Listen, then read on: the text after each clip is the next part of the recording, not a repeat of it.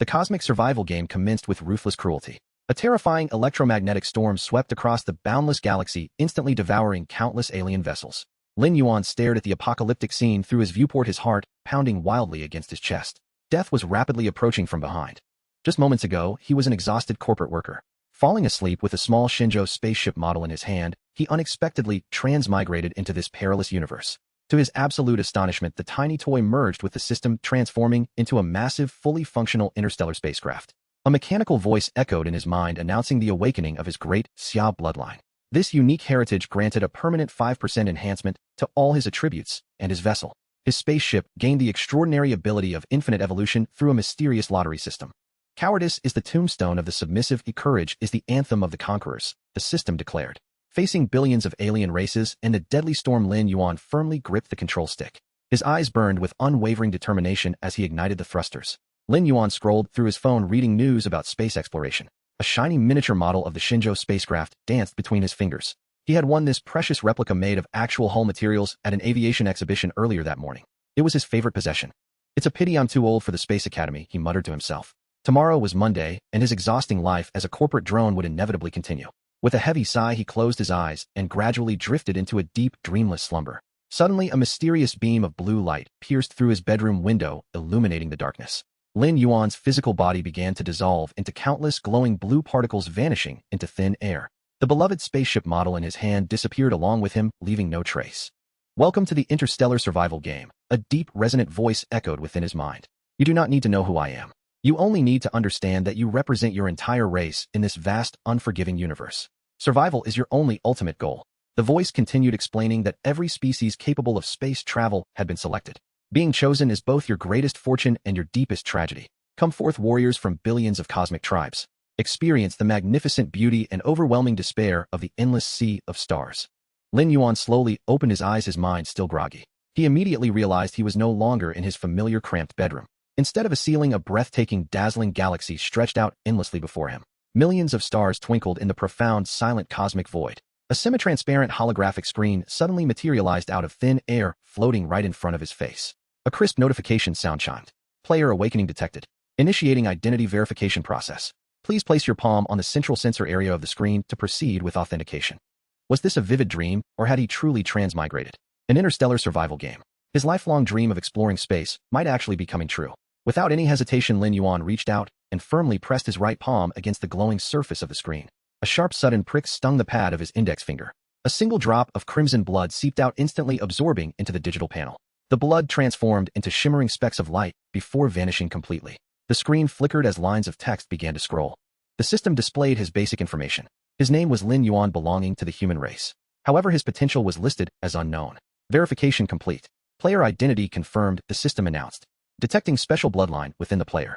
Currently analyzing unique genetic characteristics and latent abilities. Bloodline trait identified, tenacity. The screen flashed with a golden hue. "Congratulations. You have received a special bloodline enhancement reward. The player and their designated vehicle will receive a permanent 5% boost to all overall attributes." A surge of warmth flowed through his veins. The Great Xia bloodline was truly terrifying in its power. A profound sense of immense pride swelled within Lin Yuan's chest. He felt a newfound strength coursing through his body. The holographic interface shifted again, prompting him to select his initial starting vehicle for the game. The system provided 3 crucial warnings. Once a vehicle was chosen, it would be permanently bound to him and could never be traded. It advised him to trust his first instinct, as a mysterious connection existed between player and ship. Death meant losing the vessel entirely. Lin Yuan stared at the endless array of spaceship images filling the screen. There were flying shuttles, heavenly swords, and basic meteorites. The page numbers at the bottom stretched into the millions. The sheer variety was completely overwhelming, leaving him entirely unsure of what to choose. Should he just close his eyes and pick randomly? Feeling lost, Lin Yuan subconsciously reached into his pocket. The moment his fingertips brushed against the cold metal of the Shenzhou spaceship model, a sharp system chime abruptly shattered the silence of the cosmic void. System detects the player is carrying a spacecraft component from their native race. Do you wish to identify it?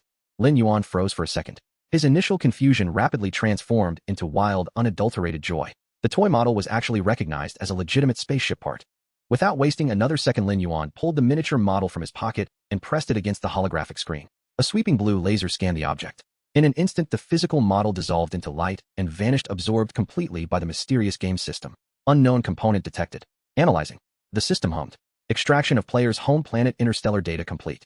unlocking exclusive spacecraft selection interface. The chaotic myriad of alien ships vanished from the screen, replaced by 3 distinct, highly detailed options derived directly from his own human civilization. The first option was the Shenzhou spacecraft, praised for its stable, reliable, and durable nature. The second was the Soyuz, described as a wild, spark-flying ride for the brave. The third was a Boeing ship, mockingly noted for only providing one-way trips at double the price. Lin Yuan carefully examined the 3 choices before him. A confident smile touched his lips. He didn't hesitate for even a fraction of a second. His finger tapped firmly on the first option. "I choose the Shenzhou manned spacecraft," he declared with absolute, unwavering certainty. Confirming player's final selection. "Congratulations on choosing a Bloodline vehicle. The player and the spacecraft have achieved Bloodline resonance." The system's voice carried a hint of excitement. "Vehicle receives resonance reward upgrade lottery system. Current vehicle level is 0. Remaining lottery draws 0. Analysis of unknown spacecraft component complete. Converting into 1 artificial intelligence brain chip. Detecting compatibility with player's vehicle. Installation successful," the system reported rapidly. Player data loaded. Operations manual loaded. AI activated. Initiating warp jump sequence immediately. The stars around him began to stretch. Everything in Lin Yuan's field of vision slowly dissolved into swirling, glowing starlight. When his sight finally refocused, he found himself sitting securely in the captain's chair of a highly advanced cockpit. His head throbbed slightly as a massive amount of operational knowledge flooded his brain. "Please proceed with biometric identification binding," a cold, mechanical female voice echoed through the cabin. Lin Yuan glanced around the pristine metallic interior, confirming he was entirely alone. The voice warned that failure to identify within 30 seconds would result in immediate destruction as an invasive species. Snapping back to reality, Lin Yuan cleared his throat and firmly gripped the main control stick with both hands. "I am Lin Yuan. Please commence identity verification," he commanded clearly. A scanning light swept over his face, reading his retinas and analyzing his vocal patterns instantly. "Verification successful. Identity of Commander and Pilot Lin Yuan confirmed." The AI's tone instantly shifted from cold hostility to a warm, pleasant demeanor. "Commander Lin Yuan, I am the Shenzhou spacecraft AI system. You may call me Xiaozhou. I will accompany you across the sea of stars." The deep, resonant voice of the game system suddenly returned, echoing directly in his mind once again. "Welcome everyone to the Interstellar Survival game. Warriors from billions of races have successfully logged in. All languages, resources, and technologies have been synchronized and translated for universal comprehension. From this moment onward, the game officially begins." The voice boomed with terrifying authority. "Remember, cowardice is the tombstone of the submissive, courage is the anthem of the conquerors. Initial routes have been plotted. Enjoy your cosmic journey, warriors." A chilling laughter faded into the void. Lin Yuan shook his head, clearing the lingering unease. He needed to assess his current situation immediately. "Zayas, run a full diagnostic and retrieve the ship's status," he ordered. "Right away, Commander." Xiaozhou's crisp, cheerful voice was incredibly soothing. A detailed holographic display projected over the console. He reviewed his personal stats first. His physique and spirit were both rated at a pitiful level of 1. The system mockingly evaluated him as a weakling whose mind could be easily shattered by any cosmic disturbance. Only his Great Xia bloodline offered a glimmer of hope. The vehicle information was equally concerning.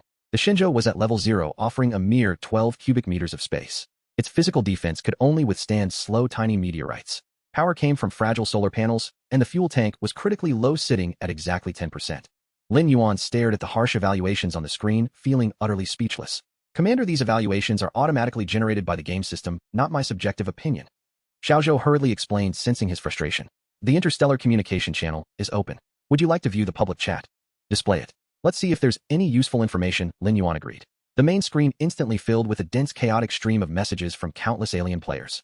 Panic and confusion dominated the chat. Someone screamed for help, claiming they were embedded inside a solid meteorite. Another player angrily challenged the system's voice to a shouting match. Someone else meekly asked for repair assistance for their broken ship. Cultivators begged to borrow spirit stones to power their magical flying artifacts. Lin Yuan's eye twitched at the sheer absurdity of the diverse cosmic races. Suddenly, a piercing alarm shattered the relative calm of the cockpit. Beep, beep, beep. Red warning lights flashed violently. "Commander, urgent system alert." Xiaozhou cried out.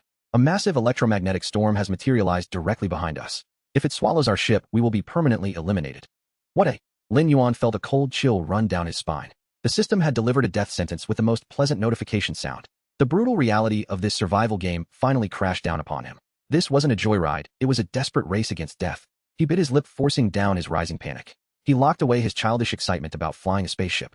This was a ruthless competition of civilizations. Since there was no way to retreat, he had to fight. He took a deep breath, his eyes narrowing with fierce determination. "Zayas, listened carefully." Lin Yuan's voice was deadly serious. "Report our current tactical situation immediately." "Yes, Commander. Our current speed is 7.8 kilometers per second. The storm is expanding at 16.7. Our remaining fuel can only boost us to 11.2. Xiaozhou's report felt like a bucket of freezing water poured over his head. How could they possibly survive this? Lin Yuan gripped the control stick so tightly his knuckles turned white. His palms were slick with cold sweat. Was his journey going to end right after it began? No. He absolutely refused to die here without a fight. He had to risk everything. Zayas, who activate the forward scanning radar. Watch out for meteorites. Push the engines to maximum power. Full speed ahead. He roared, throwing caution to the wind in a desperate bid for survival. Yes, Commander. Xiaozhou responded, executing the commands flawlessly.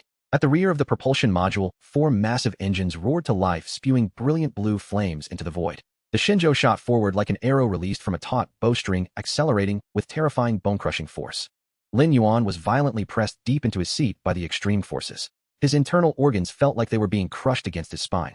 Blood struggled to flow to his brain, making every breath an agonizing effort. His vision began to blur and darken around the edges. Warning: Commander's physical load has exceeded maximum tolerance limits. Immediately reducing engine output. Xiaozhou's panicked voice echoed in the cabin.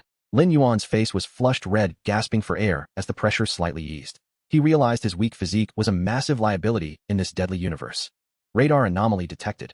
Xiaozhou announced, snapping him back to attention. Abnormal signal reflection found 300 kilometers ahead. An unidentified object is traveling at 9 kilometers per second in our exact direction. Estimated contact in 300 seconds. Lin Yuan forced his blurry eyes to focus on the screen. Catch up to it. Once we are close, maintain a safe distance and fly alongside it. Lin Yuan commanded, wiping the sweat from his brow. 6 minutes later, the Shenzhou slowly approached a metallic meteorite roughly the same size as their ship, gleaming with a silver-white luster. The moment Lin Yuan's eyes locked onto the glowing meteorite, a system notification exploded in his mind. Congratulations. Player Lin Yuan has discovered a silver-tier meteorite treasure chest. Activating player's luck attribute. Current luck value 1. Do you wish to acquire it? Yes or no? Lin Yuan's eyes widened in sheer disbelief. This massive chunk of metal was actually a treasure chest. This game was incredibly generous. With the deadly storm still raging behind them, he didn't have time to marvel. He frantically selected yes in his mind, praying for a miracle. Due to low vehicle level and lack of a robotic arm, the system will present the contents directly to your mind for selection. This is a one-time privilege, the system stated. For items appeared 50 tons of fuel, a robotic arm blueprint, standard food, and standard water. He was allowed to choose 2 items.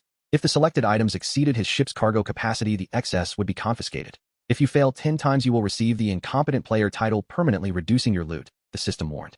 Lin Yuan sneered at the cruel, stingy rules. There was no need to hesitate. He desperately needed the first 2 options to survive. He made his choice instantly. Commander, the propulsion fuel tanks are completely full. I've also received a universal robotic arm blueprint. Xiaozhou cheered, her voice filled with immense relief and excitement. Increase engine power. Accelerate now. Lin Yuan ordered, feeling the renewed thrust push them forward. Keep the radar scanning at maximum capacity. Analyze the robotic arm blueprint immediately. He remained calm and focused, dictating commands as the spaceship tore through the dark, unforgiving expanse of the cosmos. 10 seconds later, Xiaozhou reported back. Blueprint analysis complete. Based on our current resources, we only need 1 control chip, 2 units of basic metal, and 1 unit of basic fiber to construct the robotic arm. Lin Yuan stared ahead, ready to conquer the next deadly challenge. Xiaozhou, heed my command. Lin Yuan felt a wave of relief wash over him, as if he had narrowly escaped a disaster. Although the electromagnetic storm behind him had been temporarily evaded, there was no guarantee that the system wouldn't accelerate its onslaught. Lin Yuan dared not delay for even a moment. Modifying the mechanical arm must be our top priority. We need to gather the materials with utmost urgency. Understood. The radar is operating at full power, and Xiaozhou is currently sifting through useful messages on the chat screen. As some players have temporarily escaped the survival crisis, the game system has opened the player trading system. However, the currency system remains locked, and only item exchanges are supported for now. Each transaction will incur a fee determined by the system to compensate for the energy consumed during item transfer. Before the currency system is unlocked, transaction fees will be recorded and automatically deducted from players' balances once it is available. If a player lacks any assets, the system will default to assigning them tasks in exchange for debt repayment, leading to a temporary loss of player status, while fulfilling certain special assignments to offset transaction fees.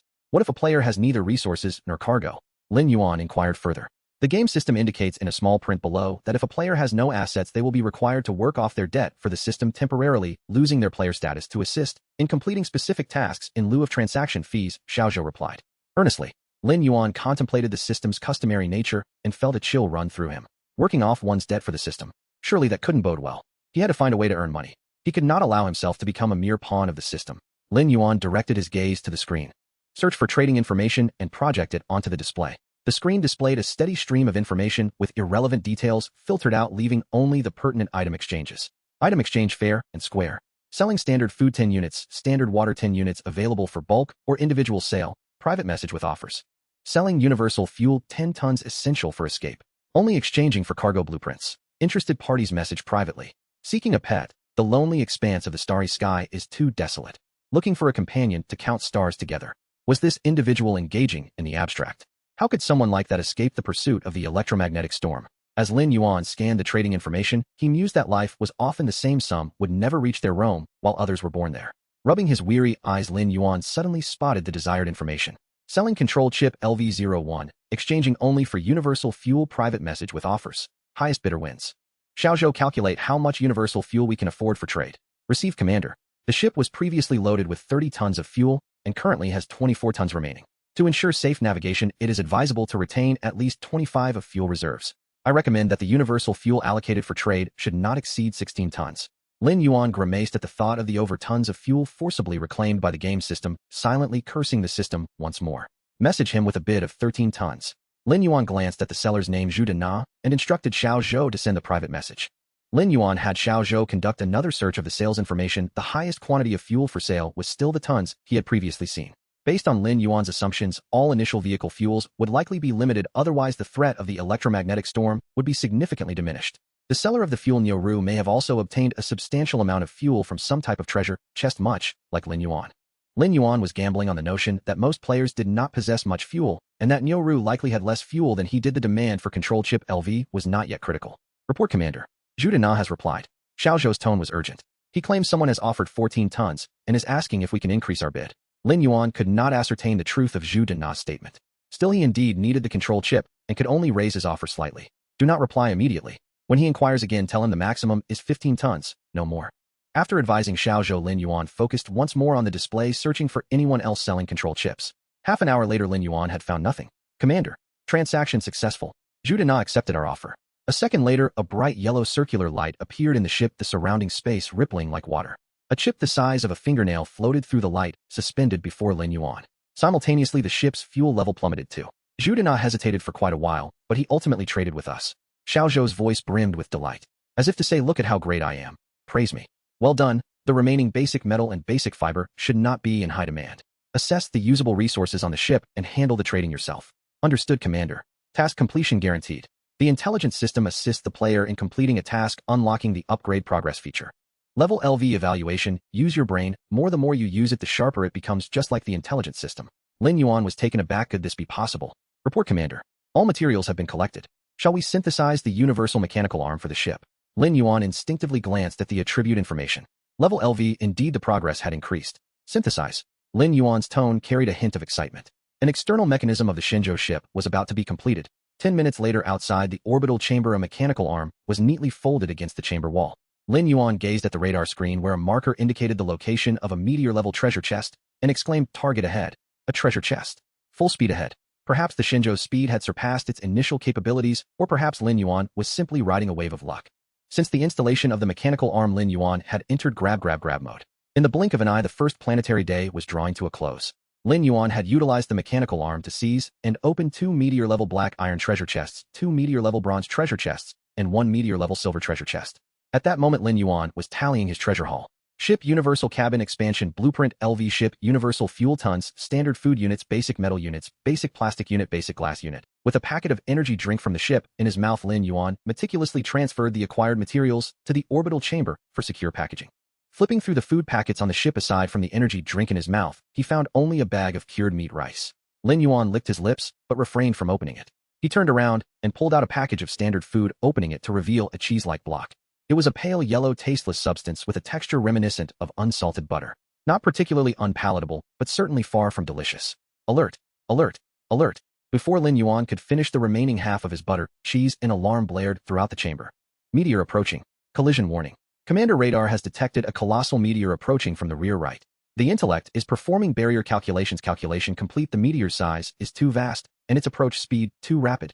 It has exceeded the barrier limit. The spacecraft cannot fully evade. Lin Yuan stuffed the remaining half of the butter cheese into his mouth and gulped down the last sip of energy drink. Gripping the handles in the cabin, he forcefully pushed himself into the cockpit. Xiaozhou set the engine power to maximum. Accelerate the spacecraft. Lin Yuan secured himself firmly in the seat with the safety belt. Affirmative. All valve conduits are fully opened. Fuel supply at full capacity. At the rear of the Shenzhou spacecraft, 4 engine nozzles glowed red-hot from the intense heat. Amidst the long tail flames, several Mach rings shimmered brilliantly. Lin Yuan was once again pressed into his seat, immobile, the recently swallowed butter, cheese mingling with the energy drink threatening to erupt. Commander, engine power has been raised to prepare for impact. Collision countdown. Xiao Zhou's voice conveyed palpable urgency. Switch to manual control mode. Lin Yuan clenched his jaw. Control mode switch complete. Current pilot Lin Yuan control authority at. Lin Yuan tightened his grip on the joystick and gently veered to the right, the spacecraft violently shaking the air within the cockpit nearly stagnant. The Shenzhou spacecraft continued to alter its trajectory, gradually aligning at a degree angle with the meteor's flight path. Xiao Zhou, activate the engine's extreme operational mode. Extreme operational mode activation preparation complete. Note, this mode may cause irreversible damage to the engine. Without waiting for Xiao Zhou to finish, Lin Yuan pressed the red button adorned with a flame symbol at the top of the joystick. Bang! A tremendous roar from the engine explosion ensued, the immense acceleration nearly rendering Lin Yuan unconscious. I cannot faint. Lin Yuan bit down hard on his tongue. The salty taste of blood and the sharp pain in his tongue jolted him back to awareness. Engine is damaged. Power dropping. Prepare for impact. Prepare for impact. Bang bang, the colossal meteor grazed past the spacecraft's engine nozzle, trailing sparks in its wake. The Shenzhou spacecraft instantly lost stability, spinning rapidly. Beep beep, warning, collision alert. Collision alert. Xiao Zhou, perform a self-diagnostic. Automatically correct the flight posture. Lin Yuan fought against the urge to vomit, commanding Xiao Zhou. The spacecraft has sustained impact, automatically exiting extreme operational mode, all systems forcibly entering safety mode. Initiating safety self-check. 3 minutes later, Lin Yuan watched the flickering lights within the cabin, a sense of foreboding creeping over him. Self-check complete. Would you like to receive the self-check report? Xiao Zhou's voice bore a somber tone. Do not report undamaged sections, focus on the damaged areas, Lin Yuan replied gravely. Engine has been completely rendered inoperative due to direct impact. Engine is permanently damaged from overload and can only operate at capacity. Engines, the propulsion chamber has developed cracks due to a minor explosion of engine, but the internal fuel tank remains intact. Solar wing has been severed by meteor debris, width of its area remaining, generating of power. Solar wing has been penetrated by meteor fragments, width of its area intact, generating of power. The spacecraft's outer hull has been repeatedly struck by small meteor fragments with an overall damage rate of a remaining largely intact. Fuel levels are nearly depleted. Recent emergency maneuvers have already been conducted, leaving only fuel remaining. Due to the damage to engines and the spacecraft's posture requires continuous correction, and the fuel warning level has reached the highest red alert. Adjust the course, return to trajectory, accelerate, reserve fuel, and shut down all engines. Lin Yuan pushed his sweat-soaked hair back, unbuckling the safety belt and floating in the cabin. Congratulations to all surviving Starlit warriors. The sonorous voice of the game system resonated once more in Lin Yuan's mind. If you can hear my voice, it signifies your survival. I am pleased to announce that the first planetary day is about to conclude. You have safely navigated through the first day of the novice protection period. Note, I refer to the first day of the novice protection period, not the novice protection period's first day. Perhaps you find this incredible. Indeed, you are correct. The novice protection period lasts only 1 day. I am exceedingly merciful. I even granted you a novice protection period. A race that cannot even survive the novice phase is undeserving of leaving any trace. Anticipate tomorrow. The survival game will grow increasingly brutal. However, before that I shall grant each of you a small reward. I am truly benevolent. Commander, a system reward has been received. Would you like to view it? Xiao Zhou inquired. Lin Yuan, irritated by the voice in his mind, thought the system was quite deranged. Let's see what the reward is. Understood. Spacecraft component repair card. Note, this card is a system reward item, non-tradable, can perfectly repair any component of the spacecraft. Lin Yuan stared at the information on the display, clasping a metallic card emanating blue light. Is that all? Lin Yuan asked. That is all, Xiao Zhou replied. Omega. Lin Yuan's face was filled with an anger. Lin Yuan took a deep breath, slowly exhaling. Very well, let us proceed as you suggested. Additionally, search for trade information to procure some fuel. The display screen flickered, revealing several lines of text. System notification: the novice protection period for players has officially concluded, and the system has completed its update. Below are the update details. Update: all surviving players have attained formal player status, and personal information has been recorded in the Interstellar System archives. Update: regional systems have been opened. Players are classified by the star domain of their mother planet, with player counts synchronously updated within each region. Update: the currency system has been established. Current currencies include meteor coins, planet coins, and star coins with an exchange rate of. For detailed update contents, players may experience them firsthand. Wishing all formal players may your faith endure, and may the stars be eternal. In 1 minute, the system countdown. Lin Yuan waved the card in his hand softly, uttering repair engine. The card transformed into a flurry of blue starlight, vanishing from sight. Report, Commander. Engine has been fully repaired. The effect of the system item was indeed immediate. Unfortunately, it was a one-time use, and was non-tradable, Commander. A treasure chest signal has been detected ahead. Xiao Zhou's voice brimmed with excitement. A bright yellow dot continuously flickered on the radar display. Start the engines, move closer.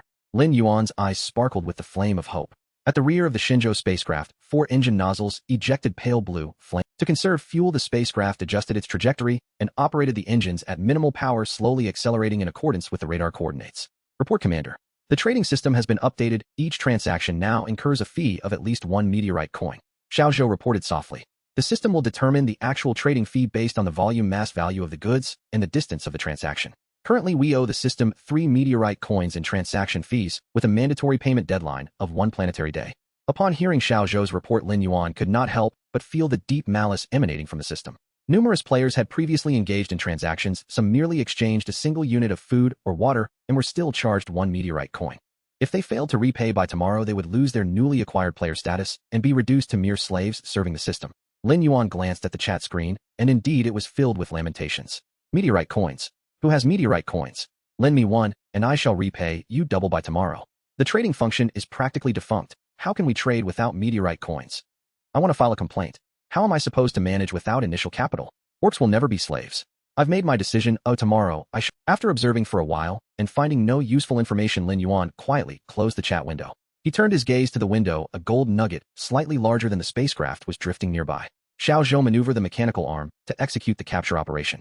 The mechanical arm slowly unfurled its folded segments, extending steadily towards the enormous gold nugget.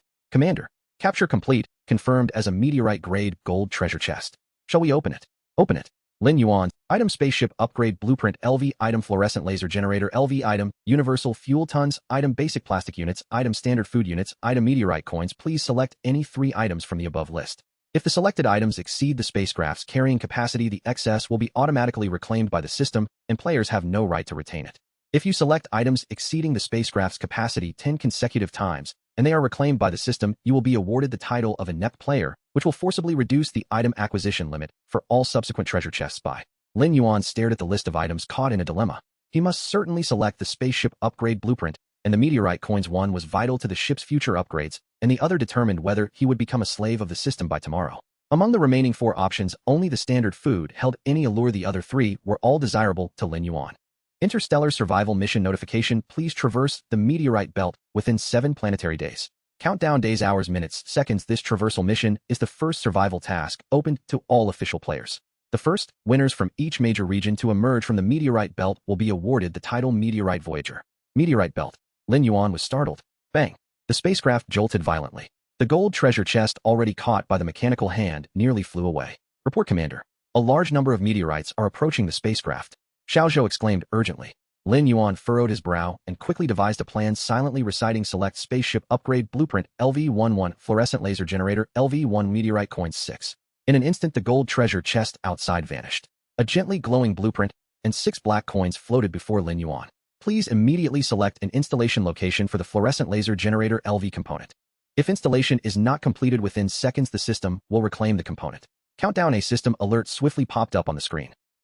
Lin Yuan was momentarily speechless. Xiaozhou opened the spacecraft's engineering diagram and analyzed the optimal installation location for the laser generator. Yes, Commander. A few schematics rapidly generated on the display. Report, Commander. According to Xiaozhou's calculations, installing it at the front end, docking bay, rear propulsion chamber, or the side wall of the cockpit all have shooting blind spots. Share your thoughts, Lin Yuan encouraged. I believe the laser generator can be mounted on the mechanical arm. This allows for greater flexibility and ensures no shooting blind spots. Lin Yuan glanced at the countdown on the screen. Agreed, let us proceed as you suggested. After installation, you will serve as the primary operator for the laser. Understood, Commander. Xiaozhou's voice brimmed with joy, reflecting his approval. Lin Yuan glanced at the intelligence information. Level LV rating: if you treat it as a partner, it will indeed become your partner. Lin Yuan could not help but smile slightly. He was on the verge of leveling up. He anticipated the abilities Xiaozhou would gain upon leveling up. Zzz, a soft buzzing filled the air. The energy module of the laser generator was charging. Report, Commander. The laser generator has been successfully deployed. The Fluorescent Laser Generator LV-1 component has 2 firing modes. The first is a continuous beam that produces a sustained ablation effect. The second is a high-energy burst that causes an explosion or penetrative effect. As Xiaozhou guided the laser generator with the mechanical arm to aim at the approaching meteorites, he explained to Lin Yuan. Prioritize targeting medium-sized meteorites that may threaten the spacecraft while avoiding larger ones and conserving energy, Lin Yuan advised. Understood, Commander. Beams of lasers shattered the meteorites approaching the Shenzhou, and Xiaozhou was as excited as a child receiving a toy gun for the first time. Lin Yuan toyed with the 3 meteorite coins in his hand. The coin about the size of his thumb was covered in Vesta patterns, leading Lin Yuan to believe it was made of meteoric iron. The front bore an irregular stone pattern in the center. The back displayed an unfamiliar emblem resembling an exploding firework. However, Lin Yuan did not perceive it as fireworks. He believed it symbolized the cosmic explosion. An exquisitely crafted coin. The remaining 3 coins had been paid to the system as transaction fees for previous exchanges. Glancing out at the meteorites being shattered and the increasingly fluid movements of the mechanical arm, Lin Yuan redirected his focus. It was time to give Xiaozhou a break. After all, the system had indicated that the intelligence should be treated as a partner. Lin Yuan meticulously read each trading notification. The most pressing concern of fuel had yet to be addressed. He needed to search diligently. With the system update, every transaction now required meteorite coins as a fee. The vast majority of players had not even acquired a single meteorite coin and were anxiously anticipating becoming slaves by the morrow. Compared to before, trading notifications were significantly reduced, and nearly all were devoid of substance, offering universal fuel 5 tons in exchange for food only. If you possess meteorite coins, please message me privately with your offer. The individual has opened a treasure chest. This was Lin Yuan's initial impression. It is highly probable that it is a silver treasure chest. Lin Yuan continued to speculate. As someone who has opened black iron, bronze, silver, and gold meteorite, Lin Yuan believes he has largely grasped the mechanics behind the item drop rates of the chests. The black iron chest contains only one type of item. The bronze chest contains 3 types of items, but only one can be selected. The silver chest contains 4 types of items, but only 2 can be chosen. The gold chest has 6 types of items, allowing the selection of 3. Having obtained 6 meteorite coins from the gold chest, Lin Yuan estimates that he can expect to find 1 to 2 coins in the silver chest. There is a slight chance of acquiring 1 coin from the bronze chest. It is highly unlikely that the black iron chest would yield such a rare item as a meteorite coin. In another region of the meteorite belt, within a sleek small spacecraft constructed entirely of an unknown red metal, a human female clad in a light blue tight-fitting spacesuit fixed her gaze on the private chat window displayed on the monitor. No replies, still no replies. I am on the verge of starvation. Though similar to Lin Yuan's conjectures, her situation was not entirely the same. Since entering the game, Su Xingxin had not consumed a morsel of food and had only sipped a small pouch of water. Unlike Lin Yuan, who hails from Blue Star, Su Xingxin comes from Green Star, another celestial body in a distant corner of the universe. Su Xingxin is also of the human race, yet she is a native of Green Star. If Lin Yuan considers himself a lucky player upon learning about Su Xingxin's experiences, he would undoubtedly bow in reverence, imploring, "O goddess of luck, grant me a portion of your fortune." In the span of just over a day since entering the game, Su Xingxin had encountered and opened 6 gold treasure chests, acquiring 7 or 8 blueprints, and gathering a substantial amount of materials. However, perhaps due to her extraordinary luck, all that she had opened were high-tier items with neither food nor water in sight. Prior to the activation of the currency system, Su Xingxin felt that exchanging blueprints and materials for food was rather unwise, believing that with her good fortune, she would surely find food and water. After the currency system became operational, trading volumes plummeted as players deemed it unwise to pay a transaction fee of 1 meteorite coin for food, leading to a complete halt in food transactions. An hour ago, Su Xingxin opened a meteorite-grade silver treasure chest, and as expected found no food or water, but obtained 2 meteorites. Famished beyond endurance, Su Xingxin immediately sent a transaction request to the public chat screen, eagerly awaiting a private message. During the long wait, her empty stomach sent waves of burning discomfort. Su Xingxin felt her vision blurring. Ding ding, the chat window flickered. Lin Yuan pondered that players currently possessing meteorite coins must be exceptionally fortunate, having drawn such a rare item from their treasure chests. It is essential to befriend such players, as they may be valuable allies in the future. I see your trading request. My supply of standard food may be insufficient, but I do have a portion of cured meat rice, which is absolutely delightful. Would you agree to trade? Cured meat rice. Although she was unfamiliar with it, the name alone sounded delectable. Upon seeing the private message notification, Su Xingxin resolved to trade immediately regardless of the offer, and was pleasantly surprised. I agree. The cured meat rice is a must-have. I am flexible on the quantity of standard food, and if possible, I would appreciate some standard water as well. She quickly replied to Lin Yuan, and promptly activated the trade interface. After completing these actions, Su Xingxin felt a slight flush of embarrassment. It was one thing to seek food, yet she had audaciously requested water as well. Was she being a bit too greedy? Su Xingxin rubbed her slightly warm cheeks. No matter hunger prevailed, she needed to eat first. At worst, she could reciprocate with some resources and materials later. In a swirl of yellow and brown, a spatial disturbance occurred, and a portion of cured meat rice, 5 units of standard food, and 6 units of standard water floated before Su Xingxin. Lifting the lid of the food container, an aroma unlike anything she had ever encountered filled the entirety of the spacecraft. Su Xingxin took a small scoop with her spoon and placed it in her mouth. The rich flavors of meat and rice burst forth. The savory and robust taste enveloped her palate like a whirlwind. The chewy cured sausage and the tender rice presented a sensation she had never experienced, and Su Xingxin found herself utterly entranced by the culinary delight. Wow, what divine food is this? In the vastness of the universe, such exquisite sustenance exists. In an instant, a profound sense of guilt washed over Su Xingxin. 5 tons of universal fuel was far too little. She had taken an unfair advantage. Having swiftly and judiciously finished the portion of cured meat rice, Su Xingxin selected 3 blueprints and 10 tons of universal fuel, opened the trading interface with Lin Yuan, and clicked gift. Note: the cured meat rice is the best food I have ever tasted. If you come across more delicacies like this, I would be willing to trade at a high price. Lin Yuan was momentarily taken aback upon seeing the trade alert. Never had he encountered cured meat rice. Is she not from Blue Star? Lin Yuan clicked cancel trade. To be honest, I only possess 1 portion of cured meat rice, which is a ready-made meal from the spacecraft. I do not have any other similar foods. Lin Yuan spoke the truth. That's alright, keep it. I have plenty of blueprints and fuel. The universe is vast, and who knows when I might encounter similar food again. Su Xingxin initiated the trade once more. Lin Yuan, not one to be overly formal, chose to accept. Very well, should I come across similar food in the future, I will prioritize trading with you. Lin Yuan sent a friend request to Su Xingxin. As Lin Yuan gazed at Su Xingxin's name in the friend list marked with the label human, he couldn't help but reflect: indeed, humans exist beyond Blue Star and other corners of the universe. Commander, anomaly alert. An enormous meteorite detected ahead. Lin Yuan glanced at the radar display, where a bright spot occupied nearly 1/4 of the screen. How could such a massive object exist in the meteorite belt? Approach for observation and attempt to fire lasers at the surface of the meteorite.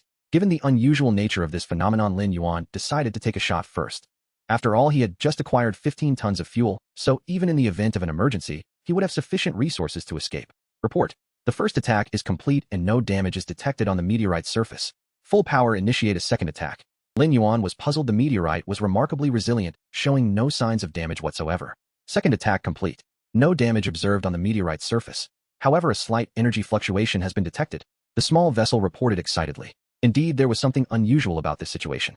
Approach the meteorite and employ the mechanical arm to capture and anchor it. Commander, could this pose a danger? The small vessel inquired anxiously. Risks and opportunities coexist. Survival in the cosmos demands a bold approach rather than mere survival. Prepare for contact. Report: the Shenzhou has successfully docked and the mechanical arm is securely connected. Xiao Zhou's report was firm and resolute. Lin Yuan glided into the orbital cabin and turned to close the cockpit door. Through the porthole of the orbital cabin, Lin Yuan quietly observed the colossal asteroid outside. The mottled surface bore no distinction from that of ordinary small meteorites. Yet as starlight illuminated the area previously struck by lasers for the second time, Lin Yuan discerned a faint gleam characteristic of metal. Could it be a massive metallic object encased in rock? After a prolonged observation, Lin Yuan raised his hand to open a large storage compartment. Inside was a remarkable piece of equipment: the Feitian extravehicular suit. I am preparing to venture outside. Xiao Zhou, please establish a wireless communication signal between the Shenzhou and the Feitian extravehicular suit. As Lin Yuan spoke, he began to slip his legs into the pants of the extravehicular suit. Half an hour later, he was fully outfitted in the suit. The suit's self-diagnostics are complete, and all functions are operational. For safety, please ensure the commander returns within 8 hours. Understood. Initiating pressure equalization, Lin Yuan replied calmly. Shoo. The pressure release valve activated and the air within the orbital cabin gradually diminished. Pressure equalization complete. All indicators are normal. The hatch can now be opened, Xiao Zhou reported. Lin Yuan slowly turned the hatch handle and forcefully pulled it open. A primal cosmic sensation rushed in to greet him. Even through the suit, Lin Yuan felt an overwhelming chill from the depths of the universe, sending goosebumps across his body. Was this the sensation of space? Steeling himself, Lin Yuan gently floated out of the hatch. I have exited the cabin. Feeling great. The words he had imagined countless times escaped his lips. Commander, please exercise caution. Countdown initiated: 7 hours, 59 minutes, 59 seconds. Lin Yuan gently closed the hatch and drifted towards the massive asteroid, guided by the mechanical arm. In just a few dozen meters, he floated for over 10 minutes. Lin Yuan felt as though he were being scrutinized by a colossal eye from the profound depths of the universe. The insignificance of humanity was magnified infinitely when gazing into the cosmos. As Lin Yuan approached the massive asteroid, the moment his fingers brushed its surface, a familiar resonant system prompt echoed in his mind. Congratulations, player Lin Yuan, for stepping into an unknown area.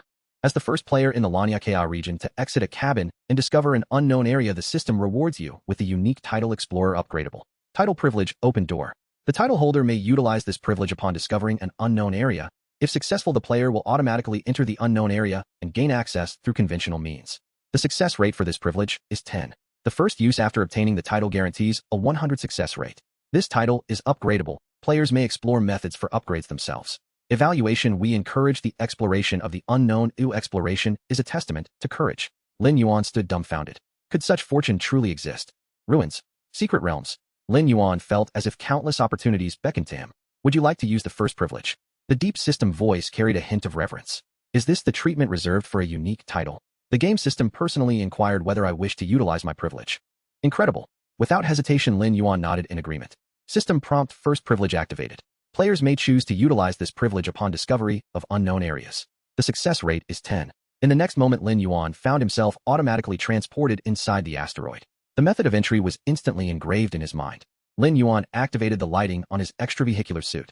As the beam of light swept across the space, Lin Yuan increasingly found it hard to believe. This was astonishingly an interstellar spacecraft disguised as an asteroid. The interior of the spacecraft was pristine and orderly, showing no signs of time's passage. Lin Yuan cautiously floated forward. Passing through several open doors, he arrived at the flight control room, or rather the bridge. The flight deck was approximately square meters, which might indeed qualify as a bridge, though Lin Yuan was not entirely certain. There were no paper or metallic materials containing written data on the control panel. Xiaozhou, record the current exploration information. No response. A sudden realization struck Lin Yuan upon entering the spacecraft. The wireless communication signal must have been disrupted. Glancing at the countdown with over 7 hours remaining, he had ample time. An hour later, Lin Yuan finally made a discovery in an upper room of the spacecraft. In the center of the room stood an oval table with a transparent glass orb resting atop it. Lin Yuan truly did not know what material constituted the orb. For now, he referred to it as the glass orb. He gazed at the conspicuous sphere, which glowed faintly, almost as if it were deliberately attempting to catch the attention of any passerby. After much hesitation, Lin Yuan cautiously reached out towards the glass orb. His taut body was charged with energy, ready to confront any potential danger. Player has obtained the image sphere. Would you like to view its contents? The system will translate the languages synchronously. Fortunately, it was just a momentary scare. Lin Yuan held the orb, and suddenly an array of points of light, as if focused by the glass orb, coalesced into a beam of white light that shot directly into Lin Yuan's pupils. An abundance of images and information instantaneously imprinted themselves in Lin Yuan's mind. Hello. Although I do not know who you are. When you see this footage, you should have already encountered my spacecraft and acquired the image sphere. In Lin Yuan's mind, a sequence of images began to play forcefully. A figure clad in a spacesuit reminiscent of a hyena spoke to Lin Yuan in coherent language. Though Lin Yuan understood that this was a result of the game system's translation, he still found it astonishing. He had encountered the image of an extraterrestrial life form, even if it bore a striking resemblance to a hyena from his home planet. I hail from the Bloodline clan. We do not have a fixed home planet. Perhaps we did long ago, but that was an age-long past. Our kin wander among the stars, surviving through hunting. At this point, Lin Yuan couldn't help but scoff, inwardly branding them as homeless marauders gilding their existence. During one voyage, my spacecraft suddenly malfunctioned, and I inexplicably lost consciousness. When I awoke, I was informed that I had entered an interstellar survival game. Lin Yuan was bewildered. Could this interstellar survival game not be the first? What preceded it? A closed beta? An open beta? Where had the previous? During the initial phases of the game, I utilized my years of accumulated experience in interstellar navigation to complete one survival mission after another, leading to the continuous evolution of my spacecraft. It was a period of exhilarating fervor. Lin Yuan discerned a glimmer of nostalgia and pride in the hyena's expression. However, during a major mission, I was betrayed by my teammates and nearly perished. In my dying moments, the system inquired whether I would be willing to serve it. If I agreed, I would be granted a chance at rebirth. In the face of life and death, I chose to consent. Indeed, I survived, but I also lost my identity as a player. Lin Yuan was suddenly filled with enthusiasm. What happens after losing the identity of a player was his greatest curiosity. I have become a vassal of the system. Or rather, I have turned into a cog in the game. To be more straightforward, the moment I lost my identity as a player, I found myself on the opposing side. I have become a pirate. Players are now my targets for plunder. However, the vast majority of resources I acquire must be surrendered to the system. Gradually, I feel the need to leave something behind for myself or for those who come after me. By a stroke of luck, I learned that if a player loses their identity, the system will select another candidate from their tribe to participate in the game. Thus, I concealed my spaceship, treating it as my escape route or as a fallback for future players. I do not expect you to transfer my ship to my kin, but if you encounter any other members of the Bloodline clan, please extend a helping hand. If he is reluctant to believe you, you may say, "You have met me, my name is Hui Ban." This name is quite common, but as long as you mention that I am the one who has consecutively won the championship of the 17th set tank competition, he will undoubtedly believe you. Now I entrust my ship to you, hoping it will aid you in your journey through the game. On behalf of the Bloodline clan, I thank you. At the end of the scene, the Bloodline Hui Ban bowed deeply. There was something amiss with this Hui Ban. Lin Yuan trusted his instincts. Nevertheless, he placed the memory ball into the backpack of his spacesuit. According to the information within the memory ball, this glass sphere also served as the key to activate the spaceship. It retained Hui Ban's player identification. Consulting the structural blueprint of the spaceship in his mind, Lin Yuan swiftly located the cargo hold. The hatch opened slowly, revealing neatly arranged shelves filled with variously colored standard cargo boxes. Inside are blueprints for various payloads, weapon components, energy crystals. As he glanced at the labels on the boxes, Lin Yuan felt as if his eyes were filled with stars. This was an incredible windfall. Just as he was contemplating how to transport these boxes out, Detected that player level is too low and has acquired a large quantity of advanced materials at once. Commoners suffer from the burden of wealth.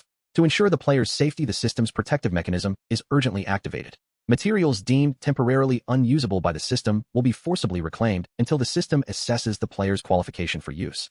A flash of blue light swept over, and the once full warehouse was instantly left barren.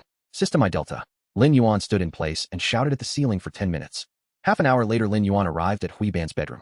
According to the information left by Hui Ban, there was some loose change here. The major assets had been confiscated by the system. If he left without any gain, Lin Yuan would truly feel like a fool. Lin Yuan looked at the large bed in the center of the room and carefully discerned its direction. He then rhythmically tapped around the bed. 5 minutes later, with a click, a half-meter square metal box popped out from the foot of the bed. Lin Yuan took out the memory ball for identity verification. 6 green lights on the box lit up sequentially. Bang! The lid of the box slowly lifted. Lin Yuan picked up one and examined it closely. Indeed, it was identical to the one he had opened from the treasure chest. Looking up, Lin Yuan noticed a palm-sized metal box still hanging inside the lid.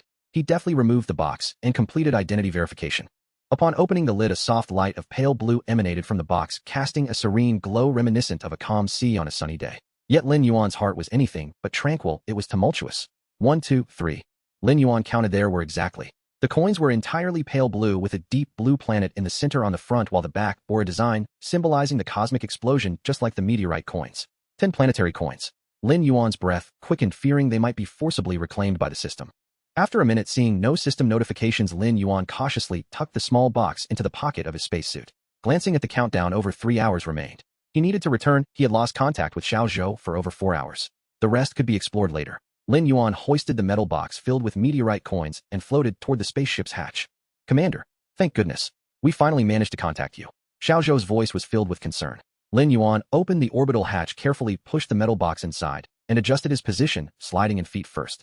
I am well, there is no need for concern, Lin Yuan replied softly. Initiate the decontamination procedure. G. High-pressure air mixed with disinfectant sprayed from the hatch, washing every corner of the spacesuit. G. The pressure release valve opened, expelling the previously sprayed air into the void, and the orbital cabin returned to a vacuum. After 3 repetitions. Decontamination procedure complete. Balancing cabin pressure. G. Air was reintroduced into the orbital cabin. Clap. Lin Yuan lifted his visor and exhaled deeply, methodically changing out of his spacesuit. 20 minutes later, Lin Yuan sat in the cockpit toying with a planetary coin. The coin danced like a blue sprite between Lin Yuan's fingers. Shenzhou analyzed the spaceship upgrade blueprints. Lin Yuan commanded confidently. Yes, Commander. Analysis complete. The list of required materials has been projected onto the display. Spaceship upgrade material list: LV energy storage device, LV flight control chip, LV protective armor, LV basic metal units, basic fiber units, basic glass units, basic plastic units. Among these, we can synthesize the protective armor LV1 using basic materials. The blueprints gifted by Miss Su Xingxin happen to include 2 protective armor LV1 blueprints, Shenzhou pondered. Currently, no sales information has been found for the energy storage device LV1 and flight control chip LV1, nor are their blueprints available for purchase. In addition, we possess some of the 4 basic materials, but none reach the required 100 units, with some falling significantly short. Lin Yuan stared at the screen silently, recalling the information contained in the memory ball. Shenzhou opened the system savings interface. Yes. Before Lin Yuan, a gentle yellow glow gradually materialized. On the display appeared account name Lin Yuan: stellar coins, planetary coins, meteorite coins. The 2 remaining coins from before had not been deposited into the system account. Lin Yuan lifted the metal box containing the meteorite coins and tossed a handful into the yellow glow. Meteorite coins. He grabbed another handful and tossed it in. Meteorite coins. After a moment's thought, he simply aimed the box at the glow and began to shove coins inside. The numbers on the screen soared rapidly. Finally, when the display read meteorite coins, Lin Yuan ceased his actions. 10,000 meteorite coins should suffice for a while. The remainder could stay in coin form. It was wise to remain cautious of this unscrupulous system. Should his account be frozen one day, he would find himself in quite a predicament. Shenzhou, you are fully responsible for acquiring the 4 types of basic materials from other players. Wow, Commander, so many meteor coins. Shenzhou's voice was slightly hoarse. Indeed, there are quite a few. During this time, if you see players selling rare blueprints and resources, make sure to acquire them immediately. While most players are still without meteor coins, and their purchasing power is at its peak, we must maximize the value of these meteor coins. Lin Yuan's tone was resolute. Understood. Commander, leave it to me, you can rest assured. Shenzhou replied, his voice brimming with excitement. Lin Yuan glanced at Shenzhou's upgrade progress bar. G now information level LV. It was anticipated that once the ship's upgrade materials were gathered, Shenzhou would meet the upgrade requirements. He'll rest for a moment. I still need to exit the cabin later. With that, Lin Yuan leaned back in his chair and fell into a deep slumber. Since entering the game, he had faced numerous life or death crises and had scarcely found an opportunity to rest. Now docked next to the meteor hunter shrouded in gray spots, a massive meteor shielded him from the surrounding meteor storm. The Shenzhou had gained a rare moment of safety.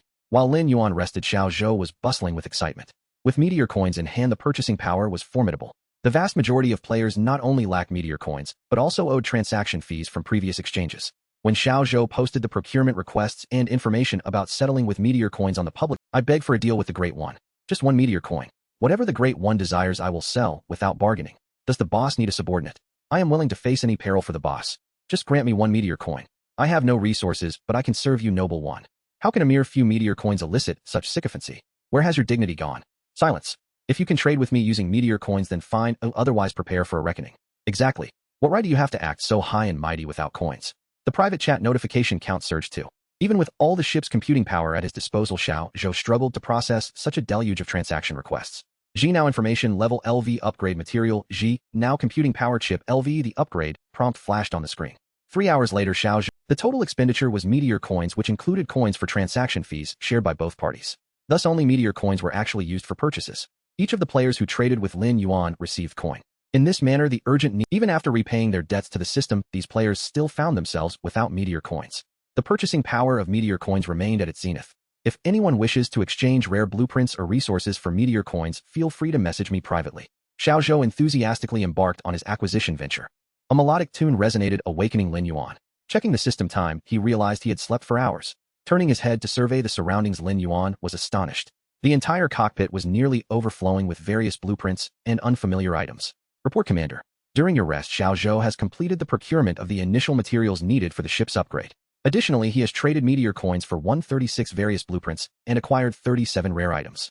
Simultaneously, Shenzhou has generated a plan for the ship's cabin expansion. Please review it, Commander. Shenzhou exclaimed with excitement. Excellent work. You've labored hard during this time. Lin Yuan cast a glance at the G now upgrade prompt on the display. Indeed, every upgrade required specific additional conditions. He swiftly browsed through Shenzhou's list of trading gains. As expected, not a single key upgrade item was present on the list. This included the necessary items for the ship's upgrade energy storage device LV flight control chip LV and the G now computing power chip LV needed. For Shenzhou's upgrade, none were available. It appeared that such essential strategic upgrade materials were not easily relinquished by anyone, or Lin Yuan leaned toward the latter possibility. With that thought, Lin Yuan resolved to explore the gray-spotted meteor hunter further, hoping for some fruitful discoveries. Shenzhou, suspend the acquisitions for now. Reassess the cabin expansion plan according to the LV-1 ship conditions. We will gradually resume acquisitions once the ship is upgraded. Our current ship level is too low. The system's previous advice holds some truth. A commoner is innocent, yet possessing wealth may invite calamity. If we attract the attention of ill-intentioned individuals, the consequences would be unbearable for us now. Lin Yuan quickly consumed a tasteless standard food and replenished his space suit with 1 unit of standard water, beginning preparations for his second excursion outside the ship. An hour later, Lin Yuan arrived at the mid-rear section of the meteor hunter where the ship's power chamber was located.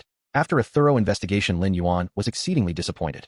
The equipment aboard was of too high a level, utterly incompatible with the Shenzhou. He could only continue to explore the ship's rear. Pushing open a door marked escape pod, the sight before him reignited the flickering flame of hope within Lin Yuan's heart. The escape pod was not spacious, approximately square meters, housing 2 small spacecraft, each about meters in diameter and meters in length, positioned on a launch rail. One of the spacecraft was in pristine condition, while the other bore numerous scorch marks, clearly having been used multiple times. Model emergency lifeboat level LV status good usage count time, maximum safe usage times evaluation small, and swift. It may indeed save your life in a critical moment. Lin Yuan gazed at the system prompt displayed on his spacesuit's visor and smacked his lips in contemplation. Turning to inspect the other vessel, he reached out and patted the charred, cracked coating. Model emergency lifeboat level LV status, nearly scrap usage count times maximum safe usage times evaluation, relying on it for salvation. You should save it first. Lin Yuan rubbed the coating particles stuck to his gloves. It seemed that the gray-spotted pirates had lived a perilous existence fraught with danger at every turn. This escape lifeboat had been utilized times. The vessel, designed for a maximum of safe usages, had been patched up and used times. Clearly, it had been severely exploited by the system. It was likely that the gray-spotted individuals had only managed to save enough to procure a new ship after beginning to withhold resources in the later stages. However, although this ship was on the verge of being scrapped, it was perfectly suited for Lin Yuan's current needs. Lin Yuan returned to the tool cabin he had passed earlier and retrieved a toolbox. The required energy storage device LV and flight control chip LV would depend on this model emergency lifeboat. After a violent dismantling, the Suabeo-type emergency lifeboat was reduced to a heap of scrap parts and several intact spacecraft components. Energy storage device, LV flight control chip, LV high-pressure fuel injector, LV survival point detection radar. LV Lin Yuan did not possess the knowledge for a meticulous dismantling, nor did he have the luxury of time to study the process. Upon identifying the names of the various components based on the system prompts, he retained only those that would be beneficial to him, destroying the rest. To his surprise, as an emergency lifeboat, the flight control chip LV had a backup.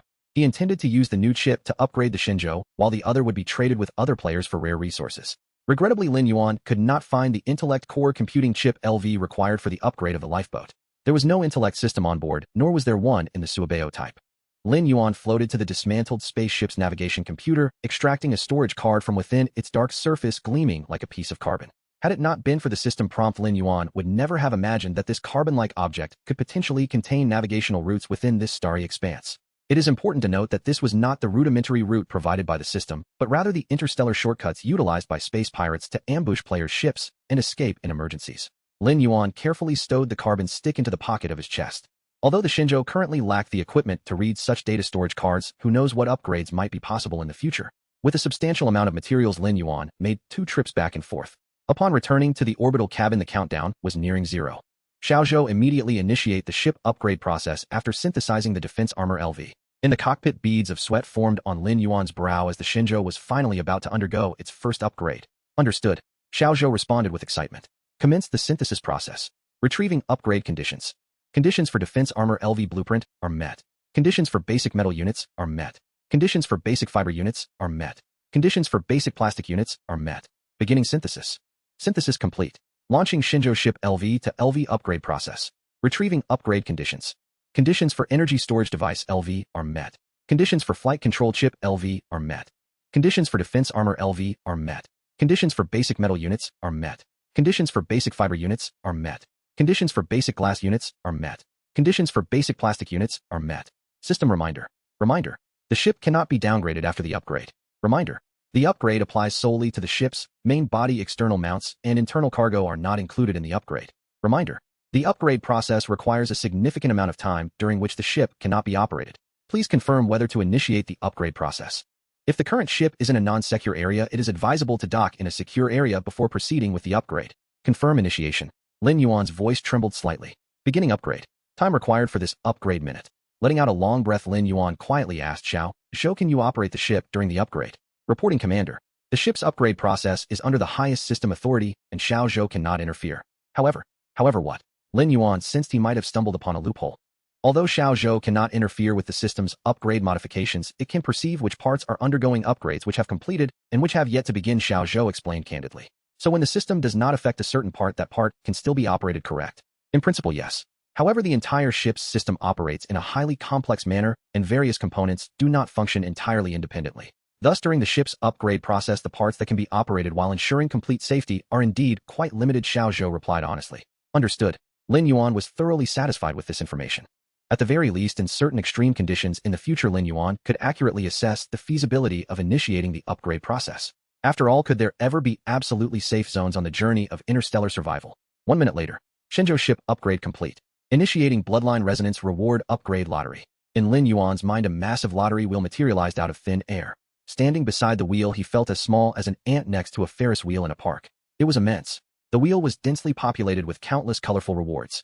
This was the Bloodline Resonance Lottery Wheel. Lin Yuan was profoundly astonished. The vast wheel spun rapidly, and Lin Yuan could only discern an array of colors without clearly seeing the corresponding rewards. Please click the lottery button within minute. After clicking, the wheel will stop spinning in seconds. If the player does not click the button within minute, the opportunity for this lottery will be forfeited. A screen appeared out of nowhere displaying a red button labeled Start Lottery, which blinked incessantly. Taking a deep breath, Lin Yuan gently tapped the screen with his index finger. The button on the screen transformed into a colossal countdown. Creak. The enormous sound of the wheel's brakes echoed in Lin Yuan's mind. Instinctively, he covered his ears, but it proved futile. The massive wheel came to a steady halt. Lin Yuan saw the pointer on the edge of the wheel resting on a golden ribbon. Congratulations to player Lin Yuan and the vessel Shenzhou for completing the Bloodline Resonance Ship Attribute Self-Repair. Basic self-repair upgradable in non-dangerous environments. The ship automatically repairs of cumulative damage every hour. A flash of blue light passed before Lin Yuan's eyes, returning his focus to the cockpit. Shenzhou ship LV upgrade complete. Meets interstellar ship rating conditions. Current level Stardust class. The player may select one reward from the following options. Note all rewards have been automatically adapted to the ship's model with no compatibility issues. Reward Stardust-class Universal Fuel Power Engine. Reward Stardust-class Hull Electric Propulsion Engine. Reward Stardust-class Navigation System. Set a flicker of surprise crossed Lin Yuan's face. It turned out that ships had ratings, and there were rewards for these ratings. Evidently, as he delved deeper into the game, an increasing wealth of content was gradually unfolding. The Shenzhou's engine had sustained damage, although engine was fully repaired. Engine could currently only operate at low power. However, having just drawn the basic self-repair ship, attribute the engine that could not be temporarily repaired was now capable of slowly self-repairing. Moreover, for Lin Yuan, who had just acquired the Pirate Star chart, the need for a navigation system did not seem as urgent. After a moment's contemplation, Lin Yuan resolutely declared, "I choose the Stardust-class Hull Electric Propulsion Engine." At the exterior of the propulsion module's rear end, 4 Hall effect thrusters are symmetrically arranged, emitting azure ion beams. Shenzhou sift through the schematics acquired from previous transactions and commenced the ship's modification. Additionally, see if there are any blueprints for manufacturing data retrieval devices. Yes, Commander. The new spacecraft modification plan merely requires slight optimization of the previous blueprint. Shenzhou replied confidently. Discovered Universal Storage Device Reader Blueprint 1. Excellent. Initiate the spacecraft system notification. Your spacecraft has passed the assessment. All indicators are now digitized and can be displayed visually. Name: Lin Yuan. Race: human. Bloodline: Xia. Potential: modestly moldable. Evaluation: capable of survival and thriving reasonably well, suggesting some latent potential. Physique: mentality, luck, bloodline trait, resilience. Player and their vehicle. All attributes requires attribute values to exceed for the bonus to display. Title: Explorer. Unique upgradable privilege. Open the door. Success rate. Vehicle information. Name: Shenzhou Spacecraft. Space: cubic meters. Under modification. Level: LV. Evaluation: welcome to the Interstellar Spacecraft family. Physical protection evaluation: capable of withstanding slow impacts from small meteoroids.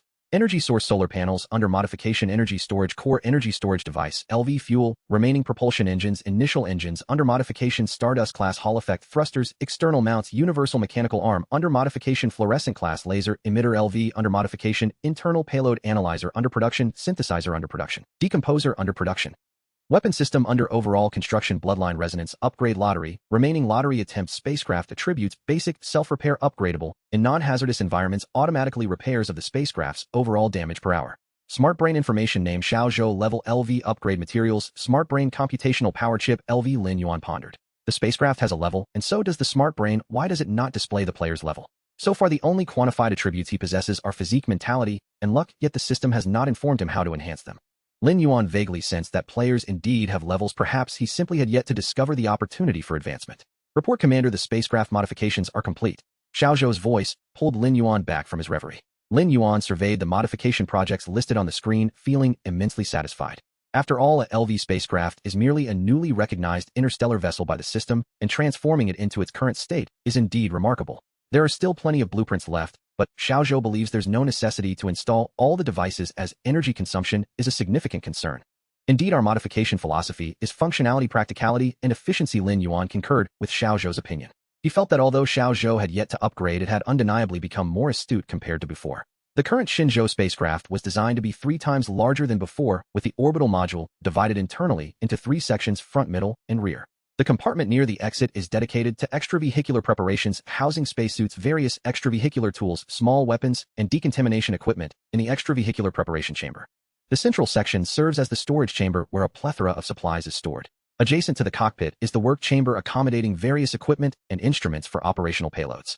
The cockpit has also been partitioned into 2 sections. The front section remains the cockpit, where the spacecraft control systems are neatly arranged. The rear section has been transformed into the rest chamber, equipped with sleeping pods, vacuum showers, and vacuum toilets, among other amenities. The propulsion module has been expanded, allowing for greater fuel storage, and the energy storage device LV, along with 4 high-pressure fuel injectors LV, have been fully integrated. Externally, 2 mechanical arms are affixed to either side of the spacecraft. Indeed, an additional arm has been added, enabling Shenzhou to operate with 2 hands. The outer walls of the orbital module, cockpit, and propulsion module each feature 4 sets of fluorescent-class laser emitters LV with 2 units per set. While the energy reserves aboard the entire craft cannot sustain multiple simultaneous firings from so many laser emitters, Shenzhou believes the greatest regret of a warship is the shells have yet to be fired, yet the ship has sunk. To this, Lin Yuan profoundly agreed. Lin Yuan inserted the storage card into the Universal Storage Device Reader on the command console. Shenzhou, this contains navigational star chart data. I am uncertain of the exact amount of data it holds. Please analyze it, find the nearby star maps, and project them onto the screen first, then continue parsing the remaining data. Having spent over hours in the asteroid belt, Lin Yuan needed to plan an exit route. 10 minutes later, the screen illuminated, displaying a high-precision star map filled with markings before Lin Yuan. Report, Commander. The star map has a vast capacity, "Oh, I have only displayed a portion for you to view," while I continue parsing. Xiaozhou's voice was urgent, as parsing the star map consumed a significant amount of its computational power. "After locating the boundary of the asteroid belt, plan several routes according to your reasoning." "Understood, Commander." Lin Yuan had not previously studied star maps, nor had he even looked at nautical charts. His only practical experience had been with navigation software on his smartphone. After observing the star map for a while, Lin Yuan realized that even if he were to gaze upon it for 2 days and nights, he would not be able to devise an excellent route. He then shifted to browsing the navigation logs saved within the star map data, marked with gray blotches. As he perused a repeatedly appearing coordinate piqued Lin Yuan's curiosity. In the desolate asteroid belt, why had the gray blotch repeatedly revisited that coordinate? Xiaozhou marked this coordinate on the star map. "Understood." A bright yellow dot appeared on the star map. Lin Yuan noted that the annotation next to this dot contained only one phrase: Old Lin's scrap recycling station. Old Lin, sharing his surname. Is he human? Or an extraterrestrial? Perhaps a member of the interstellar pirates as well. Lin Yuan suddenly recalled the survival point detection radar LV he had dismantled from the Shuo Bao type emergency lifeboat and had now installed on the Shenzhou. Xiaozhou import the historical data from the survival point detection radar into the star map. The star map illuminated with a cluster of luminous points. The green points represent previously detected survival points. The dark green points indicate locations where landings have occurred. The blue points signify potential survival locations that have yet to be actually surveyed, Xiaozhou explained. A glimmer of excitement flashed across Lin Yuan's face. The gray blotch had landed at the location marked as Old Lin's scrap recycling station twice using the lifeboat. Little boat, prepare to set sail. Mark the current coordinates. Lin Yuan believed that at some point in the future he would return to the meteor hunter after all the Luing Qiu was still in his possession. The next target, Lao Lin's scrap recycling station. The Shenzhou lifted anchor, folding the retrieved mechanical arm back onto the ship's exterior. At the stern, 4 engines ignited, gradually accelerating the spacecraft. Beep, beep, beep. Commander, Miss Su Xingxin has sent a message. Please check. Open the chat interface. Su Xingxin, I need your help. I can offer compensation. It's urgent. Lin Yuan was puzzled, but replied, if I am able, I can provide some assistance. Su Xingxin, my spacecraft has been attacked by an unknown creature. Only 2 of the 6 engines can barely operate and the ship's power is almost depleted, rendering us unable to escape the danger zone. Lin Yuan, what do you need me to do? Su Xingxin, the power system of the spacecraft is operational and cannot be repaired. My idea is to trade the blueprints and materials with you. You help me manufacture the engine and synthesize the power system assembly, then trade it back to me. I will directly replace the power system assembly and restart the ship to leave the danger zone. Lin Yuan was astonished by her imaginative approach. What puzzled Lin Yuan was that Su Xingxin seemed to be piloting the spacecraft herself. Did her ship lack an intelligent brain? Or did most ships not have one? Lin Yuan recalled the origins of the little boat and thought of his Shenzhou spacecraft model. In that instant, he felt that the background of that model might conceal a great secret. He shifted his gaze back to the display screen. Lin Yuan, it's possible, but for such a substantial... Su Xingxin, no problem. I will trade you all the materials, blueprints, costs, and compensation in one go. Once you finish the synthesis, simply trade it back to me. Oh, they've caught up again. Lin Yuan was unabashed. All right. Little boat, pay attention to receive the transaction information from Su Xingxin and initiate the manufacturing process upon completion of the transaction. Yes, Commander. The transaction is complete. However, Miss Su Xingxin sent a fee. The little boat hesitated. It's fine if it's a bit less so we can cover the difference. Lin Yuan dismissed it nonchalantly. No, Miss Su Xingxin sent 3 planetary coins. Lin Yuan looked at his account, which displayed planetary coins, speechless. Is she really that wealthy? Only planetary coins for an entire power assembly. His meager change of gray spots amounted to just planetary coins plus meteor coins, and he already felt extravagant. Su Xingxin could casually offer as a reward. Indeed, the European emperor is incomparable. In truth, Lin Yuan had misunderstood Su Xingxin. Su Xingxin possessed a total of planetary coins. Trapped in danger, she had initially lost hope of escape. However, in her despair, the deliciousness of La Roban fan rekindled her desire to survive. She reasoned that someone who could endure hunger and trade such delectable food should be trustworthy. After all, money can tempt anyone. How can trust be established among a group of players from different planets and races? Would you trust a small alien cockroach in a survival game? Su Xingxin placed all her hopes on the transaction, with Lin Yuan originally putting all planetary coins into the trading system. However, the system prompted her that her player level was too low and a maximum of coins could be traded per planetary day. Thus, Lin Yuan received planetary coins as transaction fees and compensation. 8 minutes later, the spacecraft's power assembly consisting of 6 engines, fuel tanks, and control systems was completed. Lin Yuan, I have initiated the trade, please accept. Su Xingxin, thank you. Transaction complete. Based on the quality, value, transmission distance, and urgency of the items traded, a transaction fee of planetary coin has been deducted. Lin Yuan once again deeply felt the shamelessness of the system. The application of urgency as a criterion was a classic case of exploiting the situation. He refunded the remaining planetary coins to Su Xingxin. Postscript, the system deducted as a transaction fee. The compensation is waived. I hope next time I am in danger you can extend a helping hand. A reliable ally who can save one's life in a critical moment cannot be measured in monetary terms. Lin Yuan felt that having another person to assist him might allow him to venture further along the path of survival. "Commander, we are approaching the destination coordinates," the little boat softly reminded. Lin Yuan glanced out the porthole where a massive meteor floated silently to the left front of the spacecraft, surrounded by countless fragments of various kinds. Indeed, these were fragments, some from ships and others from unfamiliar creatures. In short, nothing around the meteor was intact. It was all debris. Could it be another ship disguised as a meteor? Lin Yuan naturally thought of the gray-spotted meteor hunter. "Little boat, fly around and prepare to dock." "Yes, Commander." After slowly flying a circle, "Commander, a suspected entrance to a cave has been found on one side of the meteor. Should we dock near the cave?" "That works." Lin Yuan also focused on the cave on the giant meteor. There were indeed many openings on this meteor, and this one was the largest. Little boat, stabilize the spacecraft and initiate the exit preparation program. "I need to check the scrap recycling station." An hour later, Lin Yuan stood at the cave's entrance clad in a spacesuit. The entrance bore no signs or markings, merely scattered remnants of ship debris. Lin Yuan activated the lights on his suit and cautiously ventured inside. The walls of the cave were dry and rough, composed of sandstone, yet remarkably clean, devoid of debris. As Lin Yuan delved deeper, the height of the cave gradually diminished. Suddenly, a wall appeared ahead. "Is this the end?" "A dead end." Lin Yuan approached the wall and knocked. The surface was quite solid. Looking around, he found no way forward. Glancing upward, Lin Yuan noticed that the previously flat ceiling of the cave slightly elevated here, opening into a small hole that could only accommodate him if he bent down. A clever use of visual inertia to conceal the entrance. In that moment, Lin Yuan was convinced that this was not a naturally formed cave. After resting for a few minutes, he crawled into the small hole and continued onward. After navigating through twists and turns, a tightly shut golden alloy double door appeared before Lin Yuan. The alloy door was adorned with intricate patterns, exuding an ancient and grand aura. Standing about 1.5 meters high, the double door evoked a sense of magnificence in Lin Yuan. "Is this the Lao Lin scrap recycling station?" "Do not say all old items come to an end. Skilled hands renew them into treasures. Selling old for new is entirely up to you. The little storekeeper welcomes all from afar." Lin Yuan ducked through the alloy door, following the voice. Inside, the space opened up dramatically. An oval hall encompassing over square meters, with ceilings soaring over meters high. The floor shone with golden alloy, and the surrounding walls were also made of golden alloy material. The walls were lined with display cases showcasing various items, brightly illuminated and impeccably clean. Not far ahead, a figure about centimeters tall, clad in a miniature spacesuit, was watching him. Through the transparent visor, Lin Yuan saw an adorably naive mouse head. "Are you Lao Lin?" Lin Yuan gazed intently at the imposing figure of the mouse tribesman before him. Compared to the mice from Lin Yuan's memories, this one was significantly larger. "Welcome, esteemed guest. Please step inside. May I inquire whether you wish to sell any items or are in search of secondhand goods?" The mouse tribesman exhibited a cordial demeanor, reflecting exceptional cultivation. As the other party initiated the business exchange, Lin Yuan hesitated to disclose his true intent of exploration. Surveying the opulent decor and the myriad of spacecraft components adorning the walls, Lin Yuan's throat subtly constricted as he pondered what he could possibly offer in trade. "Since this is your first visit to our establishment, allow me to introduce myself," he said. "My name is Lin Jin, and I am the proprietor of this recycling station. We specialize in the second-hand recovery and refurbishment of interstellar ships and their components." Noticing Lin Yuan's silence, Lin Jin spoke further to warm the atmosphere. "Feel free to browse.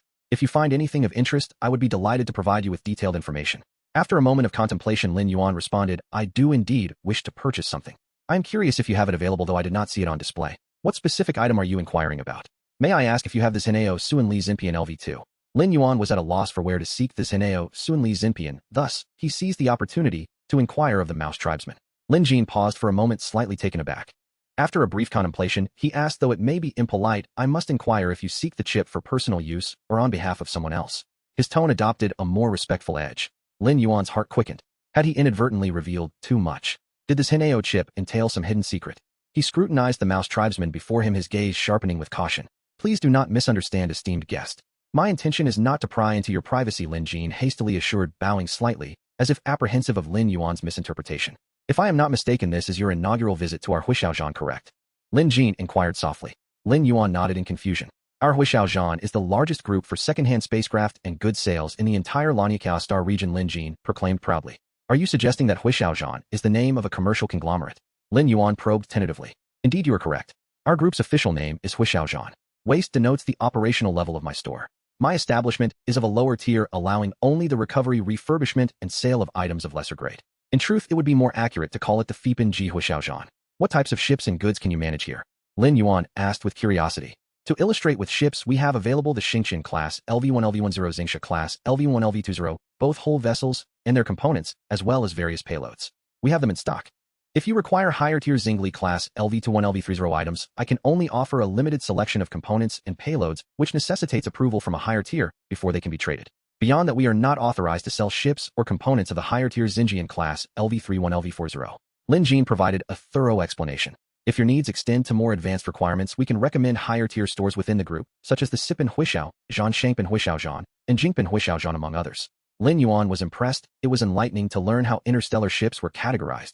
However, rest assured that although we primarily sell second-hand or refurbished ships and components, their quality is guaranteed. They are certainly of great value, and we offer lifetime after-sales service and recycling business. Lin Yuan was taken aback by the volume of information he had gleaned from Lin Jin. Why are you sharing so much with me? Lin Yuan firmly believed that caution was paramount when venturing into unfamiliar territory, and one should always inquire further. Lin Jin chuckled lightly. You may not realize, but our Huishao Zhan operates on a membership basis and does not cater to unfamiliar patrons. What you are enjoying now is our member service. How is it that I became a member on my first visit? Lin Yuan crossed his arms, seeking a compelling justification. Our esteemed proprietor believes in fate, Lin Jin explained. He professes that those who come from afar may be regarded as friends. You may not be aware, but the interstellar coordinates of all our stores are encrypted, accessible only through our proprietary star maps for navigation. Since you managed to arrive here independently, it is evident you possess our specialized star map. Your presence here is not malevolent, indicating that you are here for trade, hence you must be a person of destiny. With that, Lin Jin produced a golden badge and extended it toward Lin Yuan, the design identical to that on the alloy door. This is your membership credential. I invite you to become a Huishao Zhan Gold member, where you will enjoy a 10 increase on selling prices and a 10 decrease on purchasing prices across all waste-grade recycling stations. Lin Yuan accepted the badge, tracing its intricate patterns with his fingers. Gold is not the lowest tier, is it? Indeed, gold is the highest level attainable at our waste-grade stores. Why is that? Fate. Lin Jin replied succinctly. Although Lin Yuan found the rationale somewhat absurd, the reality remained. Returning to the matter at hand, do you indeed have this Hineo, Suanli Zimpian LV2? Lin Yuan inquired, his patience waning. Yes, are you certain you wish to purchase it? This chip is quite rare. I intend to buy it sincerely. Very well, the price is 10 Yingling coins, which are planetary currency. Lin Yuan gasped silently, thoroughly questioning whether this mouse tribesman was a system. Is it truly that expensive? Lin Yuan felt his face contorting in disbelief. Please do not be alarmed. The Zeneo upgrade chips are indeed costly. However, the Zeneo Suanli Zimpian LV2 is the least expensive among all chips. Subsequent chip prices will rise exponentially, Lin Jin stated earnestly. In truth, the most expensive Zeneo chip is not the upgrade required chip, but the Zeneo Zimpian LV1. The level 1 chip is the most costly. Lin Yuan could hardly believe his ears. Indeed, it holds value yet remains elusive in the market. Each Zeneo chip represents the potential to generate an independent Zeneo. Wait, potential, not guaranteed. Lin Yuan keenly noted Lin Jin's phrasing. One might say it is a low-probability possibility. When the chip is installed on a ship, it automatically synchronizes with the vessel's system. Lin Jin appeared knowledgeable. When the matching degree reaches 100, the Zeneo chip can be fully activated, thus generating an independent Zeneo. Conversely, should the Zeneo chip fail to activate, the entire ship's control system may be compromised. Hence, only a limited number of ships can accommodate the Zeneo system, while the majority are relegated to standard intelligence systems. Lin Jin provided a detailed explanation. Isn't the Zeneo incredibly valuable? Lin Yuan couldn't help but inquire. A surge of anxiety welled up within him. One could say that, but the Zeneo begins its deep integration with the spaceship system the moment it is born, essentially becoming an inseparable part of the vessel. Lin Jin lowered his voice. So what you possess is a highly valuable spaceship. Lin Yuan's heart raced. He must not let any player discover that his spaceship was equipped with the Zeneo system. He looked at Lin Jin, his eyes taking on a peculiar expression.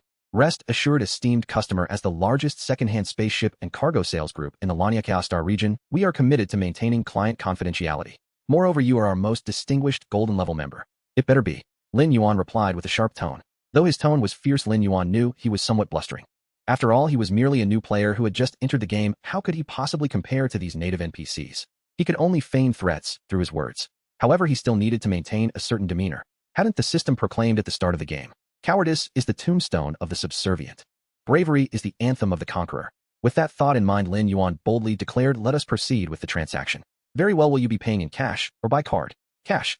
Lin Yuan produced 10 coins glowing with a brilliant blue light. Since you are our esteemed golden level member, you will enjoy a 10 discount on the price. You only need to pay 9 planetary coins. Lin Jin respectfully accepted the planetary coins from Lin Yuan. Wait a moment, didn't you just mention card payment? Lin Jin paused for a moment and replied instinctively, yes, don't you have a planetary coin card? Excuse me, I meant to ask if you haven't yet obtained a planetary coin card. Lin Jin quickly corrected himself. No, I haven't had the chance, Lin Yuan admitted sheepishly. In truth, Lin Yuan had no idea what a planetary coin card was. Please hold on a moment. I will retrieve the chip for you and explain it in detail. Lin Jin pushed open a concealed door in the wall and swiftly departed. Once Lin Jin left, Lin Yuan stood by the wall filled with displayed items, admiring the array of ship models and components that thrilled him to no end. It was akin to an interstellar aviation exhibition. If the Stardust and Stone Sand classes were so captivating, what marvels must the higher-rated ships possess? Lin Yuan felt his imagination was insufficient. His desire for ship upgrades was ignited in that very moment. "Here is your chip," Lin Jin reminded softly. Lin Yuan turned around, having been so engrossed that he did not notice Lin Jin's return. "This chip is brand new, acquired from a friend of mine," he stated, handing Lin Yuan a delicate alloy box. Upon opening the box, Lin Yuan saw the system notification: "Congratulations, player, you have obtained this Hineo computing power chip LV." And he nodded in satisfaction, placing the box into his chest pocket. "Congratulations, player, for being the first in the Lanyakao region to complete a transaction with an interstellar organization. Activating charm attribute, current charm value, reward, unique title, trade, pioneer, upgradable title, privilege, rebate. Title holders receive of the transaction amount back after trading. Applicable to both purchases and sales. This title can be upgraded. Players must explore methods for upgrading themselves. Evaluation: trade is the contract of civilization and exploration is the imprint of civilization." Lin Yuan suppressed his excitement from the system notification and calmly inquired, "Now, let us discuss the planetary coin card." Seeing Lin Yuan store away the chip, Lin Jin began to explain. The planetary coin card is a tool issued by the Interstellar Bank for planetary coin payments and You see, the exchange rate for planetary coins is quite substantial, reaching 1.001. Real-world transactions and exchanges can be cumbersome, which is why the Interstellar Bank developed the planetary coin card as a trading tool. With the planetary coin card, you can deposit and withdraw physical planetary coins, as well as conduct transactions directly. It is exceedingly convenient. Another feature of the planetary coin card is its fluid form. It can take on any shape. As he spoke, Lin Jin pulled out an unassuming small cloth bag. "This is my planetary coin card. I use it to store physical planetary coins. Oh, I just pull out as many as I need, like a pouch that endlessly dispenses planetary coins." Lin Yuan's pupils dilated. He recalled the metallic box that the gray-spotted creature used to store planetary coins. Could that alloy box be another form of a planetary coin card? How can I obtain a planetary coin card? Lin Yuan suppressed his thoughts and continued to ask. "Typically, when your planetary coins reach a certain amount, a representative from the Interstellar Bank will contact you. Of course, you can also apply for one yourself, but it requires visiting the Interstellar Bank counter. However, rest assured, as a golden level member of our recycling station, you will be contacted by a customer service representative from the Interstellar Bank before long. At that time, you can simply inform them of your needs." Lin Yuan nodded slightly, realizing that this golden level membership offered such advantageous conditions. "Thank you for your explanation. Our transaction has been quite pleasant, but I must take my leave now." Lin Yuan glanced at the timer on his space suit, noting that over 3 hours had passed. "Please wait. As this is your first purchase at our store, we have a gift for you." As he spoke, Lin Jin retrieved a rectangular metallic box the size of a glasses case from behind him. "This is the ultra-high-density energy storage core LV2 specifically for this Hineo, which will be compatible with your upgraded Hineo. This device supplies energy exclusively to this Hineo. One could say that." Lin Jin paused, seemingly organizing his thoughts. As this Hineos level increases, its computing power will rise significantly, and energy consumption will also sharply increase. Moreover, when executing certain complex commands, energy consumption can spike dramatically, far exceeding the spaceship's energy storage limit. This could lead to the ship's energy being instantly depleted, while this Hineos calculations are still ongoing, potentially resulting in a catastrophic collapse of this Hineo. Lin Jin spoke with a measured cadence, causing Lin Yuan to break into a cold sweat. Truly, he was the proprietor of the shop. In that moment, Lin Yuan saw Lin Jin in a new light. With the conversation reaching this point, could he still refuse? Lin Yuan accepted the metallic box, thanking him profusely. "You need not be so courteous. This ultra-high-density energy storage core LV2 was also acquired from that same friend along with the chip and was valued at 1 planetary coin. Since you can put it to good use, consider it a gift. A fine sword for a hero, a rose for a beauty, gifts shared among kindred spirits, the moonlight, and star." Had Lin Jin not mentioned this was a gift, Lin Yuan might have suspected him to be a system spy sent to extract his last planetary coin. After expressing his polite gratitude, Lin Yuan turned to leave. Inside a room at the old Lin recycling station, a large display screen showed a green serpent's head conversing with Lin Jin. "What do you think of him? Quite impressive. Good. Let's add him to the observation list and provide appropriate support. The supermarket is expanding rapidly and Boutique City is also stirring. We must secure a critical victory." An hour later, Lin Yuan returned to the Shenzhou cockpit. Zayas who prepared to upgrade. He retrieved the Hineo computational chip LV and inserted it into the ship's console. "Affirmative, Captain. Xiaozhou is ready to initiate the upgrade program. Begin." The system registered the criteria and materials, then issued a series of stark warnings. During the upgrade, this Hineo would enter a sleep state, becoming offline and incapable of executing commands, or being awakened. Forcible awakening could yield unpredictable consequences. The projected sleep would last 1 hour. The countdown began at minutes seconds. Lin Yuan watched the clock and eased back into his seat. Once Xiaozhou completed its upgrade, the Shenzhou would have truly embarked on the first phase of comprehensive transformation. While awaiting the timer, he took from his pocket the golden membership badge Lin Yuan had given him and examined it closely. Intricate vortex-like patterns spiraled from the edge to the center and then outward again, drawing the eye into their hypnotic geometry. At the badge's heart, a golden gemstone flashed under the light. It was a spatial item. Lin Yuan focused on the gemstone and opened it. A flash of light crossed his mind, and a wave of dizziness followed. Within his consciousness, a cubic space 100 meters on a side unfolded. He placed a standard ration into the badge's interior and willed it there. The food vanished into the storage space at once. A second wave of vertigo passed, and a system message rewarded him for his first actual use of psychic power with 10 mental attribute points. His mental attribute now read 13. The dizziness evaporated, replaced by a crystalline clarity. His thoughts felt sharper, more acute. The badge was not merely ornamental, but contained a vast inner storeroom. With his improved mental acuity, he could sense every corner of that space. Deep within, a black storage block drew his attention. With a single thought, it manifested in his palm. Curious, he slotted the block into a universal storage reader. A recorded message played. The badge was a custom limited edition for Golden Grade members, set with a gold star crystal that conferred spatial properties and enclosing 1 million cubic meters of storage. The rest of the recording contained requests to procure certain items and offered assistance in acquiring materials for Xiaozhou's next upgrade in exchange for personal contact information, so Lin Yuan stopped the playback. He scanned the item list and recognized none of the entries. He shrugged. Lin Yuan was particular, but for now Xiaozhou's LV materials were not his immediate concern. He checked the upgrade countdown. More than half an hour remained. From his pocket, he produced a small gray coin box that belonged to Huibin, and following the same method he had used with the badge concentrated on it. A system readout materialized: an anonymous star coin card with balances displayed: stellar coins, planetary coins, meteorite coins. Lin Yuan felt a sudden absurd urge to return to Lao Lin's recycling stall and spend recklessly, but he calmed himself and put the box away. 30 minutes later, the system announced that the Shenzhou's Hinao upgrade had completed. Xiaozhou reported as level at 0% progress, now possessing a specialization in ship design and modification in affinity, highly practical for travelers of the stars. Its specialization allowed it with owner authorization to independently undertake ship design and refit work and to reduce the base material requirements and time for upgrades and modifications by 10% each. Lin Yuan, unable to contain his delight, laughed aloud and tapped the console. Zayas, who do you hear me? Responding, Captain. The upgrade is complete. You may issue commands. Before we go, how do you feel after awakening your specialization? Hesitating for a moment, Xiaozhou answered with clear, eager logic. I experience an affinity when viewing schematics and ship components, as if I instinctively know how to arrange them more optimally. Excellent. Try this. Lin Yuan deposited an ultra-high-density energy storage core LV into the console. With this, you can activate maximum computational output at will. Xiaozhou exclaimed at once. After my installation and tuning, the core's performance can be improved an additional 5%. With the core installed, they prepared to depart. Lin Yuan consulted the system's leaderboard. Players had already run the asteroid belt. He remembered that the first 10,000 to exit the belt would receive rewards. Convinced that once a threshold were breached, many more would surge through in short order, he resolved to break free ahead of the crowd and secure a better standing. Report, Captain. Incoming unknown communication request. Check the communication source. The communication suffix is identified as Xingji Yinhang. Please connect. The efficiency of Xingji Yinhang is indeed remarkable. Within just a few hours, I received a communication request. Greetings, esteemed Huisu Zhan Gold Level Member Mr. Lin Yuan. I am Hu Yingshin, Senior Account Manager at the Virgo branch of the Lanyakao region headquarters of Xingji Yinhang. On the display screen, the avatar of a fox with snow-white fur appeared. An alien fox. Lin Yuan began to doubt whether he was traversing the cosmic expanse, or rather visiting a cosmic zoo. Hello, Lin Yuan forced himself to maintain a steady expression. I am Lin Yuan. According to your identity information, Xingji Yinhang has conducted a comprehensive assessment, and you qualify for the application of a Xingbai card. May I ask if you wish to apply? Are there any additional conditions for obtaining the card? Lin Yuan inquired. Concerned about the safety of his assets, he felt it prudent to seek clarity. In the event of hidden fees or deceptive practices, losing some of his wealth would be trivial. However, becoming a perpetual employee of the bank would be a far greater loss.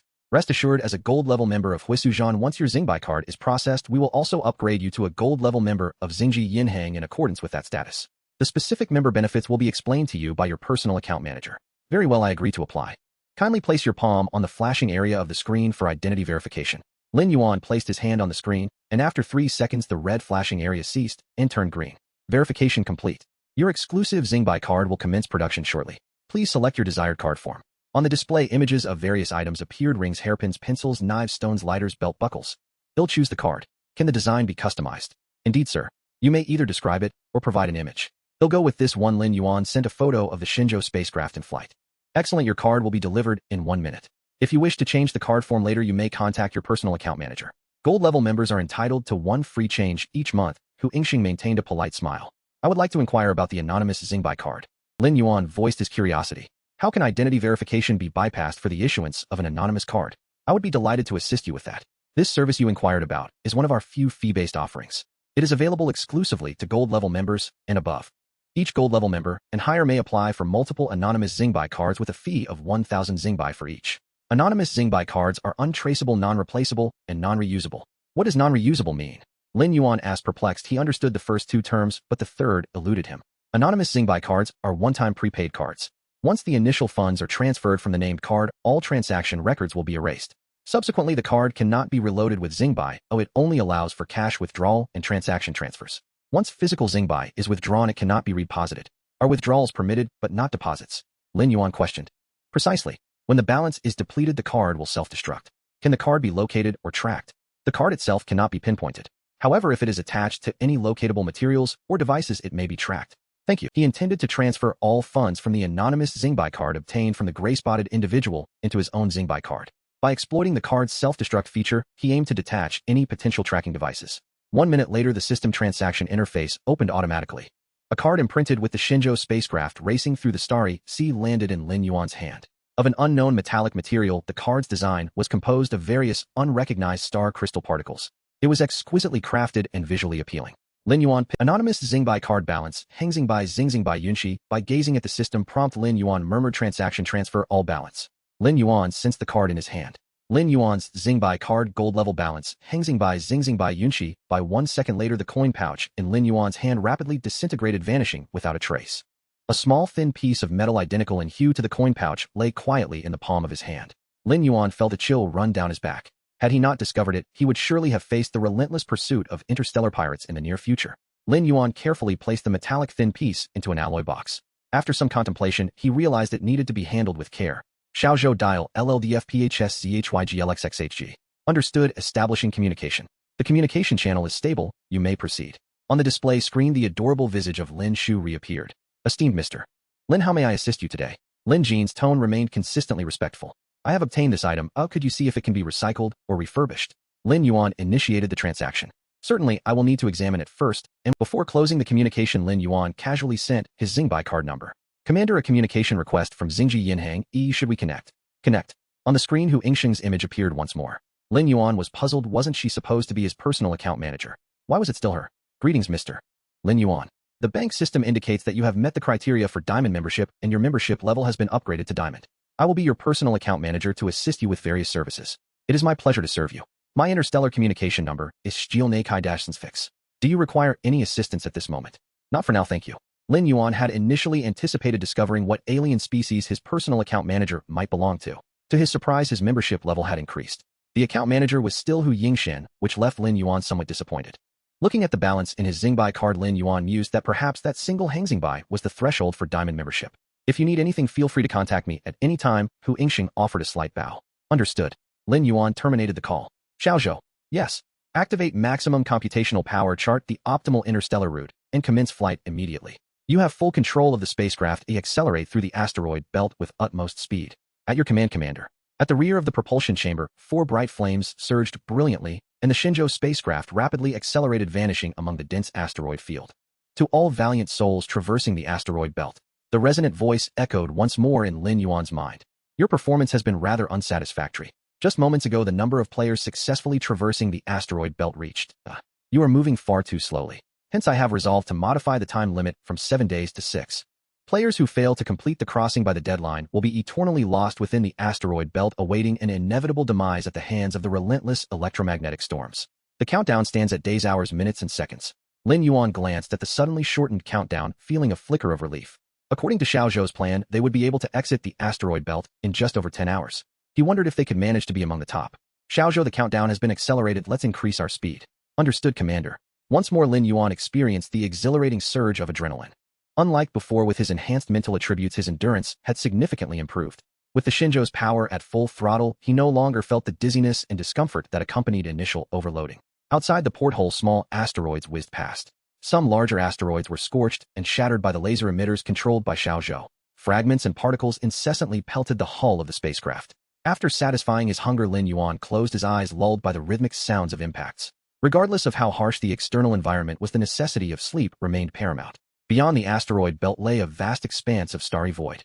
One small spacecraft after another began to emerge. Some had just exited the asteroid belt, while others had lingered in the region for nearly a day. However, the expanse was immense, and the distances between the spacecraft far exceeded what could be perceived or detected. Each player aboard the vessels could only see the asteroid belt behind them and the endless darkness of space ahead. Are there any brothers who have made it out? Could you please share your location? If you can't even find the way, don't bother coming out. Hey, look at you showing off your prowess. Bro, the navigation system has been locked by the system. We can't even see our interstellar coordinates. Damn, yours is locked too. I thought my system was broken. Yeah, I initially wanted to explore the front star region, but then the coordinates vanished. I thought better of it. I'm afraid I won't find my way back. Hey, you guys out there, please find a way to rescue me. I'm lost in the asteroid belt. Right, help us out. We will remember your kindness. Exactly. I'm running low on fuel. Can any kind soul spare me some? You selfish lot, only looking out for yourselves, you will reap the consequences. Indeed, shouldn't the strong care for the weak? Upon awakening, Lin Yuan looked out at the still chaotic asteroid belt and decided to open the chat screen to see if there was any useful information. Indeed, with the impending deadline, the most intrinsic aspects of human nature were laid bare.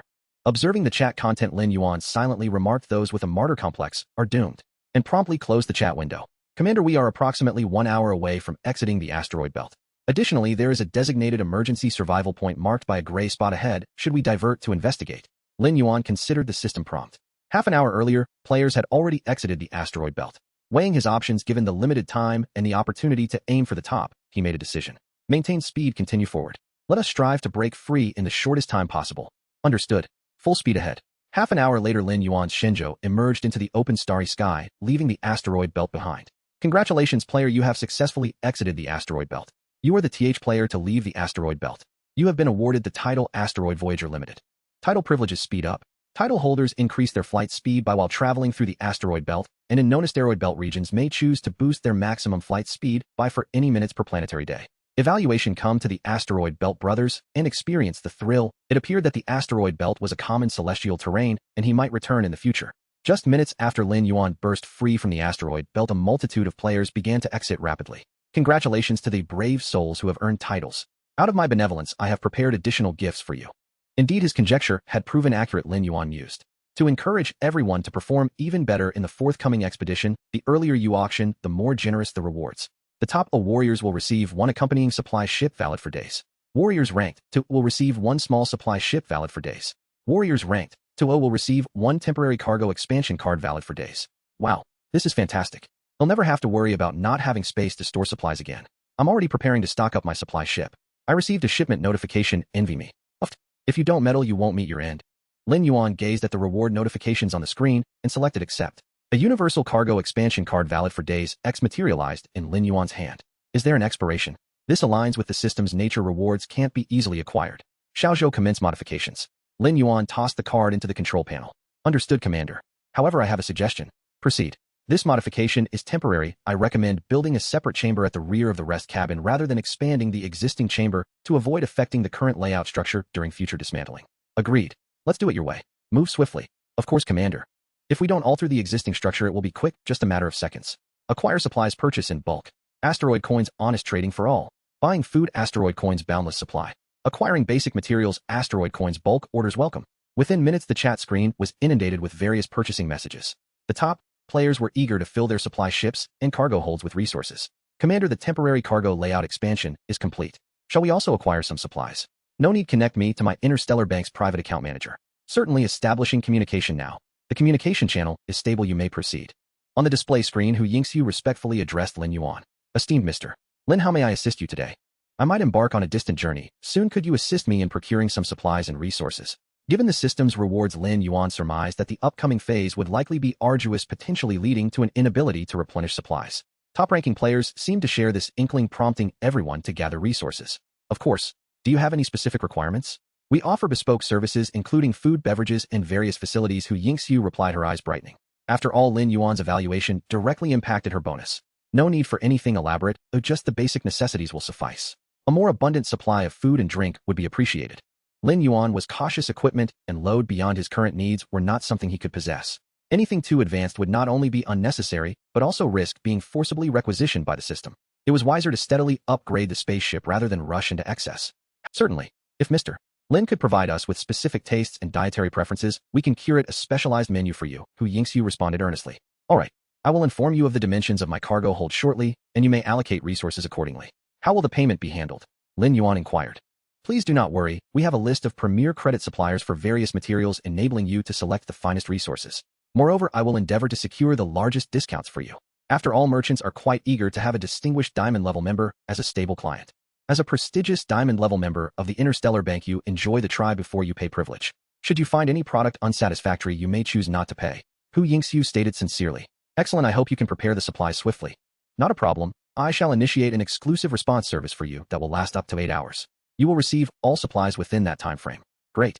I have sent my dietary preferences and habits, and you can prepare the other supplies and resources as you see fit. Lin Yuan also provided the dimensions of his cargo hold and half the volume of his golden level membership badge. One must always be prepared. The other half of the volume was reserved for collecting the materials on the Lin Jinqing list. Received. Thank you once again for your support of the Interstellar Bank. Hu Yingxiu bowed before ending the communication. Lin Yuan glanced at the countdown. There was just over a day remaining. The countdown displayed the number of players who had successfully exited the asteroid belt after the TH player had emerged. Number of warriors who successfully crossed the asteroid belt. His predictions were indeed accurate. The main force was concentrating on leaving the asteroid field. In the chat screen, messages regarding resource acquisition gradually faded as only the top players could amass supplies, and with many players departing the asteroid belt, these demands were swiftly met. More players were exchanging resources for asteroid coins as the latter was a hard currency. Xiaozhou, please attempt to search for any information regarding the sale of special items. We could gather some. Lin Yuan instructed. Understood, Commander. 7.5 hours later, Hu Yingxiu appeared on the display screen. Honorable Mr. Lin, the supplies you requested are ready for your inspection, Hu Yingxiu said respectfully. Lin Yuan surveyed the dense list of materials in the transaction bar, feeling quite satisfied. Thank you. Lin Yuan nodded. To ensure your safety during your journey, we have also prepared a selection of Izitu's reliable and powerful weaponry for you. There are both personal and vehicle-mounted options. Of course, this is provided as a complimentary service, as protecting our clients is our unwavering responsibility, Hu Yingxiu asserted with conviction. Excellent, I am very pleased with the service you have provided, Lin Yuan expressed with joy. The more abundant the supplies, the safer the journey. After closing the communication, Lin Yuan examined the diverse food list, momentarily unsure of how to choose. After a minute, he decided to sample the braised meat rice. Though it differed slightly from his memory of the taste, it was undeniably a rare delicacy. Greetings to all warriors who have crossed the asteroid belt. There are hours remaining until the final deadline. Allow me to briefly introduce the next survival task. Some warriors may wonder why I am not waiting until the deadline to explain. If I wait, those who emerge later won't hear it right. Haha, that's a good question. The answer is because no one will wait for you. Haha, I am far too merciful to explain the reason. The area before you is a cosmic void. While it is not vast, it is sufficiently expansive. The task is simple: traverse it within days. Throughout these days, all players' trading systems and automatic navigation systems will be locked. There will be an exceedingly limited number of supply chests in the void. Any gains will depend solely on your luck. Xiaozhou, once the navigation system is locked, will you still be able to find a route? Lin Yuan asked softly. There should be no issue. The star map obtained from the gray spot also records this void, albeit not in great detail, yet it is precise enough, Xiaozhou replied confidently. I shall refer to this task as Interstellar Wilderness Survival. To demonstrate my benevolence, I can offer some hints. Hint: the void is not devoid of life. Unseen dangers may lurk in places you cannot see. Hint: the interstellar marsh is one such unknown danger. Once your ship enters, its speed will decrease to of its original rate, and energy consumption will surge to of its usual level. Recommendation: if you become ensnared, accelerate immediately, or you shall forever remain trapped. Hint: there are 4 types of unknown dangers. The remaining 3 are for you to discover. Recommendation: pray that you do not encounter them. Ha ha ha. With less than hours remaining, warriors, begin preparing your supplies. System notification: the temporary system mall is open for 1 hour with a countdown of minutes and seconds. Lin Yuan opened the system mall, countdown minutes and seconds. A plethora of resources lay before him, each more enticing than the last. Upon glancing at the prices, to the kind soul who purchased my food earlier, could we discuss a potential return? Many others have procured vast quantities of supplies. I sold the supplies and give it back to me. In an instant, the chat screen erupted with fervor, a cacophony of excitement. As if that were not sufficient commotion, a system notification quietly emerged. System notification: there are no fixed flight paths in the void. All players may navigate freely with a slight chance of encountering one another. Neighbors stockpile food while I hoard weapons. Neighbors are my granaries. Indeed, let us purchase weapons. Lin Yuan silently gazed at the chat screen. Indeed, the system would not allow players to have any surplus resources. Only under intense survival pressure can the true nature of players be revealed. Time passed swiftly, and the 6-hour countdown was nearing its conclusion. Hours, minutes, seconds. Lin Yuan observed the real-time display of player numbers on the screen. Number of warriors successfully traversing the meteor belt: hours, minutes, seconds. Number of warriors successfully traversing the meteor belt: hours, minutes, second. Number of warriors successfully traversing the meteor belt: hours, minutes, seconds. Number of warriors successfully traversing the meteor belt. Lin Yuan found himself widening his eyes at the final fixed player count. In the last few seconds, millions of players surged through the meteor belt. Yet in the final second, only a few 100,000 emerged. There could only be one possibility. The system had originally intended to allow only players to enter the next phase. A chill raced from Lin Yuan's heels to the crown of his head. Suddenly, he noticed that the starlit sky outside the porthole had noticeably darkened. Standing up to look, he saw that the meteor belt behind the spaceship had vanished without a trace.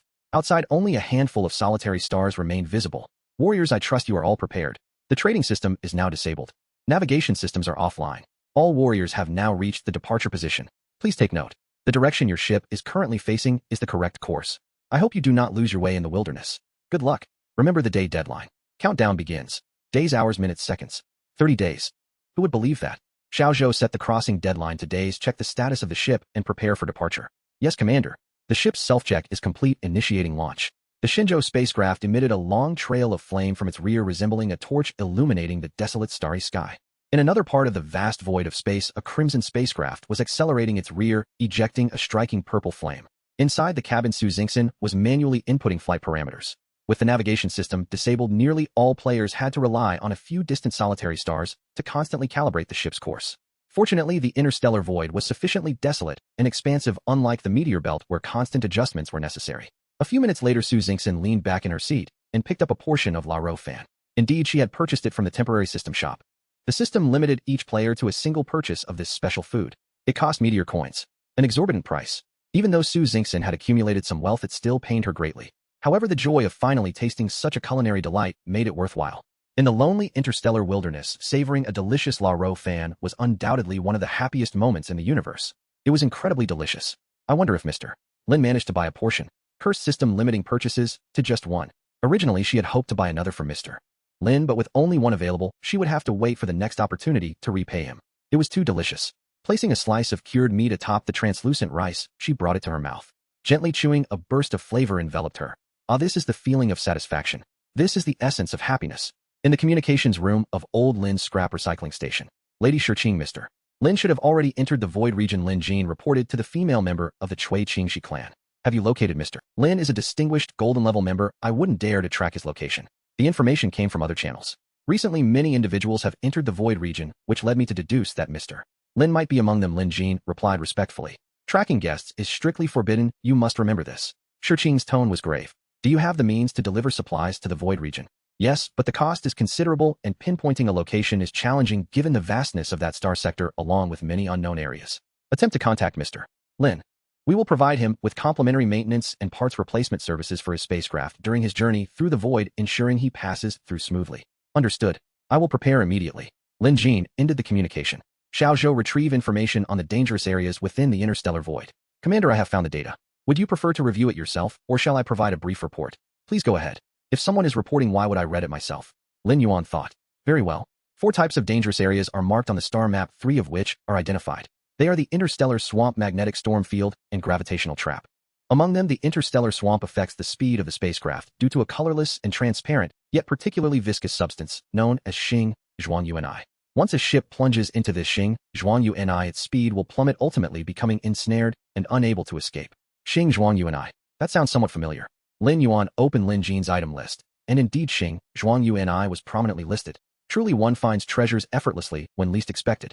The magnetic storm field is a spatial area formed after the fragmentation of special celestial bodies.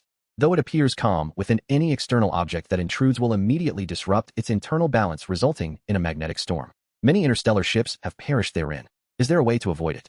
The star map does not specify, but I will remain vigilant to any nearby magnetic field changes during our voyage. The gravitational trap is the most perilous of the 3. According to the data, it is believed to be caused by a microscopic black hole. Although its range is small, once a ship enters its gravitational field, it will be rapidly drawn into the center, and it is said that no ship has ever escaped. Gasped Lin Yuan, inhaled sharply. What a treacherous region this was, fraught with danger at every turn. The vast expanse seemed open for the ship to soar freely, yet colliding with a dangerous area could lead to certain doom. Even if one managed to escape, the disabled navigation system posed another significant challenge in confirming the course. Report, Commander. Old Lin's scrap recycling station is requesting to establish a communication link. Connect. Understood. Honored golden level member. Greetings, Mr. Lin. A cute Lin Shu face appeared on the display screen. The startup funds for your procurement have been deposited into your star coin card. Please check. Lin Yuan felt a jolt of excitement. The number of meteor coins remained unchanged, but the planetary coins had increased, and the quantity of stellar coins had risen from 2. Recycling station is indeed generous. This is the first installment of startup funds. Should you encounter any items on the list, please procure them to the best of your ability. If the funds are insufficient, we will promptly cover the difference. If you successfully procure any items, we will reward you with of the purchase price. Additionally, while you are undertaking procurement on our behalf, we will provide you with an extra stipend of work provisionally set at Xing by per day disbursed every 10 days in advance. The most recent 10-day allowance has already been transferred to your Xingbai Ka. Very well. I would like to ask, if I obtain an item independently rather than through procurement, how will you reclaim it? We purchase at market value. Since you are our gold tier member, we pay an additional 10% above market price. Understood. On my upcoming trip, I may encounter Xingzhou Uni. I am not very familiar with that substance yet, nor do I know how much you will require. That is excellent news. Please hold on, I will transmit an item to you, Lin Jin said, with evident delight. I am currently in a non-tradable state, Lin Yuan replied indifferently. That is not a problem. You may acquire the item directly via your membership badge. However, this function consumes a portion of your mental energy. You can send the item straight into the badge's storage. Lin Yuan asked, perplexed. Yes. Rest assured, a transfer channel will only be established with your psychic authorization. Your badge space is absolutely secure, Lin Jin explained hastily, his mind astute. Moreover, that method consumes enormous power and will not be used except in exceptional circumstances. Very well, I agree. Proceed. Lin Yuan tuned into the interior of the badge space. Suddenly a sensation surged up from his mind, an external force about to breach the space barrier and intrude. Open, he intoned silently. A bright yellow patch of light, 3 meters across, bloomed on the badge space wall. Through the light fell a horn-shaped device 2.5 meters in diameter. This is a collection pod. The large horn at the front is the collection intake. It can draw Xingzhou Uni from a radius of 100 kilometers. The rear chamber is a compression storage module with spatial properties capable of holding vast quantities of sludge. If you mount the collection pod to the bow of your vessel, your ship can traverse the Xingji Zayos with impunity. In addition, the pod includes its own power module and will not draw energy from your ship. Hearing Lin Jin's explanation, Lin Yuan realized that the so-called hazardous zones were merely beyond his present capacity to handle. The dreaded Xingji Zayos and its constituent Xingzhou Uni, feared by all, actually served as collection materials for certain large organizations, and specialized harvesting equipment had been developed for them. Indeed, personal strength remained paramount. Thank you for assisting us with resource collection. If you require anything at any time, contact me. Furthermore, we provide complimentary repair and replacement services for any ship components throughout your adventures, Lin Jin bowed. All right. I will collect as much Xingzhou Uni for you as I can. Lin Yuan terminated the communication. Xiaozhou, install the collection pod and remain on alert. If the ship shows any sign of deceleration, activate the collection system immediately. As you command. Collection pod installation complete. Weapons systems integrated. Course locked. Full speed ahead. Elsewhere within the great interstellar void, a disc-shaped vessel streaked through space. Several hundred kilometers aft, 2 pursuing ships, one large and one small, raced along its wake. The larger pursuer resembled an irregular sphere, its surface studded with various protrusions and mounted equipment. The smaller vessel was one of the system's rewarded supply craft. Whether by the system's design or by misfortune, the 2 ships had met on the very first day they entered the void. Comrade, ahead, shall we travel together? It is safer to watch each other's backs, the trailing ship broadcasted repeatedly on its auxiliary comm channel. The lead vessel gave no reply, as if it did not hear. My stores are abundant. Travel with me, and we can spare each other loneliness. What say you, brother? Within the trailing ship's cockpit, blue viscous fluid sloshed.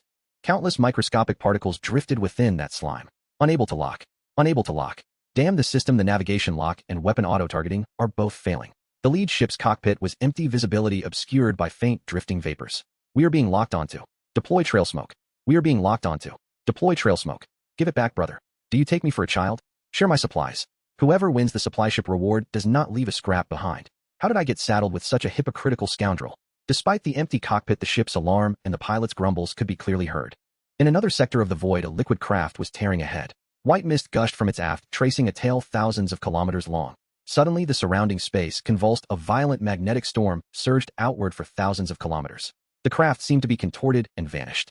Its luminous trail was stirred and erased without a trace.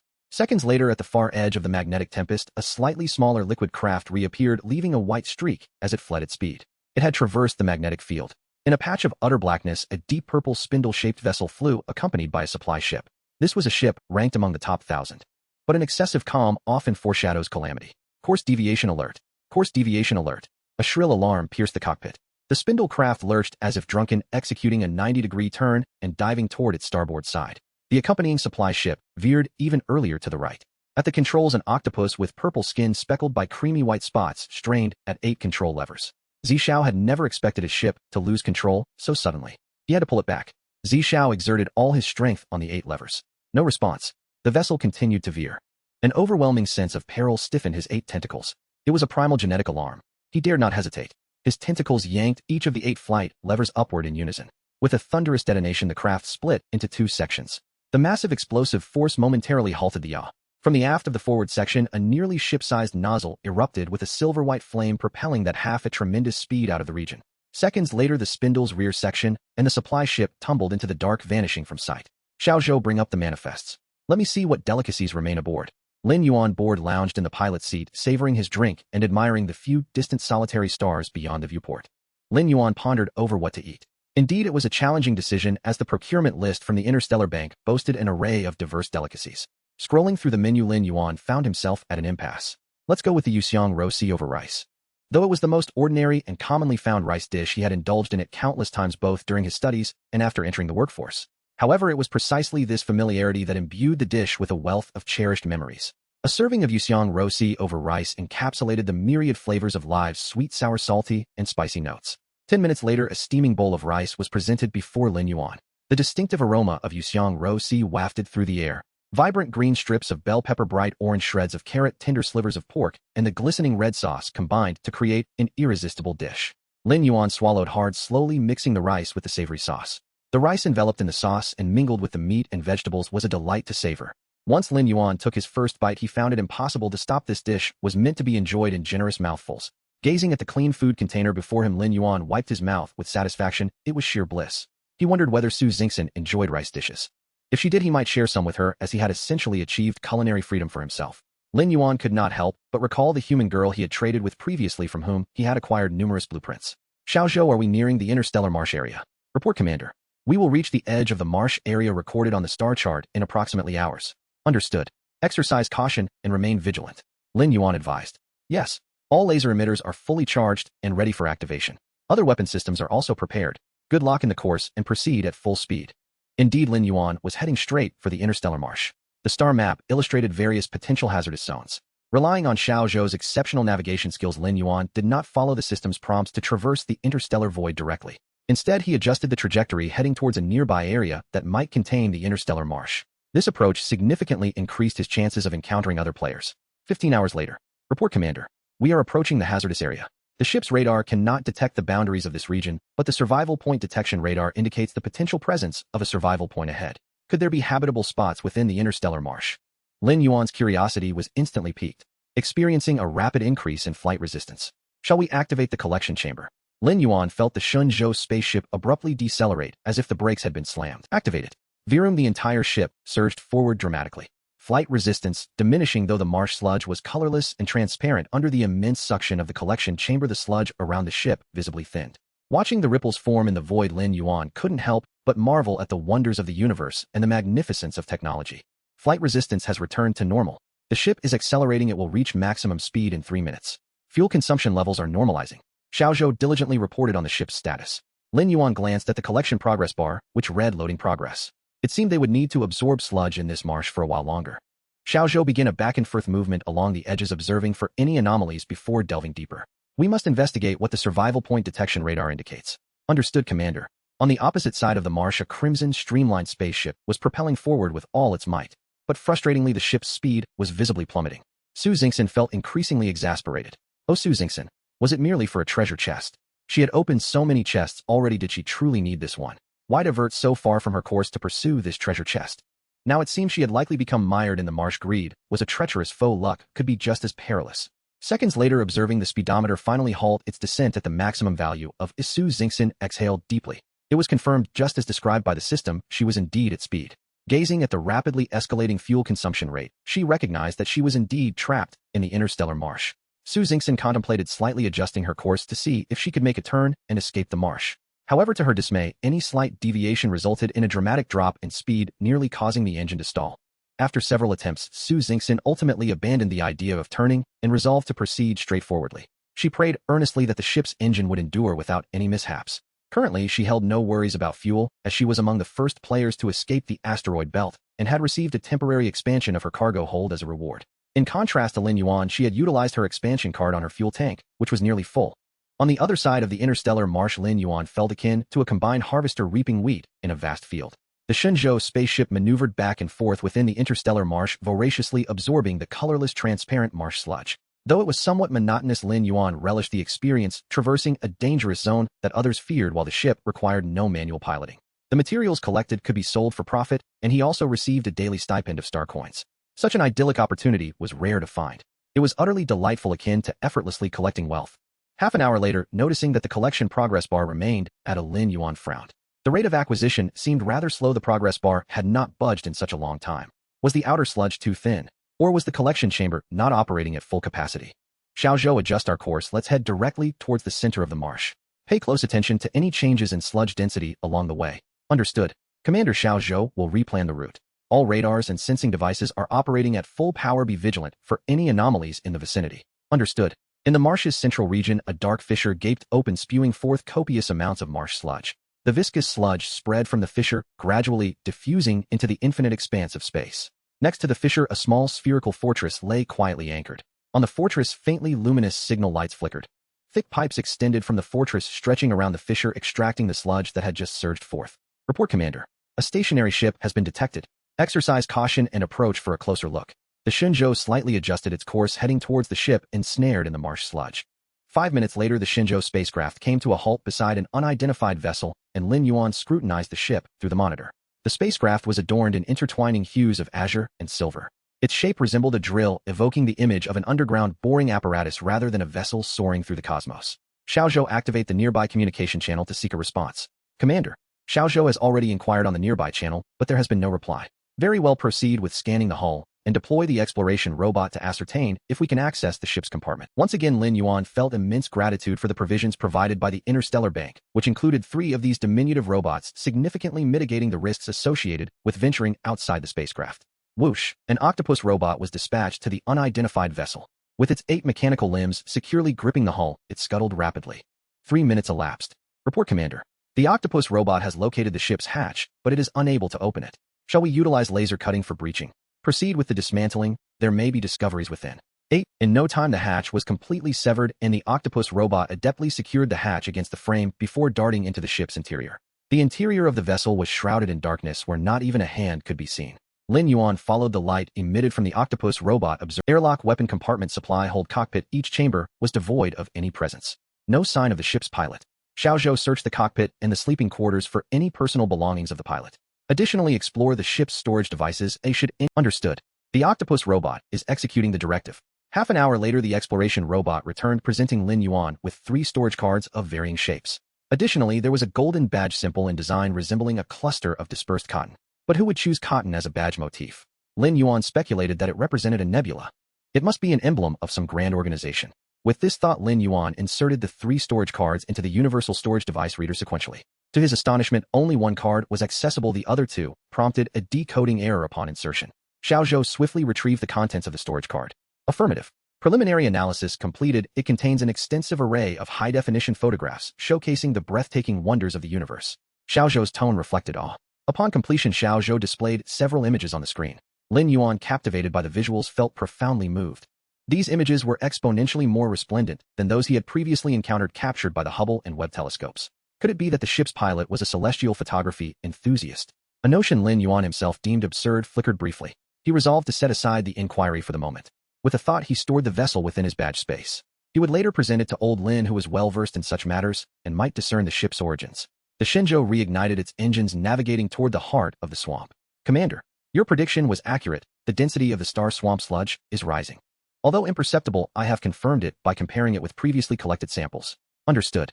Let us proceed along our current course to the central point and examine the area of highest density. 2 days later, Lin Yuan sensed a slight deceleration in the spacecraft's speed.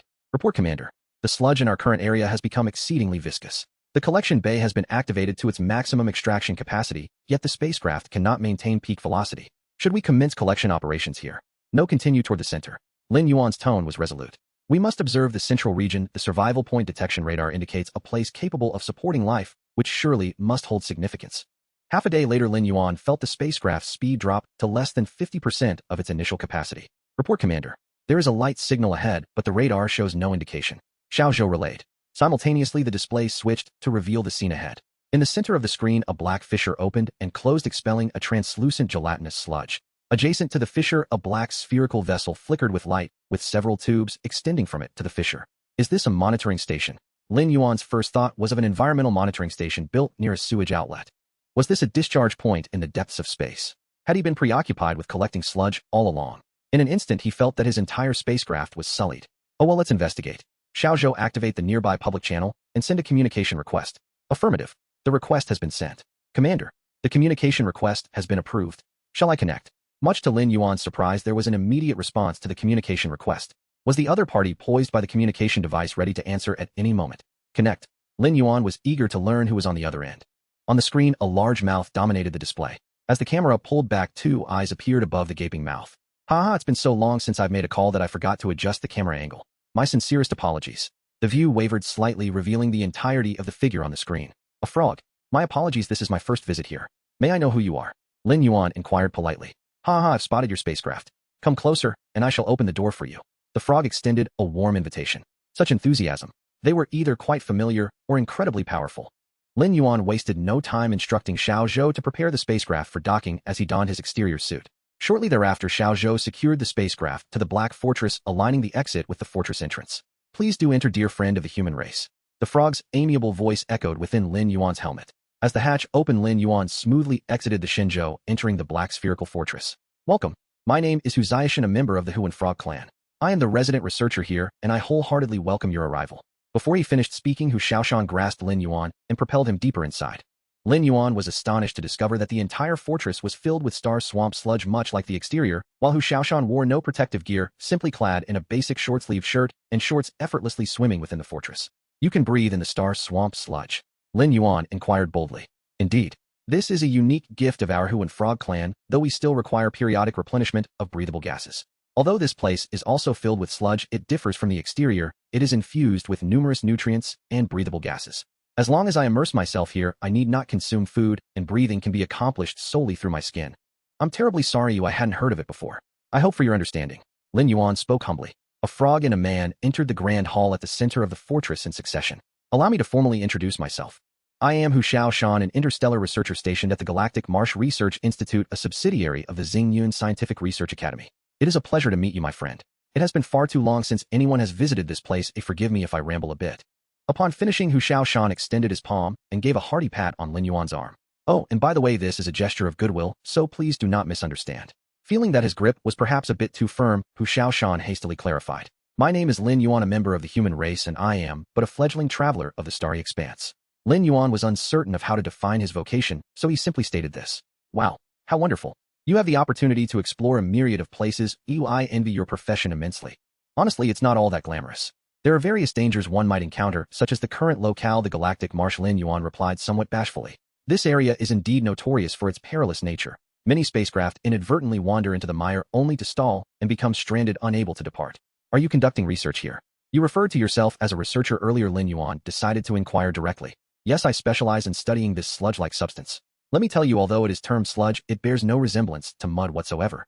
The reason it is called sludge is due to its propensity to cause ships to run aground and stall, hence the moniker. If I were to name it now, I would call it void syrup. Like many researchers, Hu Xiaoshan became quite animated when discussing his field of expertise. Void syrup. That name certainly sounds much more pleasant. Indeed, when people are filled with fear of the unknown, their understanding and knowledge are often quite limited, Hu Xiaoshan proclaimed with pride. In truth, this substance is a rare and invaluable nutrient medium. In the endless cosmos, it can be used to cultivate many elusive and marvelous creatures. Of course, each species has its unique cultivation method. However, possessing this substance means you have crossed the initial threshold for nurturing numerous rare beings. Lin Yuan was greatly astonished. The galactic marsh sludge was not the mud he had envisioned.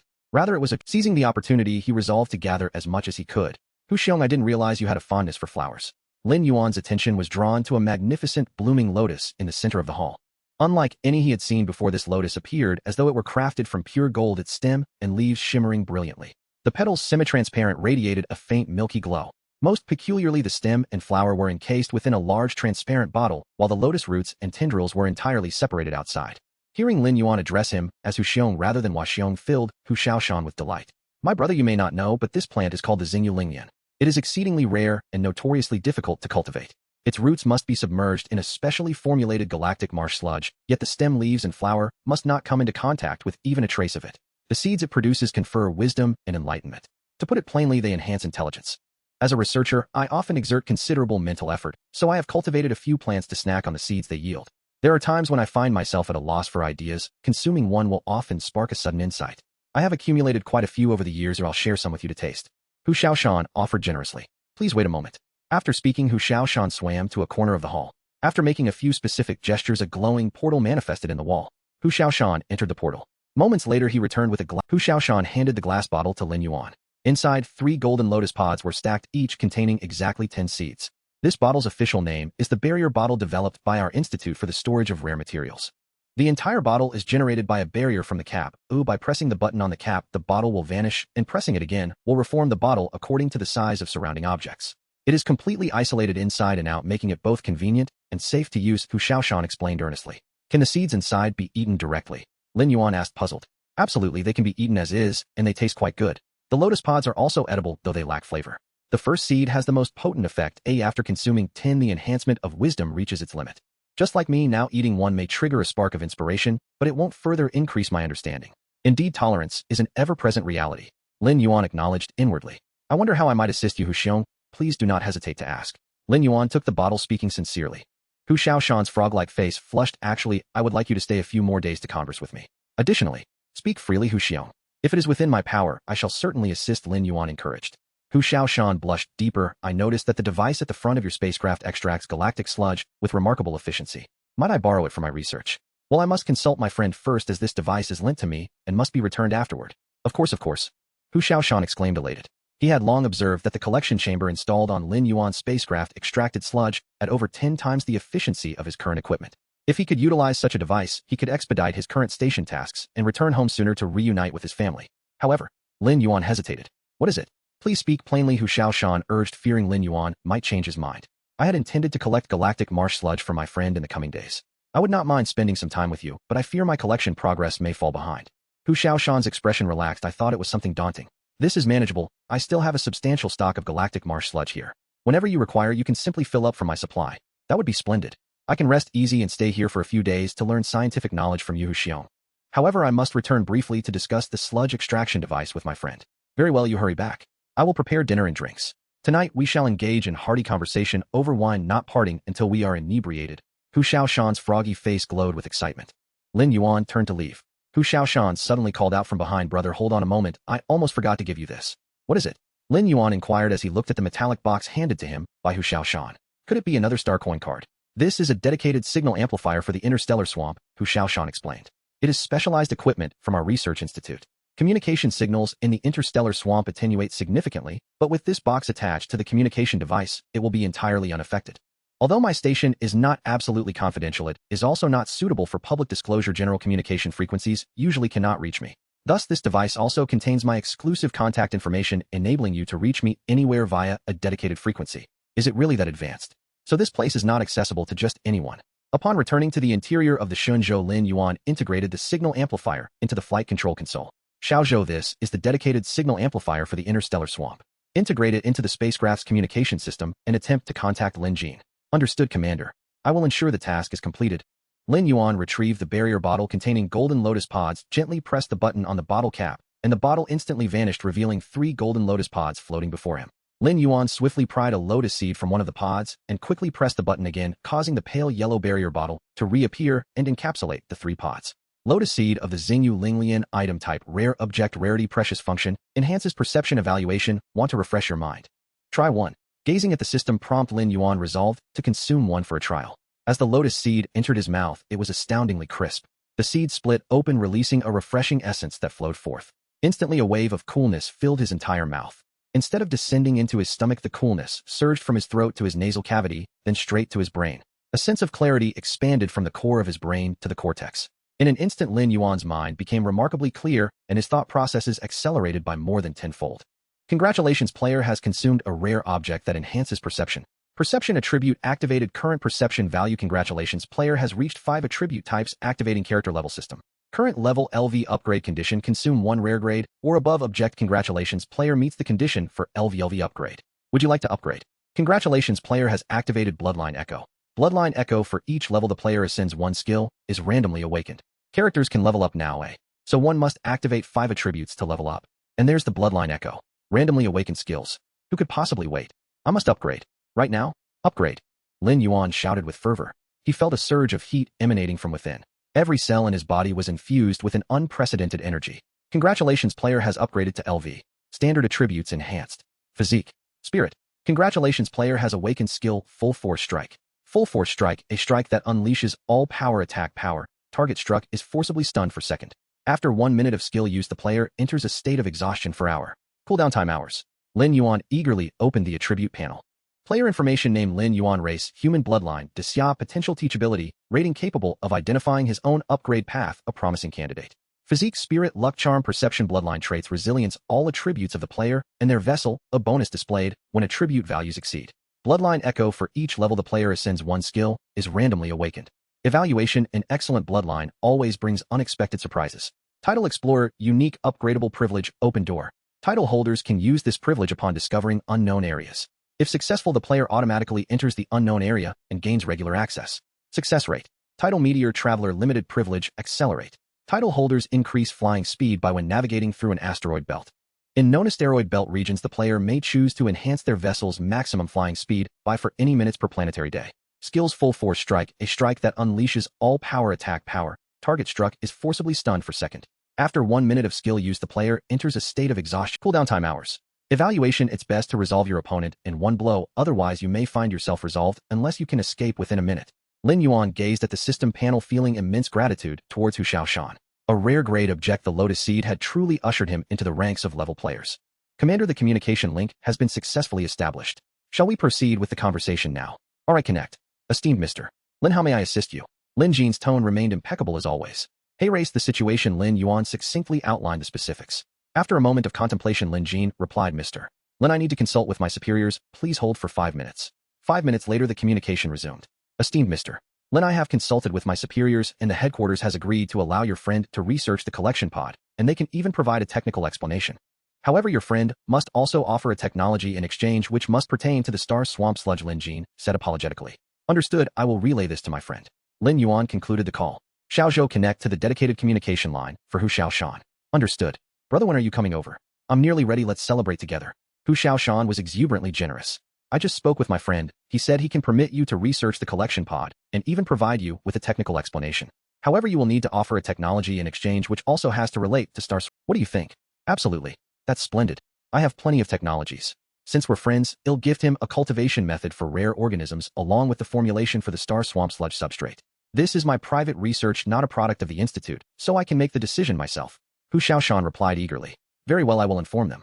Subsequently, Lin Yuan ended the communication and reached out to Lin Jin once more. My friend has agreed to your request and has decided to exchange a cultivation method for rare organisms along with the formulation for the star swamp sludge substrate. Do you accept? Lin Jin was overjoyed, nodding repeatedly. No problem, we agree. Seeing both parties so pleased, Lin Yuan felt a sense of satisfaction. After all, when both sides meet their needs and feel they have made a worthwhile exchange, it is indeed a perfect transaction, true win-win.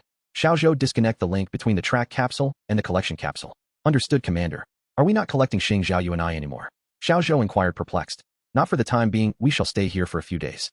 Having spoken, Lin, after bringing along a few items, he donned the anti-gravity space suit and exited the capsule, once more heading towards the obsidian spherical fortress. Brother Lin, I have constructed a dedicated living chamber for you based on the survival conditions of the human race. You can comfortably reside here for a few days. Hu Shaoshan welcomed him at the capsule entrance, his tone brimming with warmth. I hold great admiration for Brother Hu's knowledge. Lin Yuan complimented. You discerned my humanity upon our first meeting. In other areas I dare not boast, Hu Shaoshan replied with assurance. Prior to specializing in interstellar marsh research, I focused on interstellar biology. It was during my study of rare biological cultivation methods that I fortuitously discovered the properties of Xing Zhaoyu and I, leading me to shift my research focus, and my teacher assigned me to this station for further investigation. In that case, brother, who is well-versed in various interstellar life forms? Lin Yuan asked with curiosity. I cannot claim to know them all, but I am indeed familiar with the vast majority. If you are interested, I can provide you with a compilation of my notes detailing the fundamental characteristics and unique behaviors of all the species I have encountered. That would be splendid. Lin Yuan exclaimed, filled with delight. As a novice explorer of the cosmos, he greatly needed foundational knowledge of this kind. Brother, who let us defer the discussion of the notes for now. Shall we first find a larger chamber where I can retrieve the extraction equipment for Xing Zhaoyu and I? Excellent idea. Let us proceed to the docked ship chamber. Following Hu Shaoshan, Lin Yuan arrived at the central layer of the spherical fortress. This layer boasted the largest area in the entire fortress, featuring a single chamber devoid of any dividing walls except for the structural columns supporting the fortress. The expansive view was breathtaking. Different regions were separated by faint yellow transparent barriers, creating a tidy and organized environment. Let us place it here. This area serves as the maintenance center equipped with a wide array of devices. Hu Shaoshan indicated a circular metallic platform. With a thought, Lin Yuan summoned the collection capsule, which materialized atop the maintenance platform. Hu Shaoshan circled the horn-like collection capsule. He tapped a few buttons on the screen beside the platform. Above the platform, 4 mechanical arms descended from the ceiling, surrounding the collection capsule and commencing their operations. Soon the exterior of the collection capsule was opened, revealing the core apparatus within. The engineer who designed this suction device is a true genius. Hu Shaoshan marveled. Let us dine first. This system will scan the entire apparatus and convert it into a data model for my subsequent analysis. Having said that, Hu Shaoshan led Lin Yuan towards the other end of the docking chamber. Lin Yuan gazed in awe at the various spacecraft encased within faint yellow barriers. Most of these vessels are specialized workships for various functions, Hu Shaoshan explained as they moved forward. While not every ship may be utilized, it is imperative to have a complete array of types prepared just in case. Suddenly, a drill-like spacecraft captured Lin Yuan's attention. Observing this vessel, he could unmistakably sense that it shared a lineage with the unmanned ship he had previously encountered on the periphery of the Shenzhou Spaceship, yet the design of this one appeared notably more avant-garde, likely a newer model. Brother, Hu, I have previously encountered a ship similar to this one. With that, Lin Yuan summoned the vessel from the badge space and placed it on the adjacent ground. What is this? Hu Shaoshan's expression turned incredulous as he gazed at the blue-silver spiral design that echoed the ship encased in the barrier. Immediately, Hu Shaoshan darted to the front of the ship, scrutinizing its hull number, and let out a sigh of relief. Thank you so much, Brother Lin. Hu Shaoshan exclaimed, clapping Lin Yuan's arm vigorously. Lin Yuan winced in pain. Had he not upgraded to level, his arm might have been broken from the force. This vessel was previously used by my teacher. Hu Shaoshan's revelation was astonishing. Upon seeing the familiar design, Lin Yuan had suspected the ship's connection to the research institute, yet he had not anticipated such a close relationship. Come, let us converse while we dine. Brother Lin, you have rendered me another significant favor. We must indulge in several toasts later. Upon reaching a cabin door, Hu Shaoshan pointed out, entering here leads to the buffer chamber, where you can remove your spacesuit. The subsequent space has been modified according to human survival requirements. See you in the dining hall. With that, Hu Shaoshan opened the door for Lin Yuan and continued forward. Lin Yuan entered the buffer chamber and secured the door behind him. The chamber was compact and the Shenzhou Spaceship was swiftly evacuated. Following the decontamination protocol, Lin Yuan removed the spacesuit and proceeded through the buffer chamber into a corridor of the spacecraft. The doors lining the corridor were marked with labels such as bedroom, bathroom, laundry room, and gym. Lin Yuan made his way directly to the door marked dining hall. As he pushed the door open, he saw Hu Shaoshan already seated at the dining table. However, a faint yellow transparent barrier divided the dining hall, separating the table into Lin Yuan on one side and Hu Shaoshan on the other. Initially feeling somewhat peculiar, Lin Yuan soon adapted to the arrangement. Different races undoubtedly require varying living environments, and this was likely the most reasonable solution. Welcome, Brother Lin Yuan. Do come and sample the dishes I have prepared to see if they suit your taste. Hu Shaoshan's voice emanated from the dining hall sound system. Seated at the table, Lin Yuan surveyed the spread before him. Though he recognized none of the dishes, their vibrant colors and enticing aromas left no doubt that they were indeed fit for human consumption. I seldom see visitors here, and the Research Institute supplies are not particularly frequent, so I have cultivated several edible exotic creatures to ensure self-sufficiency while occasionally enhancing our meals, Hu Shaoshan explained. Lin Yuan picked up a glistening piece of pai dong and placed it in his mouth. An unprecedented burst of fresh sweetness enveloped his palate in an instant. Is this the flavor of cosmic delicacies? Lin Yuan felt as if his taste buds had been utterly conquered in that moment. To savor such a dish elsewhere would surely cost a fortune in planetary currency. Thank you for your hospitality, brother. Hu, this meal is absolutely delicious. Lin Yuan praised sincerely. Haha, I am glad you enjoyed it, Brother Lin. I have numerous edible exotic creatures that we can savor over the next few days. In fact, I owe my ability to enjoy these delights to my teacher. I wonder who your teacher is, Brother Hu.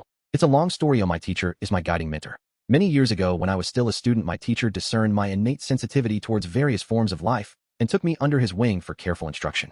Eventually, I accompanied him in exploring the myriad peculiar organisms of the universe and visited many wondrous places, collecting numerous biological samples. My teacher is a foremost interstellar biologist at the Xingyun Scientific Research Institute, and this interstellar swamp was his initial discovery. Upon hearing this, Lin Yuan displayed a flicker of understanding. You are not mistaken, the vessel my teacher piloted at that time is indeed the one you saw earlier. Its model is called Yinlin Ziyu, which is my teacher's favorite exploration ship. He inadvertently wandered into this swamp and found himself ensnared. Ultimately, he was compelled to abandon the ship and utilized an escape capsule to return to the research institute. Due to the urgency of the situation, he could only take essential documents with him, leaving behind all the data stored within the ship. My teacher lamented this for a considerable time until I was dispatched here to establish a research station and carry out ongoing scientific tasks. Thus, your teacher has entrusted you with the task of locating that ship, Lin Yuan conjectured. Indeed, Brother Lin is correct. I have attempted to search for it several times, but aimless searching is exceedingly time-consuming, and with numerous research duties I have yet to succeed. Hence I express my gratitude for your invaluable assistance this time. I shall share this delightful news with my teacher shortly. Actually, Lin Yuan felt somewhat embarrassed. I initially believed it to be an unclaimed vessel and forcefully cut open the hatch. I also removed the storage cards which are now in my possession. One of them contains numerous photographs while the other two cannot be accessed as my ship lacks the specialized equipment. Do not worry, I am grateful that you retrieved them. The most precious item to my teacher is indeed that storage card containing photographs, as it holds memories of the places he once visited, his most cherished moments. The other two cards contain records of his personal experiments and several research projects. After we finish our meal, I will hand you the storage card, Lin Yuan hurriedly said. There's no need to rush. After dinner today, take your time to rest. Tomorrow we shall view the photographs together while I recount the cosmic marvels my teacher has encountered. There are many places I have yet to visit, and we can admire the wonders of the universe together. Now let us raise a toast to celebrate our fortuitous encounter. Cheers. Lin Yuan raised his glass in unison. The next day Lin Yuan awoke and glanced at the time. It was already 8:15. Congratulations, player. You have consumed a rare-grade organism rich in interstellar energy that can enhance both physique and spirit. It has now been converted into universal attribute points for your free allocation. It can work like this. Lin Yuan hurriedly summoned the character panel. Player information: name Lin Yuan, race, human, bloodline, Xia, potential teachability, physique, mentality, luck, charm, comprehension base, attribute, free allocation points. Indeed, at the bottom of all attributes an additional line of freely allocable points had appeared. Having only enjoyed a single dinner, he unexpectedly acquired free attribute points. This number is simply extraordinary. So if I were to have 2 meals, would that equate to leveling up again? Without hesitation, Lin Yuan allocated the entire points to his physique. His current base attributes became physique, mentality. Lin Yuan felt as if he could fell a full-grown bull with a single punch. After hastily freshening up, Lin Yuan rushed to the dining hall, hoping that breakfast was still available, as not just anyone could partake in a meal that bestows free attribute points. None of it could be wasted. Upon arriving at the dining hall, he found Hu Shaoshan waiting for him across the table. Brother Lin Yuan, please dine. This morning I prepared a few light snacks for you to try. As Hu Shaoshan set down his juice, he beckoned Lin Yuan to take a seat. Yesterday I reported to my teacher the discovery of the ship and the documents, and he was exceedingly pleased. That's wonderful. It is an honor to assist the venerable elder. Lin Yuan sampled a bite of the green vegetables. They were light and delicious. My teacher mentioned that you have helped the Research Institute recover crucial documents, which is a significant contribution. Thereby he intends to appoint you as a Silver Star-level explorer in the Xingyun Scientific Research Institute's direct cosmic marvel exploration team. Oh, I feel I have done little to deserve such an honor. Is that appropriate? Lin Yuan could scarcely believe his ears. He had merely stumbled upon a ship and collected a few storage cards, and now he was being formalized into a position. Absolutely. It is more than appropriate. This is not a private appointment from my teacher, but a recognition of your significant contribution, as those projects had stagnated for several years due to the loss of data and were on the verge of being shelved. By recovering these essential documents, you have not only restored hope for their continued research, but have also saved a considerable amount of time and funding. Truly a commendable feat. I have already submitted your achievement materials to my teacher, and the approval should come through in a few days. Moreover, my teacher holds you in high regard and intends to recommend you for membership in the Interstellar Explorers Club. Interstellar Explorers Club. That sounds infinitely more intriguing than the Xingyun Scientific Research Institute. Lin Yuan said, his curiosity piqued momentarily, pausing his breakfast. Indeed. Do not let the term club mislead you into thinking it lacks the prestige of an institute. In fact, its value rivals, if not surpasses, that of the institute. Brother Hu, please do not keep me in suspense. You tell me more. Lin Yuan eagerly leaned forward. The history of the Interstellar Explorers Club is exceedingly venerable. All members are seasoned adventurers who have traversed both the marvels and perils of the universe. For instance, my teacher is a veteran explorer and a senior member of the club. When my teacher inquired about you, I mentioned that you are a novice traveler of the starry skies.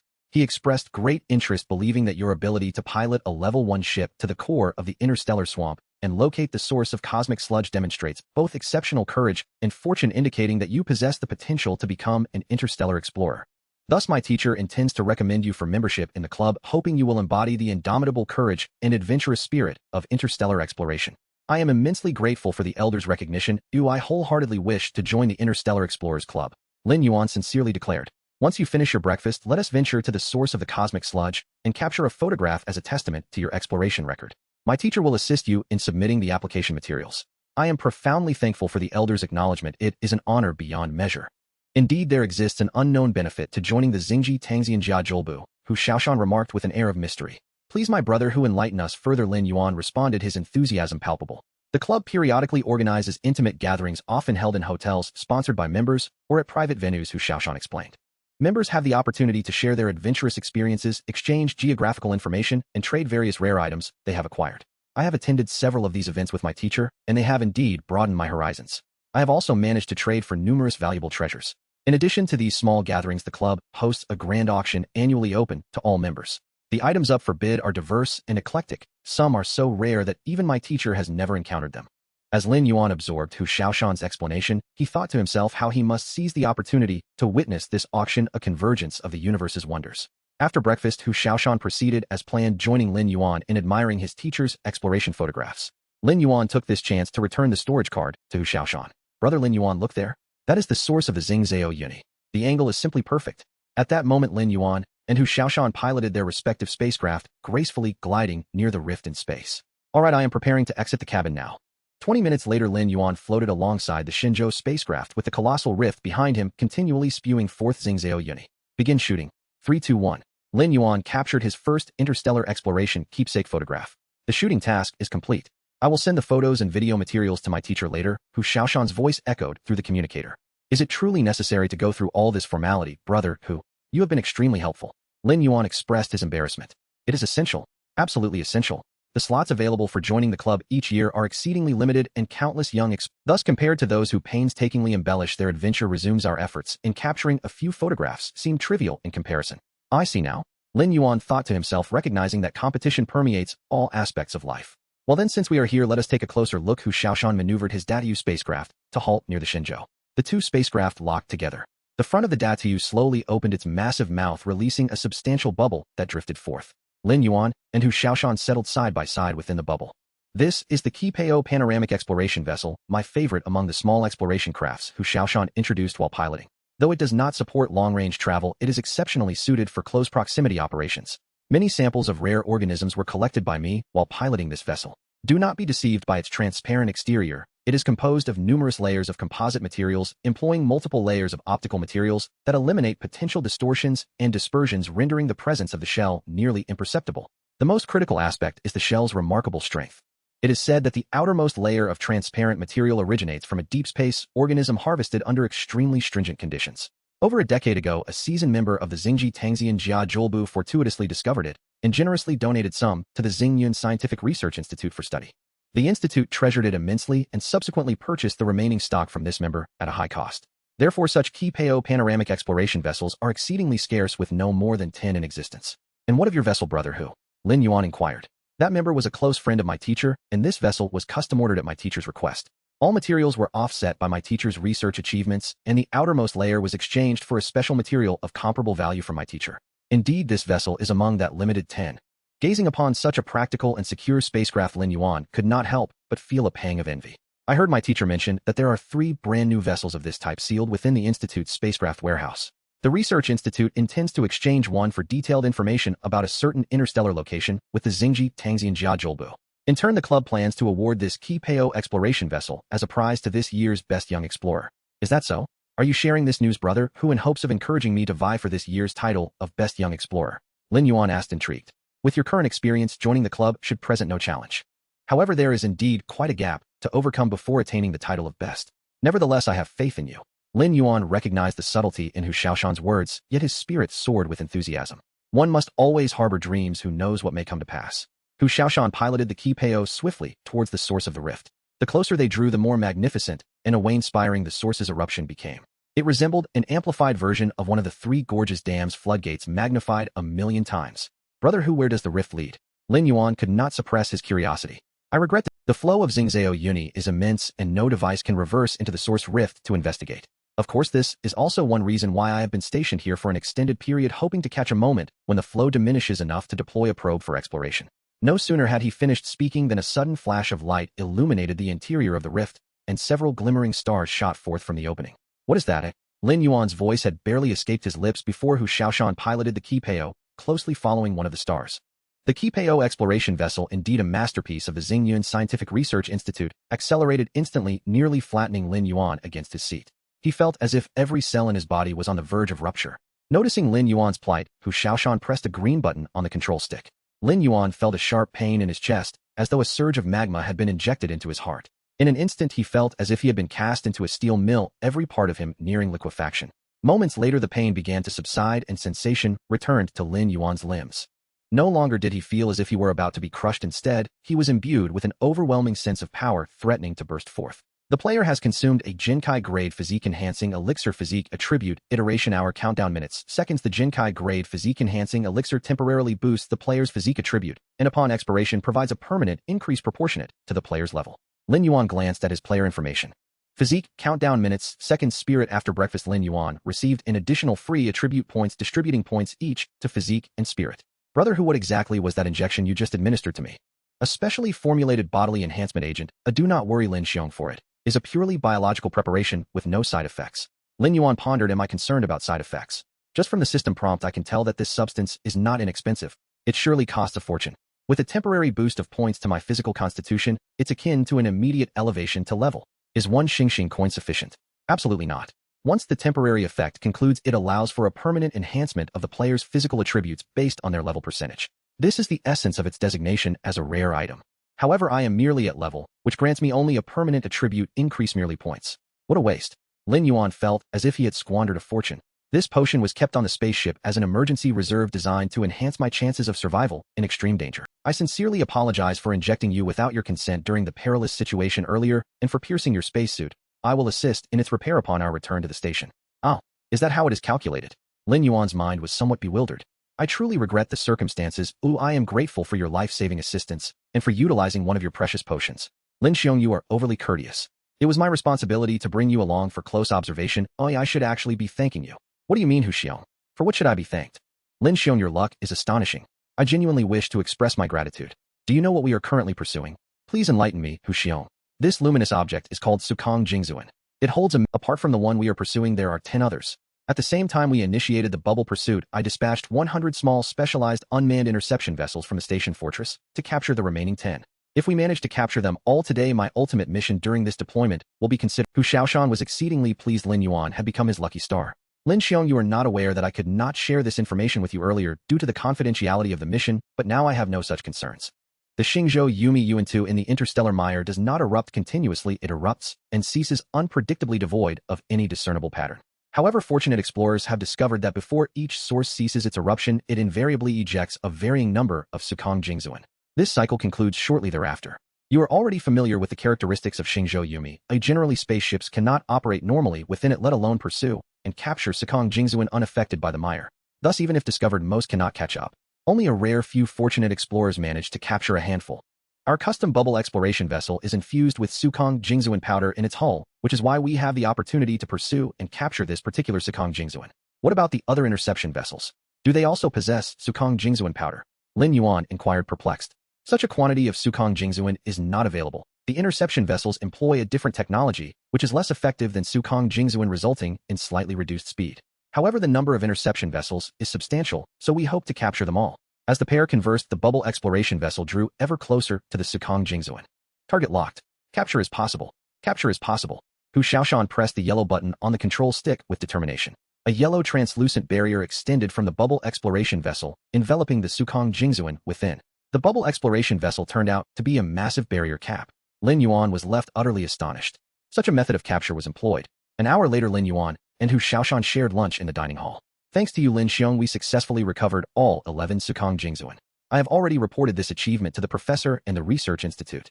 According to the Interstellar Explorer Code, as the discoverer of resources, the explorer is entitled to 10 of all resources. Therefore, you are entitled to 1 Sukong Jingzuan. Additionally, due to your assistance in initiating the capture operation promptly, I will advocate for an additional 0.9 shares from the Academy of Sciences, allowing you to receive a total of 2 Sukong Jingzuan. Lin Yuan could scarcely believe his ears. This was truly generous. Such brotherhood. Had it not been for the barrier, Lin Yuan would have certainly embraced Hu Xiaoshan. This marks the highest quantity of Sukong Jingzuan ever captured in a single mission in the history of the Xingyun Academy of Sciences. I too received a reward of 1 for my outstanding performance. Cheers, brother. Hu Xiaoshan laughed heartily. Cheers. Lin Yuan was equally elated. My external mission will conclude shortly. In a while, the source will gradually cease its eruptions. I must hasten to modify the suction device to extract as much Xingzhou Yumi as possible before the mission's end. Furthermore, this experience in aiding the Xingyun Academy of Sciences in acquiring Sukong Jingzuan has been recorded in your Explorer's Resume. It may serve as material for the upcoming evaluation for the Best Young Explorer of the Year. Congratulations, Lin Xiong. Hu Xiaoshan raised his glass once more. Thank you, Hu Xiong. In truth, I did not contribute much, rather it was you who saved my life. I shall always remember your life-saving grace, Hu Xiong. Lin Yuan raised his glass from afar and drank it all in one go. 3 days swiftly passed. Lin Yuan acquired a wealth of knowledge about interstellar biology from Hu Zhaixin, and he shared the classic poetry of the Great Xia, with Hu Zhaixin deeply impressing him with the profound cultural heritage of the Great Xia civilization. On the fourth day after breakfast, Hu Xiaoshan and Lin Yuan stood atop the spherical fortress, gazing at the pulsating spatial rift. Lin Xiong, here is your identification card as a silver star-level explorer of the Cosmic Marvel Exploration Team under the Xingyun Academy of Sciences. Lin Yuan looked at the card in his hand. The deep blue metal card bore a colorful relief of his likeness and information regarding his race. The back of the card was etched with a silver five-pointed star, the design being exceedingly simple. This one is the visitor-level badge from the Interstellar Explorer Club. I am not entirely certain about the club's level classifications, but I believe visitor is the initial rank. If you have the opportunity, I can ask the professor on your behalf. I am immensely grateful, Hu Xiong. Lin Yuan accepted the badge, which resembled a type of shell shining white, with the unique pearl-scent luster of a shell. The badge's design was simple, depicting a streamlined spacecraft soaring toward the starry sky, trailing a long flame. Congratulations, player, on joining more than 3 interstellar organizations. Charm increased by 1, current charm value 2. Activation of player identity system. Players can view real-time identity information on the character information panel. With a thought, Lin Yuan opened the character panel. Player information: name Lin Yuan, race human, bloodline, Xia, level LV, level up condition, consume 1 rare grade or above, extraordinary item condition, met potential, teachability, physique, mentality, luck, charm, perception, basic attribute, free allocation. Points. Lin Yuan had yet to decide how to distribute these points acquired from his meals. Bloodline trait: resilience. Player and its vehicle all attributes bloodline echo. For every level the player ascends, 1 skill is randomly awakened. Title: explorer, unique upgradable privilege, open sesame. Title holders can use this privilege upon discovering an unknown area. If successful, the player automatically enters the unknown region and gains conventional entry. Success rate of privilege usage is title: meteor traveler, limited privilege, speed up. Title holders increase their vehicle's speed by while flying through the meteor belt, and in non-meteor regions may choose any minutes per planetary day to enhance their vehicle's maximum flight speed by. Skills: full power strike and explosive strike, utilizing all strength attack power. Target hit is forcibly stunned for second. Player enters a fatigued state for hour after skill use. Cooldown time is hours. Identity: golden level member of recycling station. Identity: diamond level member of Interstellar Bank. Identity: silver star level explorer of the Cosmic Wonders Expedition Team under the Nebula Scientific Research Institute. Identity: visitor level member of the Interstellar Explorer Club. Evaluation: these identities are rather mediocre. Unbeknownst to him, Lin Yuan had established varying degrees of connections with 4 different organizations. Brother Hu, I truly appreciate your assistance these past few days. I've gained much. Lin Yuan expressed his heartfelt gratitude. Brother Lin, you flatter me. It is evidently you who has aided me greatly. Hu Xiaoshan patted Lin Yuan on the arm. Once the source ceases its eruption, my assignment here will conclude. I shall return home for a period of rest before resuming my work at the research institute. Will this research station also be withdrawn? Lin Yuan inquired. Indeed, this station is itself a spaceship and may be relocated to another core area of the interstellar swamp to continue extracting star swamp silt. Brother Lin, this is a dedicated communication module from the Nebula Scientific Research Institute, which can be used for internal communications, as well as a briefing receiver for exploration. Hu Xiaoshan handed Lin Yuan a metal chip the size of a fingernail. Exploration tasks issued by the Research Institute are generally voluntary. You can choose to accept tasks, and upon completion you will receive corresponding points and tangible rewards. I have completed my research on your collection capsule, and the storage department has filled it with star swamp silt. You may retrieve it from the maintenance center shortly. Furthermore, I have repainted your spaceship with a new coating. This transparent paint is the same technology one previously mentioned regarding the unimpeded craft. The paint is a consumable and requires regular reapplication, so I have prepared plenty for you to take with you. This special paint is a bionic coating I developed using my racial talents, significantly reducing the impact of star swamp silt on the spacecraft, with only a reduction in speed and negligible fuel consumption. Additionally, this paint possesses certain electromagnetic storm shielding capabilities, allowing you to safely traverse magnetic storm domains without triggering magnetic field disturbances. Indeed, having the support of a strong ally is advantageous. Such a mere spaceship coating can adeptly handle 2 hazardous zones. Brother Hu, we have forged a strong bond. From now on, with just a word from you, I shall lend my unwavering support. Lin Yuan shook Hu Xiaoshan's hand vigorously. May your interstellar journey be smooth sailing. Hu Xiaoshan gave Lin Yuan's arm a hearty pat. Inside the Shenzhou Spaceship. Xiaozhou, initiate self-diagnostics, confirm course, and prepare for launch. Lin Yuan sat confidently in the pilot's seat, reviewing the spaceship's information. Vehicle information: name, Shenzhou Spaceship, space, cubic meters, level LV, physical defense, energy source, solar panels, energy core, energy storage device, LV, fuel, remaining propulsion engines, initial engines. Stardust class, Hall effect, thrusters, external attachments, universal mechanical arm, fluorescent class, laser, emitter, LV, internal cargo analyzer, synthesizer, decomposer, weapon systems, fluorescent class, laser, emitter, LV, ripple class, microwave emitter, LV, dawn class, high energy. Particle cannon, LV, special coating, tiger stripe, frog talent, bionic coating, reduces star swamp silt impact by shields against of electromagnetic storm effects. Bloodline Resonance Upgrade Lottery. Remaining lottery attempts. Spaceship attributes. Basic self-repair upgradable. In non-dangerous environments, automatically repairs of overall damage per hour. Commander, you have received a dedicated email. Shall I open it? Open it and see. Dear Silver Star Level Explorer Lin Yuan of the Cosmic Wonders Expedition Team under the Nebula Scientific Research Institute. I am your Task Liaison Officer Zhang Yao. The following is a list of exploration tasks filtered for you based on your real-time location. The task list is updated once daily. You may accept tasks at any time. Task: Recover the Magnetic Storm Monitoring Beacon. Task: Locate a supergravity region and mark its boundaries. Task: Collect seeds from starshine grasses. Task: Shenzhou proceed directly through this interstellar swamp region. Understood, Commander. The course has been plotted. Full speed ahead. The Shenzhou spaceship coated with new paint soared out of its maximum speed, the black fortress receding into the distance. Shenzhou, have there been any noteworthy discussions in the chat screen these past few days? Report, Commander. Players have been sharing their encounters. Among these players, some have formed alliances in pairs, but most have erupted into conflicts resulting in numerous player eliminations. Anything else? Many more have sent distress signals after inadvertently entering dangerous regions, the vast majority trapped in the interstellar swamp. Very well, currently the dangerous areas in the interstellar void do not pose significant threats to us. Once we exit this interstellar swamp, we must expedite our passage. Simultaneously, we need to initiate our spaceship upgrade and modification plans. We must enhance our strength promptly. Commander, an unidentified spacecraft has been detected ahead. Shenzhou issued a warning. Open the nearby public channel and send a communication request. Report no response to the communication request. Proceed for closer observation. Report no thermal feedback detected. It appears to be a spacecraft that has been stranded for quite some time. With a swift motion, Lin Yuan summoned the entire spacecraft into his badge space. Shenzhou, remain vigilant for any unidentified spacecraft along the way. If deemed abandoned, notify me directly to initiate recovery operations. Understood. Lin Yuan. Unbeknownst to him, Lin Yuan had already recovered 3 abandoned vessels. Report, Commander. A spacecraft has been detected ahead. The engines are functioning normally, yet the spacecraft is moving at an exceedingly slow pace. It must be a recently stranded vessel. Lin Yuan gazed at the image of the spacecraft displayed on the screen. A sleek, entirely red vessel trailed a long purple flame. Despite operating at full power, it crawled at a snail's pace. The contrast was striking. Commander, we have received a communication request from the opposite side. Should we connect? Connect. Hello. My ship is stranded. May I request your assistance? A woman clad in a red space suit appeared on the screen.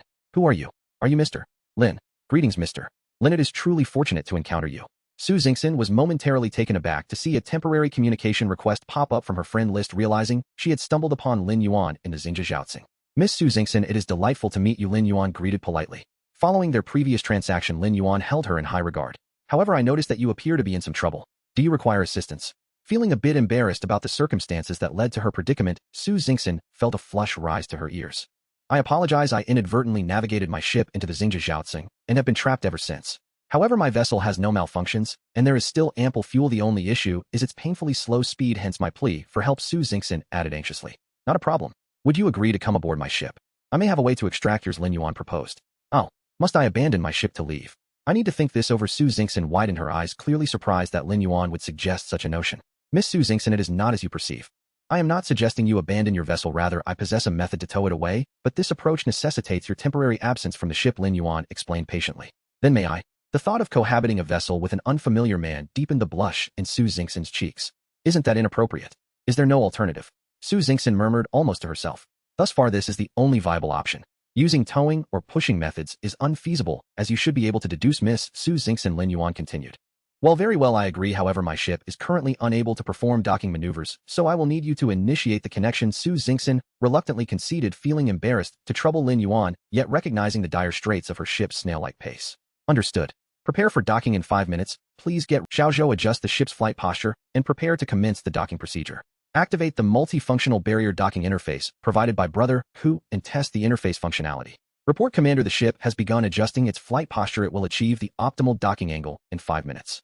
The multifunctional barrier docking interface has been tested and is functioning normally. We are ready to execute the docking operation. Inside the Hangzuan, Su Xingxin was hastily gathering her personal belongings. After filling a large bag, she quickly donned her space suit and awaited at the spacecraft's hatch. The ship has reached the designated position. The docking procedure has commenced. The Shenzhou extended its mechanical arms, slowly, securely locking onto the Hangzuan. Beginning docking. The Shenzhou aligned the orbital hatch with that of the Hangzuan.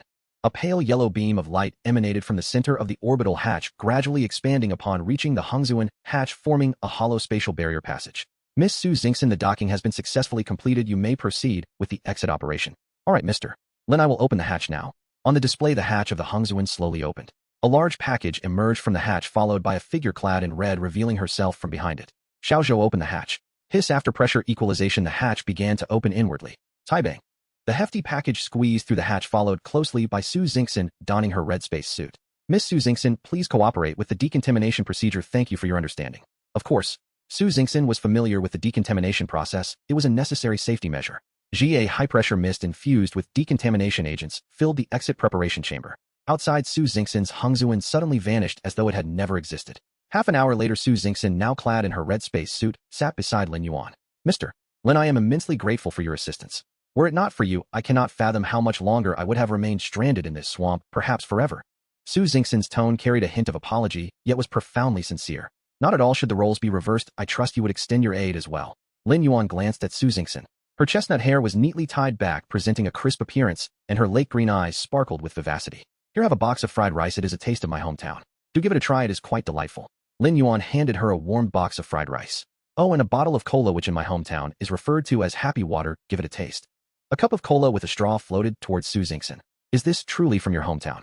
Su Xingxin asked incredulously. The last meal of braised pork rice had left a lasting impression on her.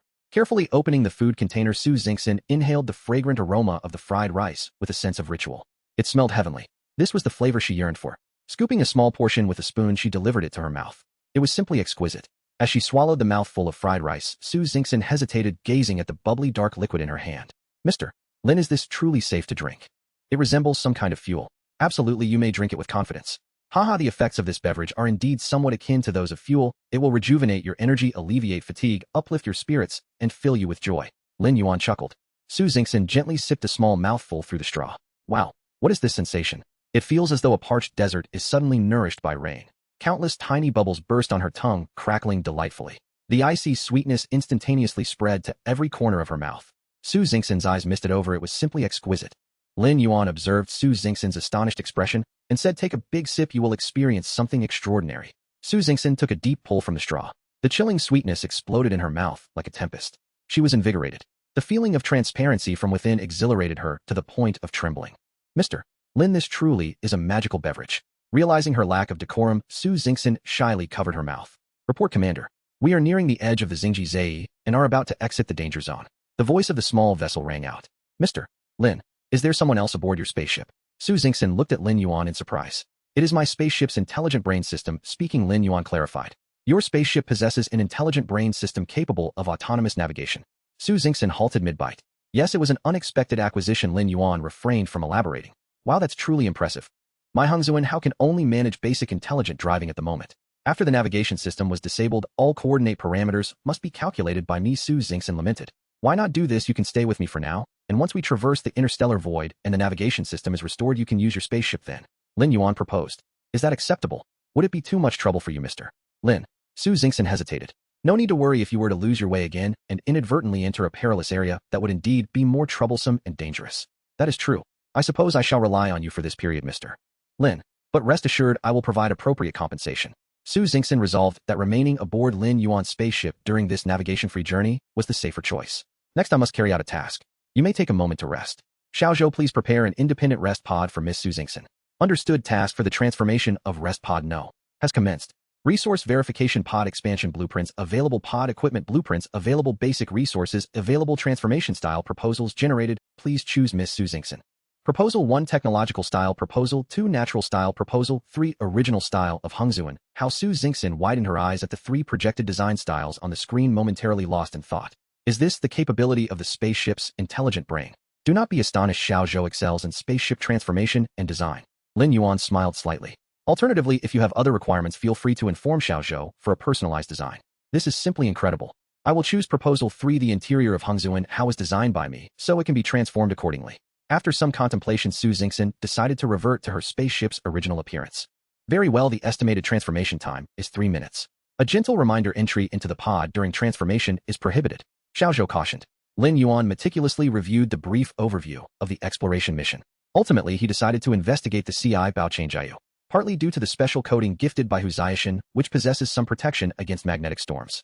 Moreover, the task of retrieving the beacon was relatively straightforward as the coordinates were already marked, requiring no extensive search, thus saving time.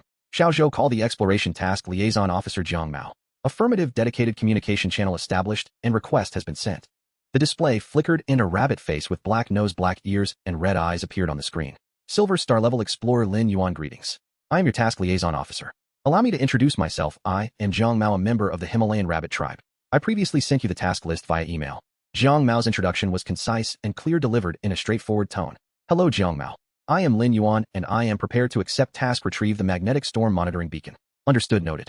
This task has been rendered invisible to all other explorers and has a time limit of 7 days. If completed ahead of schedule, you will receive not only the original reward, but also a potential additional bonus. Will you provide task equipment or other support? Given the peril of this mission, we will supply the Stratum Bionic Magnetic Storm Shielding Armor, as well as an external nesting pod for beacon retrieval. The complete support equipment has been deployed in the drifting safety support pod surrounding the task CI Baochain Jiayu. The support pod also contains additional resources, fuel, food, and other supplies that you may freely utilize. Detailed task information has been sent to your communication terminal for your review. Alright, I have seen the new email. Lin Yuan noticed the small red dot glowing in the notification bar on the screen. Feel free to contact me again once the task is completed. Wishing you success. Zhang Mao saluted before ending the communication. Mr. Lin, is she also a player? Su Xingxin inquired.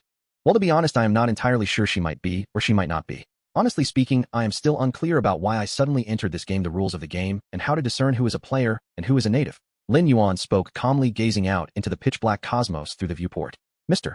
Lin, are you suggesting that you are a Qi Mingxing player? Su Xingxin exclaimed, her mouth agape as if it could fit an egg. Realizing her lack of decorum, Su Xingxin quickly covered her mouth with her small hand. What is a Qi Mingxing player? Lin Yuan suddenly recognized that despite both being players, Su Xingxin seemed to possess significantly more knowledge than he did. Well, to put it simply, a Qi Mingxing player is the first individual from a particular race selected to participate in this game. They represent hope for their race, hence the title Qi Mingxing. It is said that Qi Mingxing players possess many privileges and attributes unattainable to other types of players. If a Qi Mingxing player from a certain race successfully completes the game, all their attribute panel information will be preserved and recorded into the race's archives.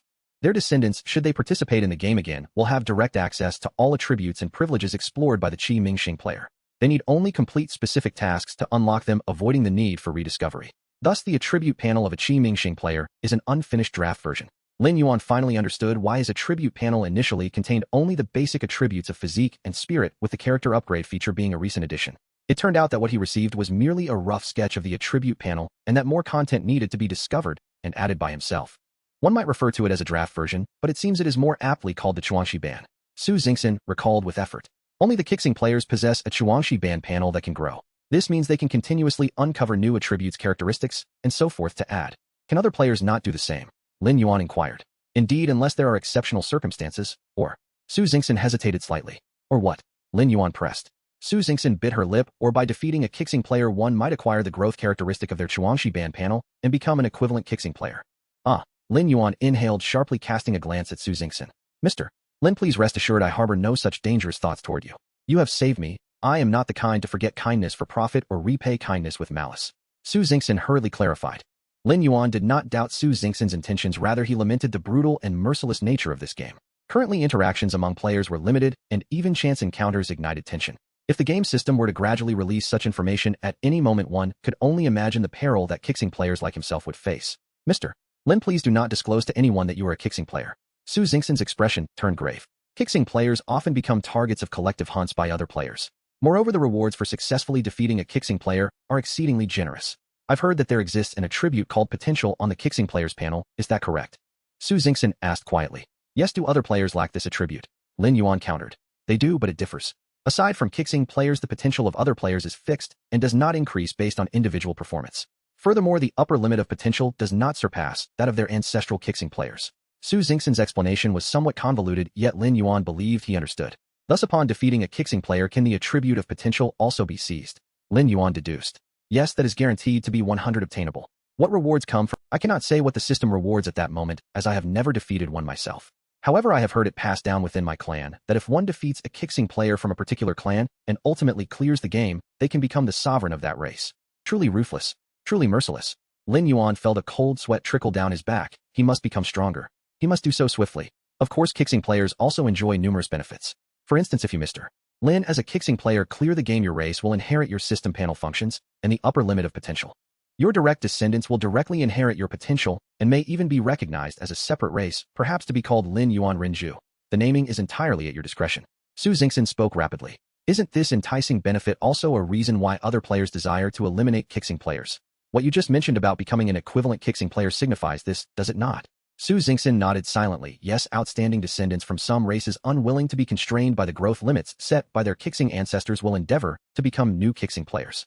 Not only can they elevate their own growth limits, but they can also establish a new race. Such temptation proves irresistible for many exceptional youths from various races. Some powerful races even require the elimination of foreign Kixing players as a rite of passage for their promising youths.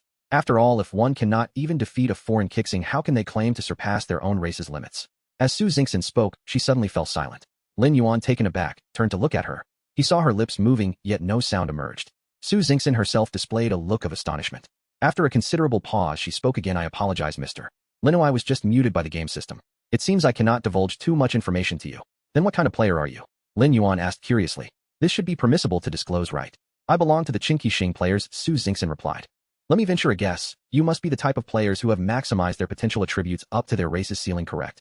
Lin Yuan boldly speculated. That could be said. Oh, my potential indeed aligns with that of the Kixing ancestors. And my attributes are also quite decent. Could you share which attributes you possess? Lin Yuan attempted to inquire. My attributes include physique, spirit. Su Xingxin had just mentioned two before her voice was once again silenced. Lin Yuan sighed as he suspected he indeed could not acquire any information that might expedite his growth. I apologize, or I was muted again, Su Xingxin said apologetically. That's quite all right, it only seems fair, Lin Yuan replied insincerely. He mentally criticized the game system once more. Lin Yuan refocused. We have just exited the Xingji Zayas. Now we must re-establish our heading towards the mission area. Understood. I shall contribute my efforts to assist you, Mr. Lin, in completing the task to the best of my abilities. Lin Yuan nodded. Xiao Zhou accessed the mission data, marking the boundaries of the Shenzhou Changjiu and the locations of the monitoring beacons we need to recover. Yes, Commander. The Shenzhou Changjiu, where this mission area is located, is not too far from our current course, and the specific route has already been planned. There are a total of 7 beacons to recover. One is situated at the center of the Shenzhou Changjiu, while the other 6 are positioned in the front, back, left, right, above, and below directions from the center. According to the latest updated mission brief, one beacon's signal has disappeared, suspected to be damaged or lost. We must ascertain the cause and recover it, if possible, extending the mission duration by 1 day. If that beacon is ultimately not found, it will not count as a mission failure. Should we recover it, there will be additional rewards. Xiao Zhou read from the latest mission brief. This exploration task is quite humane, adhering to a principle of effort yielding reward. The Xingyun Academy of Sciences is indeed quite affluent. Lin Yuan pondered. Send a message to Jiang Mo notifying her that we have received the latest brief and will endeavor to recover all beacons. Now plan the order of recovery and the expected operational points. We will first retrieve the beacons with stable signals, and lastly search for the one that has gone missing. Make the necessary modifications to the spaceship in line with the mission requirements. Xiao Zhou, the specific plan is up to you to decide. Understood, Commander. We will equip the spaceship with magnetic storm detection radar, and all internal devices will be fitted with magnetic shield net. The remaining modifications will be carried out immediately after capturing the drifting safety support pod. Let's set it aside for now, Lin Yuan said as he tucked the beetle badge away. He resolved to present it to Huxiashin when the opportunity arose, as the erudite Huxiashin might possess valuable insights. Xiao Zhou, chart our subsequent course. We must locate a relatively safe haven to recuperate. Understood, Captain. The new route has been plotted. I have exhausted my mental energy and require a brief respite, Lin Yuan remarked, gently resting his hand on his forehead. When you have a moment, please check on that gem dweller and bring along some rice. Xiao Zhou has already prepared it in advance. Very well, I happen to be quite hungry myself. After a harrowing escape, Su Xingxin felt an emptiness in her stomach. Lin Yuan returned to the resting chamber, securing himself within the sleep pod. His mind was fatigued, and he was experiencing severe mental strain. He needed to recuperate, otherwise he would be unable to retrieve anything from the badge's realm. Once he confirmed the surrounding area was temporarily secure, Xiao Zhou restored the various compartments of the Shun Zhou to their original state. Within the isolation chamber, Su Xingxin handed a box of rice to Jingying. Hello, I am Su Xingxin. Please try this, but it is far more delectable than standard rations. Jingying eyed Su Xingxin warily, but cautiously accepted the rice box. Upon opening the lid and gazing at the steaming pristine white rice, she felt a wave of apprehension. Is this safe to eat? It resembles the seeds of some food. Are we truly so extravagant as to consume seeds? Go ahead, it's called rice. While it may not sustain hunger as well as standard rations, it excels in flavor and texture, Su Xingxin said kindly. Jingying gingerly scooped a few grains with a spoon and tasted them. How fragrant. Is this the flavor of seeds transformed into rice? Truly delightful.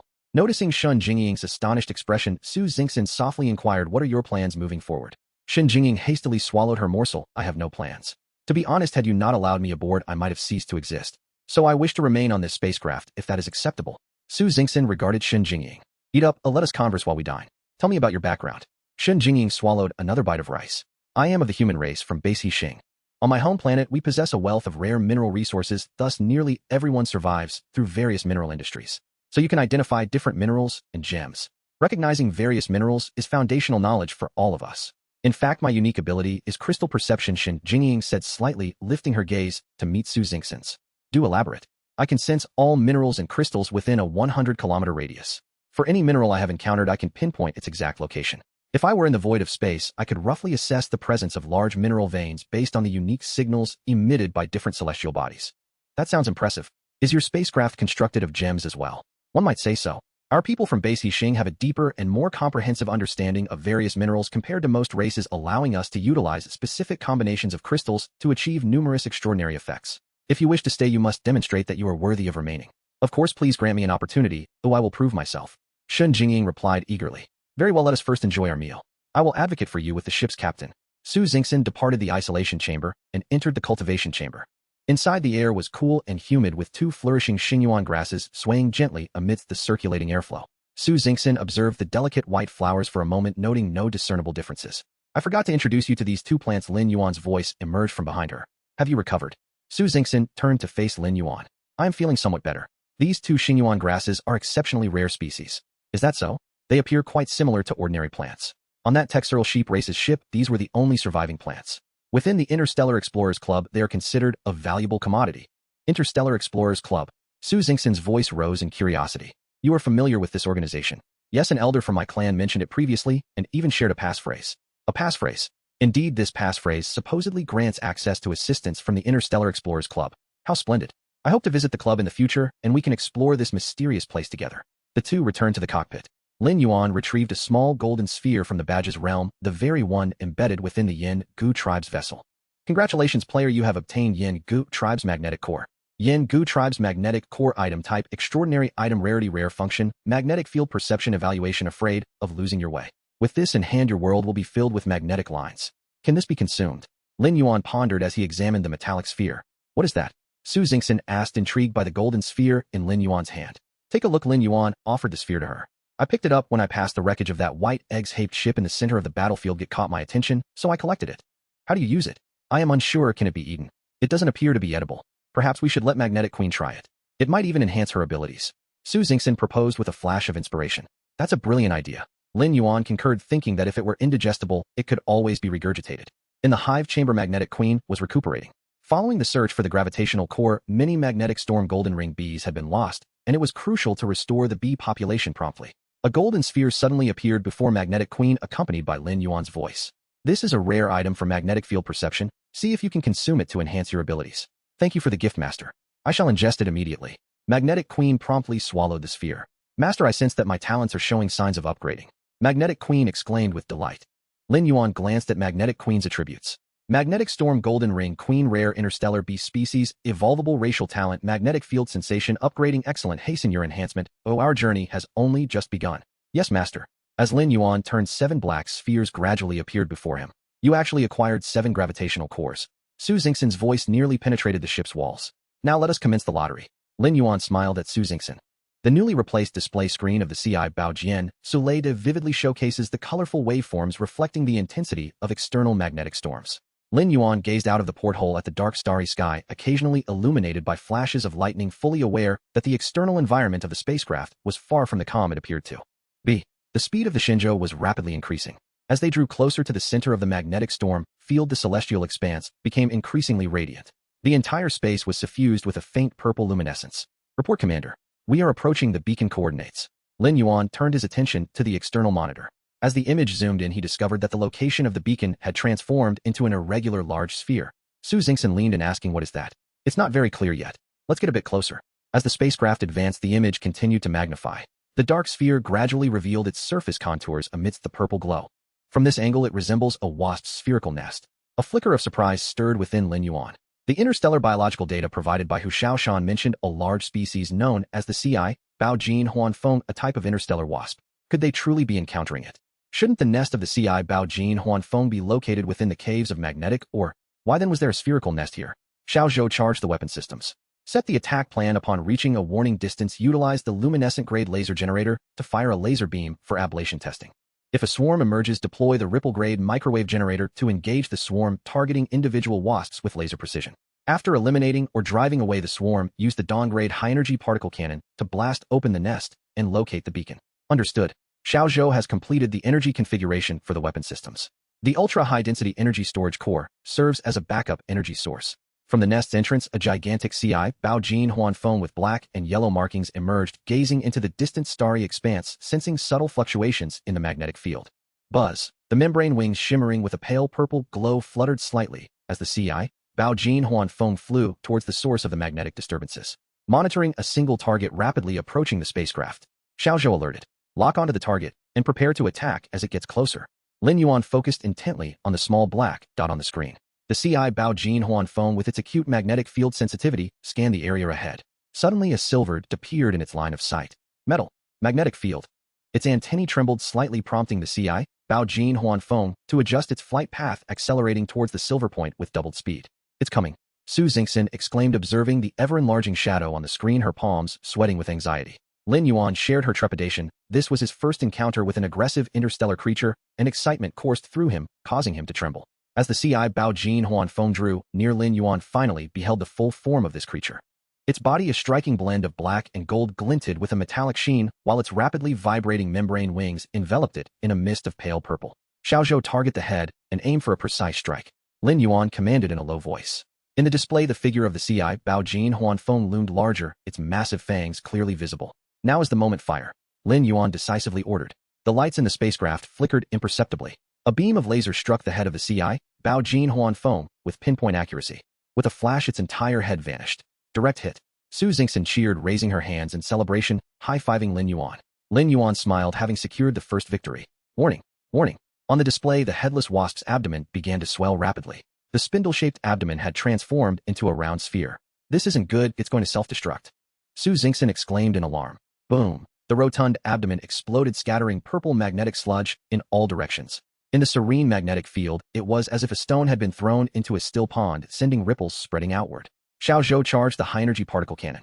Lin Yuan had not anticipated that the Ci Baojin Huanfeng could self-destruct after losing its head. The information provided by Hu Shaoshan had not covered this aspect. Since they had already startled the creatures, the previous attack plan was no longer viable. They needed to act decisively. On the monitor, as the Ci Baojin Huanfeng detonated, the hive's inhabitants became agitated. 1, 2, 3 more, and more golden-ringed wasps emerged from the nest, flying towards the Shenzhou. Whoosh! A thick beam of light shot from the front of the Shenzhou, piercing the nest. The scattered golden-ringed wasps were instantly obliterated. Boom! The nest split open in the middle, sending large fragments flying. A monitoring beacon tumbled out along with one of the debris. Report, Commander, we have located the beacon's trace. There is no signal feedback, it may have been damaged. Shenzhou switched the display to a close-up of the beacon, revealing its surface marred and uneven, resembling the pit of a peach. Adjust course and prepare to capture the beacon remnants. Continue striking the remaining large fragments. While the swarm is still disoriented, eliminate as many as possible. Whoosh, whoosh, whoosh. Several large fragments of the hive were reduced to smaller pieces. Numerous Ci Baojin Huanfeng were obliterated. After the initial chaos subsided, the swarm began to regroup, approaching the Shenzhou from various angles. Shenzhou switched to attack mode. Charged the ripple-grade microwave generator for free fire. Buzz. A series of invisible waves swept through a small group of wasps. The internal plasma of the affected Ci Baojin Huanfeng boiled and evaporated instantly, causing their massive eyes to shrivel and dim. Excellent. Keep up the assault. The microwave generator proved effective, ideally suited for targeting small clusters of wasps. Buzz, buzz, buzz. Several groups of wasps were vaporized, losing all vitality. Commander, an exceptionally large Ci Baojin Huanfeng has been detected near the beacon, suspected to be the queen. Is that so? Prepare the Jia Long for capture. Lin Yuan replied, energized. According to the data from Hu Shaoshan, if they could tame the queen, they might command a swarm. Look, the queen is gathering a large number of golden-ringed wasps. Su Xingxin alerted. She's trying to flee. Quickly, charge the high-energy particle cannon. Target the queen and the surround. Su Xingxin inquired. Not capturing her is not an option. This species holds grudges. We have destroyed her nest. If we allow the queen to escape, we will face relentless vengeance in the future. Lin Yuan asserted decisively. Whoosh! A beam struck the swarm, creating a circular void at its center. At the heart of the void, the massive queen's membrane wings shattered, her antennae and legs severed, leaving her on the brink of collapse. Shenzhou launched the Jia Long. Boom! A yellow light shot straight toward the queen. Several Ci Baojin Huanfeng surged toward the queen in an attempt to rescue her. A series of lasers cut through, annihilating the nearby golden-ringed wasps with ease. The yellow light successfully struck the Ci Baojin Huanfeng Wang. Pop! The light exploded, ensnaring the queen in a pale yellow cocoon, rendering her immobile. Quick! Sustain a barrage towards the queen bee of the Jinhui Feng. A faction of the magnetic storm Jinhui Feng continued their advance toward the pale, yellow luminescent cocoon, intent on abducting their queen. The majority of the remaining magnetic storm Jinhui Feng launched a fierce collective assault against the Shenzhou spacecraft. Numerous squads of Jinhui Feng grouped in 3s and 5s converged around Lin Yuan. Each Jinhui Feng vibrated its wings with a desperate fervor. Ripples of magnetic turbulence began to radiate outward toward the Shenzhou. Layer upon layer of ripples resonated and gradually coalesced into waves of formidable magnetic storm. Warning! Warning! Magnetic storm contact alert! Magnetic storm contact alert! Xiaozhou assessed the intensity of the magnetic storm and elevate the protection level of the horny layer bionic magnetic storm shielding armor to maximum. Report, Commander. The energy backup of the ultra-high-density energy storage core has been connected to the horny layer bionic magnetic storm shielding armor, capable of accommodating an instantaneous surge of energy consumption without diminishing protective strength. Good. Engage the engines at superpower operation. Charge the rippling microwave generator. Prepare to traverse the magnetic storm waves and initiate the breakout. The tail flame of the Shenzhou elongated once more, the spacecraft instantaneously accelerating towards the magnetic storm. Zhi, the lights within the spacecraft flickered erratically. On the control panel, the monitor displayed irregular waveforms and static snowflakes that incessantly blinked. Lin Yuan and Su Xingxin sat in the cockpit, witnessing a squad of magnetic storm Jinhui Feng being instantaneously desiccated by microwaves, subsequently colliding into fragments against the Shenzhou. Su Xingxin's complexion paled, her hand instinctively gripping Lin Yuan's arm tightly. After consecutively shattering 5 squads of magnetic storm Jinhui Feng, the Shenzhou finally broke through, leaving a majority of the magnetic storm Jinhui Feng trailing behind the spacecraft. Report, Commander. The ultra-high-density energy storage core is nearing depletion, estimated to withstand one more wave of magnetic storm. The horny layer bionic magnetic storm shielding armor has sustained minor damage, with durability remaining. The spacecraft's energy reserves are below sufficient to support 1 full power emission of the high-energy particle beam cannon or 5 full power microwave emissions. Xiaozhou timely reported on the remaining energy. Rapidly approach the Queen Bee. Continuously recharge the magnetic storm shielding armor. The spacecraft swiftly advanced towards the Queen Bee, enduring 2 more magnetic storm wave attacks. Energy backup exhausted. The horny layer bionic magnetic storm shielding armor is severely damaged, with durability remaining.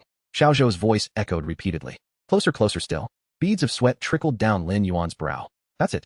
With a thought, Lin Yuan stored the pale yellow cocoon within the spatial badge. Nearby beacon debris was also collected. Success.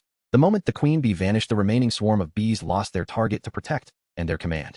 All magnetic storm Jinhui Feng fell into confusion, beginning to spiral aimlessly in place. Quickly, Lin Yuan rose and flew towards the cargo hold. Su Xingxin suddenly realized her hand was still gripping Lin Yuan's arm, a flush creeping onto her face. Discreetly withdrawing her hand, she followed Lin Yuan to the cargo hold.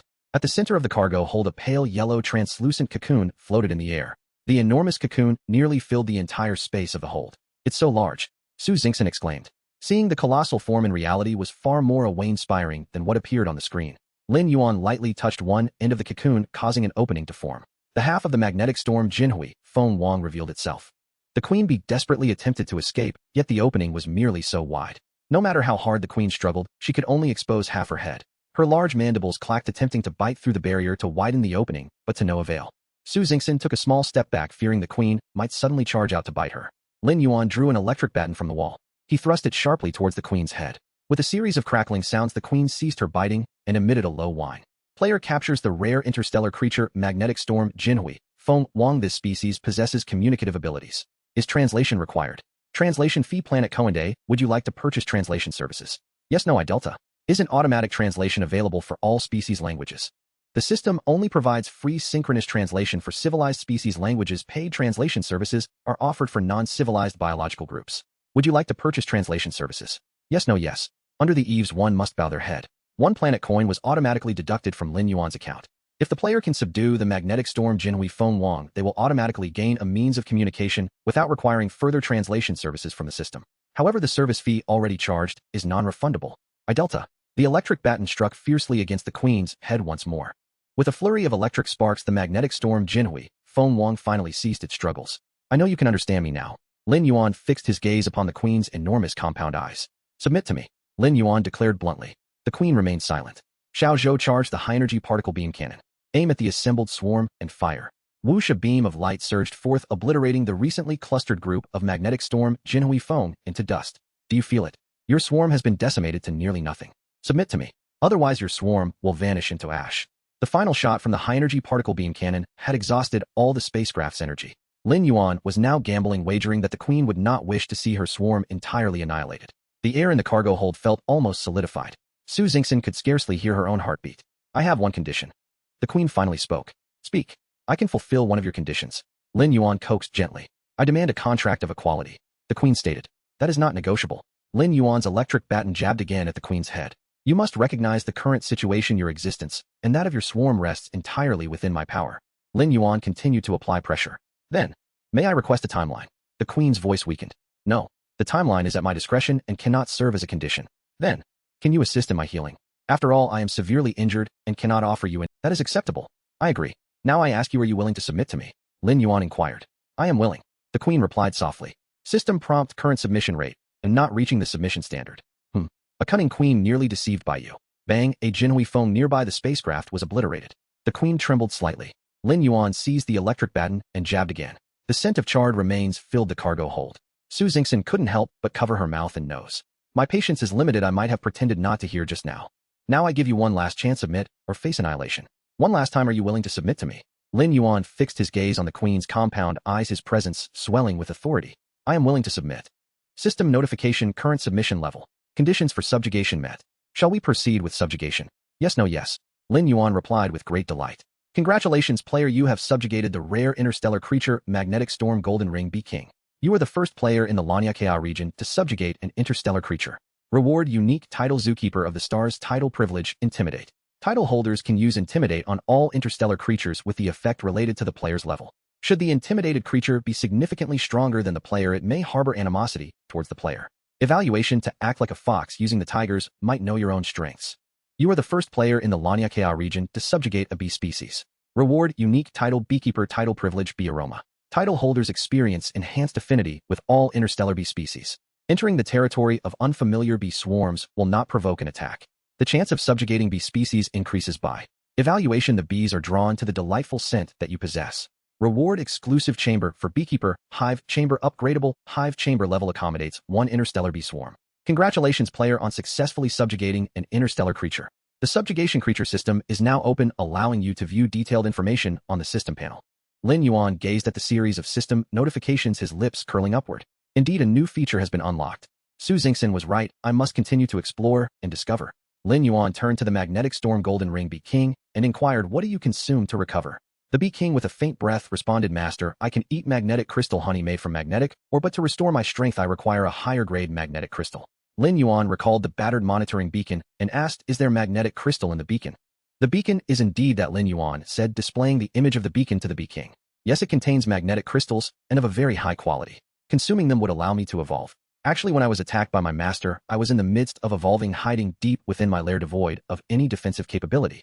I was gravely injured, nearly losing my life. The magnetic energy stored within me was solely used to sustain my existence, leaving me with little left to mend my wounds, the Bee King murmured softly. Are you blaming me for injuring you? Lin Yuan furrowed his brow. I dare not, your attack was entirely justified. It was my fault for greedily consuming my master's beacon. The Bee King hurriedly lowered its head. It's good that you understand. If it weren't for my intervention, you would still be racing towards demise along the wrong path. Yes, thank you for saving me, master. I shall certainly return to the right path and dedicate my loyalty to you. Lin Yuan observed the Bee King and then asked, I have another beacon signal that has gone missing. Did you consume it as well? Reporting to you, master, I did not consume it, but I know where that beacon is located. Enlighten me. Reporting to you, master, this magnetic storm domain originally housed only my clan of magnetic storm golden ring bees. A few months ago, a swarm from outside suddenly intruded, led by a queen who sought to annex my hive and challenged me. I led my swarm to repel them, believing she would flee, but after some time her strength surged unexpectedly. She evolved and gained an additional pair of wings. My clan suffered tremendous losses and we barely managed to drive her back, but given her nature it won't be long before she returns to provoke us again. Subsequently, a scout bee I dispatched returned to inform me that the queen was gnawing on the beacon. That was when I learned that the beacon contained magnetic crystals capable of allowing me to evolve. Do you want me to help you defeat her? Lin Yuan inquired. I dare not, I merely wish for my master to retrieve the beacon and assist me in reclaiming my position. The Bee King's head drooped even lower. If you devour that queen, can you evolve? Lin Yuan scrutinized the Bee King. The Bee King lifted its head. I would not deceive my master. I am uncertain if I can complete the evolution, but I can fully restore my condition. Very well, let us rest briefly, after which we shall proceed to the coordinates of Beacon No.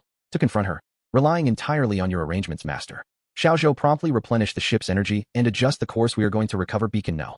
Understood, Commander. Energy blocks are being retrieved to supplement the ship's energy. It is estimated that we will achieve charge before reaching Beacon No. Good. Can your swarm still be commanded? Lin Yuan turned to the Bee King. Yes, I still have some provisions and various resources collected in my hive. I will instruct them to gather everything back. Quickly regroup your swarm. From now on you shall reside in the ship's hive chamber. Thank you, Master. With that the Bee King waved its remaining antenna directing the outer magnetic storm golden ring bees to commence their tasks. Mr.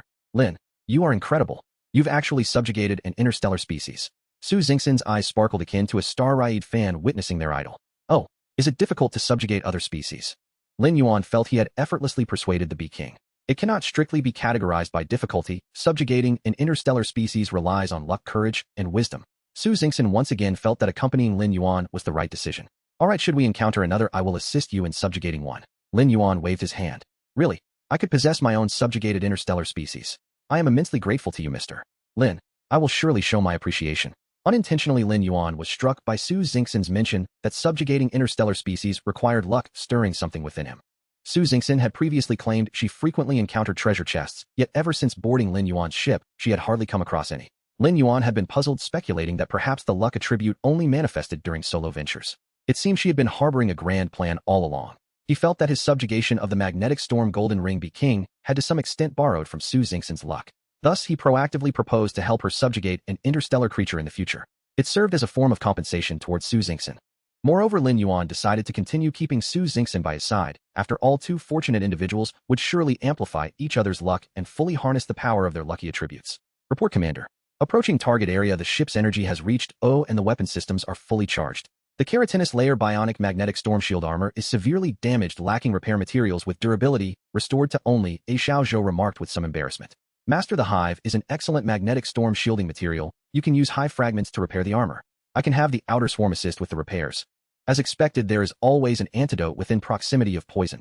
The hive of the magnetic storm golden ring bees can actually shield against magnetic storms. Lin Yuan promptly commanded Xiao Zhou to use the hive fragments for armor repair. Congratulations, player, on creating a new item. You are the first player in the Lanyakea region to create new items. Your reward is the unique title of Inventor Among the Stars. Title privilege Eureka. The title holder may use familiar materials to invent new items and can create blueprints for these items.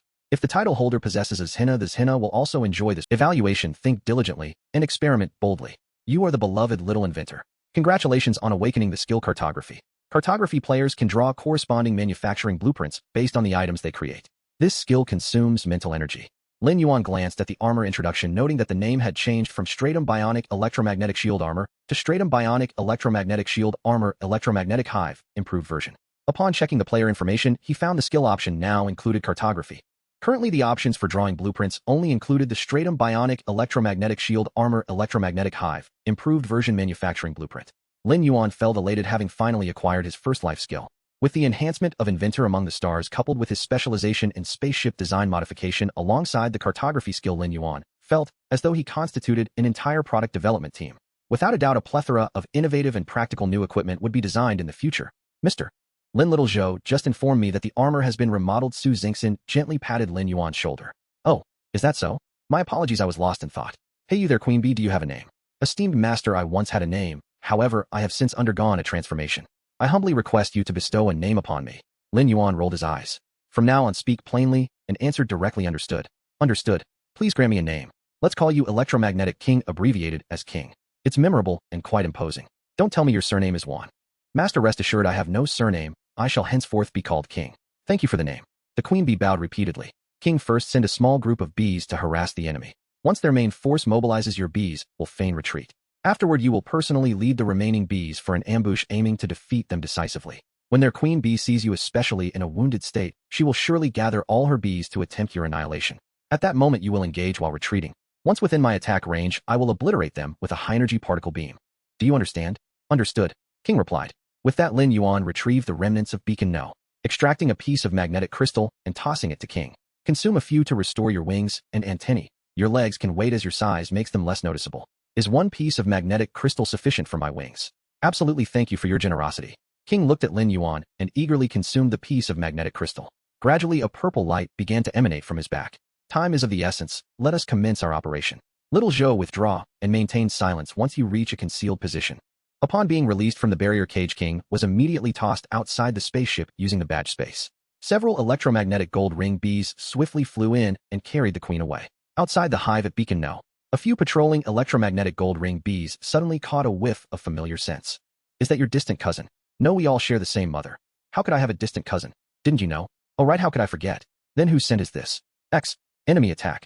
Enemy. Before the sentence was complete, all the patrolling gold ring bees simultaneously lost their heads. Run. The leading gold ring bee urged the others to retreat quickly. Bang bang bang. Purple viscous fluid splattered everywhere, covering the hive's surface. Bold. How dare you wreak havoc at my doorstep? Pursue them. Dozens of robust electromagnetic gold ring bees emerged from the hive, chasing after the fleeing group. Now is the time, go assist now.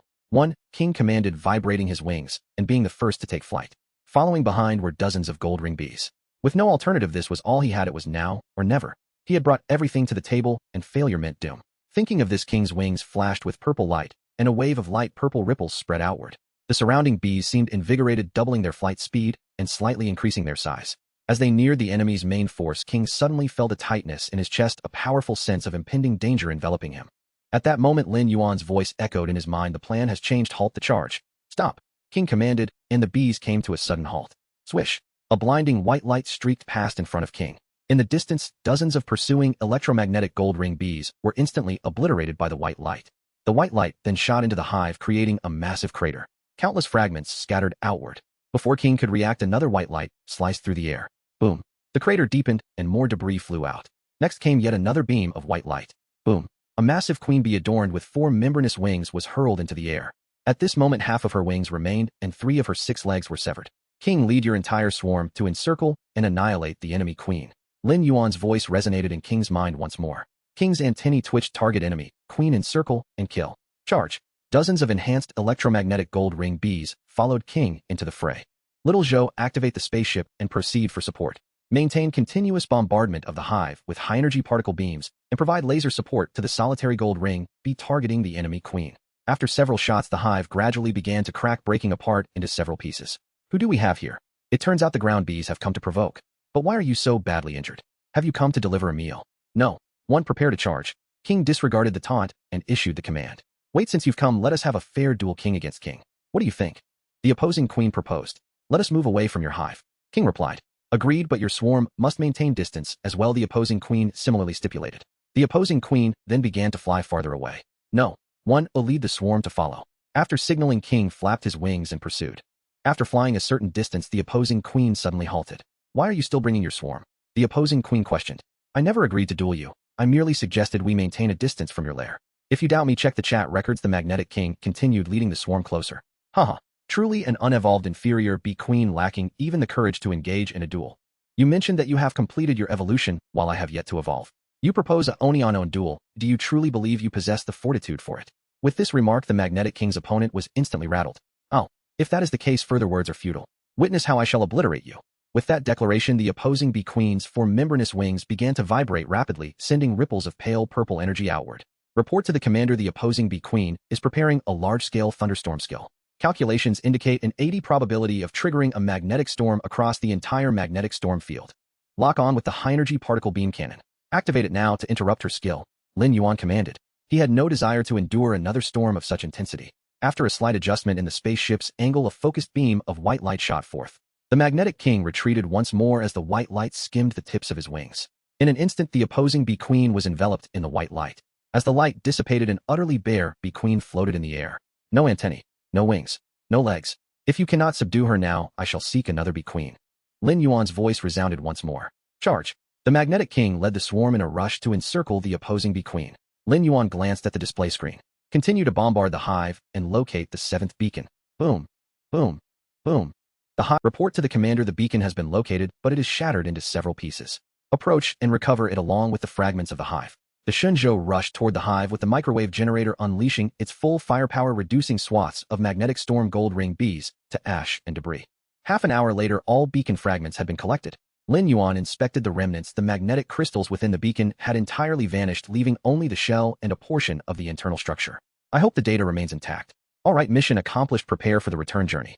Lin Yuan received a message from the magnetic king, who had completed her consumption and was now leading the swarm back. Can you recruit this swarm? Lin Yuan inquired. Indeed, I have consumed the opposing bee queen. I am now their sovereign. Good, consolidate the swarm, gather resources, and then take position in the Fengchao cabin while on standby. Yes, master. I sense an impending opportunity for evolution. I shall attempt to evolve once more. The Magnetic King responded. Approve the evolution and hasten the process. Understood. I will report to you immediately upon completion of my evolution. With that, the Magnetic King lost contact and entered a state of slumber. Lin Yuan glanced outside the porthole at the swarm, cleaning the battlefield, and opened the system panel. Subjugated interstellar biological information, subjugated organism, magnetic storm gold ring B queen, and her swarm magnetic storm gold ring B queen, rare interstellar B species evolution, capable currently evolving skill breeding breeds, ordinary magnetic storm gold ring Bs to maintain swarm numbers. Skill magnetic field domain activates a magnetic field around her, enhancing ordinary magnetic storm gold ring Bs within the area. Skill magnetic storm stinger fires a stinger that triggers a small magnetic storm upon impact, which can also be detonated prematurely. Skill magnetic domain detonation detonates the magnetic field around her, generating a strong magnetic storm. Acquired after upgrading ordinary magnetic storm gold ring B. Skill magnetic storm stinger fires a stinger that triggers a small magnetic storm upon impact, which can also be detonated prematurely. Skill self-destruct upon being killed. The abdomen expands and explodes, triggering a small magnetic storm and sending out a warning signal. Skill magnetic storm vibrates wings to create a small magnetic storm. In swarm formation, it produces a collective skill. The more bees there are, the stronger the storm. Report to the commander. The swarm has returned to the hive. Shall we set sail? Xiaozhou reminded. Set sail. Once we exit the magnetic storm field, attempt to contact Jiang Mo and send a mission briefing. Understood. Adjusting course and activating high-speed cruise mode. Departing now. A day later, Lin Yuan's Shenzhou spacecraft emerged from the opposite end of the magnetic storm field. Warning. Unknown spacecraft debris detected. Executing emergency evasive maneuvers. Whoosh. Half a segment of spacecraft debris grazed past the Shenzhou, plunging into the magnetic storm field behind it. Boom. The equilibrium within the field was instantly shattered, erupting into a fierce magnetic storm. It's an ambush. Lin Yuan immediately felt a surge of anxiety. Xiaozhou, power up all radars. Charge the weapon systems. Energize the armor. Prepare to withstand a saturation attack and retaliate at any moment. Report to the commander. Scanning reveals 2 concealed ships in the forward space. Lock onto one of them and execute a saturation strike.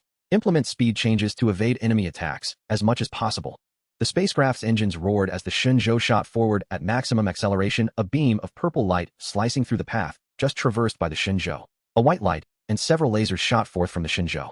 Ahead in the deep expanse of space, a strangely shaped ship materialized, spewing flames from its rear in an attempt to evade. Boom. The entire rear of the ship vanished, leaving behind a hull riddled with fist-sized holes. Magnetic King, dispatch a pair of gold ring Bs to survey the battlefield. The remainder will assault the other ship. Surrounding the Shenzhou, hundreds of magnetic storm gold ring Bs surged toward the distant vessel. Xiaozhou charged the weapon systems and initiate another long-range strike. Another flash of white light ensued, and a transparent shield suddenly materialized before the distant silver ship, shattering after a second of contact. Yet that fleeting second allowed the silver ship to escape rapidly, leaving behind a white streak. Xiaozhou logged the specifications of the enemy ship and added it to the friend-or-foe identification system. In the future, should we encounter it, execute a saturation attack without further consultation. Understood, Commander. Lin Yuan felt somewhat disheartened, emerging from the magnetic storm field only to be struck with a sudden ambush. Had it not been for Xiaozhou's evasive maneuvers, this ambush might have caused severe damage. Mr. Lin, it appears that interplayer attacks have become the norm. We must exercise utmost caution during our upcoming journey. Su Xingxin expressed her concerns. While she felt that following Lin Yuan would likely keep her safe, the reality of an encounter was immediate, compelling her to remain vigilant. Magnetic King, deploy your domain to envelop the entire ship, obstructing radar detection. Lin Yuan commanded. Form a scout team from the swarm to continuously monitor the surrounding area as a supplement to radar detection. Understood, Magnetic King is at your command. The voice of the Bee Queen resonated from the Fengchao cabin.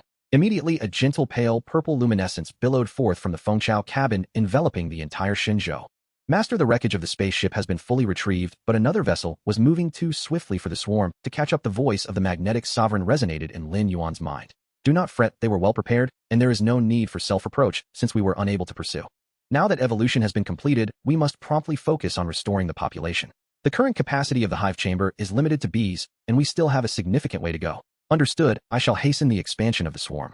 The resources confiscated from the previous hive are at your disposal. Elevate the swarm's strength as swiftly as possible. Certainly.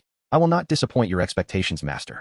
Lin Yuan fixed his gaze on the wreckage of the spaceship displayed on the screen. Xiaozhou, prepare to initiate the capture operation. Clang, 2 mechanical arms securely grasped the damaged vessel. Xiaozhou dispatched the octopus spider exploration robot to board the ship and conduct a search. Mr. Lin, may I board the vessel as well? Su Xingxin inquired softly. Lin Yuan was momentarily taken aback. You wish to go up? Yes, I want to see which race is preparing to attack us. Su Xingxin lifted her spacesuit helmet. Lin Yuan felt a flicker of inspiration. Such a task, as searching the remains, should indeed be entrusted to the lucky one. Now that Su Xingxin had voluntarily offered to undertake this, it was a perfect opportunity for her to explore the ship, potentially uncovering unexpected treasures. Of course, you may board first. The exploration robot will follow shortly. Do take care. Alright. Su Xingxin grasped her helmet and flew towards the airlock preparation chamber. Xiao Zhou adjusted the communication frequency with Su Xingxin and synchronized the display of exploration visuals. Understood. Communication has been established. Audio and video signals are functioning normally. On the screen, Su Xingxin was approaching the wreckage of the spaceship along the mechanical arm, with several octopus spiders trailing behind her. The entire rear half of the struck spaceship was missing, allowing direct access to the forward compartment through the breach, thus eliminating the need to dismantle the hatch. First was the cargo hold. Although this compartment resembled a ruptured soda can with its interior exposed to the void of space, most of the storage boxes on the walls remained intact. After a brief survey, Su Xingxin signaled that everything was normal to the camera and continued to explore forward through the hatch. Several octopus spiders began to transport storage boxes from the cargo hold. Beyond the cargo area lay the living quarters filled with various plants, most of which had been shattered by laser beams, while the remaining few had perished due to breaches in the compartment and the destruction of the ecological maintenance systems. Only two small plants with delicate white flowers still appeared to be thriving. Lin Yuan's gaze sharpened. Xiao Zhou immediately cross-referenced the database to identify this type of plant. Cross-referencing complete. The match with Xingyuan Chao exceeds. It can be conclusively identified as Xingyuan Chao. Lin Yuan clenched his fist and waved it. Previously, Hu Shaoshan had casually mentioned Xingyuan Chao to Lin Yuan. This plant is remarkably resilient, capable of surviving in nearly any cosmic environment. Logically, it should be quite common, yet the reality is starkly contrary. It is only found in extremely remote and harsh environments within the cosmic abyss. When Lin Yuan had questioned why, Hu Shaoshan speculated that the seeds of Xingyuan Chao only germinate in extremely adverse conditions. In excessively mild environments, the seeds remain in a state of perpetual dormancy until they lose viability. Lin Yuan had mused at the time, what slumbering seeds indeed, if not disturbed, they simply sleep until they perish. Xingyuan Chao holds immense value, especially its fruit, which grants a person immunity to any extreme environment for 1 hour upon consumption. It is quite simply a life-saving fruit for those seeking to explore perilous realms. Thus, this plant is particularly coveted among adventurers, with veteran members of the Interstellar Explorer Club organizing teams each year specifically to seek out this botanical treasure in the cosmic abyss. Su Xingxin paid no heed to the surrounding flora, directly proceeding through the living quarters to the cockpit. In the pilot seat lay a headless alien body slumped over the control panel, with a large circular hole in the wall near its head leading straight to the void outside. It was evident that a laser beam had fortuitously struck the alien pilot's head. Su Xingxin gazed at the headless form, furrowing her brow, clearly unprepared for such a gruesome sight. Suppressing her nausea, Su Xingxin began to search the alien body. 1 card, 1 piece of paper, 1 metallic box, 1 small metal vial, and 1 personal pouch. Don't forget the ring on its hand, Lin Yuan reminded. At his words, Su Xingxin glanced down and retrieved a golden ring adorned with a gemstone from the fuzzy fingers of the alien. Return now, let the robots handle the subsequent searches. You have performed admirably. Lin Yuan's voice resonated in Su Xingxin's helmet. Upon hearing this, Su Xingxin nodded and turned back. Suddenly, something in the darkness glimmered faintly with a green light. Following the green glow, Su Xingxin reached a corner of the cockpit.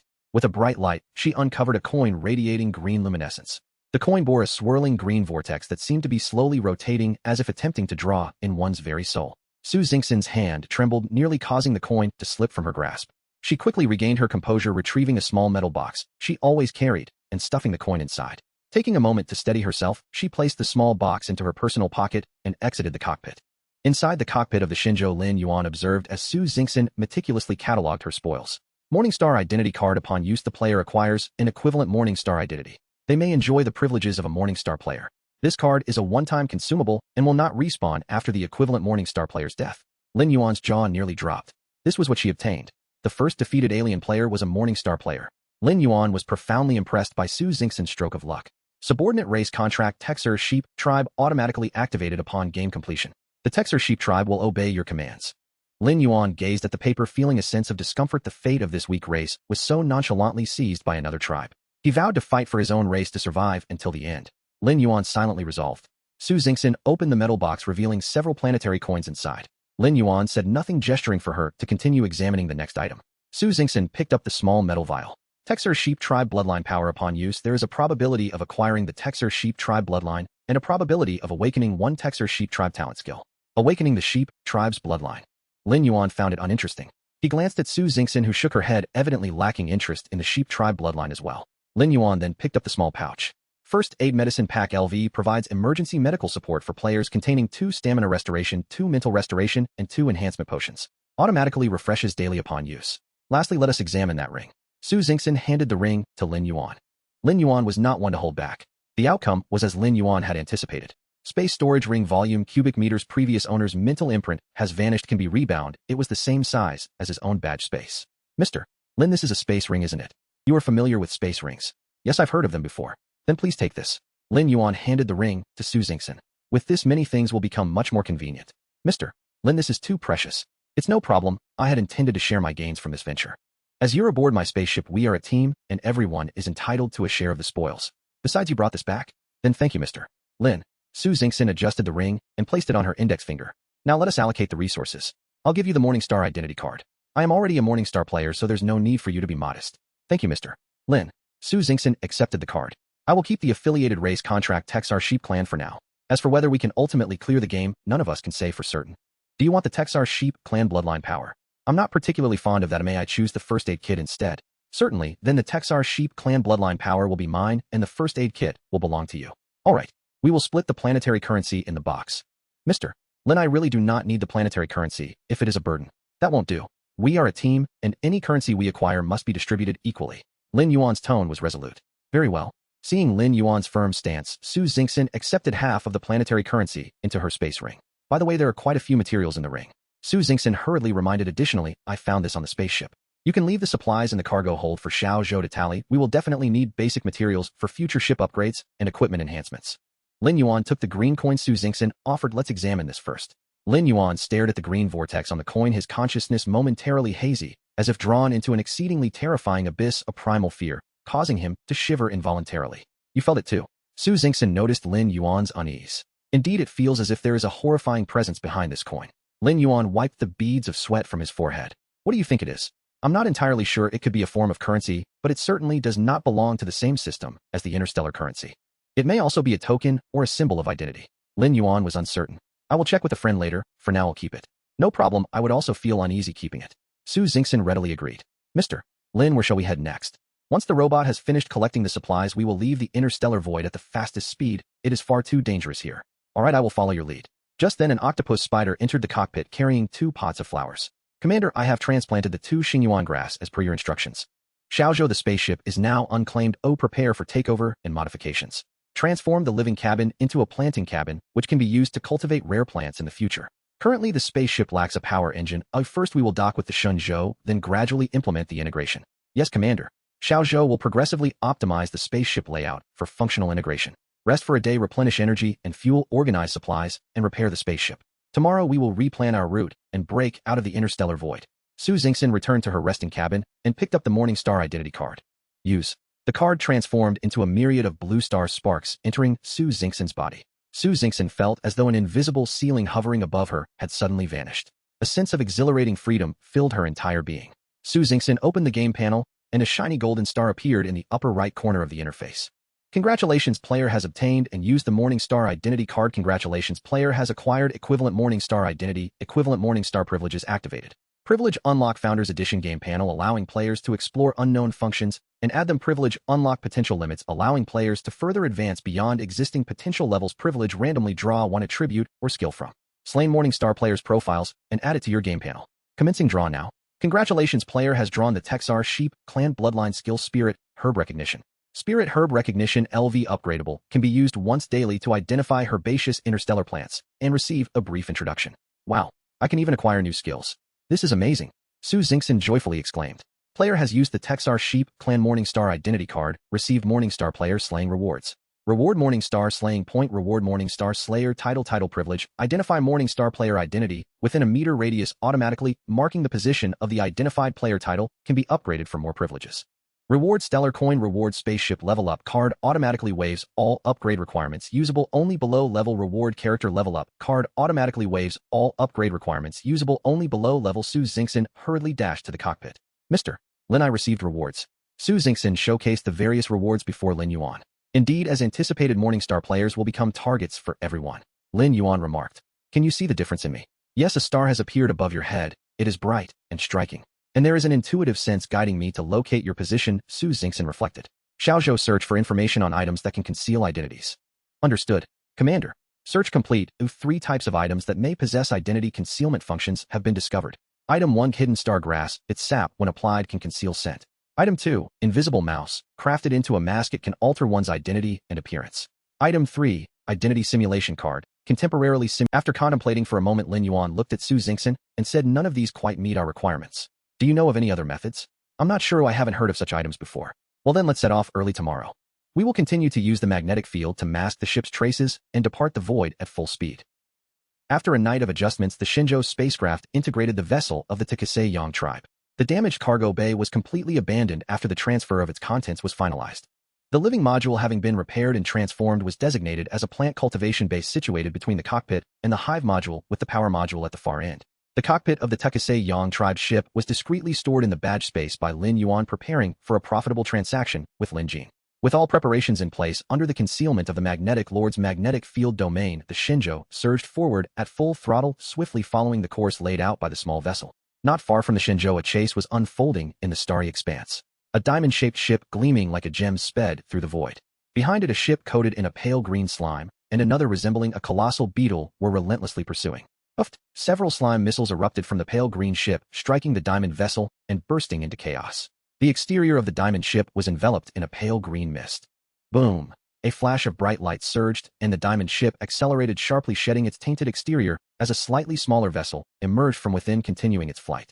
The colossal beetle ship opened its wide maw, releasing a powerful laser that struck the rear of the diamond vessel directly.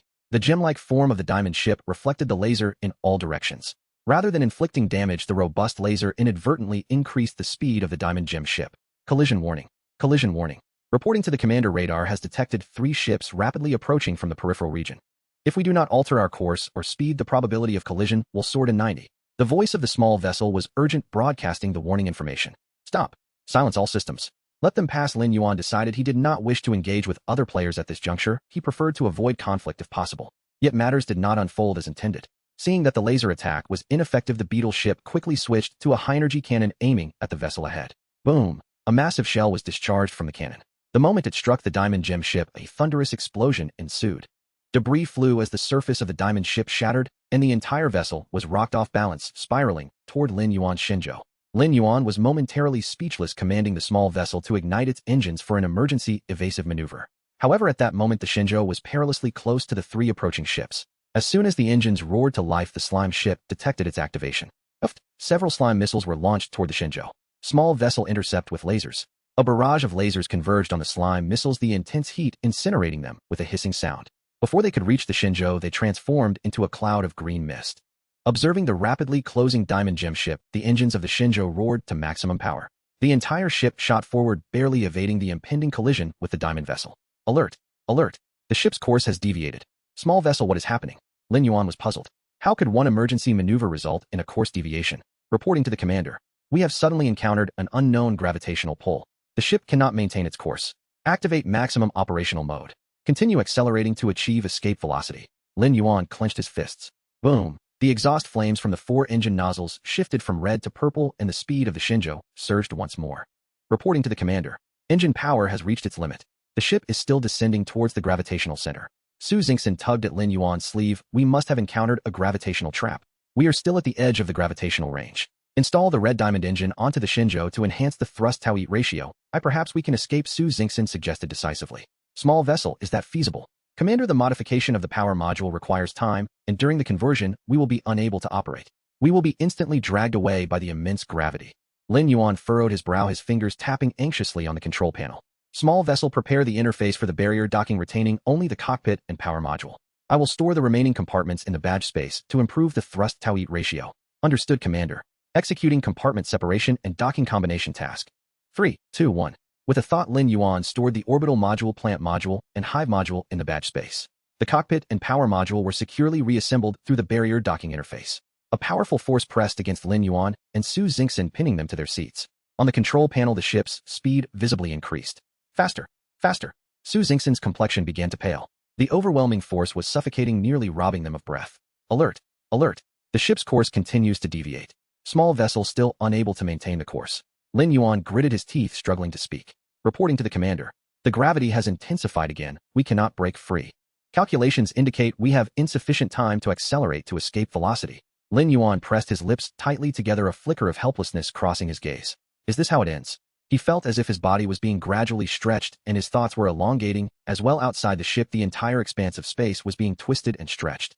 Suddenly in the distance near the gravitational center, a colossal rift in space opened. A gigantic maw emerged from the fissure, sucking in the entire gravitational trap along with the surrounding vicinity. Nearby space was torn apart, creating enormous gaps.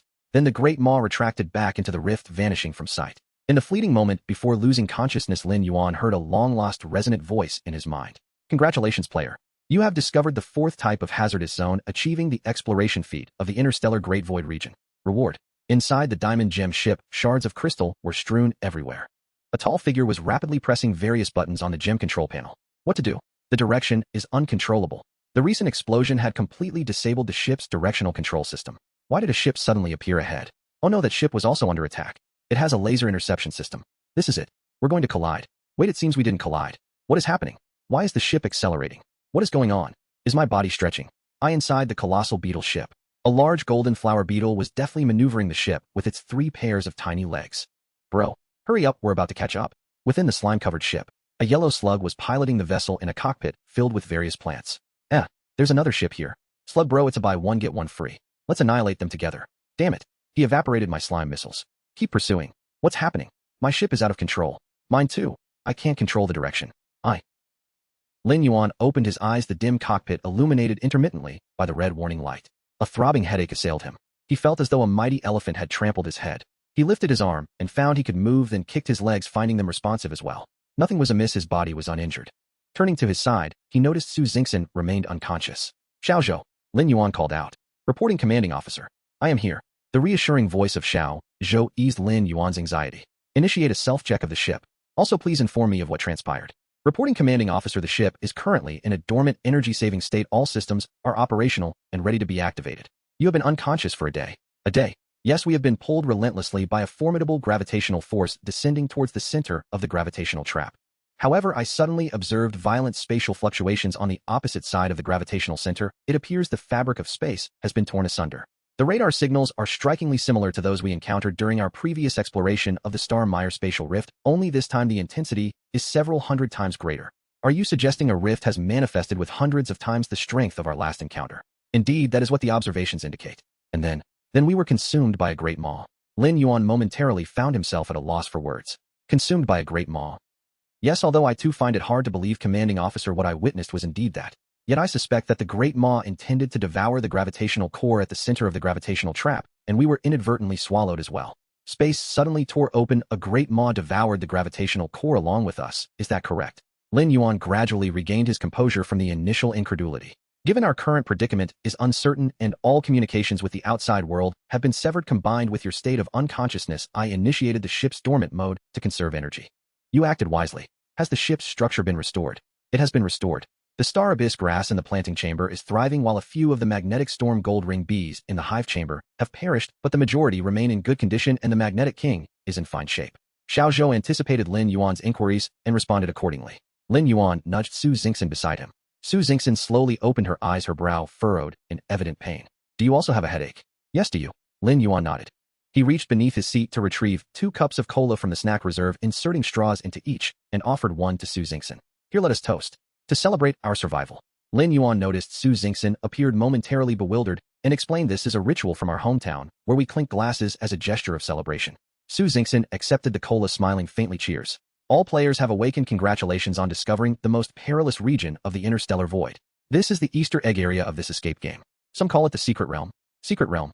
The mention of this term stirred something within Lin Yuan. Warriors who pass the Easter egg trial will gain direct access to the interstellar void. If by misfortune you do not succeed, then it is genuine misfortune indeed. Haha. Of course, such splendid rewards are not available to everyone. I mean, only one ship can obtain it. Current number of ships in the area. So many ships have been swallowed. Lin Yuan glanced at Su Xingxin, whose face was awash with astonishment. Clearly she too was profoundly shaken by the sudden system announcement. As your benevolent guide, allow me to introduce the rules. The rules are simple. I call it everyone come collect money. Well, that's not its real name. I just made that title up. The true name of this area is the gravitational wasteland. You must search for a small, deep black sphere, the gravitational core. Next, a large funnel will appear in the center of your ship. Simply deposit the collected small spheres into the funnel, and the edges will illuminate green in a clockwise manner. When you turn the entire edge green, you can exchange it for a ship equipment piece and gain direct access to leave this place. So what is this equipment? The answer is a reverse gravity engine. With this, your ship will be free from all gravitational influence, able to convert gravity into repulsion, allowing for unrestricted travel throughout the stars.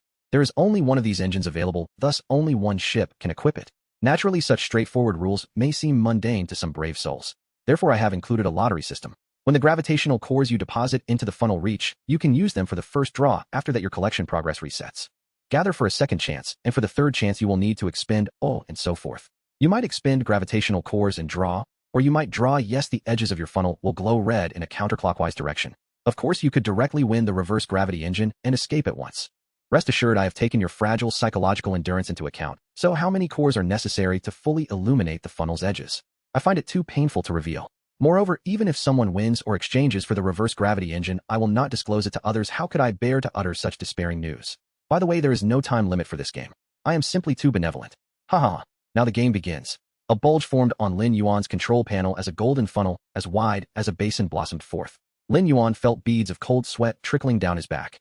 Su Xingxin's complexion was equally pale. What shall we do? She looked to Lin Yuan. Let us search for the so-called gravitational core. Lin Yuan took a deep sip of cola to steady himself.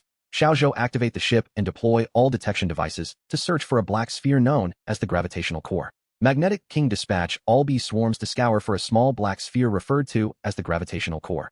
Understood. Xiaozhou and the Magnetic King replied in unison. Not far from the Shenzhou, a gem-like ship was slowly approaching. The gem-like vessel sparkled with intermittent glimmers of light. Commanding officer. The previous ship is drawing near. Inquire about their intentions. Commanding officer, the communication system is non-functional.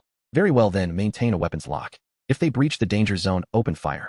Understood, commanding officer. Distance to danger zone kilometers. Lin Yuan and Su Xingxin focused intently on the screen, sipping their cola.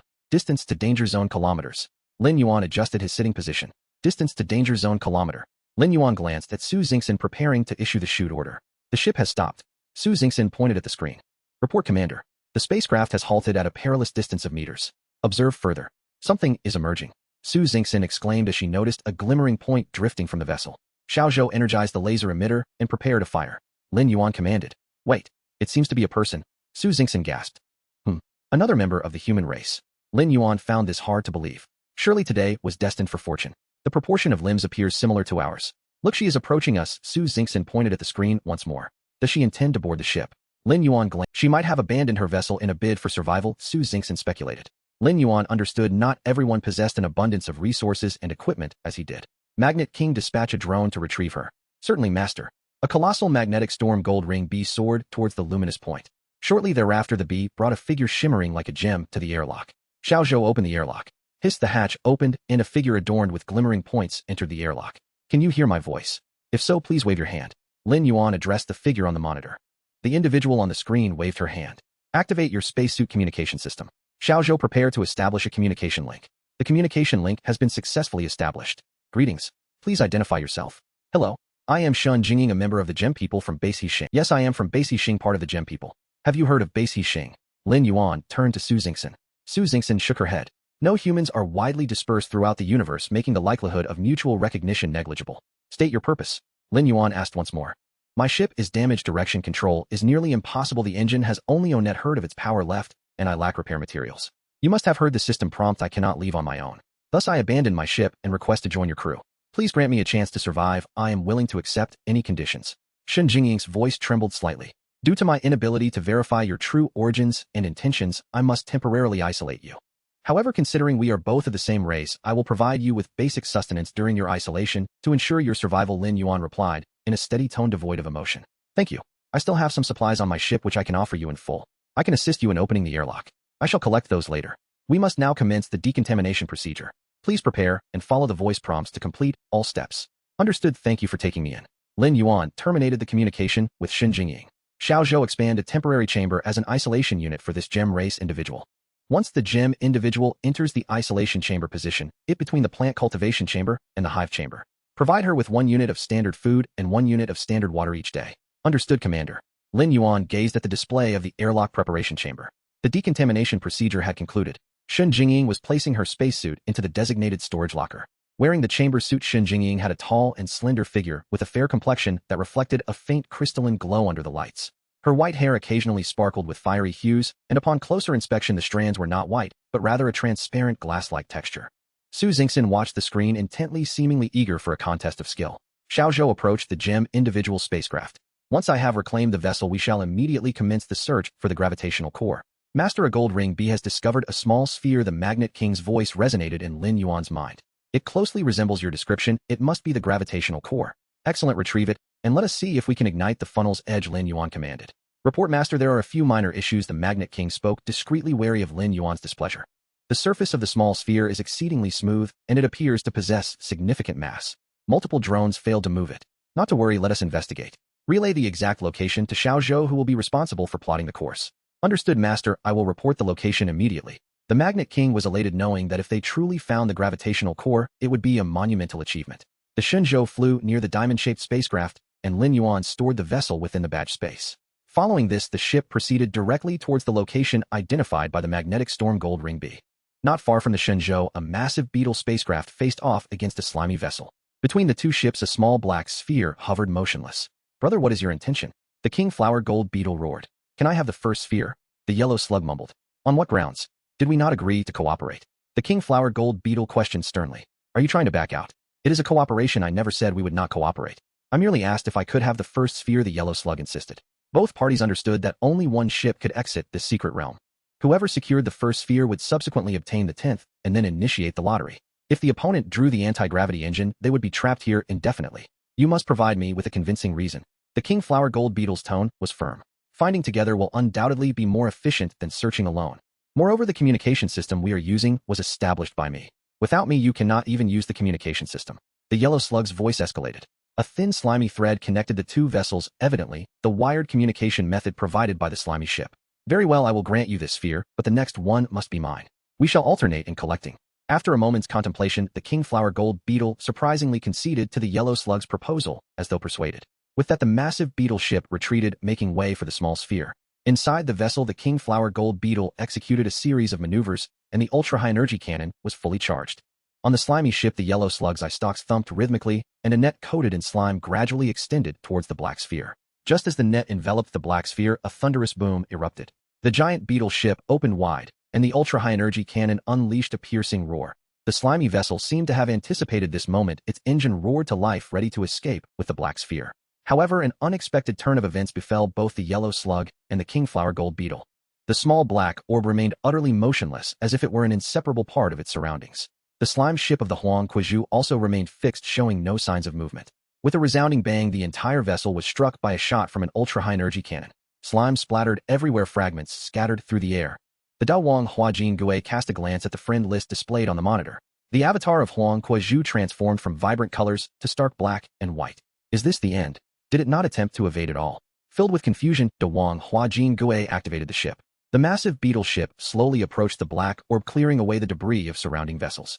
A gigantic insect leg extended from the underside of the ship, and several curved hooks at its tip securely latched onto the small orb. Da Wang Huajin Gui attempted to retract the orb, yet the insect leg was pulled taut, and the orb barely budged. In that moment, Da Wang Huajin Gui finally comprehended why his brother Huang Kuizhu's slime ship had been annihilated without so much as a twitch. It wasn't a matter of unwillingness to move, it was simply immobilized. How slow? How long must this take to retrieve? After a struggle, Da Wang Huajin Gui folded the gigantic insect leg back beneath the ship. After the massive beetle ship lingered near the small orb for a considerable time, it once again approached the orb with great caution. 10 meters, 5 meters, 1 meter. Just as the ship was about to collide with the orb, a section of the beetle ship's exterior collapsed inward, revealing an oval opening. This was evidently the hatch. Da Wang Huajin Gui's 6 slender legs gently moved, guiding the ship as it gradually swallowed the small orb into the cabin. Approximately half an hour later, the orb traversed through the ship, passing several chambers and corridors, and finally hovered above a golden funnel. The vessel ascended slowly, bringing the black orb nearer to the funnel. With a sudden thud, the small orb appeared to be drawn in by gravity, rolling along the funnel's walls for several rotations before vanishing into the depths. At the edge of the funnel, a green light flickered, slowly coalescing into a green. With a sigh of relief, Da Wang Huajin Gui withdrew his 6 legs from the control panel, retracting them to his sides. After executing the meticulous maneuver to recover a gravitational core, he felt drained and in need of a brief respite. Master, it's right here. Before the ship, amid a swarm of magnetic storm gold ring bees, a glossy black orb floated quietly, utterly still.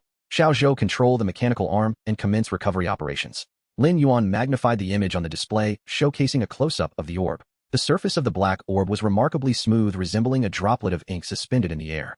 The mechanical arm is in position, ready to grasp. Shenzhou skillfully maneuvered the enormous mechanical hand, captured, preparing for retrieval. As the mechanical arm retracted, the distance between the hand and the ship gradually diminished. Yet Lin Yuan felt it was the ship being drawn closer to the orb rather than the ship pulling the orb in. This was abnormal. Shenzhou halted the recovery operations. What's wrong? Is there an issue? Su Xingxin inquired, her face filled with confusion. This orb poses a problem. Its mass is extraordinarily substantial. The ship cannot move it. Rather, it is being drawn closer by the orb. Oh, such a great mass.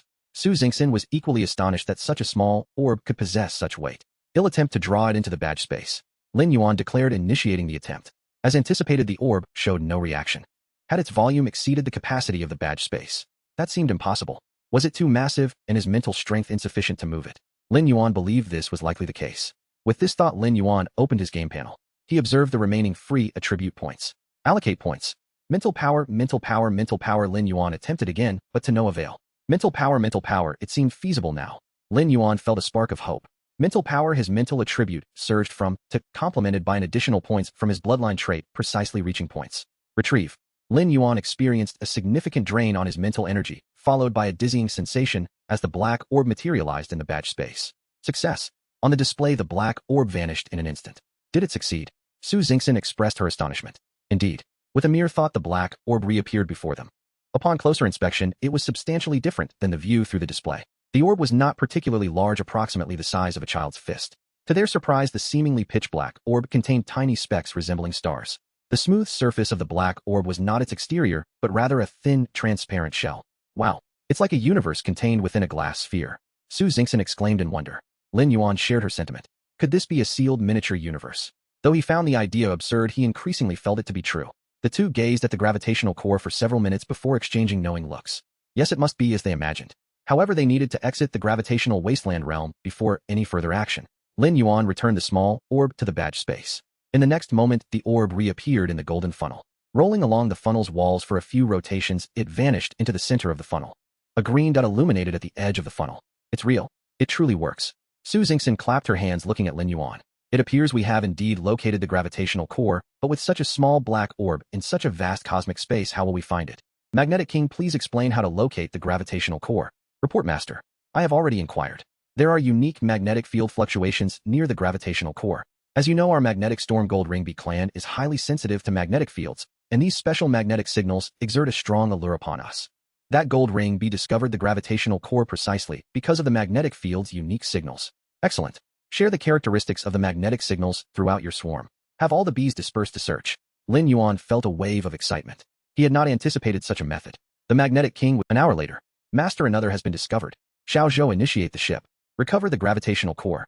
A day later, Lin Yuan had collected 6 gravitational cores. 6 green dots glimmered at the edge of the golden funnel. However, the positions of the 6 luminous points were not evenly distributed, making it impossible to determine how many points were required to illuminate the entire edge of the funnel. Cunning system. Lin Yuan grumbled. It's becoming increasingly difficult to find. Magnetic King summoned back the swarm. Let's search in a different location. Yes, Master. Master. Another has been found. Report the position, Shenzhou. Prepare to head out. Master, I lost contact with that bee. Oh, was it attacked? Lin Yuan inquired. Possibly. I've dispatched a few nearby to investigate. Shenzhou, proceed at full speed. Charge the weapon systems and prepare for battle. Lin Yuan commanded. A white egg-shaped spacecraft quietly rests upon the Yinlai Huanyuan. The surroundings are cloaked in darkness. Inside the vessel, a member of the Yangu tribe gazes intently at the golden funnel before him. At the rim of the funnel, 10 green points shimmer with luminescence. Leveraging the exceptional magnetic navigation abilities of the Yangu tribe, Lu Bo swiftly detects the unique magnetic fluctuation signals emanating from the Yinlai hexen. While the majority of players are still desperately searching for their first Yinlai hexen, he has already located 5. As the first day has yet to conclude, Lu Bo has amassed 10, qualifying him for the first lottery draw. I wish to draw. Yinlai hexen quantity meets the requirement. Lottery initiated. Lu Bo stands beside the golden funnel, his round eyes fixated on the green points of light at the rim. The 10 luminous points begin to swirl around the edge of the funnel, accelerating until they coalesce into a green ring. Subsequently, the emerald ring glides down the funnel wall and vanishes into its center. Congratulations, player. Lu Bo has acquired Yinlai hexen. With a magnetic fluctuation akin to a miniature magnetic storm, 99 black spherical orbs instantaneously materialize both inside and outside the white egg-shaped spacecraft. The white vessel is enveloped by the Yinlai hexen. In that moment, Lu Bo panics. How does he maneuver his spacecraft? The intense magnetic disturbance ripples outward like a stone cast into a tranquil lake, sending waves racing in all directions. Nearby spacecraft, as if coordinated, pivot their bows and head toward his location. After an indeterminate period, a faint residual wave brushes against the antenna of a flying magnetic storm golden ring bee. The bee hesitates, then turns and flutters toward the source of the disturbance. Time rewinds to mere minutes after Lin Yuan commands the ship to set sail. Report, Master. 2 more golden ring bees have lost contact. 2 others are en route. Advise them to remain nearby and not approach further. As the magnetic storm golden ring bees continue to vanish one after another, Lin Yuan surmises that the area surrounding the discovery of the Yinlai hexen may not be safe. Perhaps we should reconsider our approach. Su Xingxin voices her hesitance. Lin Yuan's expression betrays his own conflict. We must proceed. We need to investigate. There may be unforeseen rewards. Sometimes courage is necessary. Merely evading the situation will not extricate one from it. Report, Commander. The radar indicates a plethora of abnormal signals ahead. A rough estimate suggests no fewer than 50 vessels in the region ahead. Lin Yuan casts a glance at the screen. Current vessel count in the area. 13 vessels have already ceased to exist. If Xiao Zhou's estimation is accurate, then the majority of the vessels in the region have congregated ahead. Current vessel count in the area. In a matter of seconds, 3 more have vanished. Report, Commander. Severe signal fluctuations detected ahead. Suspected engagement in combat. A skirmish involving spacecraft. Lin Yuan questions whether he possesses the strength to confront them single-handedly. Xiao Zhou, shut down the engines and conceal our position. Magnetic Sovereign, deploy the field to mask our ship signals. Continue to release swarms for long-range surveillance, then return to report. Understood, Master. Current vessel count in the area. Just as Lin Yuan successfully conceals the Shenzhou, a massive ship sweeps past several kilometers away. The powerful tailwind nearly disrupts the Magnetic Sovereign's field. In the cockpit, Lin Yuan and Su Xingxin exchange glances. Have you ever encountered a vessel of such size? Su Xingxin shakes her head, her astonishment mirroring Lin Yuan's own. Xiao Zhou assessed the earlier ship. Report, Commander. Xiao Zhou estimates that the ship exceeds our capabilities by 2 levels. It likely qualifies as a level 3 interstellar vessel. Do we stand a chance against it? According to my calculations, our chances are nearly 0. However, should we engage, our survival odds remain viable, Xiao Zhou asserts with confidence. Excellent. That's precisely what I needed to hear. Lin Yuan raises his voice. Xiao Zhou, that ship's presence will inevitably disrupt the fragile balance maintained by the surrounding vessels. Thus, we must begin to modify our ship immediately. We need to reduce its size, rapidly enhance its thrust-to-weight ratio, and bolster its defenses. Su Xingxin gazes at Lin Yuan and inquires, are you intent on charging in to take a look? Indeed, not only do I wish to observe, but I aim to seize the opportunity. No matter what lies ahead, as long as we are swift enough, we can claim our share. Lin Yuan glances at the screen. In just a brief moment, the vessel count has dwindled further. Current vessel count in the area. Commander, per your directives, I have completed the design modification plan for your review. A modified structural diagram of the ship appears on the screen. Similar to the plan devised during their escape from the Yinlai trap, it retains only the cockpit and power compartment. Given the ample time available this time, Xiao Zhou has reserved 2 small compartments for Shenzhou and the Magnetic Sovereign in the power compartment. Additionally, the rear of the power compartment has been fitted with 6 engines from the Red Diamond. Can we incorporate the engines from the Gem ship? It poses some challenges as the power system of that vessel differs significantly from ours, necessitating the addition of numerous extra conversion components, which would hinder size reduction, Xiao Zhou elaborates. By the way, we could also integrate the weapon systems. Su Xingxin proposes. Excellent suggestion, Miss Su. I shall commence the design at once. Lin Yuan fixes his gaze on the screen, where the vessel count continues to decline. The combat prowess of that ship is astonishing. It could easily take on 10 opponents. In a short span, over a dozen vessels have been destroyed. Report, Master. The swarm has relayed information. A substantial number of Yinlai hexen are scattered across an exceedingly small area ahead, approximately several dozen. Surrounding these numerous Yinlai hexen, a multitude of vessels are embroiled in combat. Just moments ago, a large ship breached the battlefield akin to an adult intruding upon a gathering of children. One strike sends a child flying. A dozen vessels have been successively obliterated. Now nearly all the ships are turning their weapons toward this large vessel. As Lin Yuan listens to the Magnetic Sovereign's report, vivid images of the chaotic battle unfold in his mind. Regrettably, his own ship currently lacks the capability to confront a large vessel. They can only remain concealed and await a prime opportunity. Continue reconnaissance. Provide further updates. Understood. Master. Current vessel count in the area. When shall we proceed? Su Xingxin inquires. Let us wait a while longer. Undoubtedly, there are other ships nearby much like us, biding their time for an opportunity. Lin Yuan raises his gaze toward the dark expanse beyond the porthole. Just as Lin Yuan finishes speaking, a spacecraft streaks across the distant sky, trailing a long tail of flame as it hurtles toward the battlefield. Yet another vessel has joined the fray. Though it is far away, Lin Yuan senses that this ship is not smaller than the one previously seen. Current vessel count in the area. The impact of the large vessel's entry into the battlefield is immediately apparent. Shenzhou connect the isolation chamber communication with the base Ren tribe. Yes, Commander, connection established. Greetings. The spacecraft is about to enter a phase of turbulent flight. To prevent any injuries, I recommend you take a seat in the cabin and fasten your seatbelt. Understood. May I offer my assistance? Shenzhou sensed potential danger in the upcoming journey. Do you possess any special abilities? Lin Yuan inquired. If Shenzhou had unique combat talents, it might be advantageous to involve her. My talent lies in locating rare minerals. I can find many precious, yet uncommon, ores. That is indeed a useful talent, but it may not be applicable at present. Do you possess any combat-oriented abilities? Lin Yuan felt a hint of regret, though it was somewhat expected. I lack combat abilities, Shenzhou replied, shaking her head. However, my spaceship, the base He Hao, is equipped with 2 highly powerful weapons. Shenzhou understood the necessity of showcasing her worth, otherwise she might remain confined in this cramped space. Is that so? What weapon systems do you have? Please elaborate. Lin Yuan gestured for Zhou to pay close attention. There are 2 special cannons.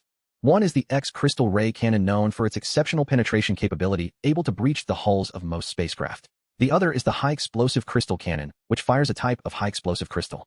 The destructive power of the explosion is immense, instantly shattering into countless tiny fragments, causing significant damage. Shenzhou explained, both are unique offensive weapons of my spacecraft. Very well, I shall thoroughly study your weapon systems. As a token of appreciation, I will provide you with a delectable meal shortly. Zhou attempt to install the weapon systems from the base He Hao onto the spacecraft. Replace Shenzhou's next meal with rice. Understood, Commander. Within the isolation chamber, Shenzhou secured herself tightly in her seat with the safety belt. Though uncertain whether her weapons would prove useful, she knew that simply demonstrating her willingness offered a glimmer of hope for survival. What are the weapon capabilities of the base He Ren spacecraft? Su Xingxin inquired with great curiosity. They differ quite significantly from our current systems. They are quite distinctive. One is a ray weapon and the other is a grenade weapon. Lin Yuan was intrigued by the weaponry's potential, though regrettably, there was no opportunity for testing at the moment. Current number of spacecraft in the area: another 10 ships had been destroyed. Report, Master. The swarm ahead has communicated that there are still approximately 20 vessels remaining.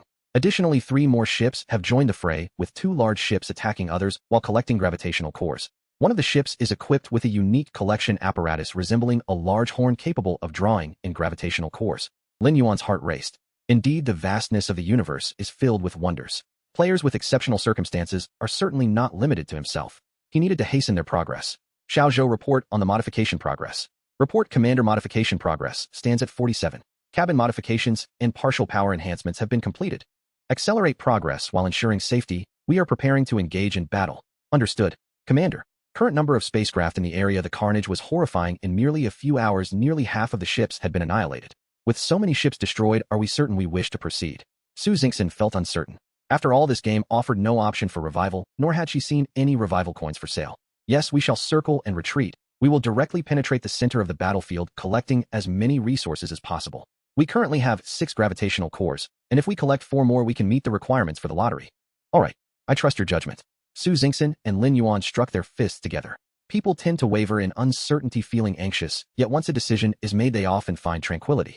Lin Yuan sat at the helm, his gaze fixed on the dwindling number of players, silently restoring his mental fortitude. Current number of spacecraft in the area. Report, Master. The swarm ahead has communicated that nearly all small ships on site have been destroyed, with only 2 remaining, relying on their agility to evade 3 large vessels while preparing to collect gravitational cores for escape.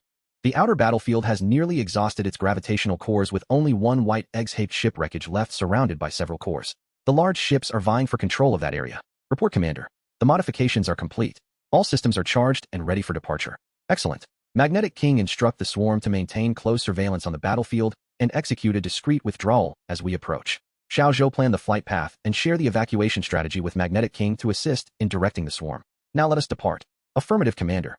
At the rear of the Shenzhou Hao, 10 engine nozzles ignited simultaneously, 10 trails of flame cutting through the dark void of the gravitational wasteland. The engines surged to their maximum power, propelling the small cockpit at unprecedented speed toward the battlefield. On the other end of the battlefield, a dark silhouette remained concealed in the shadows, quietly awaiting its moment. Warning. Approaching battlefield. Warning. Approaching battlefield. Lin Yuan glanced ahead, where the flickering lights of combat became vaguely visible. Zhou maintain high-speed computational status, and be prepared for overclocking at a moment's notice. Once we enter the battlefield, we will undoubtedly be targeted. Preemptively plan evasive maneuvers and escape routes. Understood, Commander. Zhou's voice sounded slightly hoarse. Lin Yuan turned to Su Xingxin. Beside him, are you afraid? We might be destroyed. Su Xingxin looked up at Lin Yuan. Only in dire circumstances can we strive for survival. I believe we will emerge unscathed. Very well. Continue accelerating. Charge forward. Lin Yuan commanded. The Shenzhou Hao shot into the battlefield like a meteor slicing through the night, imbued with unparalleled momentum. Countless fragments of destroyed ships collided with the ship's armor, sending brilliant sparks cascading across its surface. They had arrived. Lock in warning. Lock in warning. Lin Yuan observed as a massive ship swiftly adjusted its cannon to directly target the Shenzhou Hao. With a whoosh, several thick beams of light surged toward the Shenzhou Hao. At the rear of the Shenzhou Hao, all nozzles swiftly oriented themselves. The Shenzhou Hao evaded all the beams at an incredible angle, though a section of armor was narrowly grazed, instantly glowing red hot. Continue the advance. Lin Yuan shouted, his gaze fixed on the wreckage of the white egg-shaped ship at the battlefield center. Near the wreckage there were still about a dozen gravitational cores. The other 3 ships, including the battle-scarred small vessel, had also taken notice of the rapidly advancing Shenzhou Hao. The weapon systems of the 3 ships simultaneously locked onto the Shenzhou Hao. Xiaozhou, activate the backup energy, initiate overclocking, and prepare for a maximum speed incursion. Lin Yuan's roar resonated throughout the cockpit. At this moment Su Xingxin was also trembling with excitement, her hands shaking vigorously.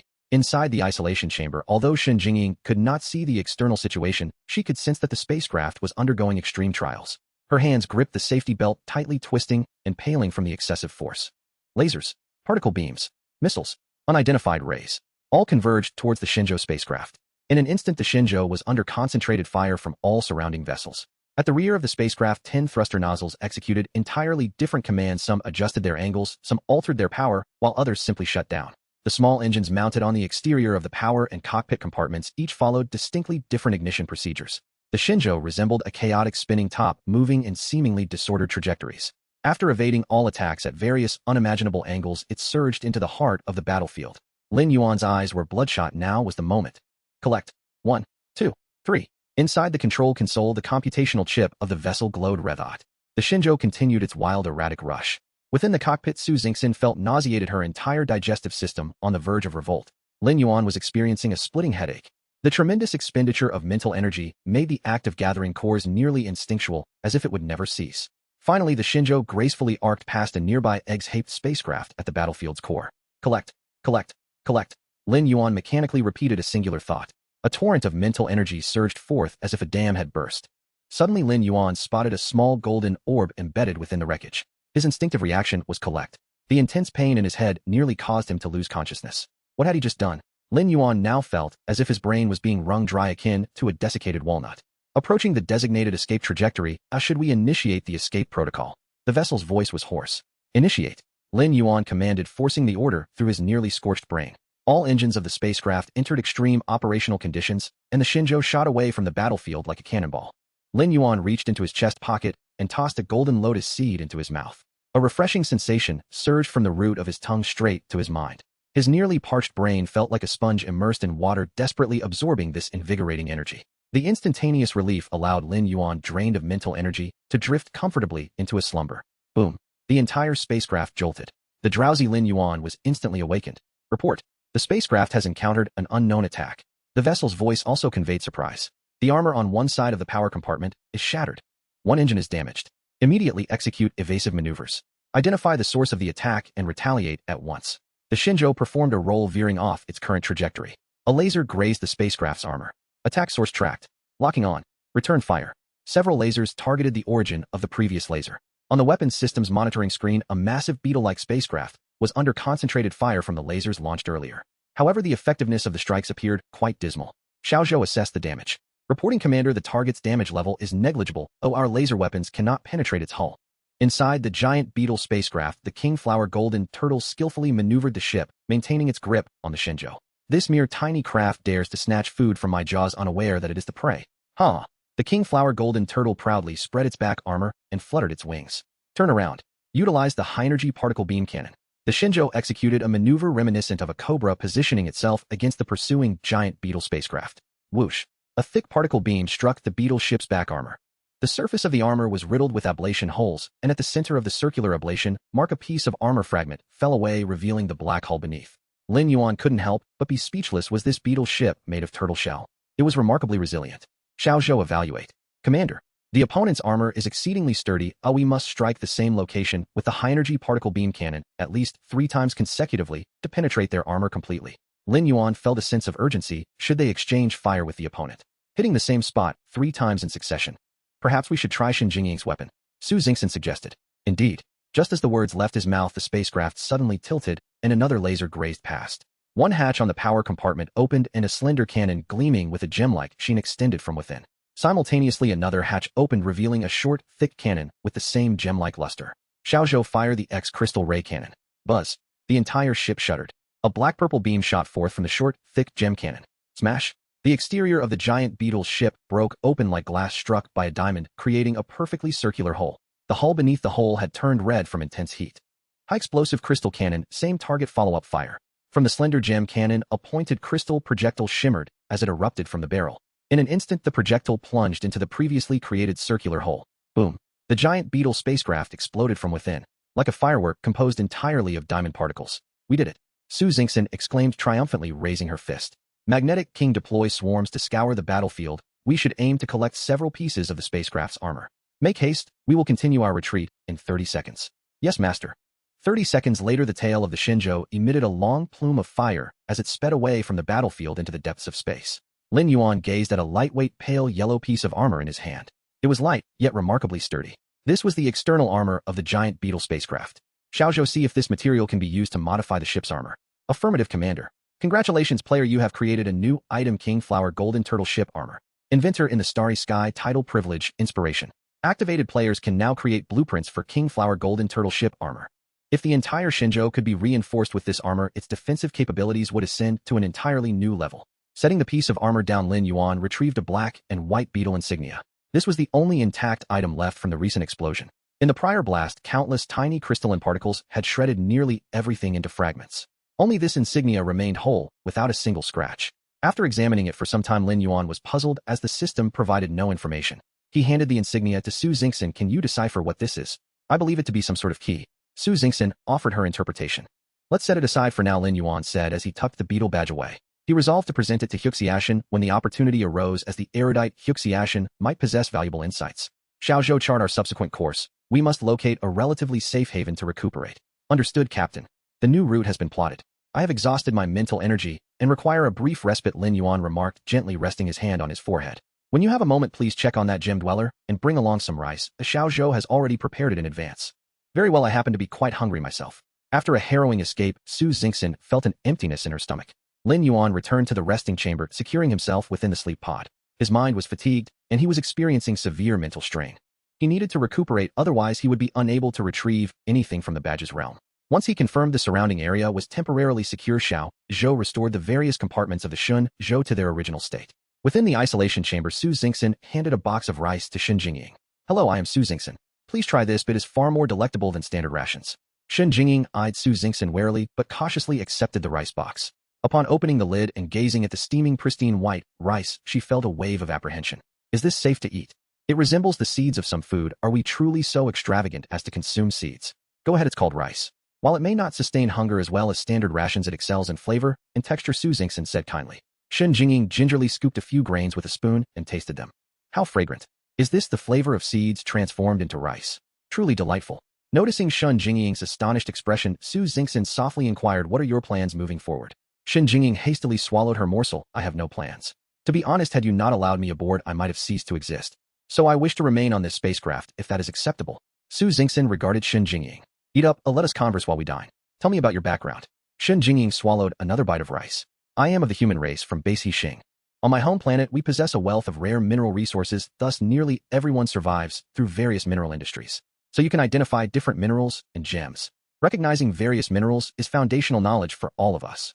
In fact, my unique ability is crystal perception, Jingying said, slightly lifting her gaze to meet Su Xingxin's. Do elaborate. I can sense all minerals and crystals within a 100-kilometer radius.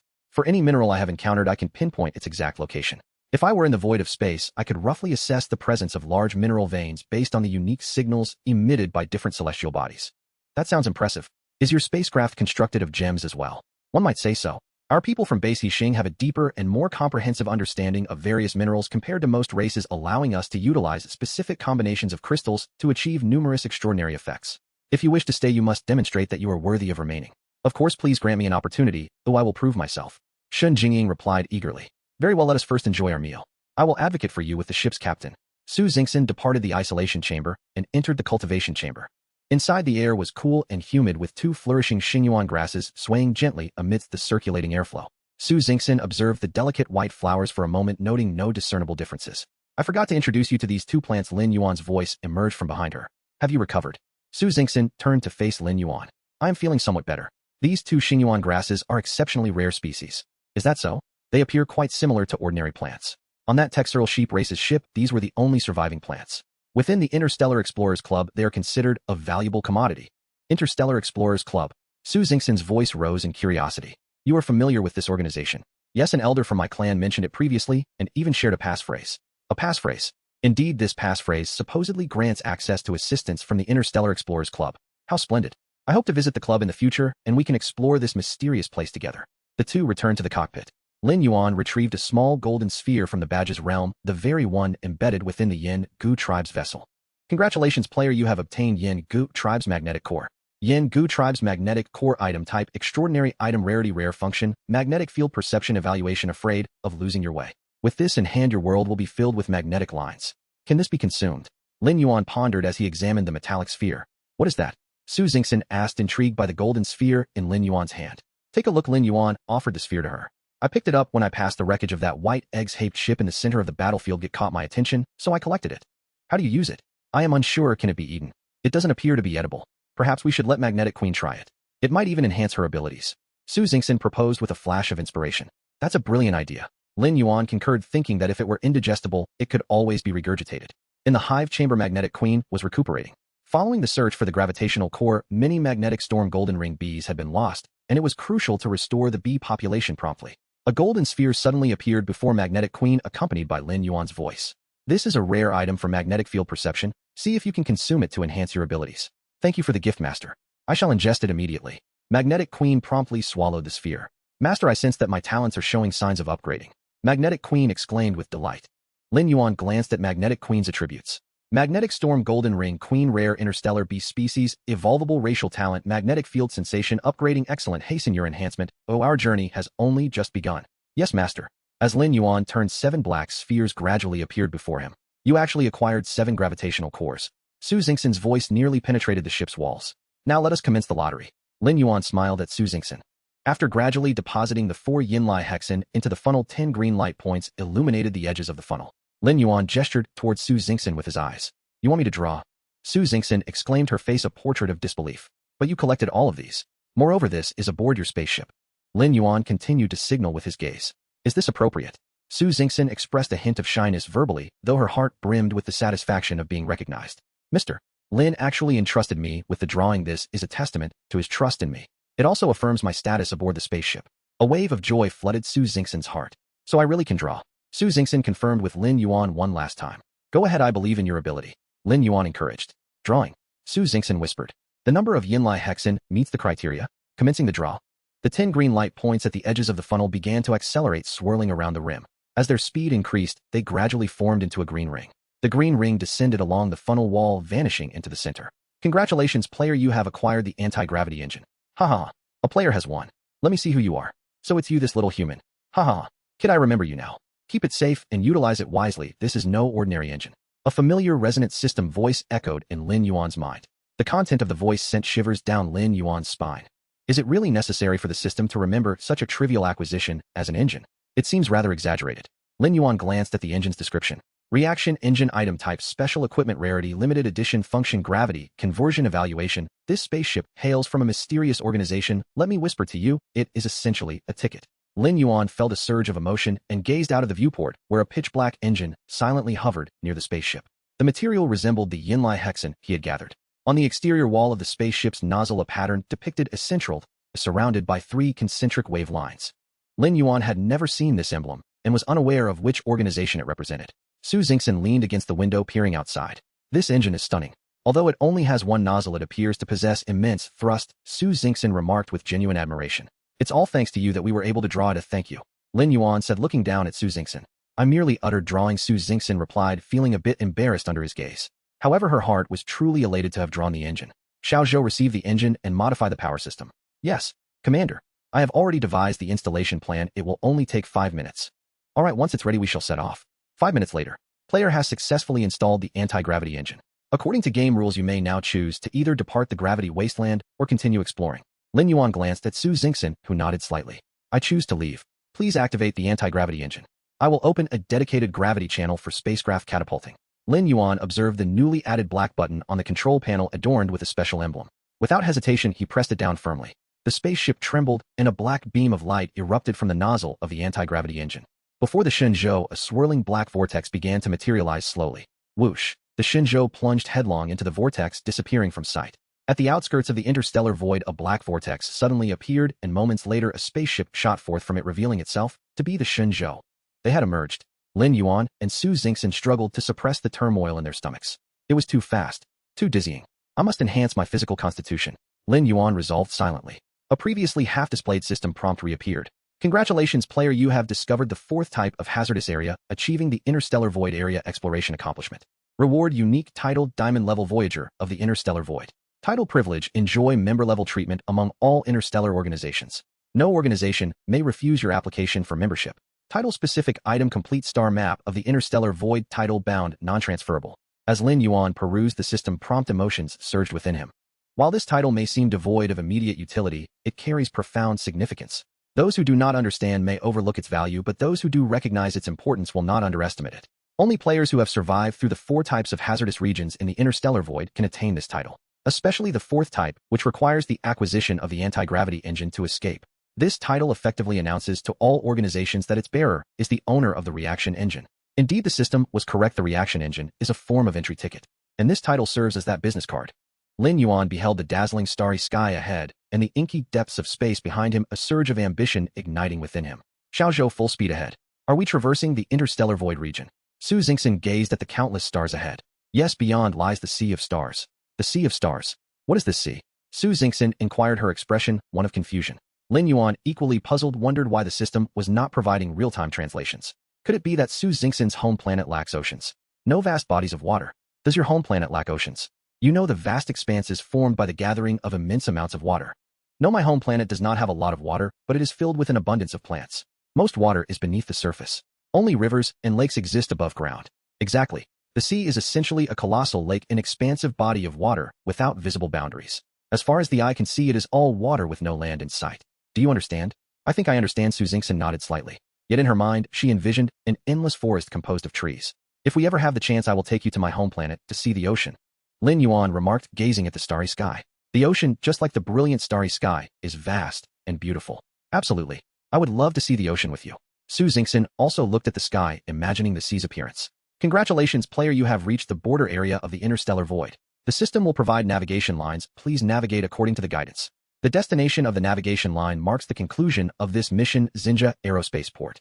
Upon seeing the system prompt, Su Xingxin was momentarily taken aback. Are we about to dock?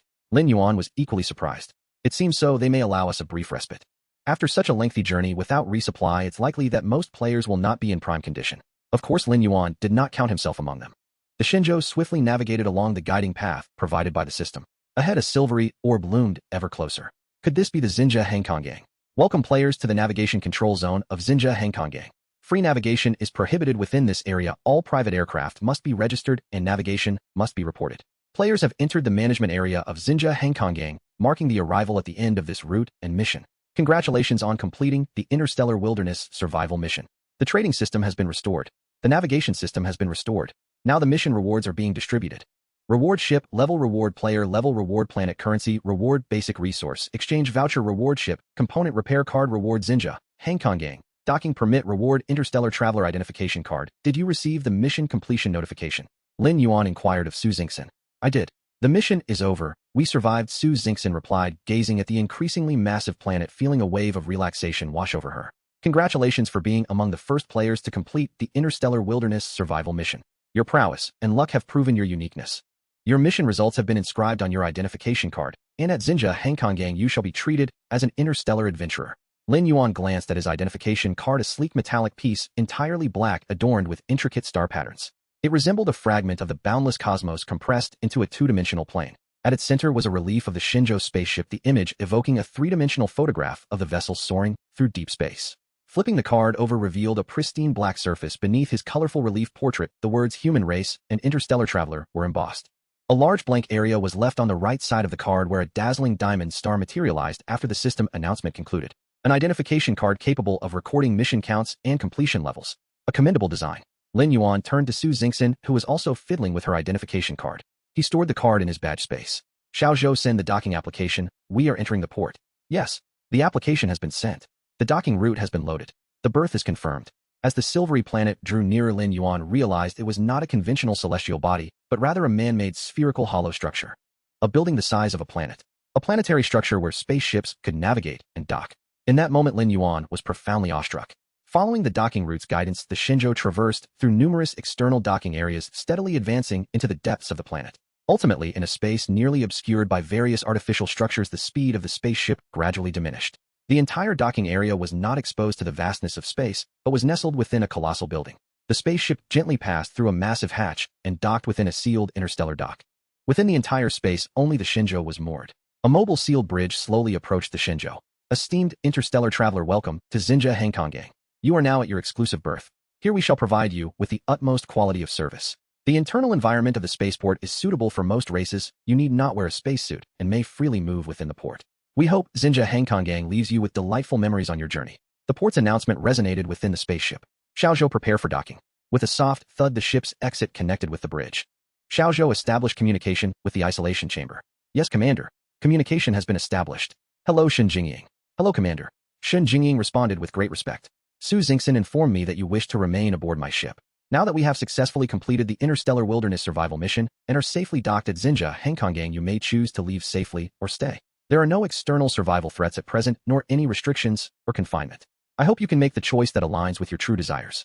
Lin Yuan spoke, candidly aware that the interstellar journey ahead held many more challenges. He could not tolerate individuals lacking unwavering conviction as teammates. Commander, I have decided to stay. This is my genuine choice. Shen Jingying replied, earnestly, determination etched on her face. Are you certain? Lin Yuan asked once more. I am certain. I, Shen Jingying of the Gem race, wish to follow Commander Lin Yuan of the Shenzhou on future adventures among the stars. Her voice was resolute. Very well, from now on I will lift the isolation. You may come to the cockpit, and we shall share a meal before disembarking. Thank you, Commander, for allowing me to stay. Shen Jingying's eyes sparkled with gratitude. She understood that at this moment she had been preliminarily accepted and gained the opportunity to join Lin Yuan's crew. Xiaozhou, cancel the isolation settings, extend rest cabin 3 to the rear of the cockpit. Understood, Commander. The modification will be completed in 1 minute. The cockpit was notably more spacious after the modification. Behind the control panel, 3 pilot seats were arranged in a triangular formation with Su Xingxin and Shen Jingying seated in front and Lin Yuan positioned behind them. Come, let us have something to eat. Before we disembark, we should fill our stomachs. Indeed, once we disembark, who knows where we might find food to our liking. Su Xingxin said, eyeing the delectable dishes on the small table, her mouth watering. Thank you, Commander, for providing such wonderful food and for allowing me to dine with you. Shen Jingying appeared far more reserved during her first meal with Lin Yuan. Sharing a meal at the same table signifies camaraderie and teamwork.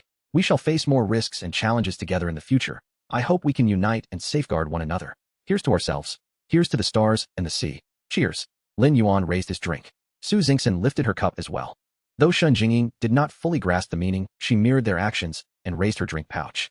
The 3 drinks clinked softly in the air, intertwining their fates at that moment. With a gentle hiss, the hatch of the Shenzhou opened and Lin Yuan, Su Xingxin, and Shen Jingying floated out in succession. They traversed the enclosed bridge to the grand door at its end. Esteemed interstellar traveler, you are about to enter the living area of Xinjia Hengkonggang. In the equipment cabinet by the gate, you will find a selection of personal smart communication devices prepared for you. You may choose your preferred style to wear. All devices can be bound to your identity through the identification card. The living area of Xinjia Hengkonggang operates under standard gravity. Oh, please choose the correct standing direction before opening the gate. Our service personnel are awaiting your arrival behind the gate. Lin Yuan glanced at the gate and indeed noticed the marked direction of gravity. After adjusting his standing position, he opened the equipment cabinet beside the gate. Inside was a compact automated retrieval locker. The screen of the locker displayed an array of conventional communication devices, including watches, headphones, glasses, tablets, and smartphones. Lin Yuan selected the model of smartphone he was accustomed to, while Su Xingxin chose a watch and headphones, and Shen Jingying opted for a pair of glasses adorned with gemstones. Turning back to look at the Shenzhou docked at the berth, Lin Yuan thought for a moment before retracting the spaceship into his badge space. The spaceship was his foundation. No berth, no matter how secure, could compare to the safety of having it with him. After each of them activated their communication devices using their identity cards, Lin Yuan opened the gate before him. Taking a step forward, gravity returned, and the sensation of solid ground beneath his feet filled him with a sense of reassurance. With gravity at play, his entire body felt significantly more comfortable. Detected that the player has entered Xinjia Hengkonggang. Players may engage in any activities within Xinjia Hengkonggang, including, but not limited to residing, touring, upgrading, and modifying spaceships, but must adhere to safety management regulations. Violations will result in penalties. After the deadline for the Interstellar Wilderness Survival mission, new tasks will be issued. Wishing players a pleasant holiday. Notices and guide maps for Xinjia Hengkonggang have been dispatched to the player's communication terminal. Please check them promptly. Esteemed interstellar traveler, welcome to Xinjia Hengkonggang. I am your guide. You may call me Xinglin. Awaiting at the entrance was a tall human woman clad in a silver-white uniform, her demeanor respectful and humble. You are human. Lin Yuan found it hard to believe. Yes, Xinjia Hengkonggang hosts a multitude of races, including some humans. The upper management typically assigns guides of the same or similar races to guests to ensure a home away from home, feeling Xinglin explained. Does the guiding service incur a fee?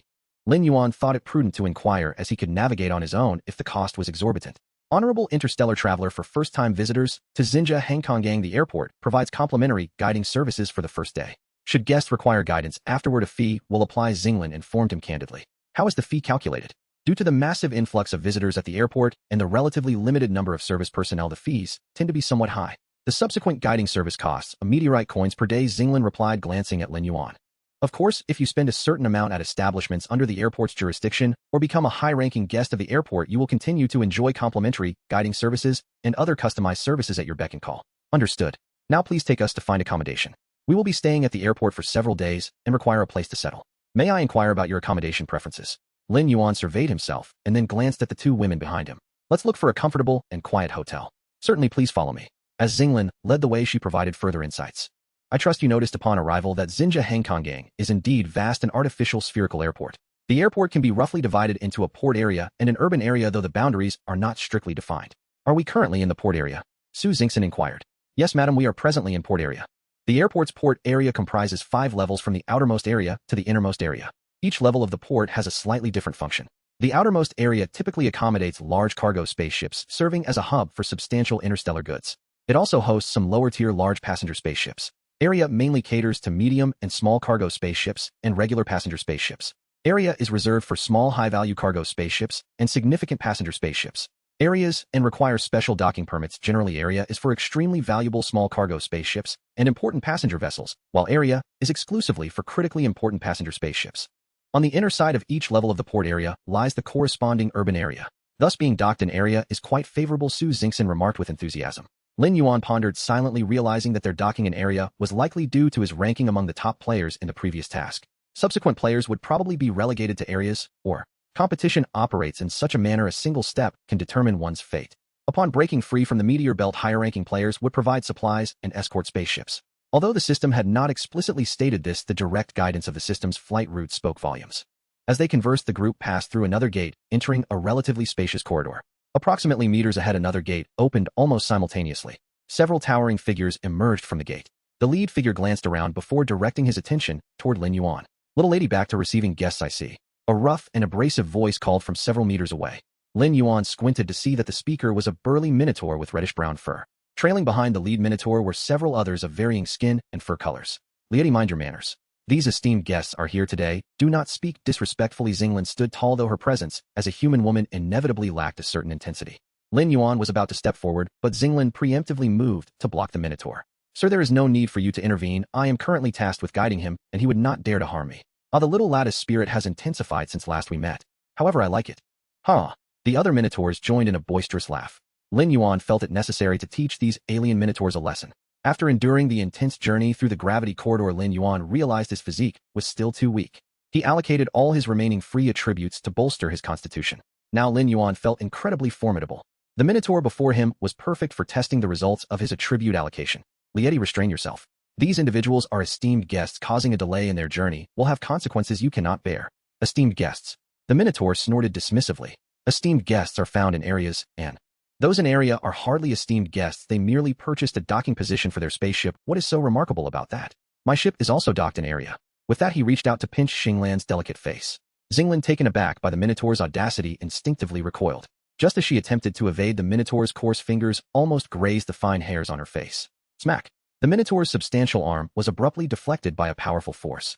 Xinglin felt a sudden tightness around her waist, her body uncontrollably moving backward until her back pressed against a sturdy chest. Xinglin instantly grasped the situation that had just unfolded, feeling the strong hand at her waist and the solid chest behind her, causing her delicate face to flush with two rosy hues. Seeing that Xinglin was no longer in imminent danger, Lin Yuan relaxed his grip, gently setting her down and positioning himself behind her, allowing her to stand alongside Su Xingxin and Shenzhou. With the powerful hand now gone from her waist, Xinglin felt a sudden pang of loss in her heart. Recalling that all of this was instigated by the Minotaur before her, her face flushed with a mix of shame and indignation. She pointed at the Minotaur and exclaimed, "Lieti, how dare you lay your hands on me today and disturb our esteemed guests? I will report this accurately upon my return, so prepare yourself for the consequences." The Minotaur cast a sidelong glance at Xinglin before fixing his gaze on Lin Yuan. "I never imagined that amidst the weak and pitiful human race there would exist someone like you. We shall see what happens next." With that, he tugged down his sleeve. "Let's go, boss." "Are we really just going to?" The other heavily furred Minotaur was interrupted before he could finish. "Didn't you understand? Let's go." The dark-furred Minotaur glanced at Lin Yuan, snorted, and followed Lieti out. The other Minotaurs also cast sidelong glances at Lin Yuan before gradually following suit. Unbeknownst to the Minotaurs beneath, the sleeve that Lieti had pulled down his arm had already swollen to the size of a finger. Once the Minotaurs had departed, Xinglin suddenly knelt before Lin Yuan. "My lord, I apologize. Everything that transpired today is my fault. Please punish me." Lin Yuan was taken aback. The status of the human race in Xinzha Hengkonggang truly seems to be quite low, as it is not uncommon for them to kneel. Perhaps it is indeed, as that Minotaur said, the human race appears weak and insignificant in the eyes of other formidable interstellar races. "Rise. There is no need for you to kneel in my presence from now on. Do you understand? I have no reason to punish you. You are still to serve as our guide." Lin Yuan gestured for Shenzhou to help Xinglin up. "Indeed, you still need to guide us. Quickly stand up. I can hardly wait to find a hotel to rest." Xinglin understands. "Thank you, my lord, for coming to my aid today. I will forever remember your kindness." "Had it not been for your intervention, I fear." Seeing that she was about to say more, Su Xingxin quickly interrupted her. "All right, it's all in the past now. Let's go. I can't wait to rest properly." "Very well, Xinglin will ensure you find the finest hotel, and I will strive to secure the greatest discounts for you." They traversed a spacious corridor and passed through a massive gate, arriving at an expansive plaza. "Please hold for a moment. The shuttle will arrive shortly." A few seconds later, a sleek silver shuttle descended before them. The gull-wing doors lifted and the four of them took their seats in succession. What was the deal with that Minotaur? Lin Yuan pondered for a moment before deciding to clarify the matter. "Minotaur." Xinglin was taken aback, then quickly realized Lin Yuan was referring to the beasts they had just encountered. "My lord, you mean those Minotaurs? They call themselves the Interstellar Barbarians Team, an exploratory group composed of various interstellar Minotaur clans. They are quite temperamental and powerful, not to be trifled with. However, rest assured, with the order enforcement team at the airport, they would not dare to cause you trouble." Lin Yuan exhaled in relief. As long as they weren't players, he needed to find something to conceal his identity as soon as possible. As more players arrived at the airport, close encounters with others were inevitable. If someone were to take note of his kicksing player status, it would undoubtedly lead to a slew of unnecessary complications. The shuttle was stable and swift. "My lord, we are almost there." Lin Yuan gazed out the window at a massive structure resembling a spaceship floating in the air. "This is the best hotel at the spaceport. Each district has branches, and it is also the finest hotel in City District, known as Xingang Grand Hotel. It resembles a colossal spaceship," Shenzhou observed. "Indeed, it is said to be an enormous spacecraft, yet no one has ever witnessed it take off," Xinglin added. "The Xingang Group is also the largest conglomerate in Xinzha Hengkonggang, and they indeed possess the capability to manufacture large interstellar vessels," she continued. The shuttle ascended steadily and finally came to a halt in the hotel's internal docking bay. After disembarking, the four of them proceeded towards the reception hall. Shortly after they entered the hall, two more shuttles gently docked in the bay. "Hello, please assist my guest with check-in." Xinglin approached the counter. "Certainly, may I please have the identification documents of the guests?" Behind the counter, several Fox Clan girls stood attentively, with one stepping forward to assist. Lin Yuan and the others handed their identification cards to Xinglin. The front desk Fox girl took the identification cards, waved them gently above the recognition device, and inquired, "How would you like to arrange the rooms? Based on your status levels, all room types in this hotel are available for your stay." Each of us, Lin Yuan began to speak, but was promptly interrupted by Su Xingxin. "Do you have any large suites?" Noticing Lin Yuan looking at her, Su Xingxin quickly explained, "In unfamiliar places, it is safer for us to stay together." Lin Yuan agreed, and Shenzhou had no objections either. "Yes, we have various types of suites available. May I ask what we want the largest?" Su Xingxin answered decisively. While the accommodations on the spaceship were adequate, space was limited. Now that they had the opportunity to stay in a larger room, Su Xingxin believed it was essential to have a more spacious and comfortable setting, especially since the next mission could commence at any time and last an indefinite duration. Most importantly, the reward of 1 stellar coin for defeating a kicksing player still rested in her account. It would be unjust not to enjoy a more luxurious stay after the efforts expended in the previous task. "Your room has been prepared. You may check in directly. Your suite is on the top floor of this hotel, complete with a dedicated docking bay and free access to a private shuttle." You can use the hotel's private shuttle for your outings, and upon your return it can dock directly at your room's bay, eliminating the need to traverse the reception hall and public areas, thus maximizing your convenience, while safeguarding your privacy. Fantastic! Su Xingxin exclaimed with excitement. This was precisely what she desired, safety above all else. Lin Yuan also found this arrangement quite agreeable as it directly mitigated the possibility of encountering other players within the hotel. The fox girl returned the identification cards to the three. Right this way, please, guests. I will escort you to your room. Oh, by the way, as distinguished guests of our airport, I need to further coordinate your discount privileges with the hotel, Xinglin hurriedly remarked. No need. Based on the system's notification, guests are entitled to the best prices and highest quality services at our hotel. We have arranged for you to enjoy all the exclusive privileges available to top-tier members, the fox girl politely replied to Xinglin before continuing to lead them deeper into the hotel. Xinglan's mouth slightly agape in surprise, she quickly recovered and hurried to catch up. Just as Lin Yuan and his party entered the elevator, three figures approached the hotel front desk. Two wolf-headed beings and one dog-headed being. The white-furred wolf-headed leader donned gleaming silver armor intricately engraved with elaborate patterns across the chest and shoulders. Beside him, the black-furred, dog-headed companion boasted a lustrous coat, his attire similarly radiating a dark sheen, suggesting materials of exceptional quality. In contrast, the gray-furred wolf-headed figure at the forefront appeared rather ordinary, dressed in garments reminiscent of Xinglan's style, exuding an air of restraint. As the gray-furred wolf approached the counter, his previous demeanor shifted, he lifted his nose and declared esteemed guests of the airport require the finest accommodations. Good day, please present your identification card. A fox-skinned girl stated, her tone neutral yet polite. Must I present an identification card? I have never needed one in my previous stays. The black-furred, dog-headed individual scoffed. This is an esteemed guest of the airport. The ship's arrival has already been registered with the spaceport, the gray-furred wolf added in support. I apologize, but this is the hotel's policy. Isn't a communicator sufficient? The black-furred dog revealed his newly acquired smart communicator. Isn't the identification information already linked? I'm sorry, but hotel regulations mandate that an identification card must be verified for check-in. Only hotel members are entitled to the privilege of direct check-in. Without verification, the fox-skinned girl's tone remained calm. What kind of attitude is this? Do you not recognize an esteemed guest of the airport? The gray-furred wolf leaned over the counter. On the journey to the hotel, he had promised the white-furred wolf and black-furred dog that he would provide the most superior and convenient service, ensuring access to expedited pathways. It had taken considerable persuasion for the white-furred wolf to agree to allow him to guide them again the following day, only to face this humiliation upon their arrival. I sincerely apologize, but hotel policy dictates that we can only provide the requisite services upon successful identity verification. The fox-skinned girl maintained her composed demeanor. Take a look at this. The gray-furred wolf's expression turned troubled as he glanced at the black-furred Kasla dog. Forget it, Taiji, show them. The white-furred extreme wolf revealed a deep green card in his palm. The card bore the inscription Binja Extreme Wolf Clan beneath the image with a shiny copper star embedded in the empty space on the right. The black-furred Kasla dog produced a gray card from his inner pocket inscribed with Taiji Kasla Dog Clan beneath the corresponding image. The right side featured a white star. The gray-furred wolf respectfully accepted both cards and presented them to the fox-skinned girl. Quickly verify them, and do not soil the cards of our esteemed guests. 2 top-tier suites hasten. The fox-skinned girl regarded the gray-furred wolf with a brief glance, waving the cards before the identification device. Regrettably, the extreme wolf guest qualifies only for a standard suite, while the Kasla dog guest may only occupy a boutique single room. What? How can this be? The gray-furred wolf pounded the counter. Indeed, that is the case. The verification is complete. Please retain your identification cards. The fox-skinned girl extended the cards back to the gray-furred wolf. So you intend for 1 standard suite and 1 boutique single room. My guest requires an upgraded room. The gray-furred wolf remained undeterred.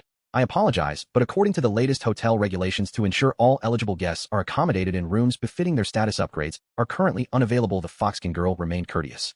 Those with the means should handle matters according to their status. If your status is inadequate, do not push your luck. A sharp taunt echoed from behind. The gray-furred wolf turned to respond, but appeared to glimpse something dreadful, swallowing back the words that had nearly escaped his lips.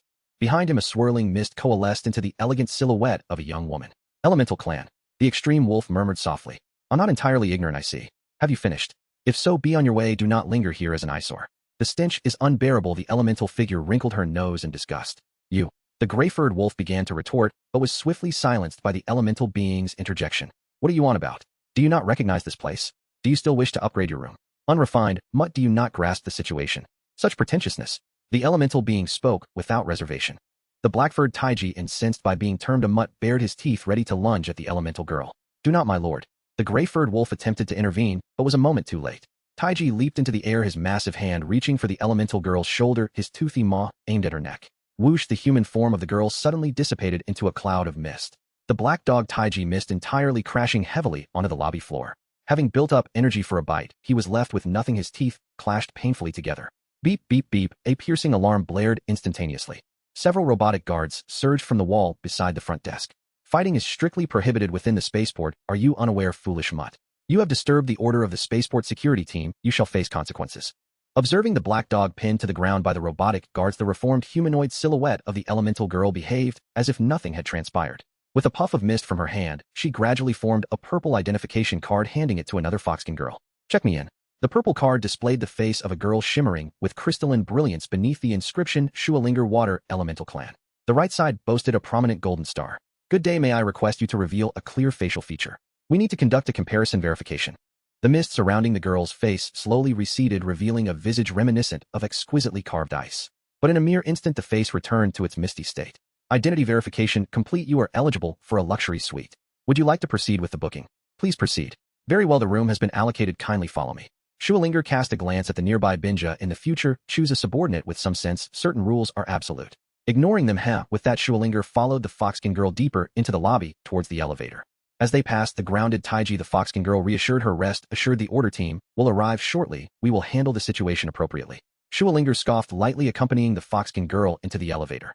At this moment, Lin Yuan sat upon the grand sofa in his room, fiddling with his communicator. Uncertain if it could interface with the ship's intelligence, he felt somewhat out of sorts without Xiao Zhou by his side. Lin Yuan scrolled through his contacts, connecting to Old Lin's scrap recycling station. Esteemed Mr. Lin, it has been a while. Lin Jin's image appeared on the screen, his furry mouse face exuding a charming innocence. Indeed, it has been quite some time. I have gathered the Xingzhou sediment you commissioned me to collect. How shall I deliver it to you? Oh dear, you are too kind. May I inquire your current location? I have just arrived at Xinjia Airport and shall remain here for some time. Excellent, I will notify the recycling station Xinjia branch to send someone to your location immediately. Do you have a branch at the aviation port? Indeed, the aviation port serves as a pivotal transportation hub with innumerable spacecraft arriving and departing daily. There is a substantial demand for the recovery, maintenance, and modification of various spacecraft. Thus, the Huishou Zhanxing Yahankong Fenjan is the largest branch in this star region. The main office is located in Area 1 of Xing Yahankong, while the primary store is situated in Area 3. Additionally, there are smaller outlets in other areas akin to my station known as the Waste Recovery Station and the Defective Goods Recovery Station. Lin Jin explained in great detail. I will head directly to the store and see if there are any materials available for procurement. Lin Yuan intended to stockpile resources for upgrading the Shenzhou spacecraft, preparing for future enhancements. Excellent, my sister works at the branch store. Her name is Lin Yin. Once you arrive, you can liaise with her for any of your needs. Very well, that will be the plan. Lin Yuan concluded the call. The door to the terrace swung open, allowing the Fox Clan girl to lead Su Xingxin, Shen Jingying, and Xing Lan inside. Esteemed guests, I will conclude my introduction to the room's various functions here. Should you have any further needs, please feel free to call the front desk or my contact number. We are dedicated to providing you with exceptional service around the clock. With that, she graciously handed a card with her contact information to Su Xingxin, bowed deeply, and exited the room. Where shall we go next? Su Xingxin asked eagerly. How about shopping? Su Xingxin suggested, tugging at Shen Jingying. I have no objections. Let's see if Commander has any other plans. Shen Jingying glanced at Lin Yuan. Xing Lan stood near the entrance waiting for their decision. Hey, race, an idea. A friend previously asked me to gather a batch of supplies, so I should deliver them first. Afterwards, we can explore the shopping options in area, Lin Yuan proposed. That sounds wonderful. Let's prepare to set off, Su Xingxin exclaimed, bouncing towards the terrace door, pulling Shen Jingying along with her. May I inquire where our esteemed leader intends to go first? Xing Lan asked respectfully. To the Huishou Zhanxing Yahankong Fenjan. Are you headed to the branch headquarters or the store? To the store to purchase some equipment as well. The group made their way from the terrace to the designated hangar. Xing Lan was the first to board the shuttle, taking the pilot's seat, while the other three followed suit. Shortly after, the shuttle carrying Lin Yuan took off. Another shuttle ascended from the opposite end of the hotel. In the hotel lobby, the black-furred, dog-headed man was ultimately escorted away by the order team.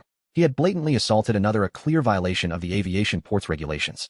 The Ice Fong clan member Bing Yi remained unperturbed. The dog-headed man had been a rescue from peril, initially perceived as a fierce ally anticipated to serve as an additional muscle.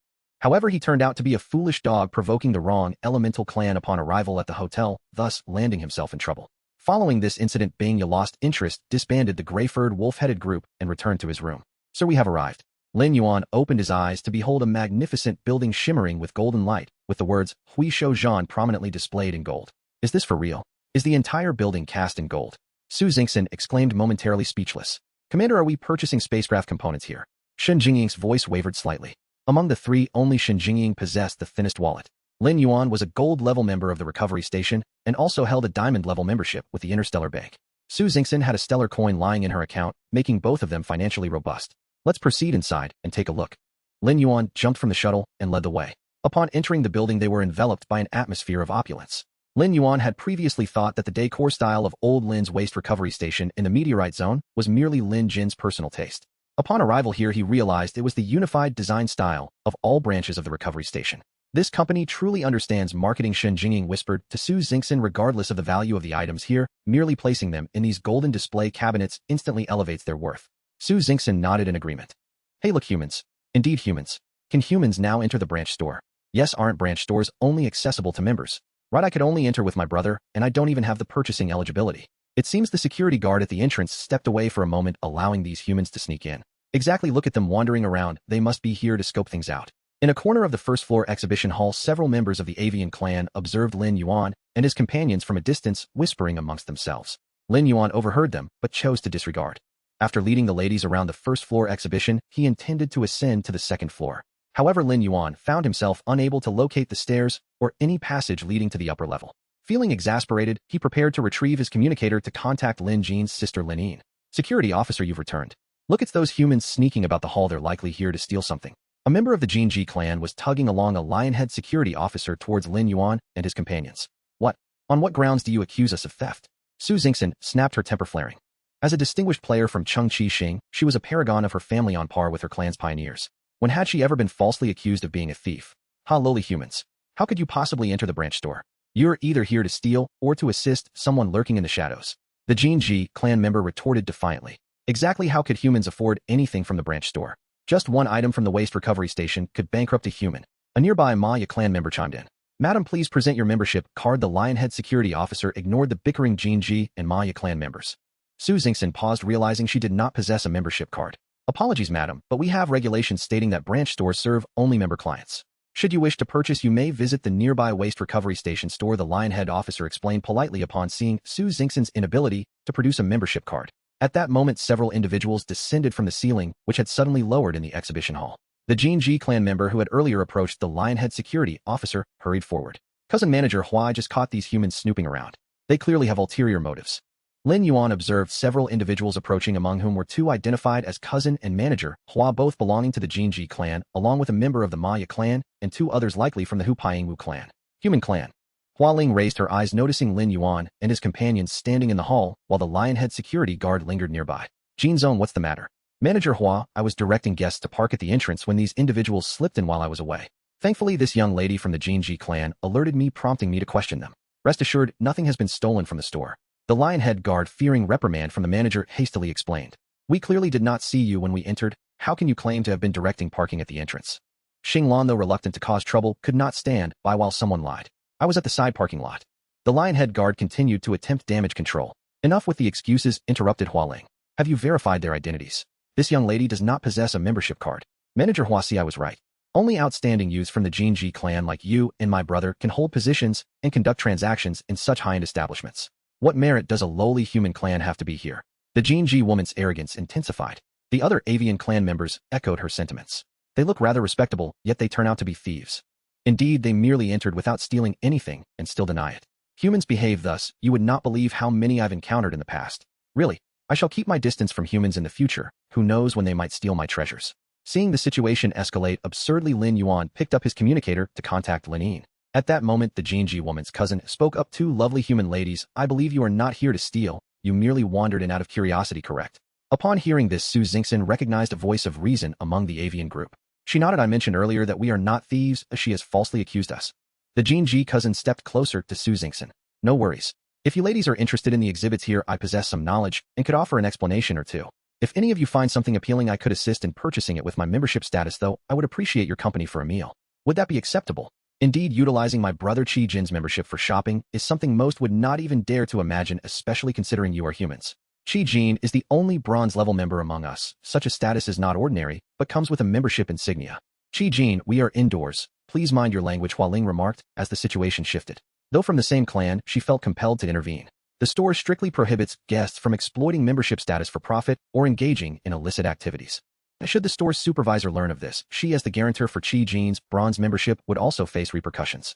Ladies, if you are not members of our store, I apologize, but you may visit our recycling station at other branches for your selections. The sub-branch truly serves only member clients. We are here on business. Our matters are yet unfinished. How can you dismiss us? Shenzhou exclaimed as the manager began to usher them out. Manager Hua has extended a courtesy to you, yet you persist in lingering. Truly humans possess no shame. Indeed, claiming to be here on business when Manager Hua does not recognize you. Who are you even here to meet? Such hypocrisy. Ding ling. A crisp chime rang from the entrance. A striking figure wreathed in white mist glided into the hall adorned with a golden vortex badge at her chest. Against the backdrop of her ethereal white form the golden badge gleamed strikingly. Wasn't it said that there were hardly any patrons at the sub-branch? Why are there so many people? Shui Linger murmured to herself. Who is the staff member here? I'm looking for Hua Ling. From the moment this figure entered, Hua Ling's eyes fixated on the golden badge. Apologies, esteemed golden-level member Miss. I am Hua Ling. May I know your name? Shui Linger replied succinctly. Greetings, esteemed Miss Shui. Please hold on a moment while I see off these guests and I will attend to you shortly. Hua Ling maintained an exemplary demeanor. Shui Linger nodded, beginning to peruse the various spacecraft components displayed on the wall. All right, ladies from the human clan, as you can see I have a new esteemed guest to attend to. You may leave now, Hua Ling addressed Shenzhou. We just stated that we have yet to complete our business. Su Xingxin protested at the manager's insistence to dismiss them. May I inquire if this is Mr. Lin? A charming Lin Shu clan girl emerged from the concealed elevator. I sincerely apologize for the delay. The store manager was assigning recent sales tasks causing you to wait. I am truly sorry. Please follow me. Lin Yuan gently pressed a button on the remote in her hand, and another elevator descended slowly from a corner of the hall. Manager Lin, this does not conform to regulations. How can you bring humans to the 5th floor? That area is designated for golden-level members. Hua Ling rushed forward to block Lin Yuan's path. Only now did she begin to notice the human male who had been quietly standing aside. Qi Jin leaned in as well. Indeed, I as a bronze-level member conducted transactions on the 2nd floor today and did not ascend to the 3rd. How could a mere human ascend to the 5th floor? Manager Lin, be cautious. I may report your violation of regulations, Qi Jin threatened. Hua Ling, are these your clients? Lin Yuan, though petite, exuded a formidable presence. Seeing Lin Yuan recognize Lin Yuan, Su Xingxin eagerly grasped Lin Yuan's hand. Yes, we are together, Lin Yuan confirmed with a nod. Hua Ling, you allow your clients to insult my important client and attempt to coerce him with company membership status while organizing transactions between my client and the store. Do you comprehend the consequences of your actions? Lin Yuan demanded sternly. They are lowly humans. How could they possibly be clients here? The initial Jinji woman pointed at Lin Yuan and the others shouting. Esteemed Mr. Lin, might you present your membership badge? Lin Yuan glanced down at his chest, realizing he had forgotten to display his badge upon entering. He reached into his pocket and retrieved the golden badge, placing it prominently on his chest. At the moment Lin Yuan donned the badge, Hua Ling felt a chill race from her heels to the nape of her neck. His badge is counterfeit. The female member of the Jinji tribe shrieked. She could not bear the thought that her lowly human rank might surpass that of her esteemed cousin. His badge is different from that of the lady just now. How could a golden badge be adorned with gemstones? It is utterly incongruous, surely a forgery. Indeed, upon your observation, I too have realized the clumsiness of this imitation. Is one gemstone truly worth more? Haha. The avian tribe surrounding Qi Jin erupted into laughter.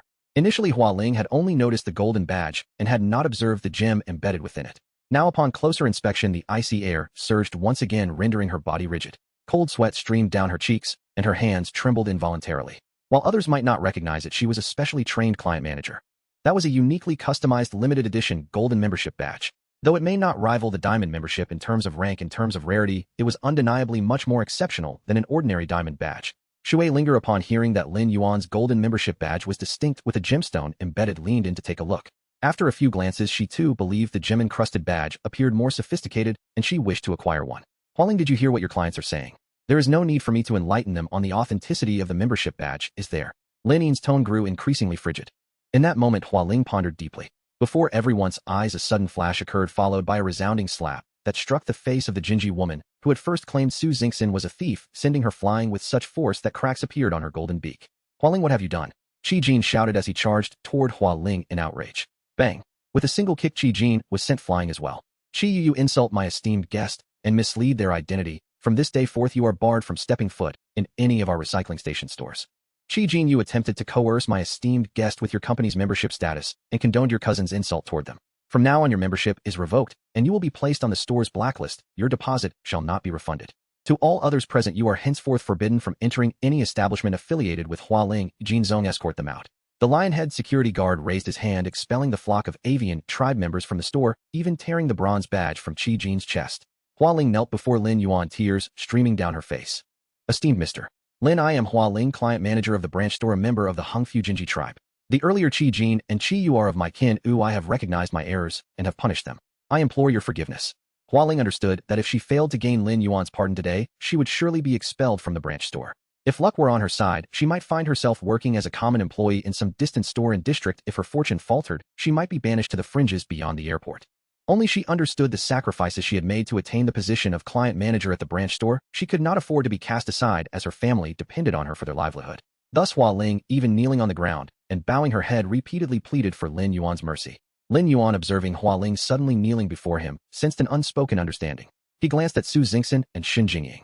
Manager Lin, let us proceed. We still have supplies to transfer, Lin Yuan stated while leading the way toward the elevator. Lin Yin, Su Jingxin, and Shun Jingying followed closely behind him. Xinglan realized that the transactions of such influential figures were beyond her reach, halting at the elevator, resolutely refusing to board. Wait, a wisp of mist floated to the edge of the elevator. I am quite curious about your badge, and would like to see it, may I? Lin Yin regarded the golden badge adorning Shui Linger's chest, and turned her gaze to Lin Yuan.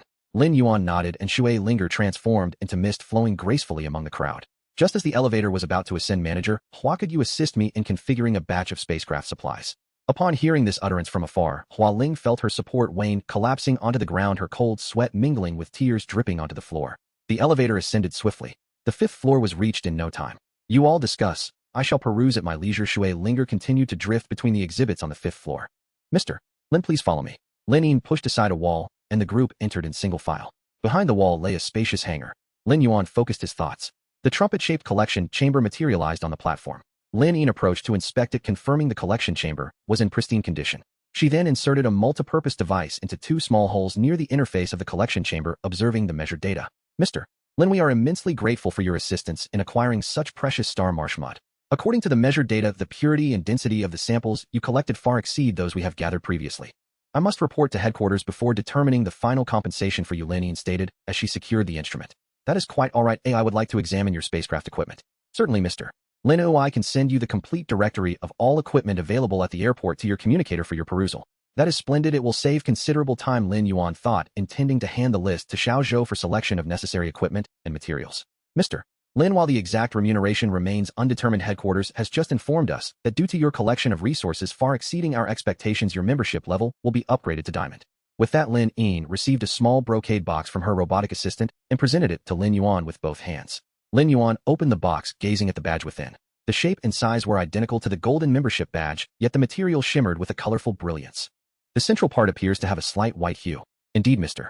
Lin, you observe with great scrutiny. This is also a limited edition diamond membership badge. It possesses spatial storage capabilities as well. The crystal was directly embedded in the center of the badge, seamlessly merging with it. Only upon careful inspection could its uniqueness be discerned. Its internal capacity reached MMM. Rest assured, we will not be reclaiming your previous golden membership badge. We hope you will continue to assist us in resource collection at your convenience. We will certainly not disappoint you. With that, the group exited the hangar, returning to the 5th floor hall. A wisp of mist materialized into a human form. Hello, I am Shui Linger. Greetings, I am Lin Yuan. May I take a look at your golden badge? Shui Linger floated gracefully before Lin Yuan. I apologize, but my badge is rather special and not available for lending. It would be absurd to casually reveal a badge that housed not only a vast array of resources, but also several spacecraft. Furthermore, this woman radiated an aura of mystery. Should she forcibly claim it as her own, Lin Yuan would find himself in a most precarious situation. Although the likelihood of such an event was slim, matters concerning one's livelihood and safety necessitated caution. How stingy. Shui Linger did not seem offended. Any opportunity to borrow it was a gain, and if not, she incurred no loss. Excuse me, could this esteemed manager arrange for my badge to be transformed into something similar? Lin Yin regarded the elemental girl. Upgrading a badge entails a specific procedure. We must first verify your identity, followed by a comprehensive assessment from headquarters before any determination can be made. That is acceptable. Here is my identity card. I shall submit my application at once. With a flick of her delicate hand, a purple identity card materialized between her fingers, akin to a magician's illusion. Is there anything else you wish to procure? If so, I can check the inventory for you. Lin Yin accepted the card. No rush. I wish to converse with Mr. Lin first. Please proceed with my membership badge application. Very well, I shall return shortly. After a slight bow towards Lin Yuan, Lin Yin took Shui Linger's identity card and ascended in the elevator. I wonder what Miss Shui wishes to discuss. I am all ears. Follow me. Shui Linger glided forward with Lin Yuan trailing closely behind, accompanied by Su Jingxin and Xinjing.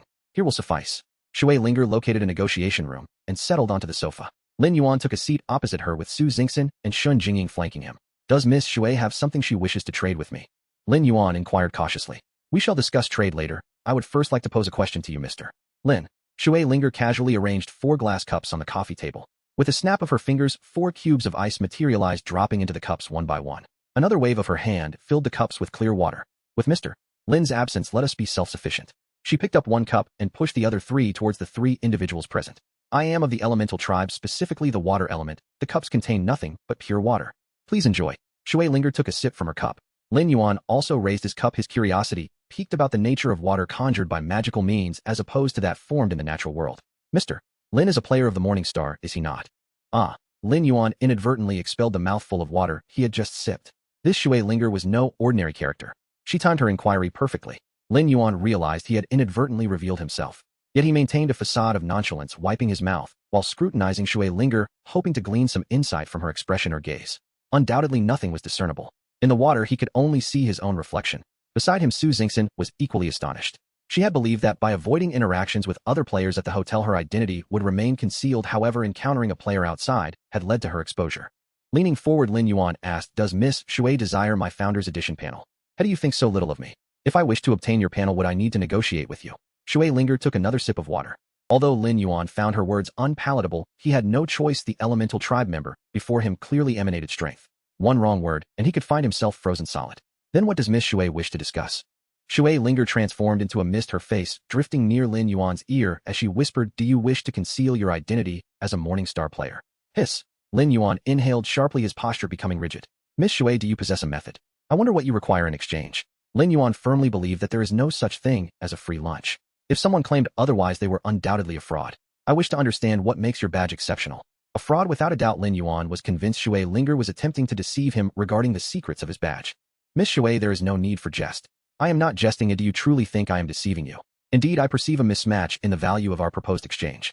Lin Yuan had consulted Xiao Zhou in the trading channel and found no items or methods capable of concealing player identity. Furthermore, did you not just request Manager Lin to assist with your application? You will soon possess it. Why barter for an item or method to acquire information that you can readily obtain? Lin Yuan articulated his doubts. Mr. Lin, you may not be aware, but that manager's application will not succeed." "What? You knew it would not be successful, yet still sent Manager Lin on that errand. You intentionally misdirected Manager Lin." Lin Yuan's understanding dawned. "The scale and power of the recycling station far exceed your expectations. Their membership system is a comprehensive evaluation framework.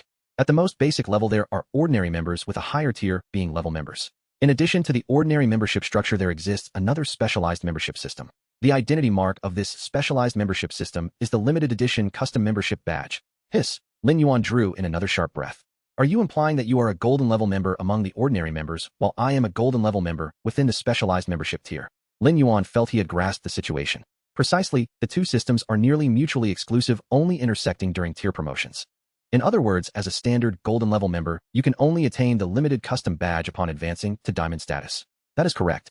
Thus you are confident that Manager Lin's effort to assist you in transitioning from ordinary golden to specialized golden membership would surely fail. Indeed, well deduced.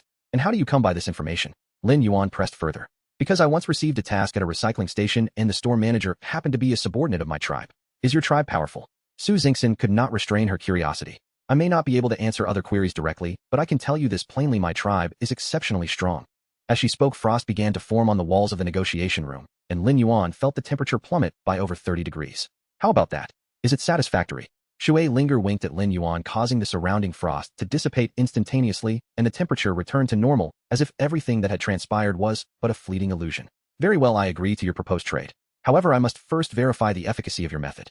"Certainly," Shui Linger said as she lightly brushed her left hand over the coffee table, revealing a piece of colored leather slightly larger than her palm. "What is this?" "The patterns are exquisite." Su Xingxin leaned closer to get a better look. "May I hold it?" Lin Yuan inquired. "Of course." Lin Yuan picked up the colorful leather. Leopard chameleon rainbow chameleon skin item type rare object rarity rare function disguise. It enables players to masquerade as another player. Once the disguise function is activated, the durability of the skin will deplete continuously. If the masquerade involves a race with significantly different appearances, the durability will drain more rapidly. If only the identity is disguised without altering the appearance, the durability will deplete slowly. Usage requires fusion with another player's biological tissue or race token. If using biological tissue, the skin will directly absorb that tissue. If using a race token, it will temporarily bind with the token. Once unbound, the durability of the skin decreases by. Evaluation: the leather requires maintenance. Regular care is essential to keep it looking new. "I want this." "I agree to the trade," Lin Yuan declared, his heart racing at the thought of possessing such a valuable item. "Then tell me about your badge," Shui Linger prompted. Lin Yuan removed the golden badge and held it in his hand. The uniqueness of the badge lies in this gem known as Golden Star Crystal, which possesses spatial attributes containing an internal storage space of 1 million cubic meters. Lin Yuan recalled Lin Jin's introduction. Shui Linger anticipated further elaboration from Lin Yuan, but he merely stated, "That's all. That's all." "Is that it?" "That is indeed it." Shui Linger felt as though she was the one being deceived. "Impossible. It is true. It's just that way. Miss Shui, it must be genuine. The commander wouldn't deceive you. Although this is my first time hearing about it, I recognize this gem. Initially, I thought it was merely a decorative, ordinary golden crystal, but after hearing the commander's introduction and taking a closer look, I can confirm it is indeed an exceptionally rare golden star crystal." Shun Jingying spoke earnestly, realizing for the first time that Lin Yuan's spatial equipment was this badge. "Fine, I will believe you. But how did you acquire this badge?" she asked. "Miss Shui, that exceeds the scope of our transaction. However, I can provide a brief overview." At this, Su Xingxin and Shun Jingying looked at Lin Yuan with curiosity. "Like you, I once encountered a recycling station. I went in and purchased a few items. The shopkeeper felt a connection with me and gifted me this badge, claiming we were fated. That's all. That's all. So simple. Indeed so simple." Shui Linger scrutinized Lin Yuan for a long moment, unable to discern anything particularly noteworthy about him or any signs of fate. "Perhaps you genuinely do not know," she conceded. "In fact, those included in the special membership system are all customers who receive prioritized service," Shui Linger remarked. "Perhaps you have only recently joined and have yet to access deeper information," she concluded. "Thank you for your patience." Lin Yuan appeared at the door of the conference room. "I sincerely apologize it took a while to obtain a response from headquarters. Unfortunately, you do not meet the promotion criteria yet and will need to wait a bit longer. I am truly sorry." Lin Yuan offered Shui Linger her identity card with both hands, repeatedly apologizing. "It's all right, we will discuss it during the next promotion. Please summon manager Hua Ling, I have some items to negotiate with her." Shui Linger reclaimed her identity card and reseated herself across from Lin Yuan. "Certainly, I will notify her immediately." 1 minute later, Hua Ling appeared at the door of the negotiation room. "Most esteemed Mr. Lin." Miss Shui, Hua Ling bowed deeply at the entrance. "Let's go, we will head over there." Shui Linger rose and exited the conference room, walking toward another meeting room in the distance. Hua Ling bowed again to Lin Yuan before following Shui Linger to the other side. "Lin Yuan, perfect timing, let us continue our discussion." "Of course, Mr. Lin, do you have any further requests?" Lin Yuan sat gracefully on the opposite sofa. "I have several spacecraft I found previously, both new and old. Can you recycle them?" "Absolutely no problem. Let us proceed to the spacecraft docking bay where you can leave the ships and I will provide you with an appraisal." Lin Yuan and the others followed Lin Yuan to a vast spacecraft docking bay. As the enormous doors opened, they were greeted by hundreds of various spacecraft, both large and small, all refurbished and gleaming as if new. This was the first time, including Lin Yuan, that they had seen so many spacecraft. Su Xingxin and Shun Jingying were particularly awestruck, unable to contain their admiration. "Jingying, look at this one, it's stunning. The lines are so elegant, I absolutely adore it." Su Xingxin stood beside a red spacecraft, almost rooted to the spot. "Indeed, it is truly beautiful." However, Shun Jingying's gaze was fixed on a nearby ship that shimmered with dazzling brilliance. Yet Shun Jingying knew that the scant amount of interstellar coins in her account was insufficient to modify her spacecraft to such a standard. After a few glances, she shifted her attention back to admire the red spacecraft alongside Su Xingxin. "Ladies, if you find any styles you like, we can assist with upgrades and customization. We can modify any of the spacecraft styles here based on your own ship, from the exterior to the interior. We possess a full set of blueprints and materials," Lin Yuan aptly recommended. "If Mr. Lin agrees, we can directly process it under his identity." "Not a problem, whatever you choose to change, I will cover the costs," Lin Yuan said generously. The recent transaction of the substantial cargo of star swamp sludge was indeed quite valuable. Converting it into interstellar coins paled in comparison to upgrading the spacecraft. After all, the performance and combat capabilities of a powerful spacecraft were the absolute guarantees for survival. Lin Yuan casually removed all the spacecraft from the badge's space except for his Shenzhou. This included Su Xingxin's red diamond and Shun Jingying's gemstone. "If you trust us, your ships can be stored here for upgrades and modifications. You only need to select the styles and provide me with your general upgrade ideas, and we will send the plans to your communicators later today." "That's wonderful," Su Xingxin exclaimed joyfully. "I think I will pass," Shun Jingying said quietly. "I can stay aboard the commander's ship." "Not a problem, since we are all on the same spacecraft. The level of each person's ship and character should remain competitive. I will cover all costs, so you need not worry." "Then Mr. Lin, what about your spacecraft?" "For my ship, you only need to prepare the upgrade plan and basic materials. I will handle the specific upgrade process myself." "Mr. Lin, may I have a word with you privately?" Lin Yuan glanced at Su Xingxin and Shun Jingying beside him. "Zuxing has instructed me that there is a matter that needs to be discussed with you privately." "Very well." Lin Yuan turned to the two women and said, "Please take a moment to explore if there are any spaceship designs that catch your fancy. Manager Lin and I will return shortly." Following Lin Yuan entered the interior of a spaceship and closed the hatch. "Does Zujin have any special arrangements?" Zuxing mentioned that he had previously promised to help you keep an eye out for the materials needed to upgrade the spaceship's intelligence core. "Indeed, that is correct." Lin Yuan pondered for a moment and nodded. He has learned that a chip essential for upgrading the intelligence system from LV2 to LV3 will soon arrive at Xinzhou Aerospace Port. "Oh, who possesses this chip, and are they willing to sell it?" Lin Yuan's interest was piqued. They are willing to sell, but they prefer not to sell it to us. Why? Is your offer too low? It is not a matter of price. Rather, the current owner wishes to exchange the chip for other rare resources and is not interested in a direct transaction using interstellar currency. Lin Yuan elucidated the situation. And the items they wish to exchange you do not possess. Correct. To be frank, our group primarily focuses on spaceship projects. While we do dabble in interstellar resources and rare items, it is not our main business, thus our investment is limited and our inventory is not extensive. For instance, the Shenzhou Yumi you help collect constitutes over 70 of our entire group stock. Are there no large commercial groups engaged in the business of resources and rare items? Lin Yuan was curious, wishing to gather information for future procurement. There are indeed a few companies primarily manage the interstellar mining business, such as Xing Mining Bureau Huanyu or Group Ronglu Heavy Industries Group and Titan Interstellar Resource Group, among others. The market for rare items is less standardized due to the vast variety and complexity of their uses combined with the scarcity of individual categories. Therefore, there are no super large conglomerates specializing in this sector. Aside from the Xinjiang Club and its notable Jinky Grocery, most small to medium-sized companies tend to be unreliable or struggle to maintain operations. That makes sense. Rare items are few and hard to obtain. Furthermore, their specific applications limit their liquidity in trade. Precisely. Hence, many large organizations establish internal expedition teams specifically to collect certain rare items rather than engage in procurement. Lin Yuan nodded in agreement, as he himself was a Silver Star-level explorer for the Yingxinglevel Universe Wonders expedition team affiliated with the Xingyun Scientific Research Institute. Did he not seek out Jinky Grocery this time? He came to the aerospace port expressly to find Jinky Grocery. Lin Yuan replied, producing a thin metallic box from her pocket. Gently opening the lid, inside lay a card that shimmered with a blue-green laser glow. There will soon be a small interstellar rare items exchange event at the aerospace port organized by the Xinjiang Club's Xinjia Aerospace Port Group, with Jinky Grocery as the host store. Several large companies at the port are also participating as organizers. Such events are generally not open to the public, only invited guests may attend. So this is an invitation card. Lin Yuan took the card and examined it closely. Yes, each organizing entity can invite 3 of its important clients to the exchange. Of course, the majority of attendees will primarily be members of the Xinjiang Club. Thank you for your assistance, Lin Yuan, and for sharing this information. I do plan to attend the exchange, but I shall not require this invitation card, as I am also a member of the Xinjiang Club. Lin Yuan placed the card back in the box and returned it to Lin Yuan. You are actually a member of the Xinjiang Club. Lin Yuan's fluffy little face lit up, her eyes wide with surprise. Yes, is that a problem? That simplifies things considerably. Following the exchange event, there will also be a small trading event exclusively for club members. The current owner of the chip is reportedly also a member of the Xinjiang Club, and he will surely offer the chip at the trading event. Indeed, however, if the opportunity arises, I hope to establish direct contact with the owner of the chip beforehand. Nevertheless, I will definitely attend the exchange. Understood, Mr. Lin. I shall think of ways to arrange a meeting with him. However, you should still accept this invitation card. Why is that? It is said that club members attending the exchange may bring only one additional companion. I see you have 2 companions, and the other will need an invitation card for entry. Can the invitation card allow additional guests? No, each invitation card is strictly for 1 person. Very well, I shall accept it. Thank you for your invitation. No need for thanks. As our esteemed diamond level member, this is a benefit you are entitled to. Lin Yuan stood up in preparation to leave. Mr. Lin, please hold on. After your upgrade to diamond level membership, we have a gift for you. With that, Lin Yuan retrieved another metallic box from her pocket. What is this?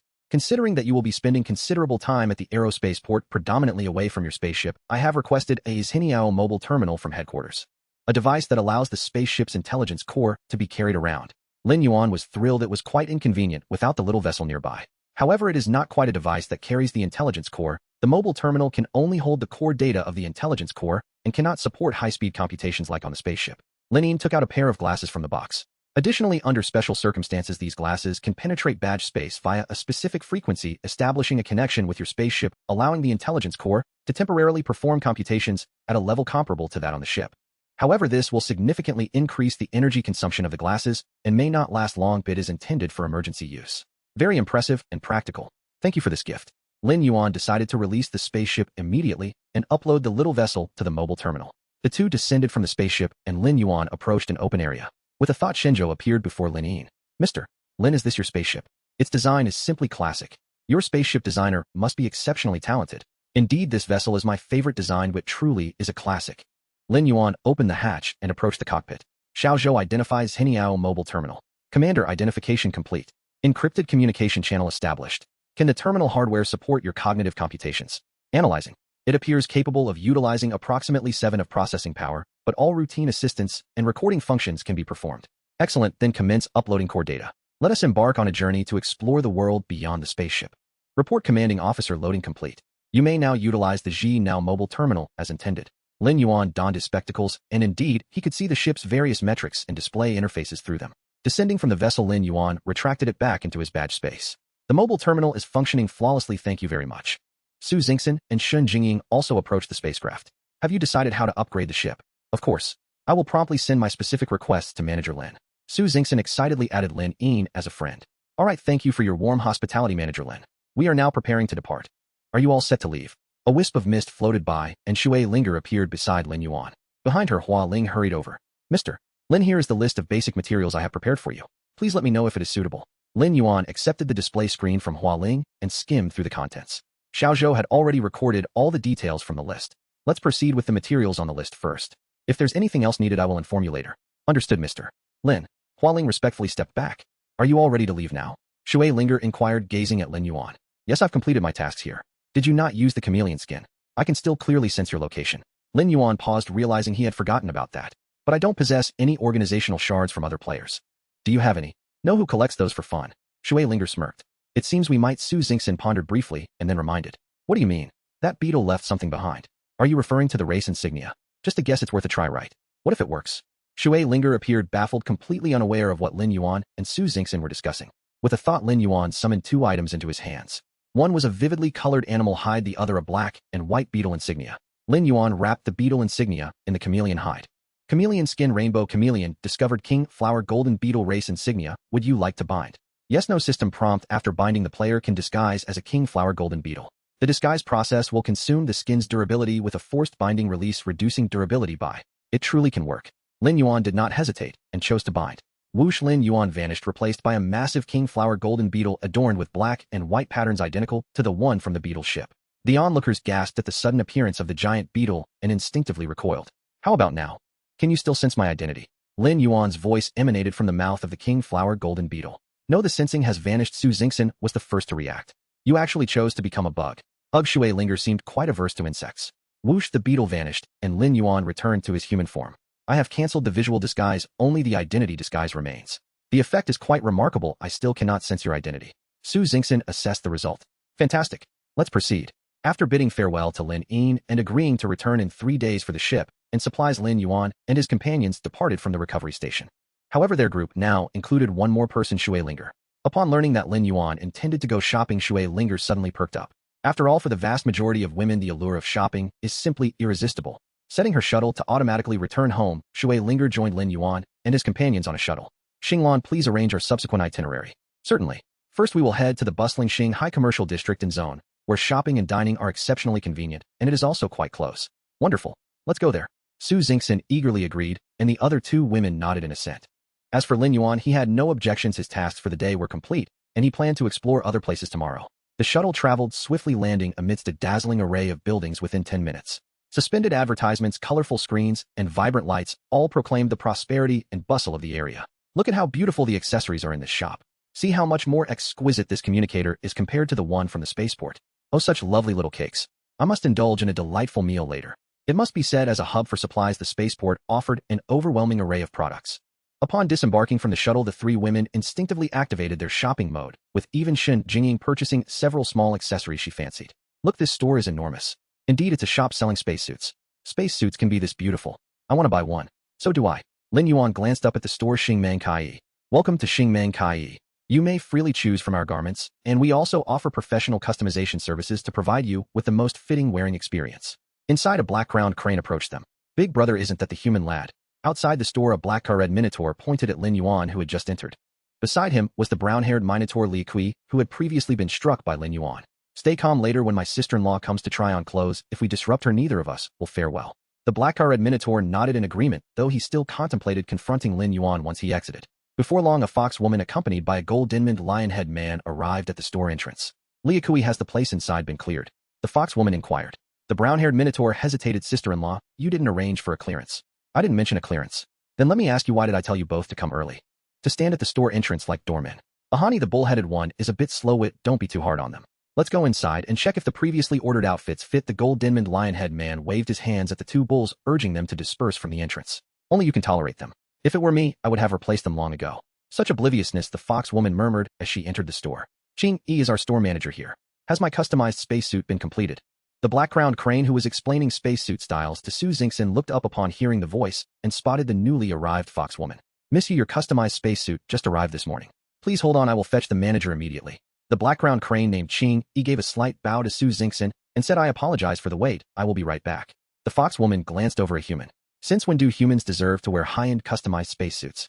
Su Xingxin had just lifted her head when she heard a sound. A mist swirled past, and a figure appeared beside the Fox Clan woman. A sharp slap resounded as it struck the fox woman's face. Stumbling backward, she nearly lost her balance.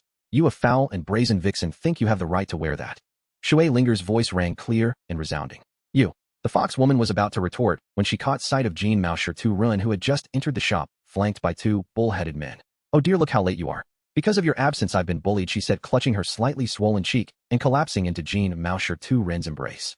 Who did this? The lion-head man asked, steadying the fox woman.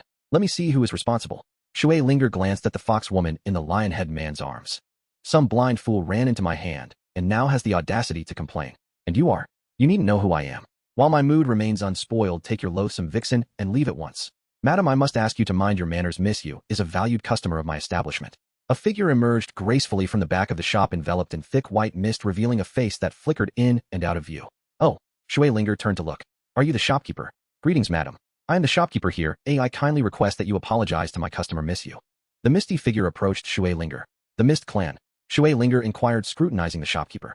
Indeed, I belong to the Mist Clan. Then why do you not kneel before the main clan? Shui Linger replied, coolly, her tone icy. The misty figure hesitated slightly. And you are? Shui Linger pointed at the misty figure, a powerful suction force erupting from her fingertip, pulling much of the mist away. Ah! A piercing scream followed as the misty figure crumpled to the ground, showing signs of dissipating. Great lord of the main clan, I am but a fool. Please spare me. The sudden turn of events left everyone in the shop in stunned silence. Lin Yuan truly witnessed the oppressive might of the main clan over the subordinate races. Seeing the usually enigmatic shopkeeper subdued by Shui Linger, the fox woman began to show signs of retreat. Is this young lady from the elemental clan? Jean Mausher Tu Rin inquired. Shui Linger cast a sidelong glance at him. Have you considered how to make amends? Amends? This young lady is jesting. It was you who struck her, and I am not of the Mist Clan, he retorted, gesturing for the two waiting bull-headed men to enter.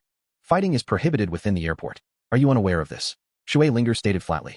Your woman insulted others first. If you can offer suitable compensation, I may choose not to pursue this further. Haha, you may not know, but our elder brother is the leader of the order squad. The black-furred, bull-headed man stepped forward, exuding an imposing presence. Oh, is that not Brother Neo I've met before? Lin Yuan chuckled, addressing the brown-furred, bull-headed man. The bull-headed man intended to feign ignorance, but upon hearing Lin Yuan he had no choice but to step out from behind the lion-head man. You again, human brat. Rubbing his still swollen arm, the bull-headed man felt a flicker of hesitation. You know him? Shui Linger asked Lin Yuan. I've encountered him before, we have some history. Human brat, last time my elder brother let you go without a word. This time, we shall settle old and new scores. The black-furred, bull-headed man declared arrogantly, raising his hoof as if to charge at Lin Yuan. With a wave of her right hand, Shui Linger summoned a gust of cold wind that swept through the shop, causing the temperature to plummet and a layer of frost to form on the displayed spacesuits. The black bull was instantly encased in a massive block of ice resembling a giant amber. You dare! The brown-furred, bull-headed man, witnessing his subordinate being controlled in an instant, lowered his head and prepared to charge at Shui Linger. Lin Yuan lunged forward, executing a swift kick and elbow strike. The brown-furred, bull-headed man found himself flat on the ground, unable to move. The lion-head man shoved the fox woman aside and roared, charging at Shui Linger. Clang! An ice wall appeared suddenly, which the lion-head man smashed through, continuing his advance. In a blink he reached Shui Linger and struck down with his palm. Shui Linger's form misted and vanished. The lion-head man struck air, turning back in a snarl, but Shui Linger was nowhere to be found. An ice crystal flew into his open mouth, vanishing without a trace. Beside Lin Yuan, a figure slowly coalesced. The lion-head man was now covered in ice shards, nearly incapacitated. Bang! The shop door burst open and several figures clad in silver uniforms surrounded everyone inside. Order squad, everyone. They are the ones who assaulted us. They even injured Captain Jean. The fox woman, seeing reinforcements, threw herself onto the lead figure, weeping profusely. The captain of the order squad pushed the fox woman away and swiftly approached the lion-head man who was encased in ice. Are you Jin Su, in charge of the Xingai commercial district? Yes, I am Jin Su, he replied, enduring the pain from his frozen throat. Take him away. 6 members of the order squad paired off, dragging Jin Su out. So you've got it wrong. They are the assailants. It is they who should be taken away. The fox woman rushed forward to grab the lead captain. The captain waved his arm lightly, shoving the fox woman aside, and walked directly to Shui Linger, kneeling on one knee. Captain Han Rin of the Special Operations Team of the Xinjia Airport Order Squad greets you, Inspector. Rise. 1 minute and 50 seconds, or under 2 minutes, a satisfactory performance. Yes, please, Inspector, give your orders. Handle Jinsu according to the Order Squad's regulations. You deal with the other two bull-headed men as you see fit. Understood. And take away that foul-smelling foxwoman as well. Go. Yes. We take our leave. With a glance from Han Ren, a silver figure seized the foxwoman. The two bowed to Shui Linger before hastily exiting the shop. Wow. Shui Linger, you are part of the airport order squad. How impressive. Su Xingxin exclaimed, grasping Shui Linger's arm. I'm with the order squad, but not the airports, Shui Linger clarified. Great Lord of the main clan, I am unworthy to recognize your esteemed presence. Please forgive my ignorance. The misty figure previously on the ground had risen and now knelt before Shui Linger. Bring me the shop ledger. Of course. The mist figure swirled slightly, producing a glowing screen. It presented the screen with both hands. Shui Linger accepted it, scrolling through its contents with her fingers. Is this your shop? Su Xingxin inquired. Not mine, but any subordinate clan member serving as shopkeeper is subject to inspection by the main clan. If a subordinate clan holds shares in a shop, they are merely holding them in trust for the main clan. Are you not quite wealthy then? Su Xingxin exclaimed, her face brimming with astonishment. Well, it could be said that way, but it's not entirely accurate, Shui Linger replied, blinking playfully. Such assets primarily belong to the clan's heritage. If an individual wishes to acquire them, they must exchange contributions to the clan or receive them as rewards. That is indeed commendable. Your clan is formidable. Su Xingxin remarked with genuine admiration. Shui Linger perused the ledger for a moment before turning her gaze to the mist shadow kneeling before her. What is your name? Esteemed clan leader, I am Yin Miao, and I have served as the store manager here for 2 years. Does this store hold any shares in the clan? Yes, it does. Since some technologies are provided by the clan, the main clan holds a 20% stake in all Xingmang Kai chain stores. Have the shares of this store been allocated? Reporting to the esteemed clan leader, although the Xingye aviation port is quite prosperous, its location is somewhat remote and not within the regular activities of the esteemed clan leaders. Therefore, there is currently only one clan representative managing all enterprises in the port. Some significant industries are directly held by the representative, while the shares of smaller stores like this one are recorded under the store manager's name. In other words, the shares of this store are currently in your name. Yes, esteemed leader, they are under my name. And the profits? 50% of the profits go to the representative, 30% is allocated for store operations, 15% is reserved as contingency funds, and the remaining 5% is my share, Yin Miao replied respectfully, her hands pressing against the ground. From today onwards, the 50% need not be submitted, it shall be directly transferred to my account. I hereby claim the shares of this store. Understood, esteemed clan leader. However, I still require the representative's permission to alter the flow of funds. Otherwise, the Interstellar Bank will not permit changes. You need not worry about that. I shall meet with the representative tomorrow. For now, simply provide me with their information. Shui Linger gestured for Yin Miao to rise. As mist swirled around her, a card materialized in Yin Miao's hand, which she slowly raised above her head. After Shui Linger accepted the card, Yin Miao gradually stood up. This is the identity information and contact details of the representative, esteemed leader.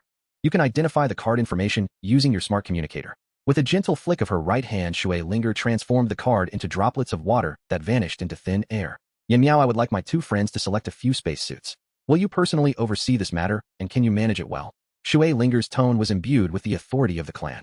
Rest assured, esteemed leader, I shall employ the finest bespoke techniques to ensure your friends are thoroughly satisfied. With a soft flick of her finger, a droplet of water shot into Yin Miao's body. The thin mist enveloping Yin Miao thickened, immediately becoming denser than before. Thank you for your generous favor, esteemed clan leader.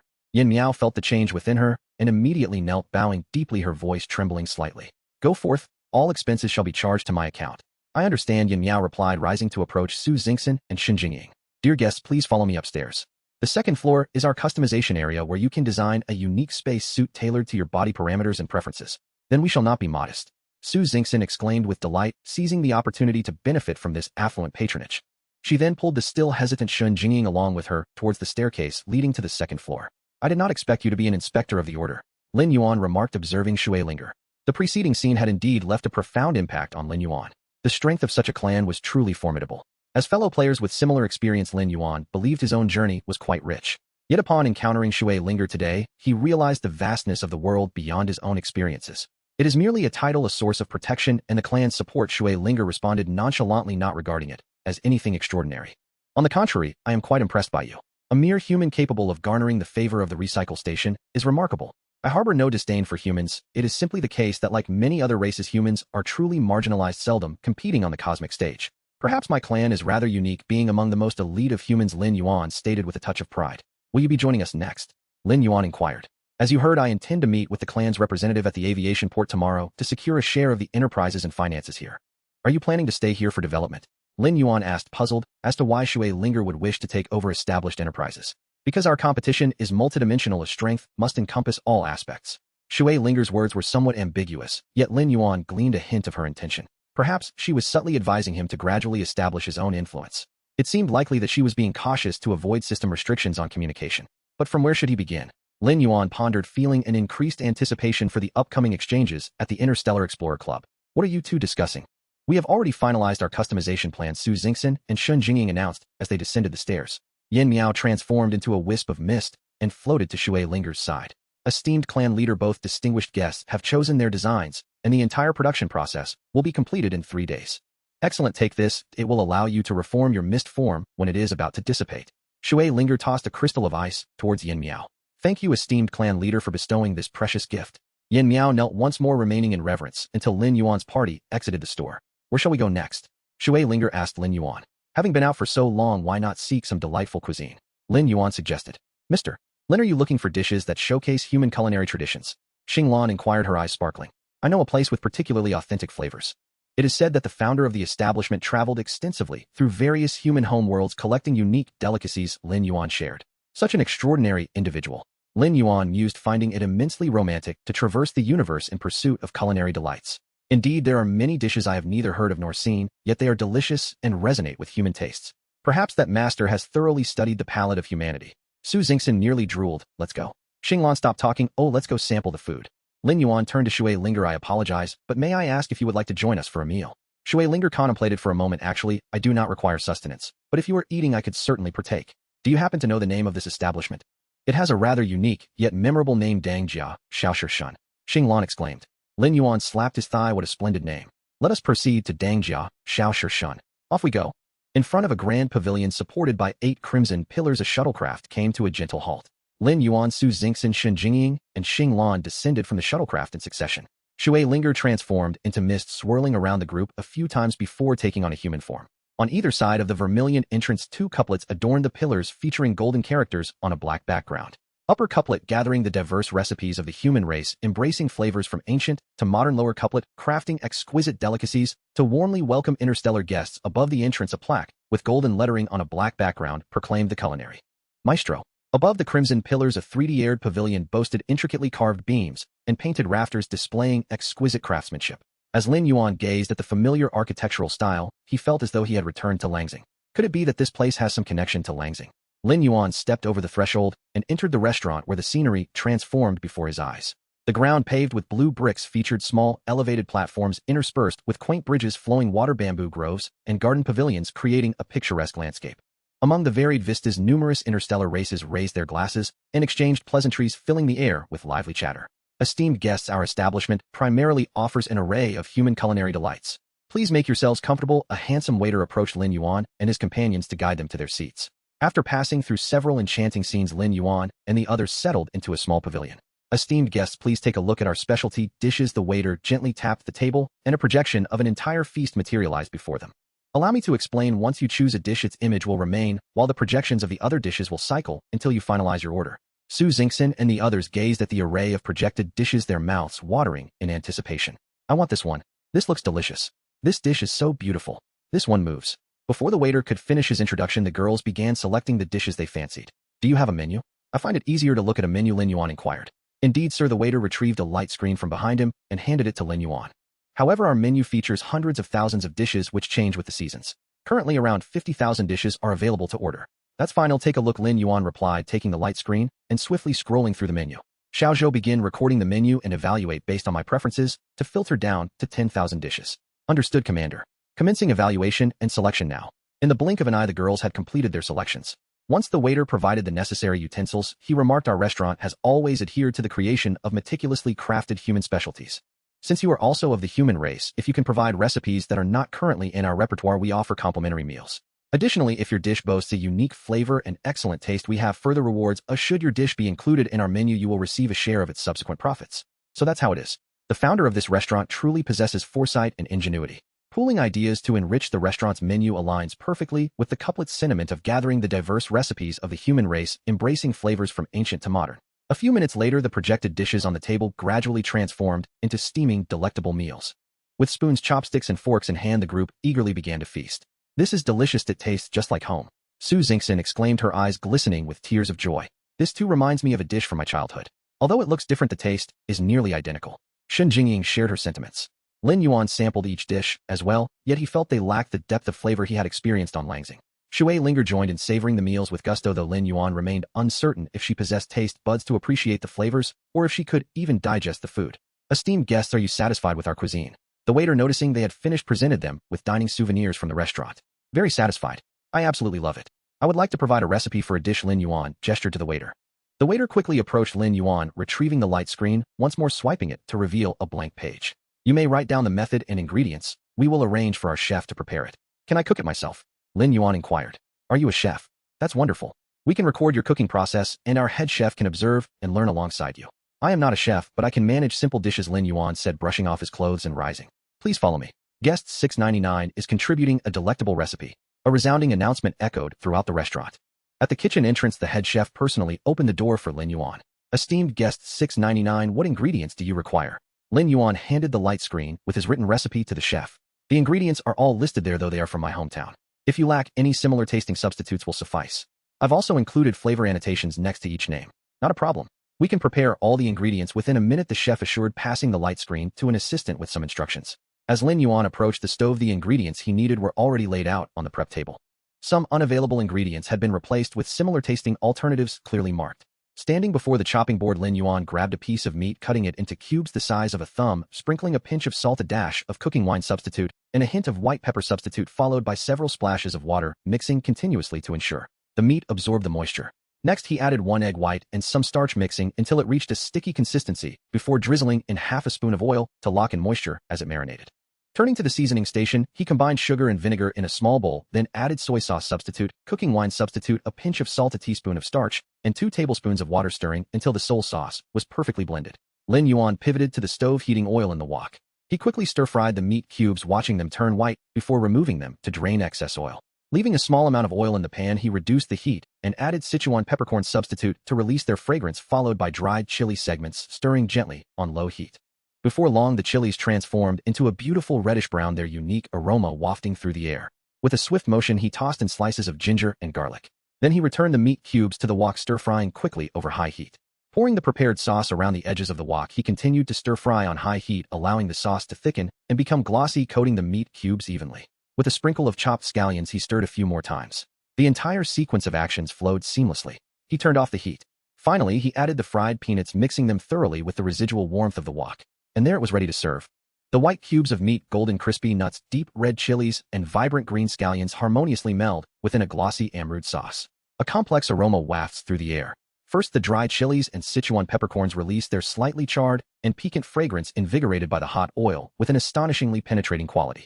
Following this, the sweet and sour notes arise from the fusion of sugar and vinegar under high heat. Next, there is the enticing scent of the sautéed meat, the fresh aroma of scallions, and the fragrant oil of roasted peanuts. The entire kitchen is saturated with this intricate and rich bouquet. How fragrant! Exclaimed the waiter, shattering the tranquility of the kitchen. Indeed, it is incredibly aromatic. The variety of flavors is beyond my description. Exactly. There's just no way to articulate it. Merely fragrant. I have a feeling this dish must be delightful. Absolutely, let's taste it. Yes, let's have a taste. Amidst the chorus of enthusiastic praise, Lin Yuan picked up the wok and delicately plated the prepared dish onto a round platter, as pure as jade. The sauce, rich and glossy, tightly enveloped each ingredient, presenting a beautiful amber color that made one's mouth water. Chef, please indulge in this dish. The head chef of the restaurant was an impressively tall male figure. He retrieved a small spoon, carefully sampling a bit of each ingredient from the plate, blending them into a single bite, which he savored with gentle chews. The expression on the chef's face transitioned from initial skepticism to delightful surprise, ultimately transforming into an expression of profound enjoyment. The flavors are numbing, spicy, sour, and sweet. The textures are tender, smooth, crunchy, and crispy. I have never encountered such an extraordinary dish. The chef exclaimed in genuine admiration. I must try it. Allow me a taste. I wish to sample it too. Upon hearing the chef's high praise, the other chefs could no longer maintain decorum, clamoring to have a taste, fearing that the dish's warmth would diminish, thereby compromising its original texture and flavor. In no time, the platter was polished clean by the eager chefs. May I inquire, esteemed guest, what is the name of this dish? The tall chef bent slightly, addressing Lin Yuan with utmost respect. This dish is called Gong Bao Ji Ding in my hometown. Gong Bao Ji Ding. So it is called Gong Bao Ji Ding. This dish is known as Gong Bao Ji Ding. A whispering ripple of discussion surged through the kitchen. Such a delectable dish, are you truly willing to share the recipe with our establishment? The chef inquired softly. Upon hearing this question, the kitchen staff collectively held their breath. After all, a dish of this caliber would irresistibly attract culinary enthusiasts wherever it appeared. I would be delighted if food brings people together. In fact, I am quite fond of gastronomy and eager to exchange culinary ideas and culture with fellow food lovers. Wow, the head chef led the applause. Moments later, the clapping subsided. May I ask how to address you, sir? My name is Lin Yuan, an interstellar traveler. Esteemed Mr. Lin, I intend to rank your gong bao ji ding as the most exquisite dish in our restaurant at the exceptional level. And as the creator of this dish, I would like to invite you to join the Interstellar Gourmets Alliance. I serve as the primary liaison for the Interstellar Gourmets Alliance stationed at the Shenzhou Spaceport, and I am also a judge for the Alliance's culinary evaluations. Your culinary demonstration just now could serve as an exemplary presentation for prospective members.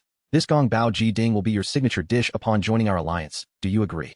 Lin Yuan was quite taken aback, unexpectedly receiving an olive branch from an organization. Certainly I agree. The chef gestured grandly, and an assistant promptly handed over an ornate box. Opening the box revealed a golden badge. The emblem depicted a steaming wok filled with glimmering jewels. This is the badge of the Interstellar Gourmets Alliance. The chef leaned closer to Lin Yuan's ear and whispered, this badge can preserve ingredients in food, although its capacity is limited, it maintains freshness indefinitely. Rising to his full stature, the chef declared, I now officially present you with this badge marking your certification as a golden-level gourmet in our Interstellar Gourmets Alliance. Wow. Once again, the kitchen erupted in a fervent round of applause filled with recognition and admiration for Lin Yuan's culinary skill. I sincerely apologize for not having asked your name, chef. I am called Li Ziyuli and affectionately known as Li Zy. With a big mouth, I savor the world, ha ha. Mr. Lin, our restaurant's founder, may visit soon. He is also an interstellar traveler with a passion for food. That would be wonderful. Oh, I look forward to meeting him. Here is my contact information. Chef Li, feel free to reach out to me directly. Together, they stepped out of the kitchen. The dish gong bao ji ding contributed by guest 699 has been designated as exceptional. Starting tomorrow, our restaurant will officially feature this exceptional new dish. The waiter's voice resonated throughout the restaurant. Wow, exceptional. That must be the highest tier. Indeed, it is the very best. Quick, reserve a table for tomorrow. Book now. Accompanied by the head chef, Lin Yuan returned to the dining pavilion they had occupied earlier. Seeing the group of chefs following Lin Yuan, Su Xingxin and her companions were momentarily perplexed. Everyone, Mr. Lin's recipe has been included in our restaurant's collection and classified as an exceptional dish. As a token of our gratitude, all of you dining today will receive complimentary meals. Moreover, as friends of Mr. Lin, you will each receive a lifetime discount of 50%. From now on, regardless of which master food god establishment you dine in, you will enjoy this discount. As he spoke, Chef Li produced several miniature plaques from his pocket, which were exquisite replicas of the master food god sign outside. These are vouchers for your discounts. I hope you will visit our restaurant often. Su Xingxin and the others stood to receive the miniature plaques, their gazes towards Lin Yuan filled with surprised curiosity and admiration. Accompanied by a throng of chefs, Lin Yuan reached the entrance of the restaurant. Thank you for your generous hospitality, though I shall return to discuss culinary delights with you all another day. Welcome back, Mr. Lin. Safe travels, Mr. Lin. Inside the shuttle, Lin Yuan turned to Shui Linger. Shall we head to the Xingang Grand Hotel? I wonder, Miss Shui. I'm staying there too. Let's go together.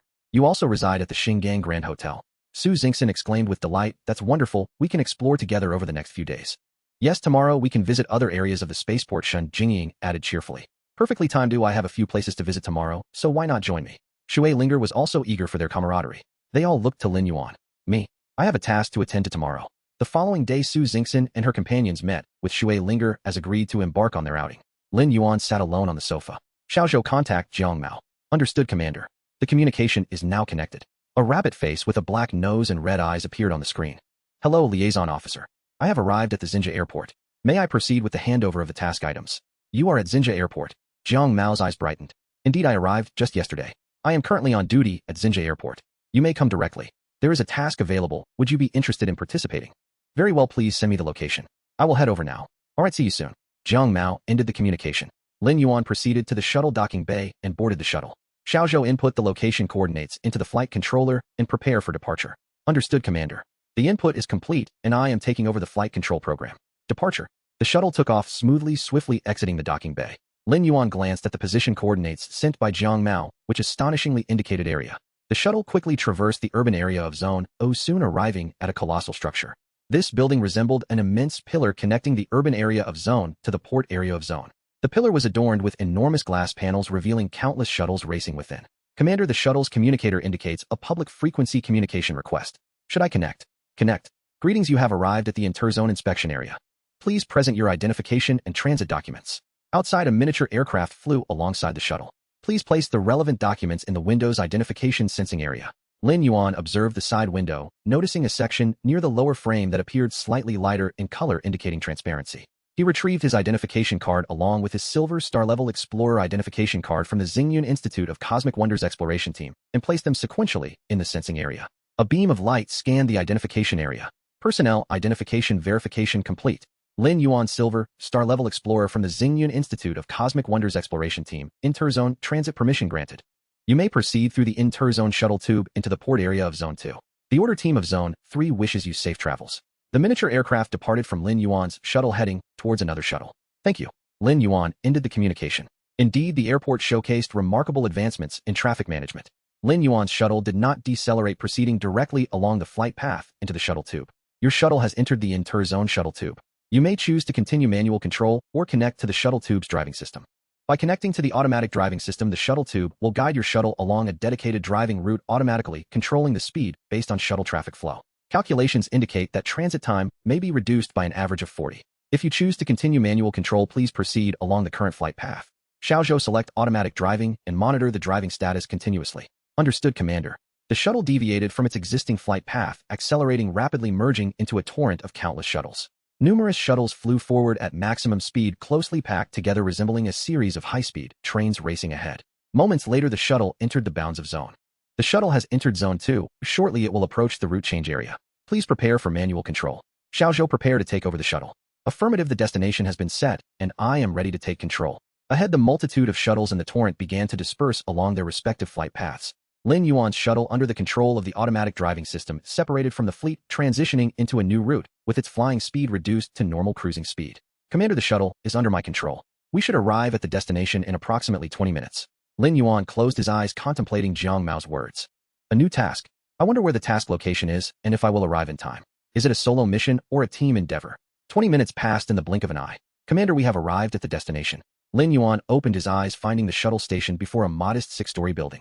The building bore no adornments, its exterior painted pure white with elongated windows, giving it a slender and towering appearance. Lin Yuan parked the shuttle in front of the building. No one stood outside, nor were there any signs or door plates visible. He approached the door and pressed the doorbell. Please present your identification. A brick on the wall adjacent to the door protruded outward and shifted aside. A screen appeared displaying the message, please place your identification on the red area of the screen. Lin Yuan retrieved his Explorer identification card and affixed it to the screen. Verification complete. Please enter. The door opened. What seemed like an inconspicuous wooden door revealed itself to be merely a decorative facade, with the main structure comprised of a thick alloy plate exceeding centimeters in thickness. This seemingly modest 6-story building possessed fortifications comparable to a battle fortress. Welcome, Silver Star-level Explorer Lin Yuan, to the Cosmic Wonders Exploration Team, Xinzhou Airport Liaison Station. Your liaison officer awaits you in Task Office No. 7. Please follow the green markings on the ground. Lin Yuan looked down to see a green guideline extending forward from his feet. Following the guideline, he encountered no one until he arrived at an elevator. Ding! The elevator doors opened, revealing it to be empty. Lin Yuan stepped into the elevator, which had buttons for floors to go into. There were no buttons for the TH and TH floors. The button for lit up, and the elevator began its descent. Ding! The elevator doors opened, and Lin Yuan noted the floor indicator red, confirming his location. He exited the elevator and continued along the guideline. After turning a corner, doors to offices began to appear on the right side. Task Office No. Task Office No. Lin Yuan paused before Task Office No. Knocking on the door, his knuckles produced a dull sound. Please enter. Lin Yuan pushed the door open to find a figure in a light blue task officer uniform rising from behind a large desk. Hello, Mr. Lin. I am Jiang Mao. It is a pleasure to meet you for the first time. Jiang Mao led Lin Yuan to a sofa on the side of the office where they both took a seat. I have reviewed the task report you submitted earlier. The task center expressed great satisfaction with your ability to complete the mission under extremely adverse conditions. Your capabilities are highly regarded. You flatter me. May I hand over the magnetic storm monitoring beacon directly to you, or should I proceed differently? Let us not rush, Mr. Lin. Have a glass of water.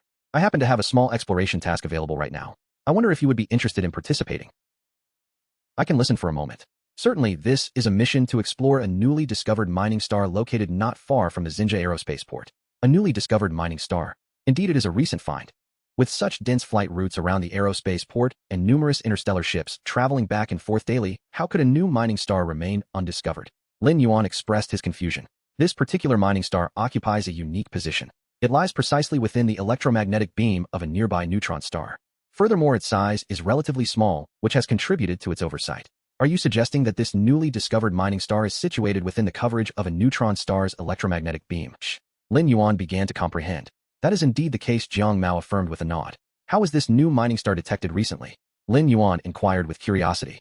Due to an unknown reason, the neutron star's electromagnetic beam experienced a slight deviation, allowing the small mining star to be exposed beyond the beam for brief moments. Consequently, passing interstellar ships detected unusual electromagnetic scattering. Does the mining star meet the conditions for a ship to land? That remains uncertain, as no ship has dared to approach this mining star yet. Indeed, the electromagnetic radiation from a neutron star is not something ordinary ships can withstand. Lin Yuan pondered whether his own Shenzhou could endure such intense electromagnetic radiation. Thus, the various exploration teams stationed at the Xinjia Aerospace Port are currently observing the situation. However, the Aerospace Port Group cannot afford to overlook a mining star so close by, so they have announced a reward for the exploration mission today. A reward mission. An exploration reward mission. Lin Yuan was taken aback. Yes, the Aerospace Port Group has promised that the exploration team or the organization behind it that completes the mission will receive 50 ownership of the ore. Such generosity. Lin Yuan was again astonished by the Aerospace Port Group's magnanimity. Indeed, because based on the principle of first come first served, if elite exploration teams from the major mining corporations arrive, the mining star will undoubtedly fall into their hands. I see. Lin Yuan responded, enlightened. Are there no exploration teams from those major mining companies stationed at the aerospace port? There are some, but given the bustling nature of the Xinjia Aerospace Port, any mining star in the vicinity would have long been discovered and exploited. Thus, the elite exploration teams of the major mining corporations are located in more remote star regions, while the port is predominantly staffed by ordinary personnel or some expedition members taking a break. Coincidentally, our Cosmic Miracle Exploration Team, directly affiliated with the Xingyun Institute of Scientific Research, has several members resting at the port. Additionally, our institute possesses the technology for mining stars, so we are prepared to undertake this reward mission. I need to consider whether to participate, Lin Yuan replied, not rushing to agree. That is acceptable. Please give me your response by tonight at the latest, as the mission team is set to depart tomorrow. Chi Mao provided a deadline. If I choose to join, are there any requirements? There are no additional requirements, as you have only recently joined the exploration team and lack experience working with other teams, so your ship may operate independently without any oversight. You grant me such freedom. Indeed, we are an exploration team from the Scientific Institute, unlike some corporate expedition teams that emphasize so-called discipline. Our priority is that exploration team members must return alive. Therefore, we resolutely reject any approach that could lead to needless sacrifices. The life of an exploration team member holds far greater value to us than so-called resources. Understood. I will give you my response once I have made my decision. Lin Yuan felt a stir of excitement after Jiang Mao's introduction. Now let us proceed to the engineering laboratory downstairs, where you can directly hand over the magnetic storm monitoring beacon. Following Jiang Mao, Lin Yuan took the elevator to the TH level. As the elevator doors opened, they were greeted by a large sealed alloy door. After passing identity verification and biometric recognition, the door slowly opened. Welcome to the engineering laboratory of the Xingyun Institute of Scientific Research at Xinjia Aerospace Port. It is said that to shield against external interference, the entire laboratory was hollowed out from a massive mineral block. Upon crossing this threshold, one finds themselves within this colossal mineral. The Xingyun Institute of Scientific Research truly possesses formidable strength, Lin Yuan remarked, giving a thumbs up.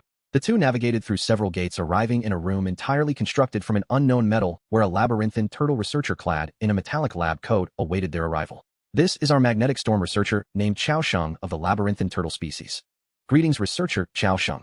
I have done my utmost to recover several monitoring beacons deployed in the magnetic storm field within the interstellar void. However, due to certain unforeseen circumstances, 2 of them are somewhat incomplete, and 1 remains as merely a fragment. I hope this does not significantly impact your research. I am very satisfied with the recovery of these beacons. On behalf of the Xingyun Institute of Scientific Research, I extend my gratitude for your efforts. Researcher Chao Sheng said, retrieving a large box from behind him.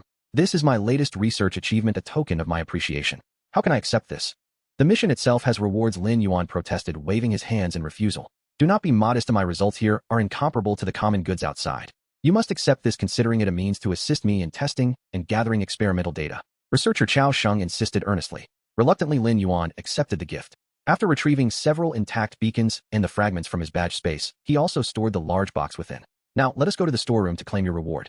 After bidding farewell to Chao Sheng, the two proceeded to the TH level. After the warehouse administrator verified their identities, Jiang Mao led Lin Yuan into the inspection room of the storeroom. Please wait here for a moment while I fetch the items. 3 minutes later, Jiang Mao entered the inspection room, carrying 3 large boxes. Due to the particular nature of the last beacon collecting mission and the subsequent increase in difficulty, the rewards have also been elevated. You should find these items useful. Detailed usage instructions are included within the boxes. They are now yours. Jiang Mao patted the boxes, a hint of envy gleaming in her eyes. Noting that she did not disclose the contents, Lin Yuan thought it best to examine them later at home. With a thought, he stored the boxes in his badge space. After bidding farewell to the warehouse administrator, the two returned to the mission office. One last matter. Chi Mao extracted a card from the desk. According to the researcher's notification, you have been promoted to a Venus-level explorer. Lin Yuan opened his mouth, but remained silent accepting the new identity card. Similar to the previous one, it was a deep blue metal card featuring a colored relief of his likeness on the front along with his racial identity and other information. However, the silver pentacle etched on the back had transformed into gold. I know what you wish to ask. Your previous task completion was exceptionally high, showcasing your capabilities and meeting the promotion criteria. Furthermore, the timing of this promotion is influenced by the reward mission, which requires a minimum status of Golden Level Explorer for participation. We do not want your level to hinder your ability to engage in the mission. Thank you, I will give it serious consideration. Lin Yuan returned to the hotel just before noon. In the center of the spacious living room, 4 boxes were arranged. The largest box was sent by the researcher from the Tide Sound Institute, while the remaining 3 were relatively smaller. Lin Yuan retrieved his Explorer identification card and placed it on the central identification area of the box's lid. After 3 short beeps followed by a series of unlocking sounds, a voice announced identity verification complete. Self-destruct sequence has been deactivated. You may now open the box. To think there was a self-destruct mechanism. Cautiously, Lin Yuan lifted the lid, revealing an instruction sheet affixed to the inner side of the cover. Congratulations, player, you have acquired the Magnetic Energy Converter. Magnetic Energy Converter Beta Version Item Type, Special Equipment Rarity Prototype. One-of-a-kind function converts magnetic energy into universal power evaluation, the latest achievement of the Tide Sound Institute researcher. Where there is a magnetic field, there is energy. As asserted by the Tide Sound Institute, this equipment was indeed unparalleled and far superior to common goods. Lin Yuan swiftly unlocked the remaining 3 boxes. In the second box, he found another component for a spacecraft. Congratulations, player, you have acquired the Listener Radar. Listener Radar Item Type Ship Cargo Rarity Rare Function detects all objects in the Starry Sky Evaluation, designed specifically for the Cosmic Miracle Exploration Team of the Tide Sound Institute. It is the eye that helps you see the depths of space ahead. The third box contained a spacesuit. Congratulations, player, you have acquired the Wanderer Spacesuit. Wanderer Spacesuit Item Type Equipment Rarity Rare Function enables players to operate freely in space evaluation, the latest mass-produced version of the spacesuit developed by the Tide Sound Institute. With it, you can go anywhere. There remained one last box, not quite large, perhaps more accurately described as a small container. Lin Yuan opened the lid. Congratulations, player, you have acquired the Concentration Fruit. Concentration Fruit Item Type Curiosity Rarity Uncommon Function doubles mental strength evaluation. Eat one, and your mental clarity will be amplified. Lin Yuan gazed at the items before him, marveling at the Tide Sound Institute's extraordinary generosity in bestowing rewards that were seldom seen on the market. Shenzhou, prepare to upgrade the spacecraft and simultaneously conduct loading tests for the Magnetic Energy Converter and Listener Radar. Understood, Commander. Once the spacecraft modifications are complete, utilize the Inspiration Privilege to commence research on the Wanderer spacesuit and explore the possibility of integrating it with the flying external spacesuit. Certainly, Commander, I will give it a try. With a thought, Lin Yuan made the 3 boxes vanish, leaving only the container holding the Concentration Fruit. He picked up the Concentration Fruit, a vibrant green orb about the size of a table tennis ball, exuding a delightful, refreshing fragrance. Its botanical origin was unknown, and he resolved to consult Hu Shaoshan for further insight when the opportunity arose. Lin Yuan entered his bedroom, sitting cross-legged on the bed. He took the fruit and placed it in his mouth, biting into its skin, releasing a burst of sweet, refreshing juice. Instantly, a cool energy surged like a whirlwind from his mouth into his nasal passages, reaching his mind. Lin Yuan sensed his mental power being enveloped by this refreshing green whirlwind, rapidly tightening and coiling. If his previous mental strength could be likened to several threads, his current mental prowess felt akin to a rope formed from those threads. Approximately half an hour later, the green whirlwind in his mind gradually dissipated, and specks of emerald energy permeated throughout his consciousness. His entire cranial cavity felt remarkably clear and transparent. With a deep breath, Lin Yuan expelled a breath of stale air. As he opened his eyes, a fleeting glimmer of emerald luminescence sparkled within. He accessed his attributes panel and noticed that the original designation of mental now bore the addition of second tier, transforming into mental and D tier. Evaluation strength doubled. Stamina doubled. Endurance doubled. The distinction between 1 and 2 is far more than just a single point. Lin Yuan attempted to access his badge space, retrieving the previously most energy-consuming gravitational core.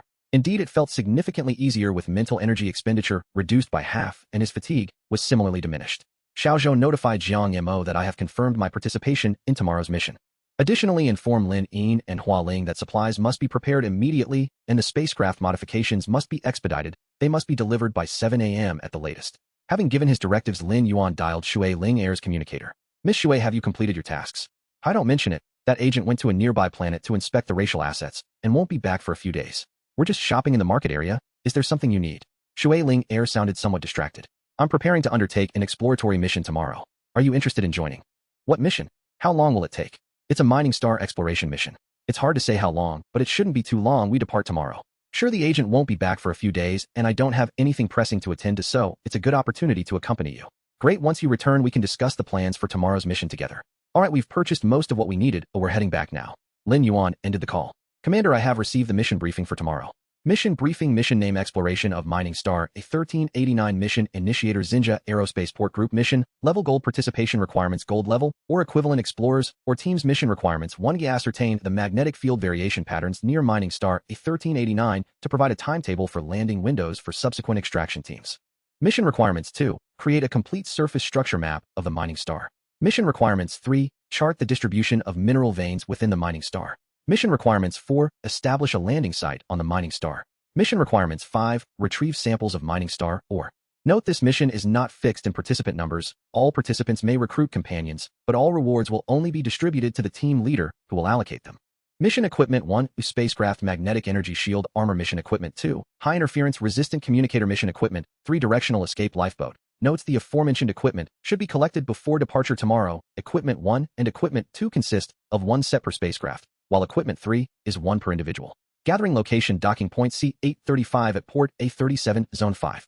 All spacecraft will be loaded by the large roll-and-roll-off vessel Little Whale before being transported to the vicinity of the mission area. Xiaozhou, contact Lin Yuan immediately. Understood, Commander. The communication is now established. Hello, Mr. Lin. I have received your previous message. We will expedite the renovation process to ensure that you can receive the spacecraft by 7 a.m. tomorrow. Lin Yuan appeared confident. In addition to that, I need to procure some supplies. Certainly, please let us know, and we will prepare them for you right away. I require some mining equipment such as large excavators and tunneling machines. Mr. Lin, are you planning to engage in mining? Could you specify the type of minerals?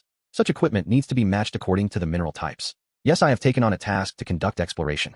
The mineral types are currently unknown. Mr. Lin, have you accepted that particular mission? Lin Yuan's face expressed surprise. Which one? Lin Yuan inquired, curious about how Lin Yuan was aware of such a task. The bounty mission from the Congang group. Lin Yuan lowered his voice. Yes, however, I am participating as a member of the Xingyun Science Research Institute team, so I cannot collaborate with you.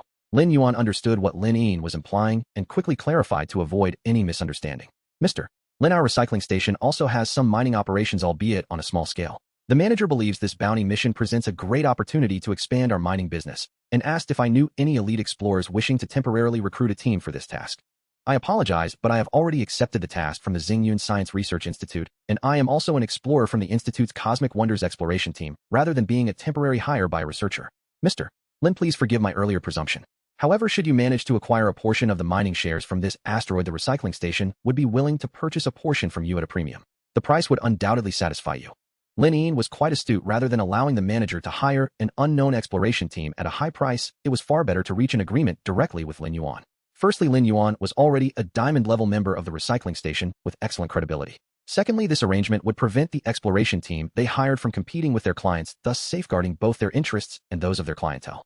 Thirdly, if Lin Yuan were to obtain a portion of the mining rights and was willing to sell to the recycling station, the additional expenditure would be well worth it, considering it would largely mitigate the risks, essentially becoming a guaranteed profitable transaction. Mr.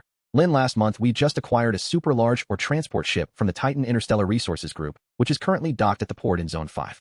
The ship is equipped with specialized vehicles and machinery for a fully staffed exploration team, perfectly capable of fulfilling all your requirements. And as a diamond-level member of our company, you can utilize all vehicles and machinery free of charge, along with complementary energy blocks. That sounds agreeable, but if I manage to secure a portion of the mining rights, I will need to obtain permission from the Research Institute before selling to your company.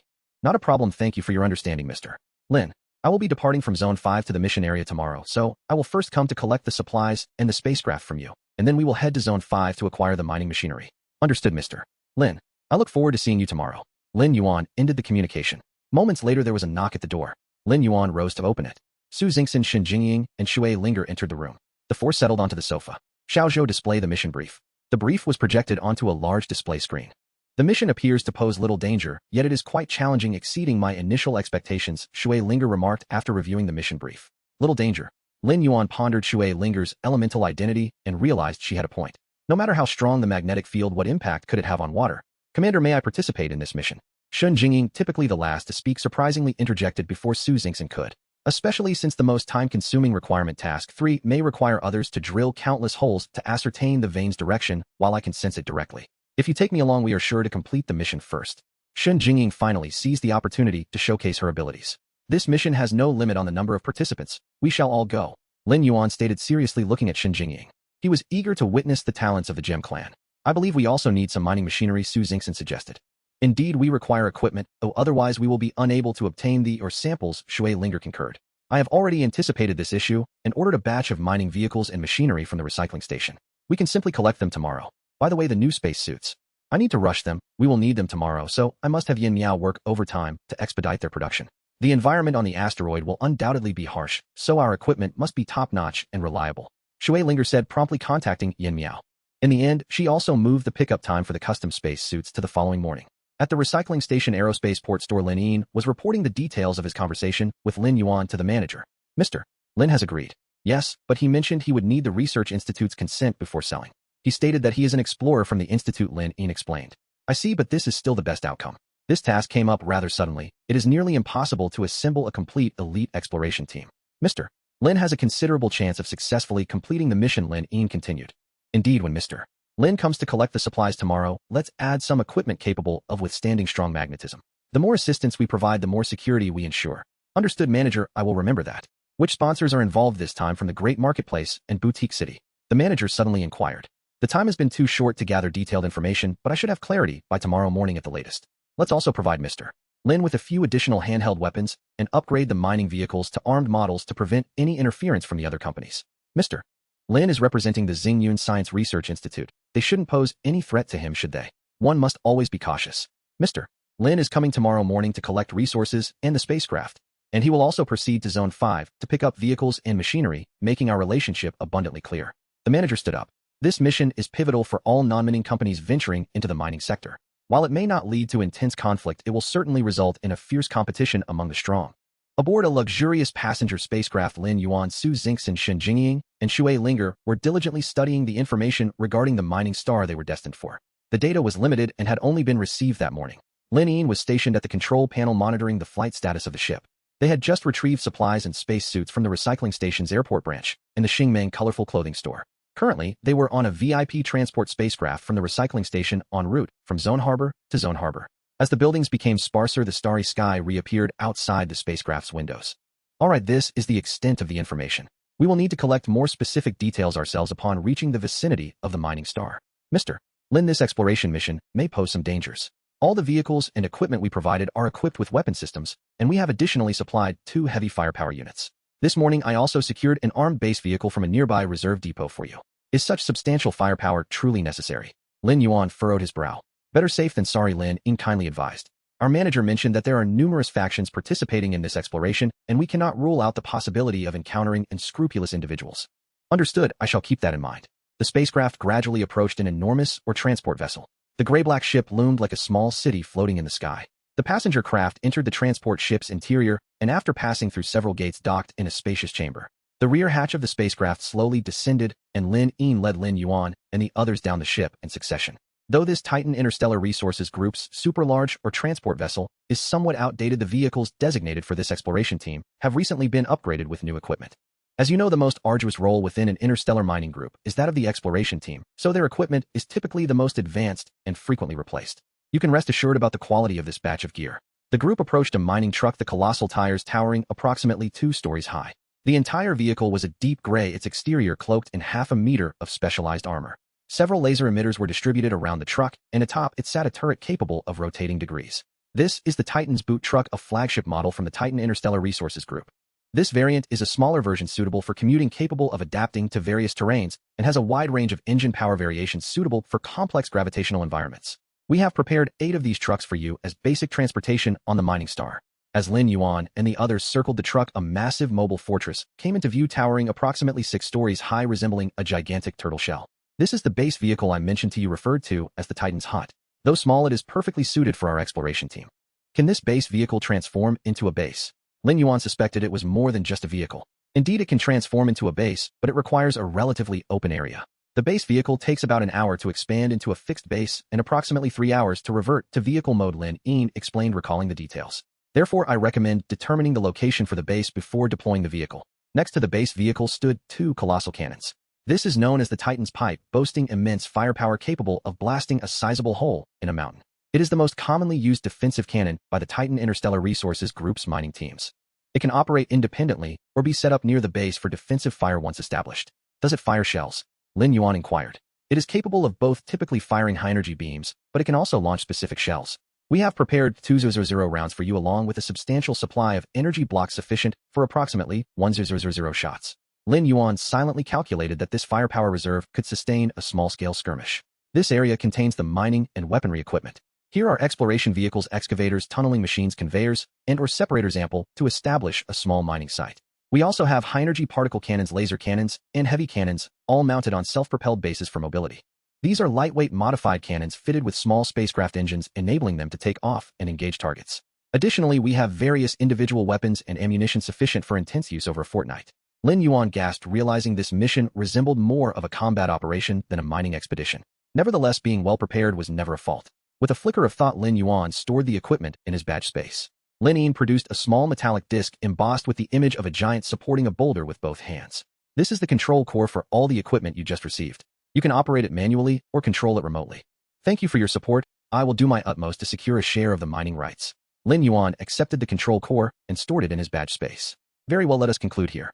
Next, we must head to Dock A37 for assembly. Lin Yuan summoned the Shenzhou, and they boarded in succession. The Shenzhou had nearly doubled in size since its inception. The cockpit was now equipped with 4 seats, 3 in front of the control panel and 1 behind them. The resting quarters had also expanded to 4 compartments. Once seated, the spacecraft powered on. Little boat, input the coordinates for the task assembly point. Affirmative, Commander, coordinates have been entered. Receiving a communication request from the task officer. Connect. We have just received notification to board in 1 hour. The screen displayed, revealing Jiang Mo reviewing the latest mission brief. Upon arrival near the roll and roll-off ship, you may activate the dedicated communication frequency for the mission. A supply ship will request docking to distribute equipment for the task. After collecting the gear, you will be able to board. I have reported your spacecraft's identification signal, so you can dock directly according to the guiding signal. I have also sent you the identity information of the other 3 Venus-level explorers from the Research Institute's Direct Universe Marvel Expedition team. They will lead 2 separate teams. Should the need arise, you may coordinate with each other. Conflict among expedition team members is strictly prohibited. What if someone attempts to claim credit? Lin Yuan felt it necessary to seek clarity to avoid trouble later. Claim credit. If their team tries to usurp your achievements, I can authorize you to take action, but be sure to record it. Excellent. Lin Yuan was pleased with Jiang Mo's response. And if other organizations' teams obstruct my exploration mission, in that case, feel free to employ any means at your disposal without hesitation. The bottom line of the Nebula Scientific Research Institute is not something that just anyone can challenge. This is Xiao Hao. Please transmit the identification code. Code received and verified. Shenzhou Hao, please proceed. Commander, the supply vessel Xiao Jinyu 56 Hao requests docking. Docking authorized. Jingying, please retrieve the supplies. Understood, Commander. Shun Jingying rose from her seat and floated toward the docking hatch. Xiao Zhou, upon receiving the supplies, commenced the modifications to install the spaceship magnetic energy shield armor and the advanced anti-interference communicator. Affirmative. Xiao Zhou was prepared for the upgrades. 10 minutes later, Shun Jingying appeared at the cockpit entrance. Report, Commander. Supplies received and verified. Begin modifications. Lin Yuan gazed out the porthole as fleets of ships converged toward the Xiao Jing Hao, approximately several hundred vessels in total. Commander, the Xiao Jing Hao is requesting communication. Connecting. Greetings, esteemed Venus-class explorer Lin Yuan of the Nebula Science Research Institute's Cosmic Wonders Expedition Team. I am Shuang Rong, the liaison officer for the A Mining Star Exploration Mission from Xinjia Aviation Port Group. I will serve as your exclusive contact throughout the mission. Should you require any assistance, please do not hesitate to reach out. I am committed to providing you with the utmost support. Very well. May I inquire how many teams are participating in this exploration? A total of teams have accepted the mission. So many. Indeed. Initially, only elite-level explorers were permitted to undertake the mission for safety reasons. However, the group recently relaxed the criteria reportedly due to an influx of interstellar travelers at the aviation port. Lin Yuan's mind stirred. Numerous player teams had joined this promise to be a bustling event. Of course, we have tempered expectations for the newcomer teams. It is elite squads like yours upon whom we place our highest hopes. Hence, each elite team is assigned a dedicated liaison. As their conversation unfolded, the Shenzhou Hao slowly entered the interior of the Xiao Jing Hao. Your quarters have been arranged. All elite teams' rooms come equipped with private ship berths. You may dock your ship directly at your room's berth. Access is granted via your Explorer ID card. In approximately minutes, the Xiao Jing Hao will set sail. We expect to reach the designated star region in about hours. Do you have any other questions or requests? Shuang Rong smiled warmly. Not at the moment, thank you. Very well. Should you need anything, I am always available aboard the Xiao Jing Hao to assist. Lin Yuan ended the communication. I have a feeling this mission will yield fruitful discoveries, Su Xingxin suddenly remarked. Really? Shen Jingying clasped Su Xingxin's hand. I share that sentiment. Last night, I was so excited thinking about exploring the mining star that I couldn't sleep. I've never been to a mining star, but I'm eager to see it. Exploration sounds thrilling, Shui Linger expressed enthusiastically. The Shenzhou Hao decelerated and entered an enormous chamber, several hundred stories tall. The walls were lined with neatly arranged rooms, each boasting an expansive docking platform protruding outward. The docking bays were staggered thoughtfully to avoid obstruction. Some platforms already housed 4 or 5 ships, others 1 or 2, while several remained vacant. Following navigation prompts, the Shenzhou descended toward an empty docking platform. Once secured, the crew disembarked sequentially. With a thought, Lin Yuan caused the ship to vanish. They stood on the platform observing ships arriving continuously. Various interstellar species disembarked and proceeded to their quarters. Let's return to our rooms to rest. Later we'll check if the other 2 teams from the Research Institute have boarded. They opened the hatch and entered their room. The suite was luxuriously appointed and even more spacious than a hotel room. Shenzhou contact Jean Lin. Communication established. Greetings, I am Explorer Lin Yuan. Hello, I am Jean Lin. A massive golden serpent's head nearly filled the screen. Its vertical pupils flickered with specks of golden light. My liaison has spoken of you. You rose to gold rank after only 1 mission. Quite fortunate. Thank you. I hope to learn much from you during this mission, Lin Yuan humbly replied, unwilling to provoke enmity. Follow me, I guarantee your safety. Very well, Senior Jean. I will strive to learn from you. Anything else? No, thank you for your guidance. Understood. Jean Lin ended the call. Shenzhou contact by Chui. Commander communication established. Mr. By greetings. I am Explorer Lin Yuan. The screen revealed a white-furred gorilla's face. It's you, the lucky human lad. Bai Chui exclaimed and pulled someone into view. Another white-furred gorilla appeared. See, this is the fortunate human lad. You must be Mr. Bai Fu. I'm mistaken. I am Bai Chui, he is Bai Fu. Hehehe, human lad, have you boarded? I've just docked. Come to the central bar for a few drinks. Bai Chui waved a glass of golden liquid at the screen. Wonderful, my treat. But you two better not compete for the bill. Come along. We await you. Bai Fu ended the communication. Connected? Su Xingxin asked. Yes. The golden serpent was rather aloof, but the silverback gorilla brothers seemed amiable. They invited me for drinks. Will you go together? I will. Shui Linger responded eagerly. I won't. I need rest to recover fully to better sense the minerals, Shen Jingying said. I won't either. I'll rest a bit, Su Xingxin said, leaving the lounge with Shen Jingying. Let us depart. Lin Yuan and Shui Linger exited through another door, entering the ship's corridor. A hovering robot approached them. I am the ship guide number 3375. Where may I escort you? The central bar, Lin Yuan replied. That is some distance. I will summon a small vehicle. 10 seconds later, a white egg-shaped pod arrived beside them. Please board. 3375 will escort you to the central bar. The robot then merged into a recess atop the vehicle. The hovercar gradually came to a halt before a gate illuminated by vibrant neon lights. Lin Yuan and Shui Linger stepped out of the vehicle. At the entrance stood an exceptionally tall individual with the head of a lion vigilantly guarding the doorway. Upon exiting the car, Shui Linger noticed the sign above the gate reading Zhongyang Juba and walked straight inside. Good day, sir. Please present your identification. Lin Yuan hesitated for a moment. Indeed, the regulations at bars were generally consistent. He produced his Explorer ID card and waved it gently in front of the Lionhead guard. I'm looking for a friend inside. Please proceed, esteemed guest. The Lionhead guard turned to converse briefly with a dog-headed attendant behind him, who then approached Lin Yuan. Good day, sir. How may I assist you? I am searching for 2 white-haired gorillas. The dog-headed attendant looked taken aback and whispered in Lin Yuan's ear, you must be referring to the esteemed Bai Chui and Bai Fu, correct? Indeed, do you know them? I do. They are regular patrons at Xinzhou Hong Kong port, and this place is essentially their home base. They frequent this bar to maintain their spacecraft and are known for their generous tipping. Nearly all the staff are familiar with them. Lin Yuan nodded in surprise, realizing that the brothers Bai Chui and Bai Fu were prominent figures within the interstellar exploration community of Xinzhou Hong Kong port. Lin, brother. Over here. A massive, luxuriously adorned booth deeper within the bar beckoned, a white-furred arm raised in greeting. A large grayish-white hand clutched a bottle of liquor which, when held between 2 immense fingers, resembled a mere vial in the grasp of an average-sized human. While the video call had given no sense of scale, standing beside the enormous booth, Lin Yuan truly grasped the enormity of the figures before him and the innate pressure emanating from these colossal interstellar beings. Come sit here. Bai Chui gestured for a foxwoman seated beside him to move to the opposite seat. Lin Yuan took a seat next to Bai Chui, with Shui Linger following suit. Friend. Bai Chui and Bai Fu exchanged knowing smiles. Bring me my stock. Brother Chui, that's quite unnecessary. I insist on treating today. Lin Yuan interjected hastily. This is my territory. We adhere to my customs.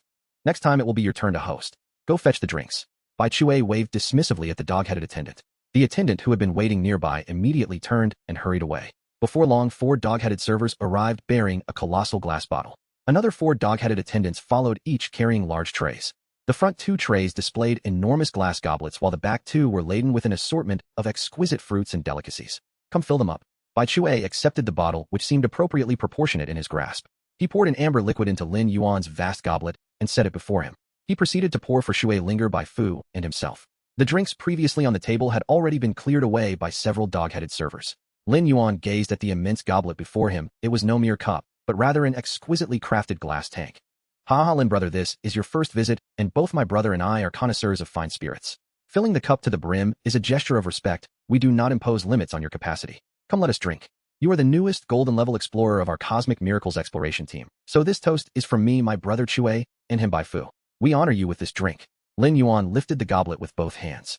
I am grateful for the esteemed recognition from both of you. I shall drink in reverence.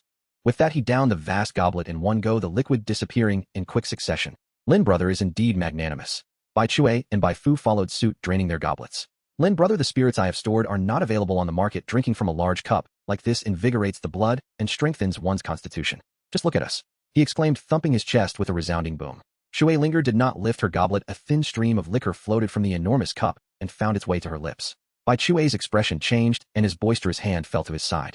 Lin brother, your friend appears to be quite extraordinary, doesn't she? Bai Chui set aside his previous dismissiveness toward Shui Linger and inquired softly.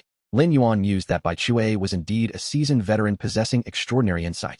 Shui Linger was no ordinary individual either. Without uttering a word, she revealed her identity with a mere sip, compelling respect from her interlocutors.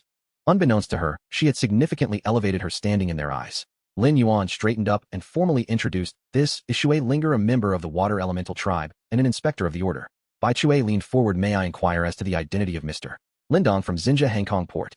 I am the representative of my tribe at the spaceport, assisting with the management of certain enterprises." Shui Linger replied nonchalantly. Bai Chui and Bai Fu both inhaled sharply. "What brings Miss Shui here this time?"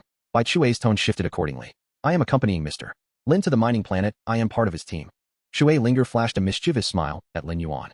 Lin Yuan felt a wave of anxiety. He had never claimed that Shui Linger was part of his team. It seemed that Shui Linger's background was even more substantial than he had anticipated. "What is the objective of your trip, Lin brother?" Bai Fu inquired quietly. "To be candid, my primary aim this time is to accomplish a mission." Bai Chui and Bai Fu exchanged glances.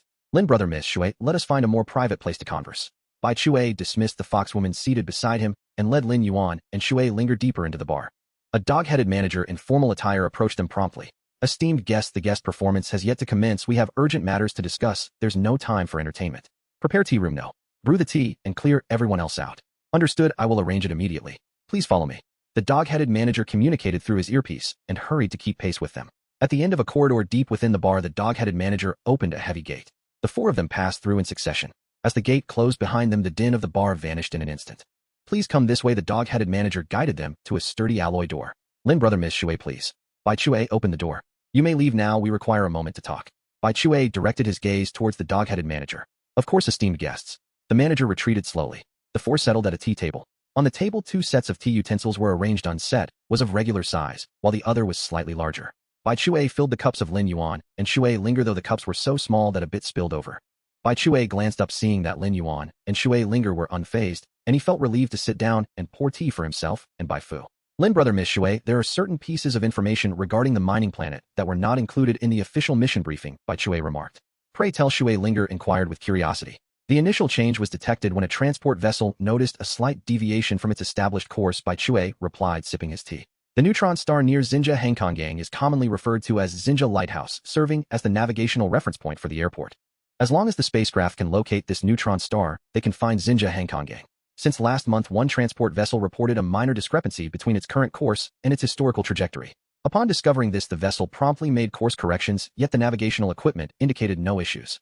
After extensive verification, it became apparent that the magnetic field of the neutron star used for positioning had undergone a subtle change. This prompted investigations into the reasons behind the neutron star's alterations. Some speculated it might have been impacted by an unknown celestial body. Others conjectured that the neutron star had reached a certain stage of deterioration. In summary, opinions varied widely, until one day someone proposed the idea of flying there to investigate. And indeed, someone ventured forth, yet never returned. Remarkably, the individual who did not return was a member of the Xingji Tuangxianjia Zhulbu. This incident created quite a stir within the circle of interstellar explorers. A member of the Xingji Tuangxianjia Zhulbu. Lin Yuan swallowed a mouthful of water and asked, "Indeed, Lin, are you familiar with the Xingji Tuangxianjia Zhulbu?" Bai Chui inquired. "Yes, I am also a member of the club." Lin Yuan nodded. "What? Haven't you heard about this matter?" Bai Fu expressed disbelief. "I recently arrived at Xinjia Hangkong. Prior to this, I was not in this star region," Lin Yuan briefly explained. "Oh, I see." Bai Fu refilled the tea for Lin Yuan and Shui Linger. And then, Shui Linger asked, taking a sip of water. Subsequently, many adventurers eager to join the Xingji Tuangxianjia Zhulbu sought to prove their mettle by undertaking the journey, hoping to achieve results that would qualify them for club membership. And none returned. Shui Linger interjected. "Correct. Miss Shui, you have deduced correctly, not a single one returned." Bai Chue offered Shui Linger a vivid red fruit. Do try this, it is a new variety recently brought to the airport by a ship. Seeing this, Lin Yuan also took one and bit into it, finding it quite delightful. Shui Linger accepted the fruit, and a layer of frost instantly formed on its skin. She took a bite, enjoying its refreshing sweetness. It is indeed delicious. Please continue. Bai Chue watched the formerly chilled fruit and swallowed hard. After that, many adventurers who had previously shown eagerness hesitated, until one person returned. Someone returned. Yes, not only did he return, but he also discovered a mining star. This mining star had previously been concealed within the electromagnetic radiation zone emitted by the neutron star. Its existence had gone unnoticed. Thus, the earlier adventurers' vessels, while approaching the neutron star, did not account for the gravitational influence of the mining star, resulting in erroneous flight path calculations leading to their eventual crash either on the neutron star or the mining star.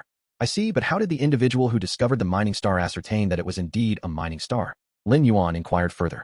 That person had formerly been a prospector for the Xing Kuang Yuzhanju, but after aging out of the mining team, he continued to pursue his passion for interstellar prospecting by establishing his own prospecting studio, accepting isolated exploration tasks or adventure missions. His vessel was an older model previously retired from the mining team, yet equipped with top-notch instruments. At this point, Bai Chue lowered his voice. It is said that the readings from the prospecting instruments aboard his vessel were unprecedented, revealing several rare minerals at peak quality levels. Hence, he confidently declared it a mining star. Lin Yuan stroked his chin. If that is the case, this mining star must be of immense value. Bai Chue took a sip of tea. Indeed, it is of considerable worth, attracting the keen interest of the 4 major interstellar mining corporations. This individual promptly reported his findings to his former employer, the Xing Kuang Yuzhanju, and reportedly received a substantial bonus. Bai Fu interjected. Initially, aside from Xing Kuang Yuzhanju, the other 3 corporations were unaware of this matter. Negotiations for collaborative development were underway between Xing Kuang Yuzhanju and Xinjia Hangkonggang. However, somehow this information leaked, and the other 3 became aware, expressing their desire to participate in the development. These 4 are colossal entities far beyond the capabilities of the airport group. Ultimately, the airport group had no choice but to issue a prospecting task, while the exploration teams of the 4 major mining corporations were absent from the nearby star region. Can mining companies bypass the airport group to develop independently? Lin Yuan questioned. Not possible, for this star region has been acquired by the airport group centered around that neutron star, granting them 100% ownership of the entire area. This was done to ensure uninterrupted navigational routes surrounding the airport, prohibiting any group from developing arbitrarily within this star region without the airport group's consent. Hence, whoever endeavors to develop the mining star in the future must secure the airport group's agreement. This is lawful. Would those large corporations let such a lucrative opportunity slip by? Lin Yuan asked. Certainly not, which is why the 4 mining companies selected their respective partner teams for this mission. It is said that the Xing Kuang Yuzhanju chose the Dameicheng Group, the Titan Interstellar Resources Group opted for the Huishaozing Group, the Huanyu Guangxi Group selected the Jingpin Cheng, and the Rongli Zhonggong Group chose the Wangxing Hui. Interestingly, however, the Huishaozan exploration team disbanded halfway through recruitment, reportedly due to the dissatisfaction of the station manager with the team's quality. Upon hearing this, Lin Yuan felt a chill run down his spine, realizing that no secret remains hidden in this world. He harbored some resentment towards the Huishaozan, pondering why they had prepared so many weapons and equipment, as they seemed to treat him merely as a pawn. Yet Lin Yuan soon found peace in this realization. They had been instrumental in his personal growth, and he too needed to demonstrate his true worth. Beyond the 4 major mining corporations and their partners, other significant factions and organizations are also eager to participate. After all, we are merely representatives dispatched by the Research Institute. Bai Fu added. By the way, regarding the 3 teams from our Research Institute, do you 2 elders have any insights into Jean Lin's situation? Lin Yuan redirected the conversation towards Jean Lin. Bai Fu grimaced. I shall take the floor, Bai Chue interjected. He belongs to the foreign team. Foreign team. Lin Yuan expressed his confusion. It refers to those who have transferred from other exploration teams, Bai Chue elucidated. There is a regulation within exploration teams. If one transfers from another team, their rank must be reduced by 1 level. For instance, if I am currently a Jinxing Golden Star rank, I would become Yinxing Silver Star rank upon transferring to a different team. Lin Yuan inquired. Precisely, that is the implication. You must demonstrate the capability befitting a Jinxing rank to earn a reinstatement. After all, exploration teams engage in relatively clandestine operations on behalf of various organizations, no one wishes to expose the recent gains they have achieved. Hence, members of exploration teams tend to nurture their own talent. Such behavior as switching teams is not particularly welcomed in this field. If you leave, you will carry away the secrets of your original organization, and the new one will undoubtedly suspect you of being a spy sent to gather information, Bai Fu added. Thus, Jean Lin originally held the Jinxing rank, but after transferring to the Research Institute, he was demoted to Yinxing rank, and only later was he reinstated as a Jinxing, though not without suspicion. Bai Chue and Bai Fu exchanged glances, offering awkward smiles. That encapsulates the gist of it. We will not be cooperating with him. Lin, you were right to express your distrust of him, Bai Fu stated bluntly. It is said that he was the sole survivor of his previous exploration team after a certain mission, and reports suggest he failed to submit any findings leading to his expulsion from that organization. Our academy adheres to the principle of welcoming talent without prejudice, which is why we accepted him. If it were an exploration team formed by a corporate entity, it would have been utterly impossible to receive him. It seems Jean Lin is also a person shrouded in secrets. Lin, my brother, and I initially accepted this task on behalf of the Research Institute. We shall proceed step by step. However, seeing your fervent ambition, we are eager to contribute and assist you and Miss Shui in completing this mission. I am merely a team member and Lin Yuan is my captain, so I follow his lead, Shui Linger remarked nonchalantly. It is the same for us. We wholeheartedly support Captain Lin, Bai Shui, and Bai Fu echoed in agreement. Since you esteemed seniors are so righteous, upon reaching the designated location, we shall execute my unified plan. My objective is to secure 50 of the mining rights. Bai Fu and I will certainly cooperate with Captain Lin to fulfill the task, Bai Shui declared, thumping his chest. Well then, it is getting late, I must take my leave. Let us gather before our departure. Understood. We await Captain Lin's summons. Lin Yuan and Shui Linger, under the guidance of the dog-headed manager, did not return to the bar's main hall, but exited through an alternate passageway from the central bar. Brother, do you think we must align with Lin Yuan? Bai Fu inquired. Indeed, the task officer has specified such requirements. This time Lin Yuan is the primary force, and we are to act as support. What are your thoughts on this young human? Anyone capable of having the young lady of the Water Elemental clan by their side cannot be an ordinary person. Is the Water Elemental woman truly the young lady of her clan? It's practically assured the elemental clans are powerful, yet sparse in number. Based on certain rumors I have heard, it should not be mistaken. Doesn't the Xinjia airport hold at least 30 of her assets? Furthermore, she possesses 36 of the airport group's shares and 18 of the mining rights for this asteroid. Should Lin Yuan ultimately complete the mission, aside from what is owed to the Research Institute, he could still grant her a percentage. She alone could command over 20 of the mining rights. Indeed, that's why she is a young lady. This little sum is trivial. Do you have any idea of the extent of water elemental assets across various star domains? Thus, the task officer is correct. Lin Yuan must take the lead, and we must excel in our support. Moreover, did Lin Yuan not mention he is affiliated with the club? Indeed, the Interstellar Explorer Club is not a realm open to just anyone. As of now, neither you nor I possess the qualifications to join. Upon returning to his room, Lin Yuan flopped onto his bed, reflecting on the earlier dialogue. Someone like Bai Shui, a veteran of the underworld, undoubtedly harbors personal motives regarding this task. Perhaps he even contemplates himself as cannon fodder. However, the appearance of Shui Linger seemed to alter his perspective, as he not only shared information unknown to him, but also regarded himself as the captain. Lin Yuan had not yet become so arrogant as to believe he could sway others solely through personal charm. Thus, all signs pointed toward one individual, Shui Linger. Bai Shui had explicitly called her Miss Shui, and Shui Linger did not rebuff the title, so let us take it at face value. 4 mining giants, 4 commercial entities wishing to enter the mining industry alongside various factions and organizations, all seeking a share, not to mention numerous players hoping to partake in the spoils. As Lin Yuan pondered, he gradually succumbed to slumber. Beep, beep, beep, a rapid alarm sounded. In 30 minutes we shall arrive at the designated star domain. All exploration teams please prepare accordingly.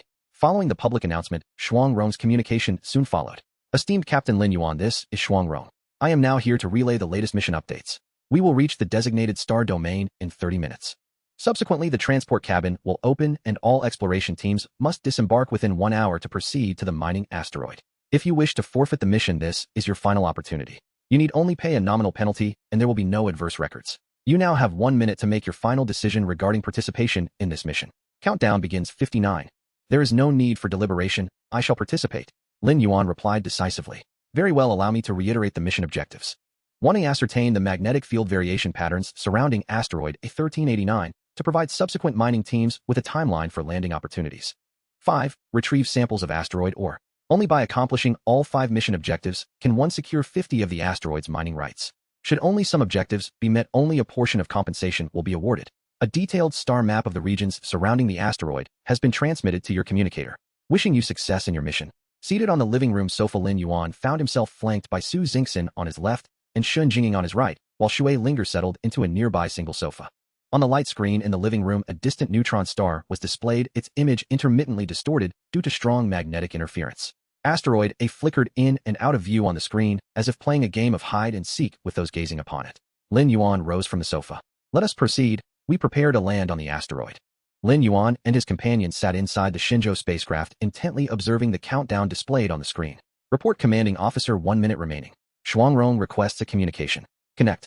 Esteemed Captain Lin Yuan, please confirm the status of your spacecraft. Is it ready for launch? Confirm the spacecraft is in excellent condition. Very well, the launch batch has been finalized. As an elite-level explorer, you are scheduled for the last launch batch. Kindly await patiently. The flight path has been issued and you may depart from the transport vessel following the designated route. Understood. Goodbye, and we wish you a successful mission once again. Lin Yuan ended the communication. Xiaozhou initiate the spacecraft. Commence pre-launch self-check. Report commanding officer self-check complete, all systems normal. Contact by Chue and by Fu synchronized communication signals. Captain Lin Yuan. By Chue reporting. Captain Lin Yuan. By Fu reporting. On the display screen, two nearly identical gorilla faces occupied their respective frames. Are you both aboard separate spacecraft? Indeed, our vessels are rather unique. They can operate independently or combine for flight. Excellent. For this mission, we shall form a fleet of 3 ships with you positioned on either flank. Understood. We will execute according to your commands, Captain Lin. Now let us begin calibrating the spacecraft's navigation system, mission command system, and weapon coordination system. Yes, Captain Lin, we have received the calibration signals, and access has been granted. Thank you both. The 3-ship coordination control system has been calibrated successfully. When we reach the launch batch, I will issue the unified launch command. Affirmative, Captain Lin Yuan.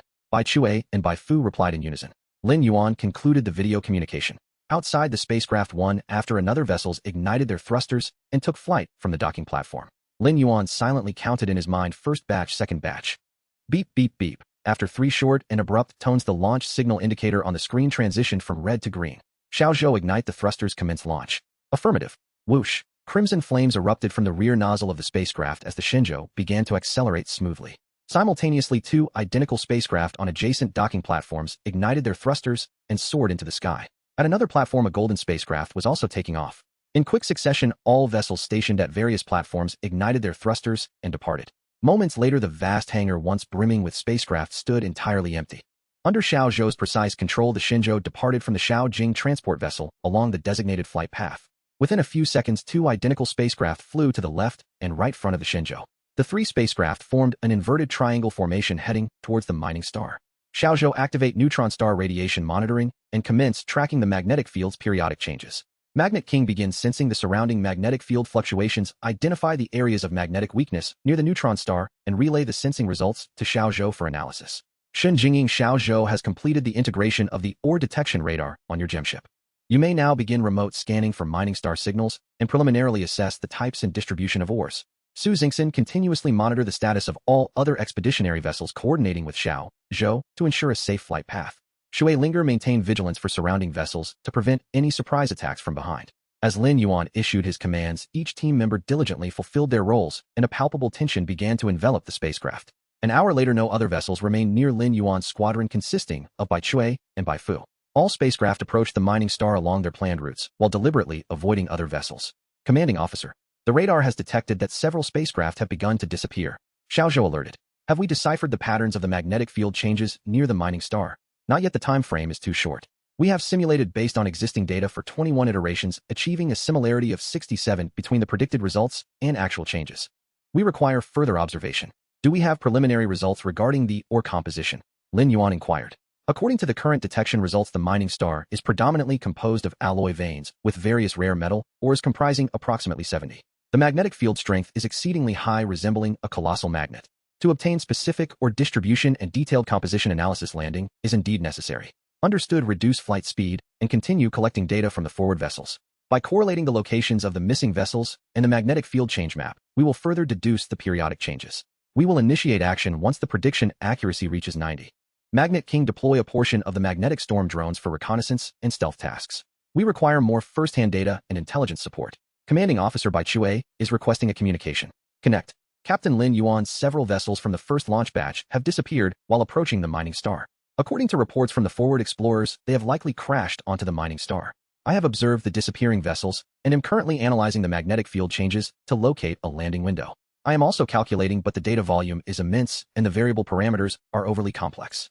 The estimated calculation time is nearly a month. Bai Chui lamented. Do not rush, I'll follow my commands shortly. Maintain formation and continue forward. Reduce speed to 60 and let us observe a while longer. Understood, Captain Lin Yuan. Commanding officer. The Scavenging has sent a task prompt report. 80 of the first launch vessels have lost contact, and the mining star has been classified as unlandable by the first batch of vessels. The remaining vessels from the first batch will no longer attempt to land. The second batch of vessels will begin landing attempts. Continue observations. Yes, all landing trajectories have been incorporated into the data stream and are undergoing simulation and calculation. Commanding officer. The Scavenging has sent a task prompt report. The second batch of launch vessels has a disappearance rate of 80 and the mining star remains classified as unlandable. The third batch of vessel landing attempts has begun. Commanding Officer. The Xiaojing has sent a task prompt report. The fifth batch of launch vessels has a disappearance rate of 80. 3 teams have nearly completed their landing missions, but encountered a severe magnetic storm during descent. The Mining Star's classification has been revised to difficult landing. Now it is our turn with the last batch of vessels to commence landing attempts. Lin Yuan was acutely aware that the first 5 batches of vessels were merely exploratory missions primarily consisting of players and small organization teams. They lacked advanced equipment support and extensive exploration experience, mostly participating with a gambler's mindset of perhaps it could succeed. Starfall Aviation Port allowed their participation to dispel any doubts, stating, "It's not that I am unwilling to let you participate. Rather, you simply do not possess the capability to explore the Mining Star."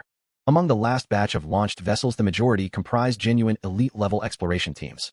Report Commanding Officer. The success rate of simulating magnetic field changes has reached 92, and we have computed the optimal landing trajectory.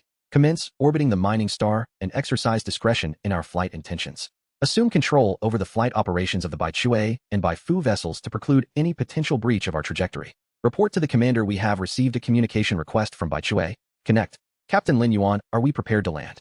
Baichue inquired first. Indeed, I have preliminarily completed the simulation calculations for the landing trajectory, but the landing window is exceedingly brief.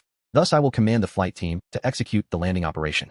Lin Yuan's tone was resolute. The control of the flight must remain in his hands, leaving no room for negotiation. However, Baifu expressed hesitance. There is no however. The landing time is critically short and manual commands are unlikely to achieve the necessary synchronization. If you dissent, the consequences of ship destruction and loss of life will be yours to bear. Lin Yuan remained unwavering. Very well.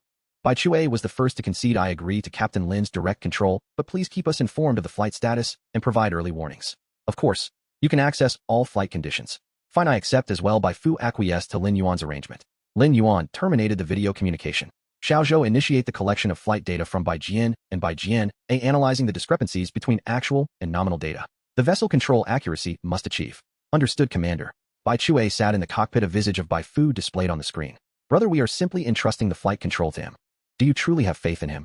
Baifu voiced his reluctance. From the current perspective, he claims to have calculated the landing trajectory and timing, something neither of us could ascertain.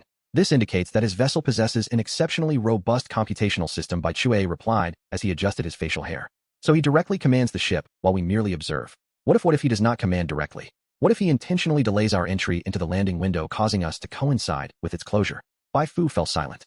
Indeed, without a defined trajectory and an understanding of the landing timing, they would lack dominion over their fate. The estimated success rate for the landing trajectory I have calculated is approximately. Baichue revealed a sense of resignation evident in his voice. My calculations yield a mere success rate, Baifu added, equally disheartened. Then there is no need for further deliberation. At present, Lin Yuan's membership in the Xingji Tangxinjia Club appears to be legitimate. Baichue wiped his face. Let us gather our spirits and prepare to observe Lin Yuan's landing process. Beep, beep, beep. Both Baichue and Baifu received an alert simultaneously. In the next 10 minutes, we will conduct a flight control test. Please ensure all personnel fasten their seatbelts. Countdown. Baichue and Baifu exchanged startled glances, promptly tightening their seatbelts. Initiate. Baijian and Baijian soared away like arrows released from a bow, vanishing in an instant. Acceleration, deceleration, turns, abrupt stops, flips, spirals. 10 minutes later, the two vessels returned to the flanks of the Shenzhou. Inside the ship, Baichue and Baifu were nearly slumped in their seats. Brother, is this the flying skill of Captain Lin? I feel as though I'm coming apart at the seams, Baifu exclaimed, only to be interrupted by the sound of retching from across the way. Brother, are you alright? I'm fine, quite well actually, just Doug. I am now more uncertain if entrusting flight control to Captain Lin Yuan was a wise choice, brother. Trust in Captain Lin, we cannot achieve such flying prowess up inside the Shenzhou. Report, Commander. The flight test has concluded, and the actual parameters of the Baijian vessels have been recorded. The control synchronization rate can achieve. And operational compensation calculations have ensured a control accuracy of. Establish a flight path around the Mining Star. Remain vigilant of the surrounding environment. Prepare to ignite the anti-gravity engines. They must be activated immediately if captured by the neutron star. Affirmative, Commander. The crew of the Shenzhou commenced their orbit around the Mining Star. Warning. Warning. Report, we have detected a squadron of ships tailing us. It appears they intend to replicate our flight path. Shui Linger pointed at the screen. On the display, 3 vessels trailed in formation far behind the Shenzhou, yet their flight trajectories were indeed consistent with that of the Shenzhou. Lin Yuan felt a surge of resolve. Would he become the pathfinder? He would test whether they could traverse the path he had chosen. Xiaozhou, make slight adjustments to our trajectory, veering closer to the neutron star. Prepare to initiate the anti-gravity engines. Understood, Commander. In the distance, the 3 vessels continued their leisurely pursuit of Lin Yuan's course. Captain, can that outdated ship land? How can we know without trying? Let's follow and observe for now. What if it suddenly crashes? What shall we do? Are you foolish? We can maintain this distance. If it goes out of control, won't we simply flee? True enough, you always have a plan. Once it loses control and crashes, we can find another ship to follow. Exactly, that's the spirit. Always engage your mind, understand. Allowing others to scout the path for you is wise rather than recklessly charging ahead. The Shenzhou flew with tranquility, and no one noticed that the trajectory began to subtly shift. As it surpassed a certain critical point, a faint black flame erupted from the central engine at the rear of the ship. Seconds later, the Shenzhou exited the gravitational field of the neutron star, returning to its normal orbit. Captain, my ship is having difficulty turning. Do not shout, mine is as well. I am checking the engines. Captain, mine is also beginning to lose control. What is happening? Captain, it appears we have been captured by the neutron star. Quick, adjust the engines to maximum power. Hurry, break free. Captain, the ship is about to go out of control. Captain, calling the captain. The communicator is malfunctioning. Damn it. Lin Yuan watched as 3 dots on the radar screen drifted away from their flight path, heading towards the neutron star. Captain Lin, I could directly land on the mining star. Shui Linger yawned. I am aware. Lin Yuan continued to focus on the radar screen. You knew. Shui Linger sat up. Yes, I have always known, Lin Yuan replied calmly. Then why complicate matters? Shui Linger turned her chair to face Lin Yuan. Indeed, why not simply use your vessel to complete the mission? Exactly, that would be so simple. My ship is not so fragile, constructed of pure water elements. It is impervious to magnetic interference and can deflect radiation. I could collect samples and leave with ease. You may, but I cannot. Lin Yuan gazed at Shui Linger. As you previously stated, our competition is comprehensive. Strength must be multifaceted. Do you wish to secure mining rights for yourself? Lin Yuan nodded. Though it may seem trivial to you, this could serve as the first significant capital for our team. Wow, Mr. Lin, this is truly moving. Su Xingxin also turned her chair around. Commander, you are remarkable. Shen Jingying similarly faced him. It seems I understand why the recycling station has limited edition badges for you. You indeed possess certain unique qualities. One more thing, I prefer not to expose your abilities under the scrutiny of various factions. Lin Yuan fixed his gaze on Shui Linger. Startled, Shui Linger turned her chair back. I want to keep an eye out for any other tailing teams. Su Xingxin glanced at Shen Jingying. Mr. Lin, do we have to continue circling like this? Jingying should have gathered sufficient data by now. Let's circle a few more times. We need to draw out all the pursuing teams. Xiao Zhou and the Magnet King are still conducting precise magnetic field analyses. We should aim for a stable landing window. Jingying, please sync your analysis conclusions to Xiao Zhou's database. We aim to land on the most valuable or vein. Occupy upon landing. To possess is to own. Understood, Commander. I have discovered a highly concealed lithium titanium phosphate crystal vein. There are no traces on the surface of the mineral star, but below the surface it is vast and profound, much like tree roots. Moreover, there may be associated star crystal deposits deep within this vein. Star crystal? Lin Yuan inquired, looking at Shen Jingying. Are you certain? Is it that kind of star crystal? Indeed. The lithium titanium phosphate crystal vein primarily produces crystals used as energy storage units. Such veins are likely to be accompanied by star crystals in their depths. Lin Yuan furrowed his brow. All right, well, land here.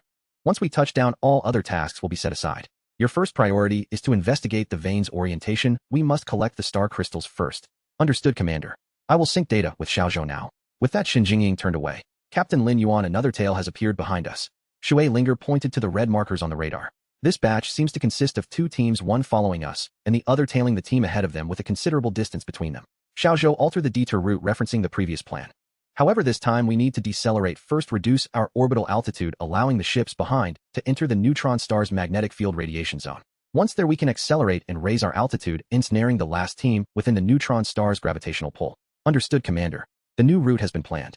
Jingying, take this opportunity to scan the previously uncovered areas while the ship follows the new course. Understood, Commander. Connect with the White Hammer and White Axe. Communication established. There are 2 small teams behind. I plan to shake them off by altering our route. You should move ahead and wait for me. Agreed, we have no objections. We will follow your lead, Captain Lin. Both White Hammer and White Axe expressed their consent.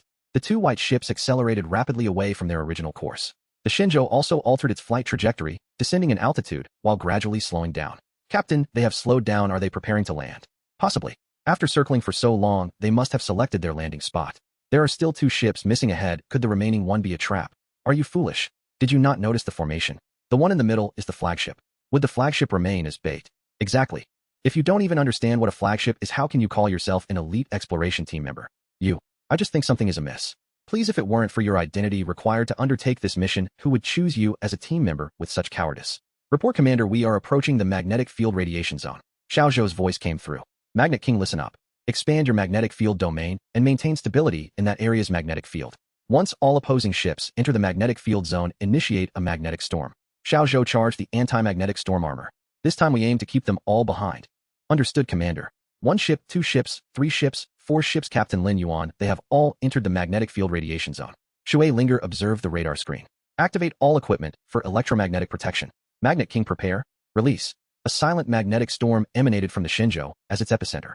The entire space transformed into a pale purple hue. On the display, 4 ships sequentially shut down, plummeting straight down until they vanished. The Magnet King's domain absorbed most of the storm's intensity, leaving only a negligible effect on the armored Shenzhou. Accelerate, we must leave this place. Report. The last tailing team seems to have retreated. Shui Linger noted the change in the red dot's trajectory on the radar. Good, let's circle around once more. If all goes well, we should locate that hidden or vein and prepare to land. Wonderful. Finally, we can touch down. Su Xingxin and Shun Jingying both exclaimed with excitement. Xiaozhou White Arrow and will circle and maintain vigilance near the landing site. Drive away any approaching teams immediately. Su Xingxin, you will select the exact landing point. Shun Jingying, please mark the landing area. Wow, Mr. Lin, do I get to choose the final landing point? Su Xingxin exclaimed, feeling flattered. Yes, you choose the landing point. Wherever you select, we shall land. Fantastic. Then let's choose this spot.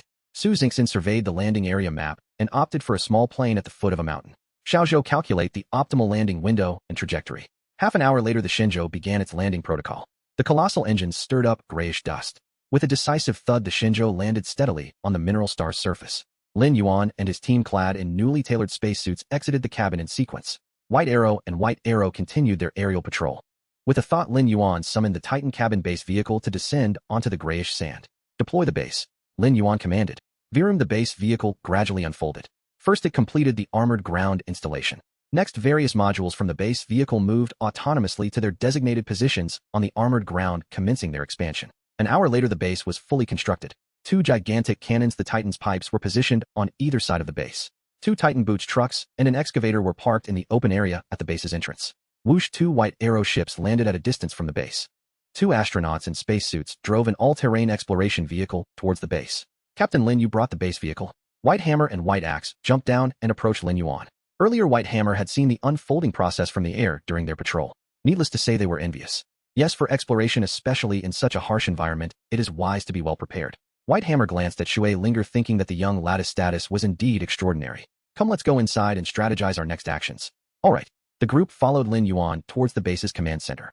Base command center, the enormous display screen showcased a map of the area surrounding the base. Do you have any plans? I, along with Bai Fu, have brought 2 exploration vehicles, a small drilling rig, and a compact tunneling machine. Lin Yuan nodded. Normally, for a 2-person team, such equipment would suffice to complete the mission. Do you have any other teammates? No, it's just the 2 of us this time. The other members weren't of a high enough caliber to join us. I have 4 people on my side. This is Shui Linger, whom you have met before. This is Su Xingxin, and this is Shun Jingying. They are both my team members. Hello, Bai Chue, and Bai Fu greeted the 2 women with nods. Since the speculation that Shui Linger was the noble lady of the water elemental clan, the Bai brothers no longer held any contempt for Lin Yuan's teammates. What are your next plans? Lin Yuan inquired. Bai Fu and I plan to drive around and explore a bit. During our aerial reconnaissance, we noticed several locations that could potentially harbor mineral veins. Would you like to join us, Captain Lin? Bai Chue pointed to a few spots on the screen. No, let's split up. That way we can cover more ground, Lin Yuan suggested, also indicating areas on the map. Perfect, we will each scout independently. We shall reconvene here in 12 hours. Understood. Bai Chue and Bai Fu exited the command room, each boarding an all-terrain exploration vehicle and heading off in different directions. Su Xingxin, Shui Linger, you both come with me to explore the nearby area. Shun Jingying, select a room within the base and commence digging downwards as swiftly as possible. We need to locate the Xingjing mine with great urgency. Take this, it will contain the excavated soil and stones. Ensure that no one notices any anomalies within the base. Lin Yuan handed his golden membership badge to Shun Jingying. Shun Jingying accepted the badge and nodded emphatically. Lin Yuan proceeded to the central conference room of the base, lightly pressing the control core in his hand. The furniture began to fold and stow away automatically, while the floor tiles flipped up and folded against the surrounding walls, revealing the original grayish sand beneath. With a thought, excavators and tunneling machines descended upon the sandy ground. Let's begin, or we will continue to inspect other areas. Outside the base, Lin Yuan retracted the Shenzhou and, accompanied by Su Xingxin and Shui Linger, drove the base vehicle in the opposite direction of Bai Chue.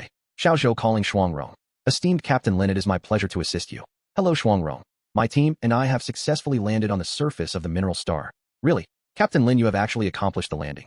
Please hold on, I need to report to the higher-ups. With that, the communication abruptly ceased. A full minute later. Captain Lin, I sincerely apologize. It has been confirmed that your team is the first expedition team to land on the mineral star. How many teams have completed the landing task? Currently, only your team and Bai Chue's team have successfully landed. According to monitoring data, he landed approximately an hour later than you. I have already reported your landing status to the corporate headquarters. The headquarters has decided to award you the first landing reward. What does that reward entail? The first landing reward grants you ownership of the first mineral vein you discover. Ownership of the first mineral vein discovered. Lin Yuan pondered. The mineral vein beneath the base was of immense value and could not be exposed yet. He needed to find another one. Yes, you simply need to inform me of your landing location and timing window. That cannot be done for now. I must ensure my safety. Then the first landing reward will be deferred to the next team that lands until someone is willing to report their landing coordinates and timing window. That is acceptable. If the first landing reward is not issued within a day, contact me again, and I will provide you with the coordinates and window then. Understood. Wishing you successful mining. Lin Yuan ended the communication. Su Xingxin activated the navigation system on the Titan's boots truck. These points were pre-marked by Shenzhou. They are exposed mineral veins on the surface. Let's go check them out. Alright, let's head to this one first. It's the largest and has the highest mineral value. Shui Linger pointed at the screen. Agreed, we shall go here. Lin Yuan, seated in the driver's seat, decided to relish the experience of manually driving the armored mining truck. The ground remained a grayish sandy terrain, intermittently revealing low ridges. Look, there's a little hill ahead. That's the spot. Su Xingxin indicated to the left front of the vehicle. A hill almost entirely composed of metal shimmered brilliantly. This is at the zirconium-titanium crystal vein, just as described by Shenzhou. Su Xingxin picked up the communicator and snapped a photo. Lin Yuan turned the steering wheel, directing the vehicle straight towards the metallic mountain. At the foot of the metallic hill, a shadow flitted past. Although not distinct, it had already been detected by the vehicle's radar. It seems there's something. Shui Linger exclaimed. Indeed, let's approach for a closer look. Lin Yuan responded, wondering if it might be a creature from the mineral star. Magnetic King, deploy the Magneto Storm Gold Ring Bees. Outside the vehicle, 10 Magneto Storm Gold Ring Bees appeared, as if summoned from thin air, their wings fluttering rapidly as they sped ahead. The Magnetic King materialized within the truck bed, releasing a magnetic field. Master, there is a large lizard in the pit at the base of the hill. Can your swarm eliminate it? Engagement has begun, but the creature is entirely covered in metallic armor, rendering our damage minimal. 2 have already self-destructed, but the damage effect is insignificant. It seems that the creatures here have adapted to live in high-intensity magnetic fields, making them nearly immune to the effects of the magnetic storm. The Magnetic King explained, appearing somewhat helpless. She had encountered her nemesis this time. The usually invincible Magneto Storm Bee swarm was utterly ineffective against the lizard beast's formidable defenses. Continue monitoring. Oh, let's go have a look. Knowing what lay ahead, Lin Yuan accelerated the vehicle. The massive tires and suspension system absorbed most of the bumps, ensuring a remarkably smooth ride. The closer they approached the metallic mountain, the more imposing it became. He resolved to claim this mineral vein as his first discovery, hoping that the other teams would lag behind so he could secure the first landing reward. Lin Yuan parked the vehicle atop a small hill not far from the metallic mountain, gazing down at the large pit at the base. Within the pit, a gigantic lizard was voraciously consuming the exposed metal ore at the foot of the mountain. Its body was entirely encased in pale golden scales. With casual swipes of its sharp claws, it effortlessly dislodged a massive ore from the mountainside. Its metallic, glinting teeth crushed the ore into fragments with ease. Xiaozhou, target lock, preparing for laser strike. Lock confirmed. Whoosh. 4 laser emitters mounted on the mining vehicle activated simultaneously, unleashing 4 beams of light that struck the head of the metallic lizard. Roar. The lizard emitted a thunderous roar, clearly displeased at being disturbed while feeding. Swallowing the ore fragments in its mouth, the metallic lizard crawled out of the pit, immediately spotting an armed truck on the nearby hilltop. Ugh. A low rumble echoed as a pale purple ripple emanated from the lizard's gaping maw. It's a magnetic storm. Su Xingxin exclaimed in astonishment. Zzz. The faint purple wave collided with the magnetic field of the Magnet King. At the edge of the magnetic field, sparks flew as the entire area appeared to quiver and contort like a soap bubble buffeted by a strong wind. Xiaozhou high-energy particle cannon locked. Virum. A thick beam of white light struck directly at the metallic lizard's head.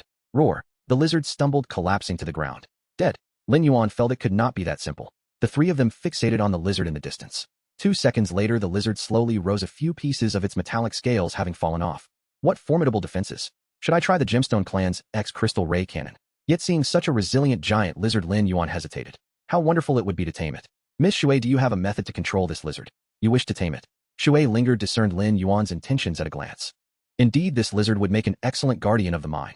That is a valid point. I have an ice cannon that we could try. Please bring out another truck. Understood. With a thought, Lin Yuan conjured another Titan's boot mining truck beside him. Shui Linger extended her hand outside the window, releasing a mist that enveloped the truck. Moments later, as the mist dissipated, a colossal white cannon emerged in the truck's cargo bed. I have frozen the ice cannon and the truck bed together. You may take control now. Shui Linger produced a screen. This is the control center for the ice cannon. Lin Yuan accepted the screen. Let Xiaozhou operate it. Xiaozhou, integrate the ice cannon control system. Understood, Commander. A square recess appeared on the truck's console, and Lin Yuan fitted the screen perfectly into place. Looking again at the metallic lizard in the distance, it remained at the edge of the pit, although a few ore fragments lay beside it, and it continued to chew relentlessly. It appeared to have regrown a few scales atop its head. Such impressive regenerative abilities. Lin Yuan concluded that this enormous lizard was undoubtedly a natural guardian of the mine. Sturdy and resilient, it could recover strength simply by consuming or truly a chosen guardian beast. Xiaozhou moved closer. First bombard it with the high-energy particle cannon to remove all the scales from its head, then use the ice cannon to freeze it. The two massive trucks thundered down the hillside, producing a tremendous roar. Hearing the noise, the gigantic lizard crawled out of the pit, once more its mouth opening just as a white beam surged towards it. The lizard winced in pain, shutting its jaws. Immediately, it turned its body, swinging its tail, launching the grounds or towards the mining vehicles like projectiles. Xiaozhou evade. Fire the high-energy particle cannons in alternation for fire suppression. Stones and/or rained down like a deluge, causing the truck's glass to crackle. The two rooftop cannons alternately shot forth beams of white light, suppressing the giant lizard to the point where it could hardly lift its head, yet its tail continued to swing, sending more or flying at the vehicles. Left with no choice, Lin Yuan summoned 4 more trucks, initiating a full-scale assault on the metallic lizard. Report, Commander. The lizard's scale coverage has been reduced to 60. Shall we commence freezing? Activate the ice cannon fire. A beam of chilling white light erupted from the cannon's mouth, instantly freezing the surrounding ore and soil, crystallizing into white ice.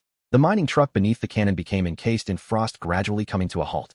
As the metallic lizard was struck by the white light, it instinctively sensed danger and attempted to evade, only to find its entire body rigid, its cognitive functions slowing to a crawl. When Lin Yuan and the others reached the edge of the pit, the colossal metallic lizard was already encased in a massive block of ice, resembling an enormous transparent amber. Will it survive? Lin Yuan turned to Shui Linger. It is alive, it was merely instantaneously frozen. Shui Linger explained. With a wave of her right hand, the ice began to melt, a chilling mist seeping into her body. Before long, the lizard's rear skull was revealed while the rest remained encased in ice. You may attempt to tame it now, its mind is already thawed.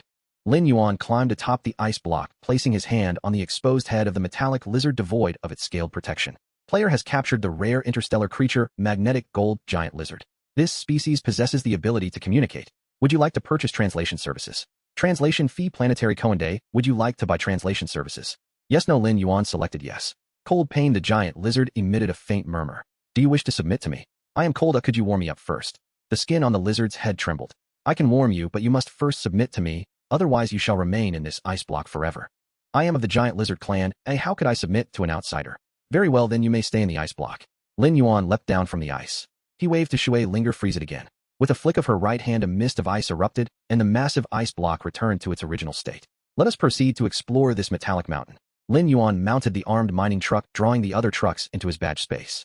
The small mountain stood approximately 0 meters high, and Lin Yuan drilled a few exploratory holes on its summit. Just 2 to 3 meters beneath the blue-gray sandy soil lay Zchron titanium crystal, or which was quite easy to extract. Xiaozhou marked the coordinates, and let us continue to the next mining site. At the peak, Lin Yuan drilled a hole and inserted a large flag into it. The deep blue flag bore the silhouette of a silver-white Shenzhou spaceship. Driving the truck down from the peak to the base of the mountain, Lin Yuan cast a glance back at the magnetic gold giant lizard encased in ice and continued on his way. The ice block won't melt in the short term, will it? Lin Yuan asked Shui Linger. Rest assured that ice is composed of the elements from the ice cannon. Without my assistance in thawing or neutralization by fire elements, it will never dissolve. Hiss! Lin Yuan gasped in surprise. The elemental manipulation talent of the elemental clan was indeed formidable. No wonder even veterans like Bai Chue and Bai Ak showed respect towards Shui Linger based solely on their conjectures. Commander Xinjing is requesting a communication. Connect. Commander, the mineral structure within a 10-kilometer radius beneath the surface has been thoroughly mapped. The density of this mining planet increases significantly as one descends, and an abundance of ores obstructs my ability to perceive. Therefore, I intend to pilot the subterranean drilling machine to delve deeper, while simultaneously excavating and exploring. Time is of the essence. We have arranged with Bai Chue and his team to meet in 12 hours. We must discover and extract as much Xinjing ore as possible within this time frame, but safety must remain our priority, Lin Yuan instructed. Understood, Commander. Mining is my forte, you can count on me, Xinjing affirmed. With that, she stepped into the cockpit of the drilling machine, pulled the hatch closed, and secured the lock. Rumble. The drill head at the front of the machine whirled rapidly as the entire apparatus burrowed into the grayish earth. Within the cavern, Xinjing quickly descended along the mineral vein, her excavation speed remarkable as the lithium, titanium, phosphor ores and gravel were collected into her badge space. On the surface of the mining planet, a massive armed mining truck sped forward. Mr. Lin, let us proceed to this location. Su Xingxin pointed at the screen. Although it is somewhat distant, Xinjing mentioned that this area contains helium-3 crystal, or second in value only to the zirconium titanium crystal, or we just encountered. The price per unit weight is even higher than that of the zirconium titanium crystals, though this vein has a smaller reserve. Very well, Xiaozhou, let us set off in search of the helium-3 crystal, or Lin Yuan said, his spirits lifted. With Xinjing's pre-marked exploration map, it felt as though they had unlocked the entire map in a game. Other mining teams would need to ascertain the presence of minerals based on geological structures and soil composition. However, they merely needed to reach designated locations and drill to verify Shenzhou assessments, significantly enhancing their efficiency. Lin Yuan observed the landscape transitioning from a grayish gravel wasteland to a brownish sandy terrain. The dust kicked up by the mining truck left a lasting trail behind. Shui Linger glanced at the small animals peeking from the roadside in the distance. Despite such a harsh environment, it is remarkable that animals can survive here.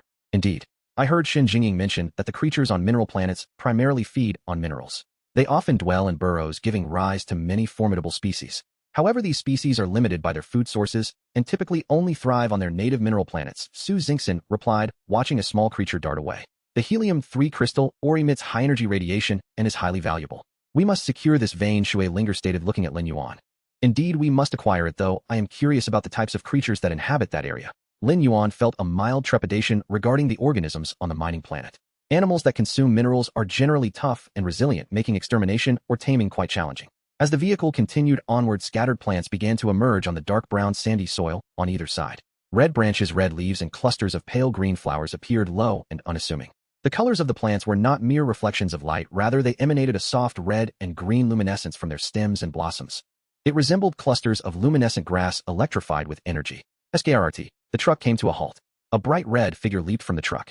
Approaching a cluster of softly glowing plants, the figure squatted down. Congratulations, player, you have discovered a rare plant, Huiguanco. Would you like to use the Bloodline skill Linko identification? Remaining uses use. Huiguanco identification description: a unique plant that thrives in high radiation areas, often serving as an indicator of high-energy radiation ores. Its roots typically generate high-purity mineral crystals and possess significant radioactivity. The fruits are small and scarce, but the seeds are edible and can enhance radiation resistance when consumed. Item type: plant rarity. Rare function: consumption of the seeds increases radiation resistance. Evaluation: if conditions permit, plant some in your home for a festive illuminated atmosphere. Su Xingxin retrieved a mining shovel and carefully unearthed a cluster, placing it in a bag to bring back to the truck. Is this Huiguanco? Lin Yuan asked, gazing at the softly glowing green flower in his hand. Yes, it grows and reproduces by absorbing radiation energy, Su Xingxin explained, sharing the details provided by her identification skill. We should collect more of this plant. It may be favored by the creatures inhabiting the mineral veins. Lin Yuan recalled what Hu Xiaoshan had mentioned to him. Xiaozhou, deploy the octopus spider exploration robots to gather Huiguanco. Isolate a segment in the cultivation chamber specifically for growing Huiguanco. Understood, Commander. Dozens of octopus spiders appeared around the mining truck and rushed toward the clusters of Huiguanco. Half an hour later, every visible Huiguanco had been transported into the Shenzhou cultivation chamber. Report, Commander. We have collected 271 Huiguanco plants, all successfully transplanted into the cultivation chamber, along with 39 seeds of Huiguanco. Lin Yuan examined the seeds in his hand, each the size of a mung bean, resembling vivid green jade particles radiating a rich green luminescence. Let us move on. We should be nearing the marked coordinates. The truck kicked up a cloud of dust and sped onward. Deep within the base, Shenzhou found herself standing in a vast cavernous space. As she continued to descend along the mineral vein, the drilling machine suddenly plummeted into the current cavern. Adjusting the drilling machine's position, she switched on the powerful lights to illuminate her surroundings. Above her, the mineral vein continued to extend along the cavern walls. On the walls where the veins intermingled with ordinary gravel, some glimmering objects caught Shenzhou's attention. Xingjing. She grabbed a mining hammer and leaped from the drilling machine, rushing toward the shimmering rock face. After removing the surrounding ordinary stones, she carefully pried a thumb-sized transparent crystal into her hand. Congratulations, player, you have obtained a diamond Xingjing. Indeed, it was Xingjing, and of a higher grade than the golden Xingjing. It was slightly larger than the diamond-level membership badge of the commander. Shenzhou continued searching along the mineral vein on the wall, but she could only find 3 grains of golden Xingjing. Based on her estimates, there should be more reserves, and with a heart full of curiosity, Shenzhou closed her eyes to sense her surroundings. Suddenly her eyes flew open. She sensed a vast quantity of Xingjing nearby, yet nothing was in sight. Turning her gaze to the irregular rock walls, she noticed a faint radiation emanating from the walls characteristic of Xingjing. Could it be that this cavern was originally a massive piece of Xingjing? The thought that suddenly surged in her mind startled Shenzhou. She continued to maneuver the drilling machine's powerful light to scan every detail of the cavern walls. Abruptly, as the intense light swept over the hole from which the drilling machine had fallen, an almost completely transparent small figure appeared in the illuminated spot. What could that be? Shenzhou stiffened, her right hand brushing instinctively at her waist as her body snapped backward. 3 slender shafts of white light pierced the air toward the almost transparent creature. A piercing cry reverberated through the cavern, and the fragile animal plummeted straight down from the ceiling. When Shenzhou had struck the creature earlier, she had sensed the intense, unmistakable fluctuation characteristic of Xingjing Quang. Unable to adjust the mining rig's lamp in time, she shut her eyes and activated her Zenzing talent. In the mind's eye, a scintillant speck like stardust descended ahead of her. She surged forward, vaulted, and caught it before it struck the ground. She landed, rolled forward, and settled into a steady half-squat. Feeling the soft, yielding body in her palm, she opened her eyes.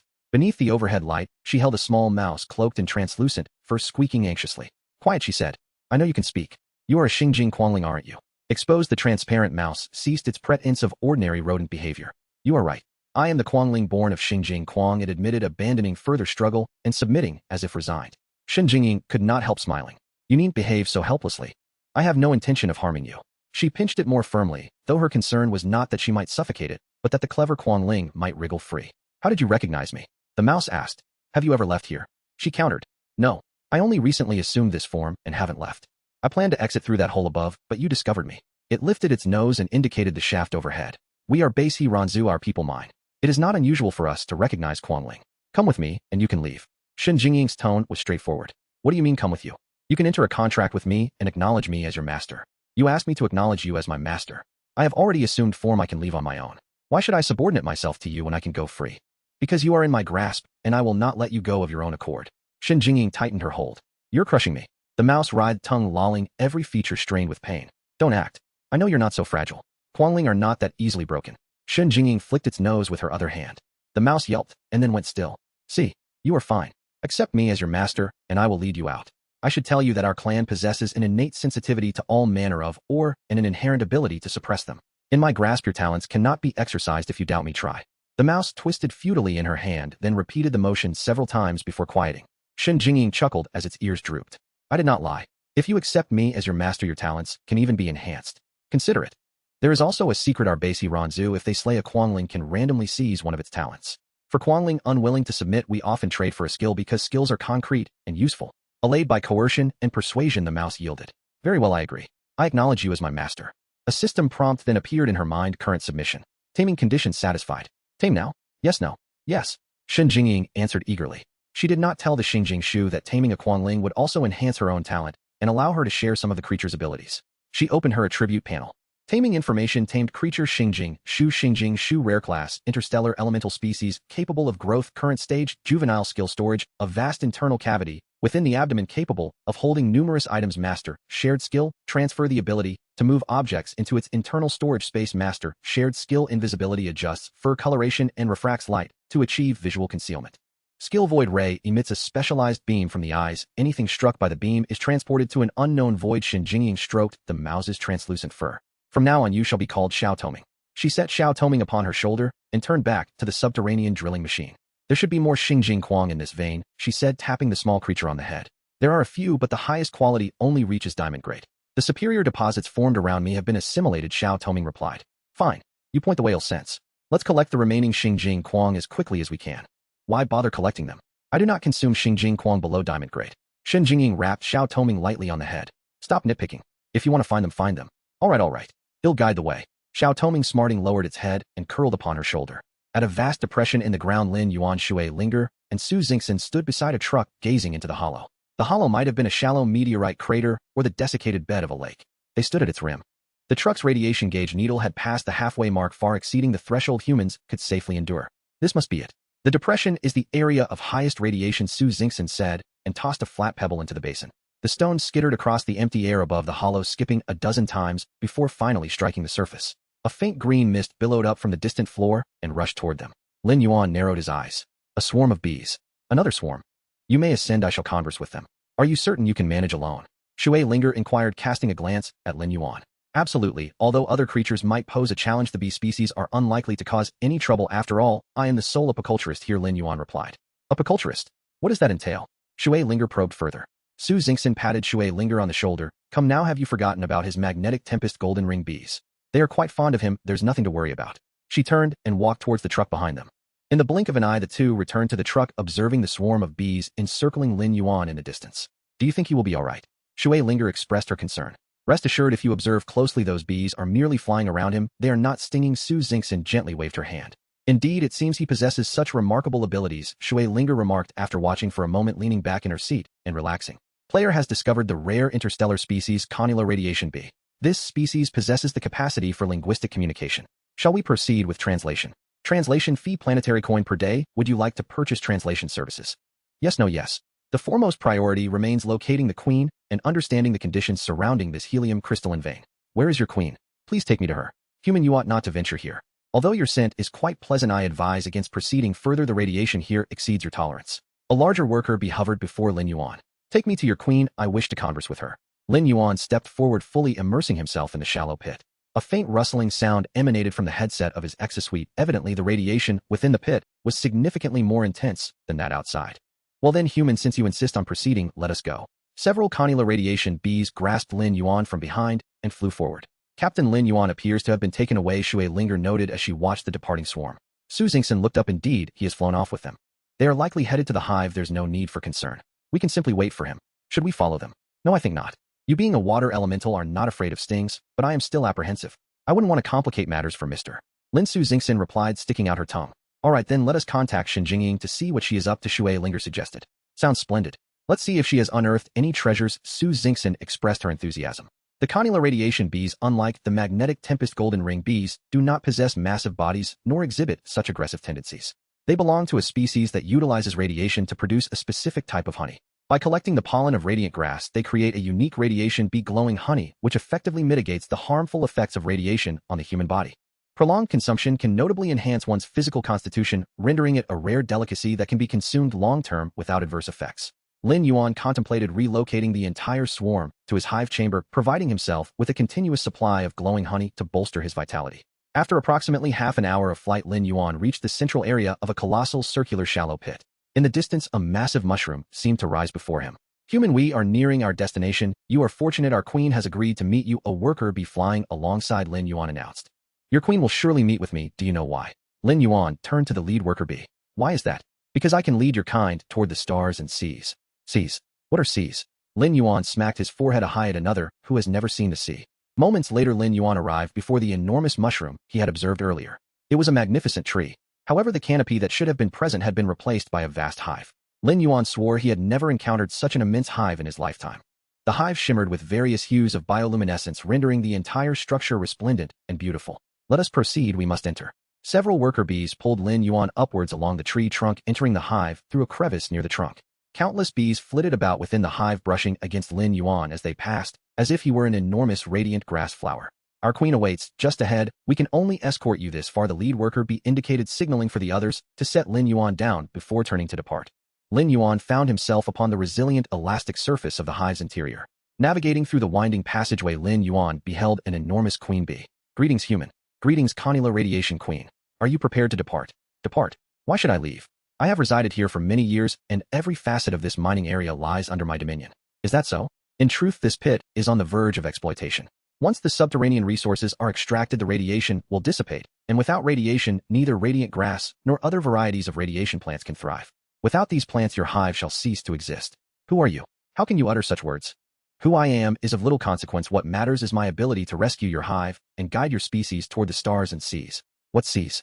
Lin Yuan slapped his forehead, nearly bursting into laughter.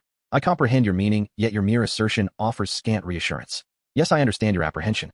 However, I must convey that I am among the first of my kind to arrive here, and soon many other species shall follow. While I cannot provide proof, you surely understand that when a hole appears in your hive, neglecting it will only cause it to grow larger. If you seal that hole, it will not be long before another opens elsewhere. In summary, when your hive begins to develop breaches, regardless of your actions, you cannot prevent the ongoing deterioration of your hive. The connular radiation queen fell into contemplation, recalling the time when she first began constructing this hive. It had merely been a small sphere atop a tree branch, but gradually the structure expanded with more and more worker bees, transforming the once verdant tree into a colossal hive. However, one day the first small hole appeared. The queen directed the worker bees to swiftly repair it. Yet from that day forth, the task of maintaining the hive never ceased. No matter how promptly they repaired it, new holes continuously emerged, and over time patching the hive became routine. To this day, nearly a quarter of the worker bees were engaged in repairs rather than gathering nectar. Though I am unsure how you possess this knowledge, human, I can see that you have persuaded me. I choose to trust you and your wisdom.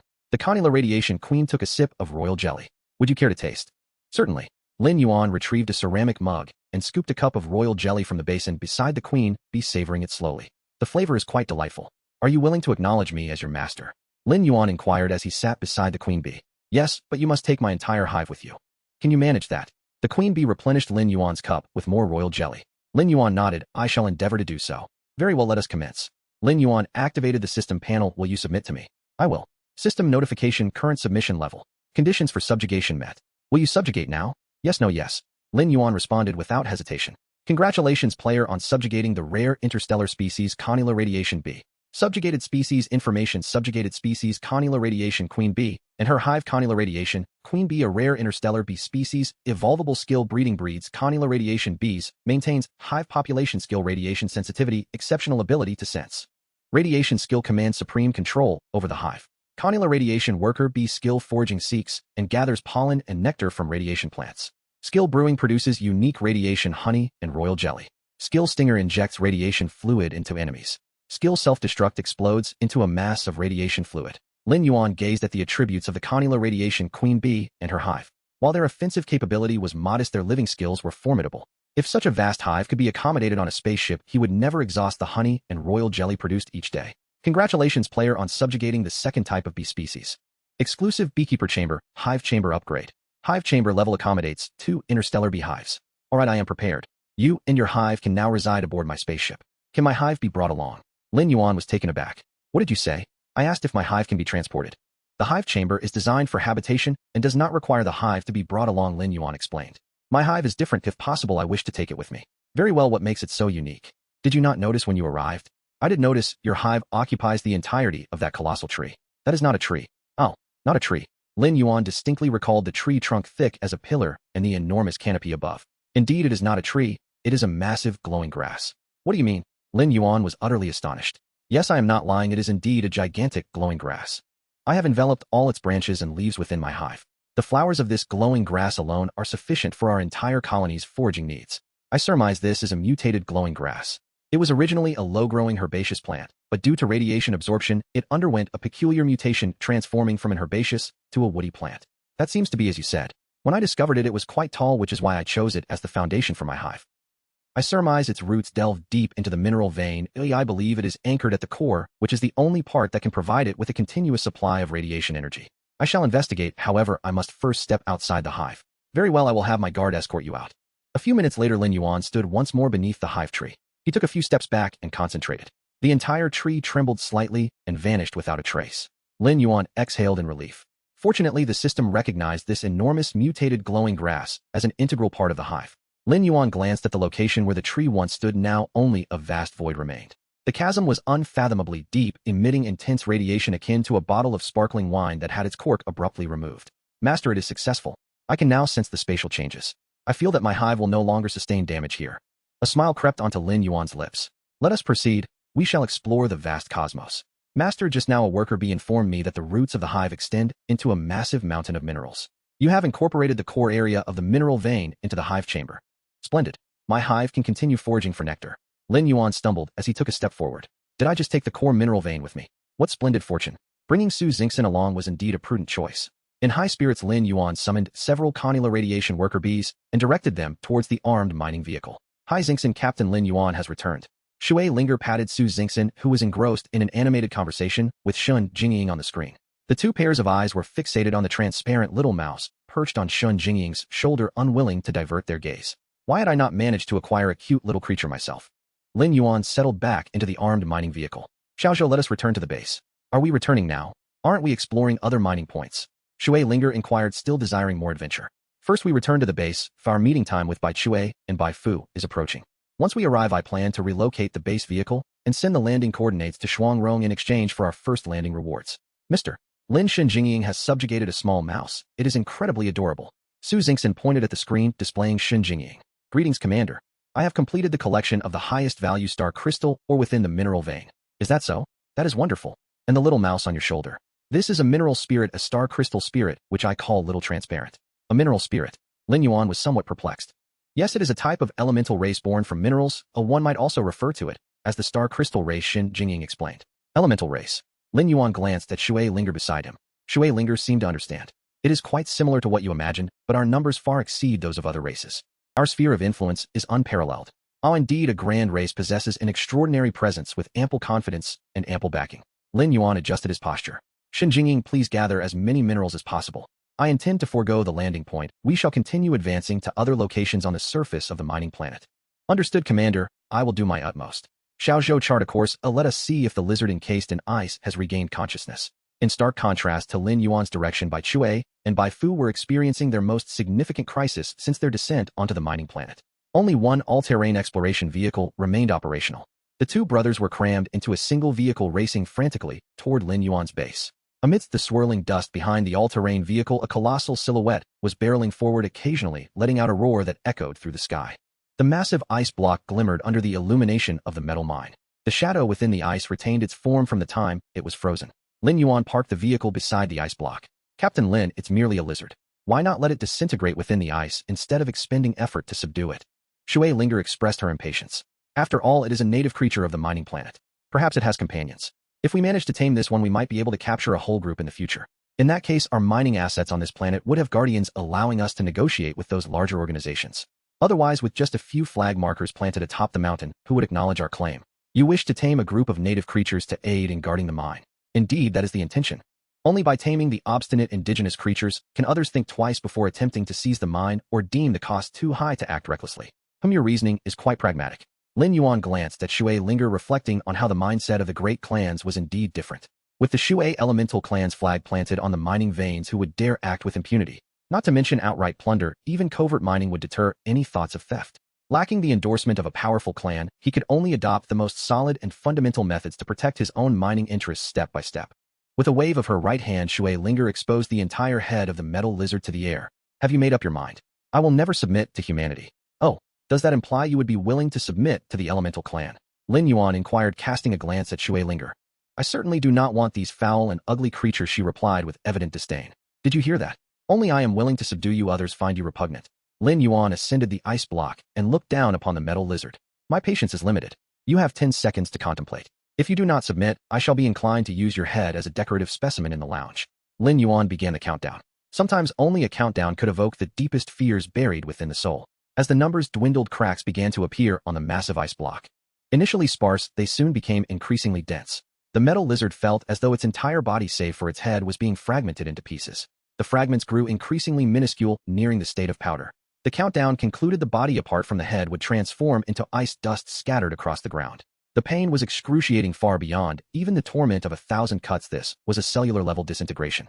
I agree. The metal lizard cried out with its eyes shut tight. The suffering was unbearable, a true torment. Lin Yuan, after counting to oi, prolonged each subsequent number. The agony of gradual disintegration persisted endlessly. Finally, when Lin Yuan reached, the metal lizard could endure no longer. Stop! Lin Yuan raised his hand, halting the destructive process. At that moment, the ice block had nearly transitioned to a pure white, with intricate cracks covering its surface, as though it might shatter at any moment. Why haven't you shouted yet? The voice of the metal lizard brimmed with fury. Mine has not yet concluded. Lin Yuan continued. I agree. The metal lizard felt it could endure no more. If this continued, it would plunge into an unending abyss of pain. Are you willing to submit to me? Lin Yuan asked. I am willing. System notification, current submission level. Conditions for subjugation not met. Lin Yuan pressed on. The cracks on the ice block became increasingly dense. You are untrustworthy, the metal lizard roared. Despicable human. If you have the guts, end it quickly. Lin Yuan noted the submission level had dropped too. Lin Yuan persisted. Shameless human. Let's settle this oni on. Dream on. 15 minutes later, the voice of the metal lizard grew weaker. Lin Yuan observed the submission level at effective. 30 minutes later, he inquired, are you willing to submit to me? Lin Yuan leaned beside the head of the metal lizard. I am willing. The metal lizard seemed on the verge of losing consciousness. System notification, current submission level. Conditions for subjugation met. Would you like to subdue it now? Yes, no, yes. Congratulations, player, for subduing the rare creature Komodo metal lizard. Detected that the player's captured interstellar creature count has reached 3. Congratulations, player, for activating the unique title Interstellar Zoo Curator Hidden Privilege. Hidden Privilege, all skills of subdued creatures increase in power by. Evaluation. Do you love animals? I enjoy feeding animals at the zoo. Reward exclusive chamber for the title Interstellar Zoo Curator Animal Chamber. Upgradable animal chamber LV, capable of breeding 1 terrestrial animal species. Observing the unconscious Komodo metal lizard, Lin Yuan turned to Shui Linger. Will it recover? Be patient, let it freeze a little longer. Shui Linger waved her right hand. The cracks on the ice began gradually to disappear, and the entire block slowly regained its transparency. Su Xingxin watched this scene unfold, unable to shake the feeling that she had just witnessed a miracle of time reversing. Hey, wake up, stop pretending to sleep. Shui Linger directed a stream of water toward the metal lizard's head. Seeing this, Lin Yuan leapt down from the ice block. Whoosh! When the water stream met the lizard's head, it transformed into steam. The ice surrounding its neck showed signs of melting. It seemed she was using boiling water. No, not just boiling water. It was water heated beyond boiling. Clearly, it exceeded boiling temperature at the moment it touched the lizard's head. It erupted violently, turning to steam. Oh! A piercing scream resonated through the air. You're not going to cook it, are you? Lin Yuan whispered. Foul creature consuming so much of my spiritual power. To have it repair its body and still feign death. Let it play dead. Shui Linger's expression filled with rage sent a chill down Lin Yuan's spine. Fortunately, Shui Linger was on his side. Rest assured, this type of lizard has a tough head. It won't cook that easily. What's the temperature of water anyway? Indeed, water boils at merely degrees Celsius, which is trivial for interstellar beings. However, this was overboiled water controlled by the Shui elemental clan. The true temperature was known only to Shui Linger. Lin Yuan glanced at the metal lizard's head, which had already changed color from the heat. That should be enough. If the brain is cooked, all the effort will be in vain. Very well. Shui Linger retracted the water stream. With another wave of her hand, the ice gradually melted away. The liberated Komodo metal lizard quickly excavated a metal pit in the ground, burying its head within it. Metal conducts heat swiftly. It needed to cool its head promptly. Mr. Lin, are you planning to take it back to the base with you? Su Xingxin inquired. Let us proceed. I wish to inquire about his kin along the way. Lin Yuan felt that such a mining guardian species was indeed a rare find. Lin Yuan opened the panel for the subjugated life form. Subjugated interstellar life form information. Subjugated life form Komodo metal lizard, a rare interstellar reptilian species capable of evolution skill armor. Its body is enveloped in thick metallic armor, absorbing the essence of the metal it consumes. Skill magnetic storm. A tumultuous magnetic field erupts from its mouth. Skill metal intuition. Possesses an extraordinary sensitivity to metallic veins. Evaluation. A Komodo metal lizard with a tail to tell, seemingly concealing its lineage. Lin Yuan glanced at the system prompt, then at the lizard whose head remained in the mining pit. This lizard even had an evaluation. A lizard with a story. Is your head cool? If so, let's depart. We are setting off. Lin Yuan shouted towards the lizard. The Komodo metal lizard remained unresponsive. We are leaving you. I hope you do not engage in any foolishness that might overheat your head. Shui Linger remarked coldly. Whoosh. The Komodo metal lizard pulled its head from the mining pit and begrudgingly trotted over to Lin Yuan. Indeed, they were all creatures that feared the strong and bullied the weak. Henceforth you shall be known as Tai Tu, do you hear me? The metallic lizard cast a glance at Lin Yuan, but remained silent. Let us move, board the vehicle. Tai Tu, keep up. I know you have stories to share. I trust your memories haven't been boiled away, have they? Lin Yuan glanced at Shui Linger, who had a droplet of water coalescing at the tip of her right finger. Very well, master, I shall recount my tale. The unusual ensemble of 3 individuals and 1 lizard made its way leisurely towards the base. Throughout the journey, the trio listened to the giant lizard's narratives, finding the passage of time rather agreeable. The story was rather cliché. Tai Tu was of royal lineage, a prince of the Komodo metal lizards on this mining planet. However, the aging giant lizard king suddenly became infatuated with a foreign female lizard that appeared from nowhere. This led to the birth of a mutated Komodo metal lizard. This lizard was larger and more robust, capturing the old king's affection. As a consequence, Tai Tu was banished while the mutated lizard ascended to the status of a prospective prince. Yet at that moment, the elderly king's life came to an end. The mutated lizard did not receive the support of the entire clan, though it garnered a handful of loyal followers. Tai Tu, disheartened, distanced himself from the clan and became a reclusive lizard. The original lizard clan, having lost their rightful prince, splintered into several factions, with the mutated lizard neither acquiring the official title of prince nor gaining the recognition of most Komodo metal lizards, culminating in fragmentation akin to feudal lordship. Lin Yuan could not help but sigh. Indeed, the struggle for succession is ever present. Observing Tai Tu running alongside the armed mining vehicle, Lin Yuan contemplated whether he should intervene in this royal contest. Wow, this tale is riveting. Tai Tu is so unfortunate. We stand with you. Together we shall defy the odds. Su Xingxin waved her tiny fists, nearly inscribing, I am a common dog, and I love watching upon her visage. Captain Lin, what are you pondering? Shui Linger inquired. Your subjugated creature seeks the throne. Do you still need to deliberate? Naturally, it's an Allen endeavor. Indeed, previously dismissive of the lizard's appearance and odor, now captivated by the narrative, he was quite enthralled. Evidently, the spectacle of the struggle for succession and the battle for kingship always attracts an audience. Moreover, this time it was a scripted murder mystery in which they could actively participate. Very well, once we retrieve the vehicle from the base, we shall seek out the clan of the Komodo metal lizards. Lin Yuan pressed the accelerator, and the armed mining vehicle surged forward. Boom, boom, boom. In the distance, the outline of the base gradually came into view, with 2 enormous cannons relentlessly firing the thunderous sounds faintly discernible. Contact Shenzhou and inquire about the situation surrounding the base. Su Xingxin swiftly dialed the base's communication line. Jingying, what has transpired at the base? Are we under attack by interstellar life forms? Su Xingxin asked with concern. On the screen, Shenzhou appeared calm and collected. Report to the commander. The base is not under siege. It is by Chui and by Fu who are being pursued. No, not a siege. They are being chased by a colossal lizard. A lizard? Lin Yuan and the others exchanged glances. Could it be that the path of the king was commencing at this very moment? Bai Chui and Bai Fu somehow provoked a giant lizard and were pursued all the way to the base. Since you were absent, I did not allow them entry into the base. I merely let them circle around it. I used the giant cannons to drive back the lizard to buy them time, thinking you would return shortly, so I did not report to you. Shenzhou spoke in one breath.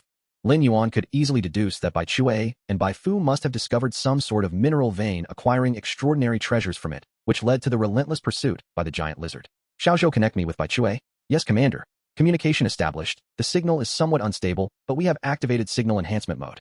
Captain Lin, are you back? We can barely hold on. The all-terrain vehicle is on the verge of falling apart. Bai Chue exclaimed as he stared at Lin Yuan on the screen, desperate for help. What have you two stirred up? I cannot see clearly from a distance. It's terrifying. I believe it would be wiser for me to find a place to hide. Su Xingxin nearly burst into laughter upon hearing this, and quickly covered her mouth with both hands. Captain Lin, please do not depart. If we coordinate, we can surely take it down. I see that half of your vehicle has already been chewed away. Could this fearsome beast be the legendary Iron Eater? What is an Iron Eater? It is certainly not what you describe. It is merely a large lizard. Bai Fu leaned into the frame. Bang! A tremendous noise erupted from the screen. The massive roof of the vehicle was completely torn off, revealing the colossal silhouette of the lizard behind Bai Chue and Bai Fu. Visually, this giant lizard was indeed more aesthetically pleasing than Tai Tu. It too was encased in heavy armor, yet its scales were exceptionally smooth and lustrous, reflecting a kaleidoscope of colors from different angles. Come, Tai Tu, take a look. Is this not your mutated sibling? Lin Yuan directed the visual feed to the communicator, presenting it to Tai Tu. Report, Master, this is not my mutated metallic lizard sibling. Oh, not your mutated brother. Su Xingxin and Xue Linger leaned in with curiosity. Had the script of the Path of the King been altered? Indeed, Master, I do not deceive you. That lizard is not my mutated sibling. Then who is it? Xue Linger and Su Xingxin inquired in unison. It is the mother of my mutated sibling. Ah, the group inhaled sharply. Captain Lin, please hurry. We truly cannot hold on any longer. Bai Su pressed his head forward. I'm almost there. I can already see the dust rising from your vehicle. Captain Lin, I will give you all our gains from this expedition. Please lend us your assistance. Bai Chue pushed Bai Su aside, speaking earnestly. There is no need for such formality, my esteemed seniors. I am on my way. Oh, just hold on a little longer. Lin Yuan ended the communication. Xiaozhou, accelerate. Shun Jingying, head directly to the control center and avoid any other locations. I am preparing to retract the base vehicle, which will take approximately 3 hours. Yes, Commander. I have arrived at the command center. During the retraction process, the command center of the base vehicle would be reduced in size, but not folded. Lin Yuan took out the controller and pressed a button lightly. The base vehicle began its retraction procedure. Does that lizard known as Iron Head possess something you require? Master, that lizard is not our Komodo metal giant lizard. She possesses earth element skills and has significantly higher defense than I do. She wields a special piece of equipment known as the Hutu shield, which she typically morphs into plates attached to her body. When attacked, the shield automatically shifts to the location of the assault to enhance her defense. If I could obtain that shield, my defensive capabilities would double. Iron Head gazed at the battlefield, filled with a yearning for Hutu Dune. Elemental skills. Could she be an elemental creature as well? Lin Yuan questioned, casting a puzzled glance at Xue Linger. Impossible. No elemental race could ever devolve into such an ugly and foul species, Xue Linger replied bluntly. Though Iron Head was displeased, he had no means to retaliate. She may be a subordinate creature of a certain earth elemental race. Xue Linger shared her speculation. Are you suggesting that there may be an earth elemental manipulating the situation behind the Komodo metal giant lizard clan? Lin Yuan sensed a hint of conspiracy. Not just a possibility, it is certain. I have made up my mind. I shall confront that earth elemental if it dares to show itself, Xue Linger declared with pride. Lin Yuan nodded. If other elemental races had already discovered this mineral star and set their sights on it, then this potential threat must be eradicated. Very well, let us first eliminate its subordinate creatures. As he spoke, Lin Yuan's truck had already reached a 0.1 kilometer from the base. Bai Chue and Bai Su also spotted Lin Yuan's armed truck. The enormous lizard had also noticed Iron Head near Lin Yuan's mining vehicle. Seeing Lin Yuan, Bai Chue felt as if he had found a savior, and he swiftly turned the vehicle around to head in Lin Yuan's direction. The massive lizard charged after them. Jingying switched the giant cannon to rapid-fire mode and target the giant lizard's back. Boom, boom, boom, boom. Multiple high-energy shells struck the back of the giant lizard in rapid succession. Clearly taken by surprise by the cannon's continuous fire, the lizard endured several hits. Even with the passive defense of the Hutu shield, it stumbled and fell to the ground, blood seeping from its mouth, indicating it had sustained considerable injuries. Lin Yuan concentrated his thoughts, and several armed trucks materialized. Xiaozhou initiate a volley of 5 rounds for fire suppression, providing cover for Bai Chue and Bai Su to advance. Boom, boom, boom, boom. The 8 armed mining trucks unleashed their giant cannons simultaneously upon the fallen giant lizard, shrouding the scene in dust and smoke. Bai Chue and Bai Su could barely see ahead and could only slam the accelerator, gritting their teeth as they barreled forward.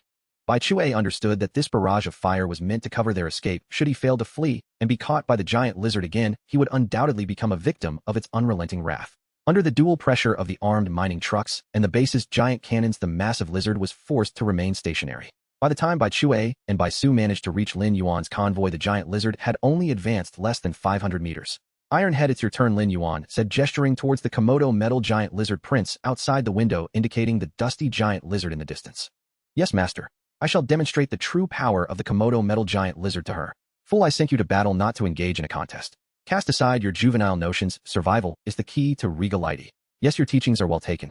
Ironhead lifted his head for the first time, confronting the stepmother who had inflicted psychological trauma upon him. Cough, cough. Who might you be? Isn't this the son who ran away from home? Years have passed, and you have fallen so low as to become a dog for humans. Do you honor your father? Do you respect your royal bloodline? You have no right to speak of my father, nor of our family's bloodline. Ironhead's eyes burned red as he took a step forward, accelerating. He intended to bite off the giant lizard's neck with his own teeth, for he knew she was the one responsible for his mother's death. From Ironhead's gaping mouth, an unprecedentedly powerful magnetic storm began to brew. Roar! A terrifying purple wave erupted from Ironhead's mouth, racing towards the giant lizard. The giant lizard, not daring to be complacent, summoned 1, 2, and 3 earthen walls in succession, finally conjuring a semi-transparent yellow shield to block in front of itself. Boom! The first earthen wall shattered into fragments. Boom! The second earthen wall broke into several pieces. Boom! The third earthen wall split in two. Thud! The magnetic storm detonated against the semi-transparent yellow shield, but it was evident that its initial might had diminished. The yellow shield flickered several times, showing no signs of distress. After years, you remain no better than before. If this is all your capability, then your human master shall have to offer incense for you this time next year. The giant lizard mocked, while simultaneously preparing for its own attack.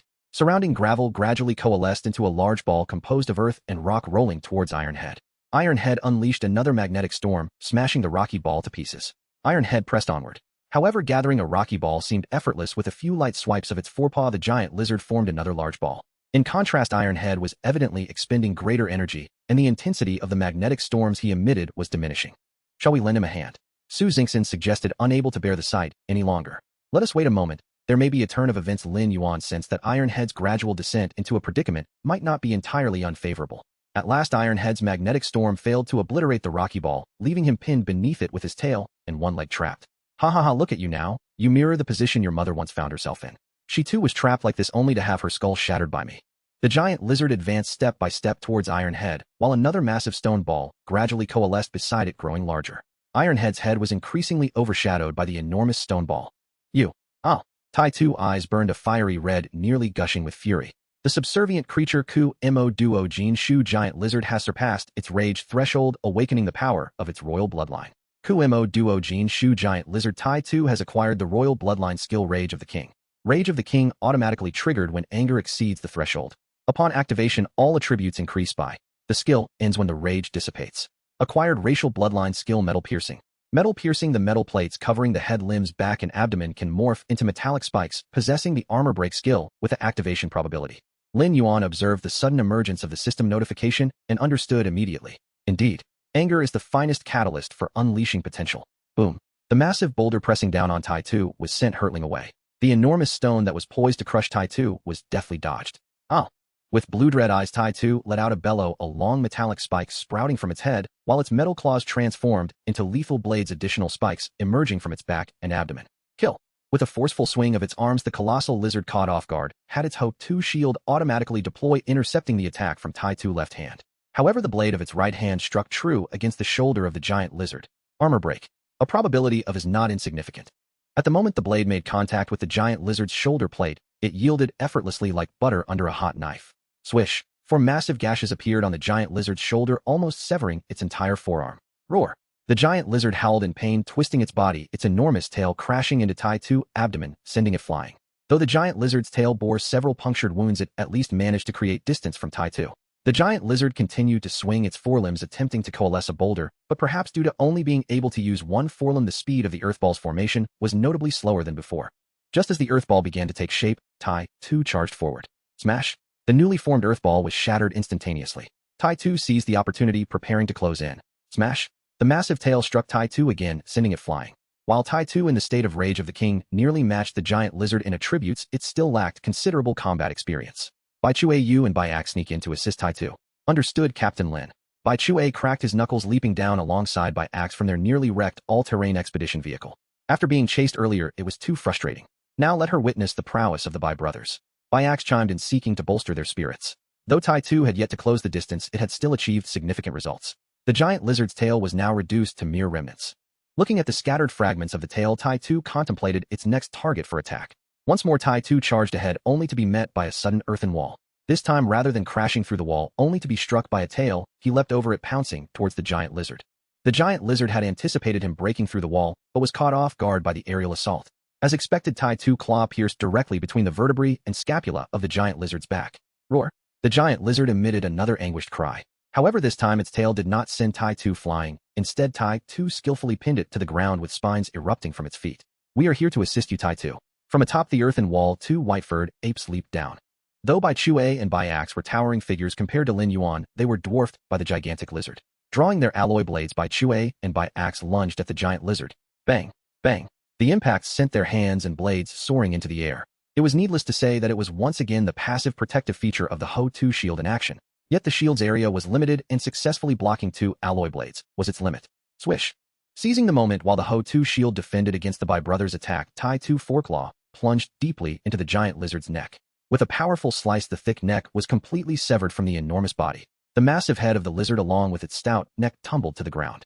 The adjacent earth wall crumbled in response. A golden small shield fell to the ground. Standing beside the giant lizard's carcass, Tai-Tu let out a deafening roar. This was a release of vengeful emotion and a proclamation of the king's return. Lin Yuan drove the mining vehicle alongside Tai-Tu. "Alright, let's calm down." Lin Yuan's voice resonated in Tai-Tu's mind. Moments later, the crimson hue in Tai-Tu's eyes gradually faded, its blades and spikes reverting to standard plates. Lin Yuan jumped from the vehicle, retrieving the golden shield. The matte-finished golden shield bore intricate engravings of mountainous terrain. Shui Linger approached, gently caressing the shield's surface. "This belongs to the elemental clan. It resonates with the unique activation frequency of the earth element." "I can feel it." Shui Linger retracted her hand. Lin Yuan scrutinized the system notification before him. "Congratulations, player has acquired Ho-2 shield replica. Ho-2 shield replica item type, equipment rarity, rare function, possesses unique defensive attributes of the earth element, capable of auto defense, enhancing personal defense by 100 when equipped, and increasing shielded area defense by 600. Evaluation: a replica of the Ho-2 shield. Although the replication technique isn't inferior, it has garnered some attributes of the earth element, making it a fine piece." Lin Yuan tossed the shield to Tai-Tu, saying, "This equipment will truly realize its maximum potential in your possession." "Thank you, master." Tai-Tu extended its forepaw to catch the shield, slapping it against its body, whereupon it melded seamlessly with its armor plates. Yet each plate appeared to be thicker and more resilient than before. Bai Chue. Lin Yuan directed his gaze at Bai Chue, who wore an envious expression. "Why was this lizard relentlessly pursuing you?" Bai Chue jolted, realizing Lin Yuan was prompting him. He hurriedly retrieved an object from his pocket. "Captain Lin Yuan, we discovered a mountain over there, and within a cave at its deepest point we found this." Lin Yuan accepted the small paper package handed over by Bai Chue and carefully unwrapped the layers of soft paper enveloping it. A golden object emerged. "It resembles a dragon fruit," Lin Yuan remarked as he examined it from various angles. "We too believe it to be a dragon fruit, albeit with a different hue shimmering with golden light, and its exterior is exceptionally hard," Bai Chue concurred. "However, I assure you, Captain Lin, this has indeed been plucked from a tree, not crafted from metal." Lin Yuan nodded. "I understand, and I trust you." At that moment, he received a system notification. "Congratulations, player has acquired golden dragon fruit. Golden dragon fruit item type, curiosity, rarity, rare function, aids in awakening high-level bloodlines. Evaluation: awakening bloodlines depends on talent. First, one must possess a bloodline, and second, that bloodline must have evolutionary potential." No wonder that giant lizard relentlessly pursued it. It might have been calculating the ripening days of the fruit, intending to harvest it for its beloved offspring. Little did it expect that Bai Chue would snatch it first. "Ironhead, you have important matters ahead. I shall personally see to it that you consume this fruit." With that, he tossed the golden dragon fruit high into the air, where Ironhead caught it in one swift motion. Bai Chue and Bai Fu watched Ironhead with envious expressions, yet dared not utter a word. "Very well, your vehicles have been destroyed. I can provide you both with 2 armed mining trucks that you can modify for use." "Thank you, Captain Lin, we owe you our lives. Without your intervention, we might have perished. We have also unearthed some ores." Bai Chue signaled to Bai Fu. Bai Fu hurriedly rummaged through his pockets. "No need, keep the ores for yourselves." Lin Yuan waved his hand dismissively. "Next, I require you to continue prospecting, gradually gaining control over the mineral veins on this planet." "Captain Lin, give us your orders. You have saved our lives, and we shall follow your lead," Bai Chue declared, emphatically thumping his chest. Lin Yuan did not take Bai Chue's words too seriously, yet he believed that when interests aligned, the Bai brothers would stand by him. "Bai Chue, Bai Fu, you are my esteemed seniors. I will report our landing coordinates to the aviation company to guide more spacecraft to our planet. We shall then split our forces. You will accompany Ironhead, assisting him in regrouping his kin while securing the metal veins on the planet. Ironhead is the heir to the Komodo metal giant lizard. His race is scattered around various metal veins, feeding on the minerals. If you help him ascend to the throne and gather his tribe, the corresponding veins will belong to us. We shall share the spoils equally. We will explore the other mineral veins from a different direction, striving to ascertain the locations and reserves of all veins before other teams can do so, thereby completing our mission. Understood, Captain Lin. We will wholeheartedly assist Ironhead in claiming the throne. The Bai brothers wholeheartedly endorsed Lin Yuan's plan. According to Ironhead, this planet was home to numerous Komodo metal giant lizards, the largest and strongest species on the planet. The vast majority of mineral veins served as their feeding grounds. Anyone wishing to mine ores must obtain their consent, for the metal on this planet constituted their source of sustenance.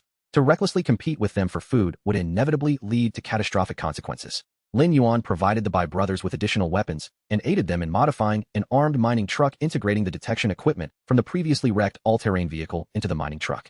Captain Lin, we are grateful for your assistance. If we can secure a few mineral veins, it would surpass all our previous earnings. Bai Chui's words conveyed genuine respect. You are my seniors. I merely stumbled upon this opportunity. As long as Ironhead becomes the sole ruler of this planet, the mineral veins shall be ours. Lin Yuan smiled. Captain Lin, your foresight is commendable. I shall set off to assist Ironhead in subduing his tribe. With that, he and Bai Fu each drove an armed mining truck laden with weapons, racing down the path they had come. Beside them, Ironhead sprinted swiftly. Ironhead, Lin Yuan's voice resonated within his mind. First, gather the tribes that acknowledge you, then unite the neutral tribes, and finally confront your mutated lizard brother. Gather provisions, delay your claim to the throne. Do you understand? I understand, Master. I believe my intellect has sharpened since awakening the royal bloodline, Ironhead replied. Once you have subdued a few tribes that recognize you, find a safe moment to consume the golden dragon fruit and complete your high-level bloodline awakening. With neutral tribes wavering, you must strike decisively. Unleash the power of your royal bloodline to suppress them and swiftly eliminate any dissenters. Once you have subdued the first neutral tribe, the resistance from the others will weaken significantly. After you have gained the allegiance of the majority of tribes, it will mark the beginning of your campaign against your mutated brother. I look forward to your ascension as the ruler here, but do not disappoint me. I shall heed my master's teachings and diligently work to subdue the tribes, ensuring I do not let you down. Ironhead felt his royal heart ignite, and with each tribe he conquered, he would steadily transform into the true king of the mineral planet. Mr. Lin, they've departed. Where do we go from here? Su Xingxin inquired, gazing at the tracks left by the departing mining trucks. We shall set off in a different direction once the base vehicles are repaired. Bring Shenzhou out, the sand here is too abundant. We shall wait for her in the mining truck. You all wanted to see her little mouse, did you not? Indeed, I nearly forgot about the little mouse. It is so soft and utterly adorable. The base vehicle's door opened, and Shenzhou dashed over to the side of the mining truck. Come up, show us your star crystal mouse. Su Xingxin opened the driver's door, welcoming Shenzhou as she climbed up the ladder. Whoosh! Su Xingxin felt a gentle breeze brush against her face.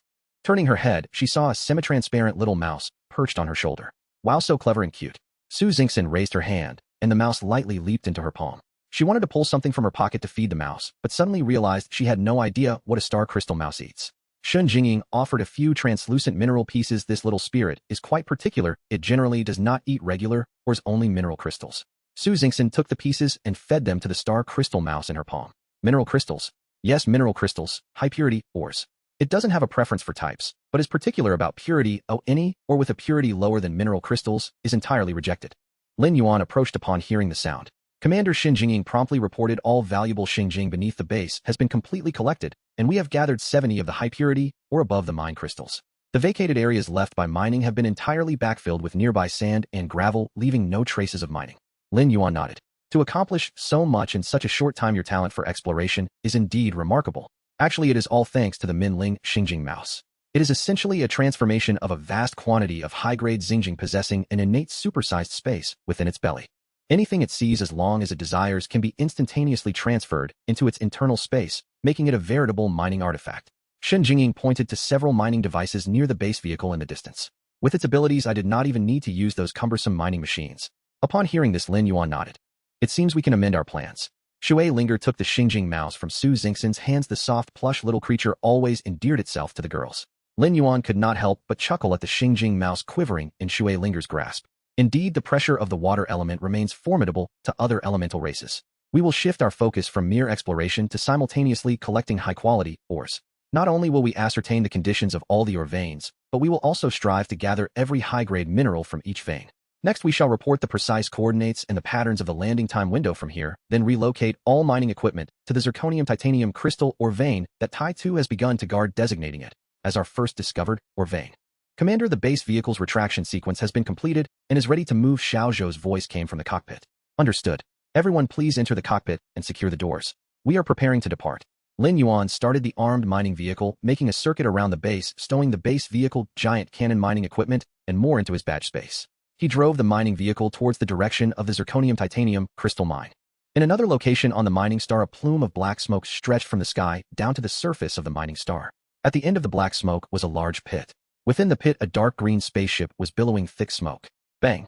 A significant hole exploded in the ship's nose, and two figures clad in dark green space suits crawled out from the gaping opening. Captain, the ship system of this Demai Chong is utterly unreliable. We have been circling the mining star for so long, and the trajectory computer nearly calculated our crash. Be grateful we managed to land safely. Oh, look at the previous mission brief. No one was able to land successfully. Our forced landing is unique. Unfortunately, all the equipment on the ship is broken, and we can't even contact the mission liaison officer. Isn't there a backup equipment cabin on the ship? Go find the backup communicator. I've already checked. Oh, what backup equipment cabin? It's empty. This Demai Chong is so stingy. They talk big about sponsoring a complete ship and gear, yet they didn't even provide a backup device. Why didn't you check the ship when you boarded? The captain's tone reflected his displeasure. Captain, don't be upset. Who would have thought a company that advertises so extensively would skimp on such minor expenses? Fortunately, I privately secured sponsorship from Jingpin Qinghe. They sent me quite a few good things. Look at this. The figure behind handed a small vial-like object to the front figure. You dare to accept sponsorship privately. Do you not wish to remain in this circle anymore? Your brother asked me to bring you, and you shouldn't jeopardize yourself. Captain, I know you and my brother have a deep bond, which is why I dare to confide in you. You cannot sell me out. Besides, Jingpin Chong is quite generous. If we risk all our fortunes on Demai Chong, lacking a backup device could doom us. Jingpin Chong really is generous, offering a singly-use space capsule and an all-terrain armed exploration vehicle. Hey, there's more. The figure in the back pulled out a box from the backpack. A complete set of exploration vehicles and equipment, all packaged in singly-use space capsules. 10 capsules per box. I even got you a set, Captain. Are you selling me to Jingpin Chong as well? The captain halted and turned to look at the figure who had just spoken. No, am I that kind of person? I requested 2 sets with 1 set reserved as a backup. As they spoke, the two emerged from the pit created by the spaceship's crash. The captain handed the small vial-like space capsule to the team member behind him. You drive. Seeing the captain no longer mentioning the sponsorship from Jingpin Chong, the team member understood the captain had tacitly approved. He quickly took the capsule, gently rotated it, aligning the lock to open, firmly pressing the safety button atop the capsule. With a crisp sound, the team member hurled the capsule far away. Bang! The capsule erupted into a cloud of white smoke. As the smoke dissipated, a brand new all-terrain armed exploration vehicle appeared on the distant ground. The captain glanced at his teammate, and they both strode towards the exploration vehicle. Report, Commander, we have arrived at the location of the metal mountain of the zirconium titanium crystal mine. Contact the mission liaison officer Shuang Rong. They parked the vehicle at the foot of the mountain. Communication is established. After Xiao Zhou's prompt, Shuang Rong's image appeared on the display. Esteemed Captain Lin Yuan, it is a pleasure to see you again. How may I assist you? Has the first landing reward been claimed? Lin Yuan was more concerned about the reward than the formal greetings. Currently, no team has claimed the rewards. If you wish to claim it now, I can freeze the rewards for you pending verification of your submitted mining star, landing time window, and coordinates. Lin Yuan contemplated the reward pertains to the ownership of the Orvane, and whether it is issued now or after verification makes no difference to him. That works. I will send you the landing time window landing coordinates as well as the location direction and estimated reserves of the first Orvane I discovered for your verification. Esteemed Captain Lin Yuan, the Xinjia Aviation Port Group appreciates your contributions. You will forever be a friend of the aviation port. How many teams have landed on the mining star now? That is precisely what I was about to inform you. As the first team to provide key landing information, we will continuously check the number of exploration teams on the mining star's surface for you. Currently, including you, there are a total of 4 or 5 teams that have successfully landed. Is that data accurate? Lin Yuan expressed his confusion. Yes, one team has seemingly managed a forced landing, but has indeed gone silent. Until they actively contact Xiao Jing, how we cannot ascertain their survival status. Do the other landing teams not wish to claim the first landing reward? Correct. At this stage, everyone is actively engaging at their landing locations and is reluctant to disclose their positions. Therefore, just before you contacted me, the group upgraded the contents of the first landing reward. Lin Yuan ended the call with Shuangrong. It seems that the aviation port group is growing impatient. After all, witnessing more and more teams successfully land, while his mining contingent remains stalled, is undoubtedly disheartening. Thus, he decided to allocate an additional from the original share of mining rights to reward the pioneering teams. Each member of the teams receiving the Pioneer Reward would be granted lifetime elite membership privileges at Xinjia Aviation Port. With these incentives, the group believed some teams would be motivated to report their landing time windows and coordinates. After all, a small exploratory team could never exhaust the mineral resources on the mining planet, no matter how they mined. However, the group did not anticipate that the original principle of great rewards attract brave men would be unexpectedly fulfilled by Lin Yuan. Xiao Zhou planned the layout of the mining site and calibrate the mining equipment. We shall establish a small mining site here, Lin Yuan instructed, pointing to the shallow pit at the base of the hill where Iron Head once roosted. The habitats of the Komodo metal giant lizards are often located closest to underground metal veins, allowing miners to extract or just a few meters down. As for the colossal metal mountain, Lin Yuan had no intention of disturbing it. This metal mountain would serve as the landmark of his mining operation. Mr. Lin, aren't we here to explore? Why establish a mining site? Su Xingxin inquired, puzzled. Lin Yuan chuckled and glanced toward Shui Linger. He's merely deceiving others. Once the mining site is established, we shall set off. Shui Linger often grasped Lin Yuan's intentions more intuitively. Aboard the Shaojing vessel, Shuangrong was reporting Lin Yuan's situation to her superiors. This is the data provided by Lin Yuan, Shuangrong stated, standing before her desk and handing a light screen to her superior. Behind the desk, a blue-faced, monkey-headed figure scrolled through the content on the screen with quick fingers. With a swift gesture, the data was projected onto the main screen before them. This Lin Yuan is quite remarkable. How did he calculate such precise landing time windows? The patterns he identified are astonishingly succinct and extraordinary. Knock, knock, knock. The office door was rapped upon. Come in. The blue-faced, monkey-headed figure continued to scrutinize the verification calculations on the screen. Report, Chief. The team I contacted has just uploaded the landing time window and coordinates requesting the Pioneer reward. A white long-furred rabbit burst into the room, placing the light screen on the desk. Shuirong, please wait. Shuangrong's task team has already submitted the data, and the system is currently verifying its authenticity and feasibility. The issuance of the Pioneer reward is temporarily frozen. The blue-faced, monkey-headed figure maintained focus on the screen. Oh. Shuirong glanced at Shuangrong, seething with frustration. What a ridiculous exploration team. It took her much effort to persuade them to report their data, and just as she made progress, Shuangrong swooped in to steal the limelight. Had her commission vanished just like that? Indeed, task coordinators received a commission reward, a special provision from the Xinjia Aviation Port to encourage coordinators to better serve elite exploration teams. This Pioneer Reward Commission constituted 1/1000th of the mining rights. 1/1000th may not seem significant, yet it sufficed for a small mining company to thrive abundantly. For an ordinary employee, it represented an opportunity to step into financial independence. Chief, I request simultaneous verification.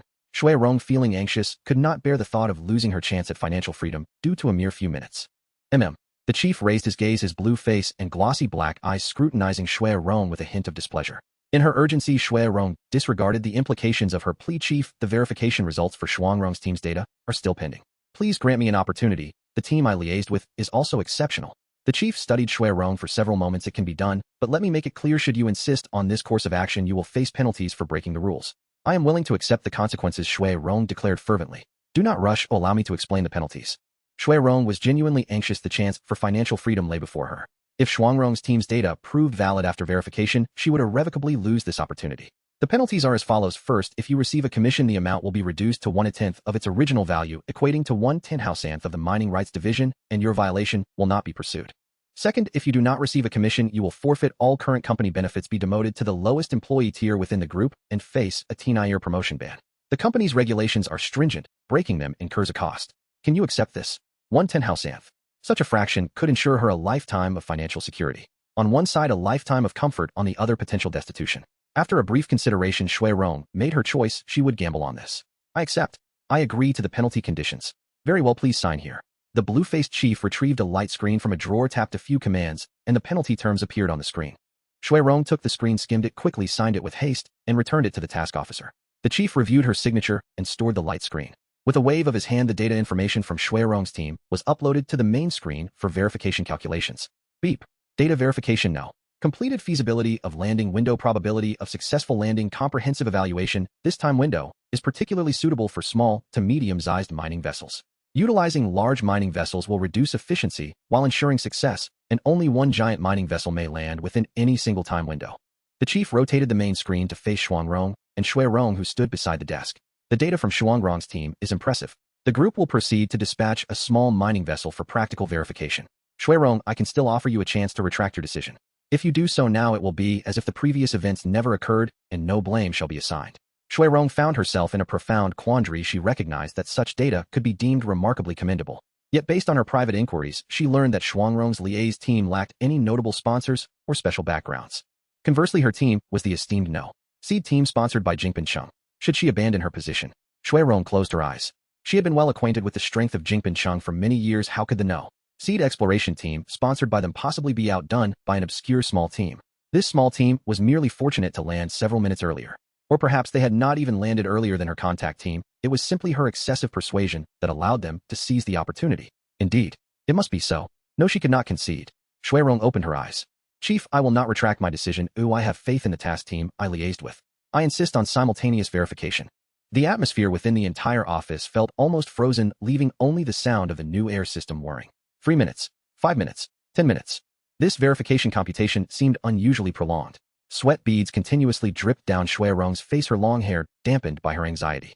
She understood all too well that the task leader had granted her a final opportunity. If the data results did not prevail, she might remain in the periphery of Area 5 indefinitely. After 20 minutes, Shui Rong's shoes were soaked with perspiration, and she felt nearly faint. Ding! The alert signaling the completion of the verification computation resounded. The blue-faced task leader stared at the results on the screen, remaining silent for an extended period. Shui Rong was desperate to know the outcome of the verification, yet she found herself lacking the courage to inquire further. The prolonged wait had nearly drained her resolve. She even felt a twinge of regret for not having reconsidered her decision earlier. Cough, cough. The task leader cleared his throat. Shui Rong jolted upright, her gaze fixed intently on him. Regrettably, the data you submitted did not succeed.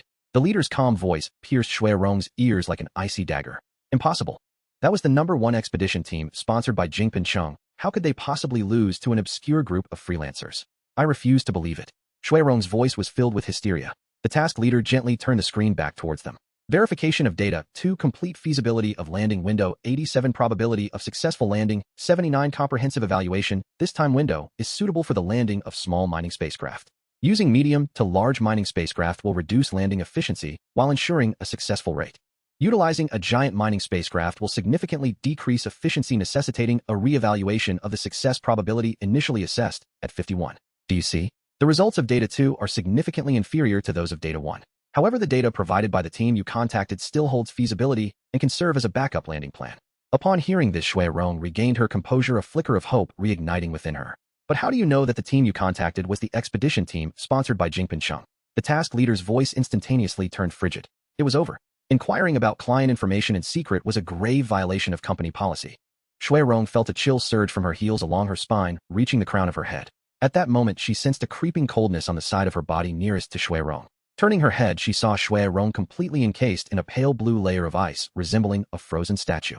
A jolt of panic struck Frost Rong, and she quickly covered her mouth with her hands, fearing that any sound she made would provoke the task leader's ire and transform her into ice as well. You need not fear. I have merely temporarily frozen her. She is not in any mortal danger. However, inquiring about client information in secret is a serious breach of company policy. The specifics of the punishment will require a thorough investigation by the corporate headquarters, after which a final decision will be made based on the findings. You performed admirably this time. Once the spacecraft verifies the landing plan, the team you contacted can collect the first landing reward, and your share of the commission will be dispersed as well. Furthermore, your rank within the company will be elevated by 1 level. Thank you, task leader. I am exceedingly grateful. There is no need to thank me. You should extend your gratitude to the team you contacted. They are the ones deserving of your thanks. Indeed, indeed. Thank you for your guidance, task leader. I shall express my gratitude to them at once. Go ahead. The blue-faced task leader waved his hand, and Frost Rong turned to exit the office. An obscure group of freelancers. Did the young lady's team investigate them as well? I am eager to discover whose influence reaches so far. With a gentle grip of his right hand, the icy figure of Shui Rong vanished from the desk. Report, Commander. All mining equipment has been installed and debugged. The firepower positions have been constructed and the weapon systems have been installed and tested. Lin Yuan and his companions stood atop a metallic peak, leveraging the topographical advantage. Lin Yuan had instructed Xiao Zhou to construct a defensive position complete with a massive cannon and other automated weapon systems. Another massive cannon was installed atop a platform located in the center of the mining field. The 2 firepower positions, one elevated and the other lowered, formed a 3-dimensional fire defense system capable of withstanding typical assaults. Commence operations. The mined or should be stacked nearby. Deploy the octopus spider robots to scout the perimeter. Understood, Commander. Magnetic King, leave a squad of bees inside the mountain as an emergency support team. Yes, Master. Lin Yuan watched as the machinery of the mining field rumbled below, a sense of accomplishment blossoming within him. His first mining site had finally commenced official production. Su Xingxin, I am here. Shui Linger, right here. Shenzhou, present. Let us depart. The other landing teams should have already begun their exploratory mining work. The subsequent large-scale mining unit from the aviation port group will also land shortly. We must expedite our efforts to extract the most valuable ores before anyone else. Xiao Zhou, let's set off. The group leaped into the truck's cabin. With the roar of the engine, the truck changed direction and sped away. In a fiery red valley, several vehicles of various types were traversing the winding valley floor. Commander, has the liaison officer not yet responded? Shouted a brown-furred, wolf-headed man from the front, responsible for leading the way. Not yet. Let us wait a bit longer. Do your devices have sensing capability? Are there any nearby or veins? A black-furred, wolf-headed man in the third vehicle scrutinized the map on the dashboard, continuously checking the surrounding terrain. This mining star is merely a hunk of metal. Look at the red valley. That is the ore vein, but it consists of low-grade metal or is hardly worth anything. Then expand the search radius to locate higher-value mining points. The black-furred wolf-headed man sounded impatient. During their descent, their team successfully landed 2 of the 3 spacecraft. One had crashed, and the down vessel contained a high-precision mining vehicle piloted by his cousin. Just before the crash, his cousin had utilized the emergency escape pod to save himself, but he remained in a coma. The exploded vessel had obliterated all its contents, including the high-precision mining vehicle, scattering them into countless fragments. Everyone, activate the mining radars on your vehicles. The voice of the black-furred wolf-headed man was filled with agitation. Commander, what's the matter? Still troubled by that mining vehicle? A smooth, sweet voice echoed through everyone's headsets. Yet no one among the wolf-headed men dared to respond to that voice. The entire channel fell into an immediate silence. Do you have a solution? The black-furred wolf-headed man inquired, his tone serious. I do have one. I just wonder what price the commander is willing to pay. The voice remained sweet and alluring. Enough with the frivolities, temper your flirtation. If we fail to locate, or this time we will gain nothing and incur significant costs. You, the Mine Wolves team, losing money. What does that concern me? Do not forget the promise you made when you invited me here. The Hamao Lang to Run remained silent. The convoy's channel once again fell into silence. After a considerable pause, Hamao Lang to Rin seemed to have made a resolute decision. Very well, I shall allocate my share to you. 20% is insufficient. Are you raising the stakes? Hamao Lang to Rin hissed in a lowered voice. It is not a matter of raising the stakes, it is a matter of monopolizing the business. Where else can you procure exploration equipment now? We cannot find a high-grade mine. This trip will not only yield no profit, but will also incur losses. Indeed, did you not just say that? Your losses are of no concern to me. Did I compel you to lose money? Or do you intend to renege? Hamao Lang to Rin's teeth ground together audibly. Very well. Not enough, I demand. Impossible. At most. Have you lost your mind? It is my provision of equipment that offers you any chance of turning this around. You currently possess nothing. What do you have to bargain with? That's my final offer. A harsh screech erupted from the tires of the penultimate vehicle. The heavily armored vehicle executed a degree drift, turning away from the convoy and heading back in the direction from which it came. Those who do not share the same path shall not conspire together. I shall take my leave. If you manage to return to Kurgang, remember to repay every last cent. Upon uttering this, the occupants of the vehicle raised their hands, displaying 5 fingers, silently counting down. Fine, I agree. Come back, we shall continue. I have another condition. Speak. Hamao Lang to Rin sounded as if his bones had been drained of strength. I shall have the first choice of all ores extracted from the mine. You. Very well. Hamao Lang to Rin's voice carried a hint of weariness. Indeed, one must have a grand vision without equipment. What is the point of being obstinate? Everyone clear the way. I require parking space number 2. With that, the vehicle once more executed a drift and rejoined the convoy. Driver of vehicle 1, the brown-haired one, sharpen your focus. The equipment will activate in 1 minute. Heed my instructions. Captain, the brown-haired one inquired cautiously. Follow her lead until we locate the mine. You shall follow her directions. Within vehicle 2, a Fox Clan woman retrieved a small capsule from her close-fitting bag. This was originally intended for solitary action. I did not expect it to prove useful so soon. 50% of Hamao Lang to Ren's share is justified at this price.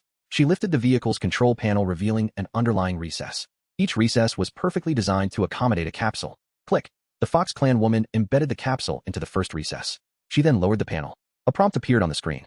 High-precision exploration equipment capsule detected. Release.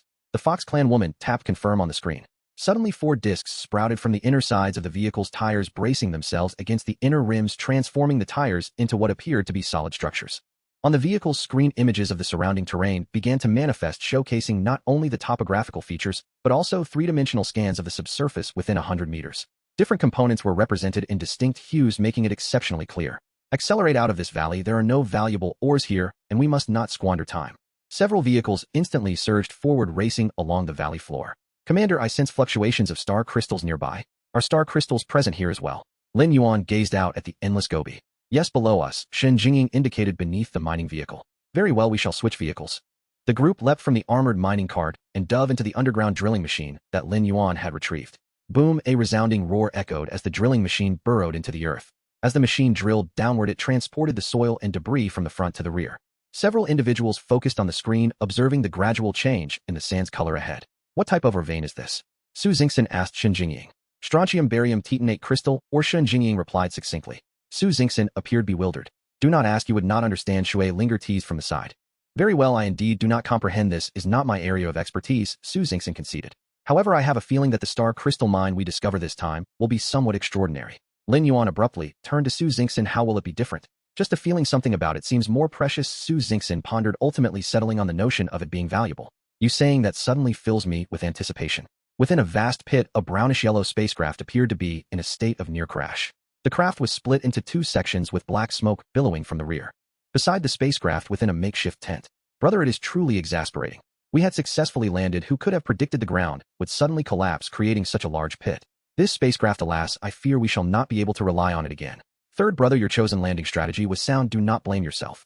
At least we are unharmed and most of the equipment aboard the spacecraft remains functional. Indeed, third brother, do not be disheartened. We can find a solution for the spacecraft. As long as the subsequent mining team from the company lands, we need not worry about the return journey. Eldest brother, second brother, the Wangxing Hui has staked everything on us this time. I fear that if anything goes awry, it will not only tarnish our Shanling team's reputation, but also provoke retribution from the Wangxing Hui. Third brother, do not fret. The person in charge of Wangxing Hui at Xinjia Hangkong is the father of my close friend. Retribution is unlikely. As long as we do not return empty-handed, nothing will happen from their side.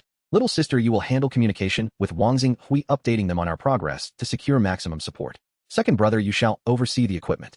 Integrate and install the communication and detection devices from the spacecraft onto the 4 mining vehicles we brought. The space equipment sponsored by Wangxing Hui is limited and primarily intended for sample transport. For now, place it in 2 mining vehicles along with the remaining mining equipment. Third brother, you will pilot Vehicle 1. You and second brother will share Vehicle 1 while I and little sister will drive Vehicle 2 following behind you. Vehicles 3 and 4 will be designated as backup and stored in the space equipment.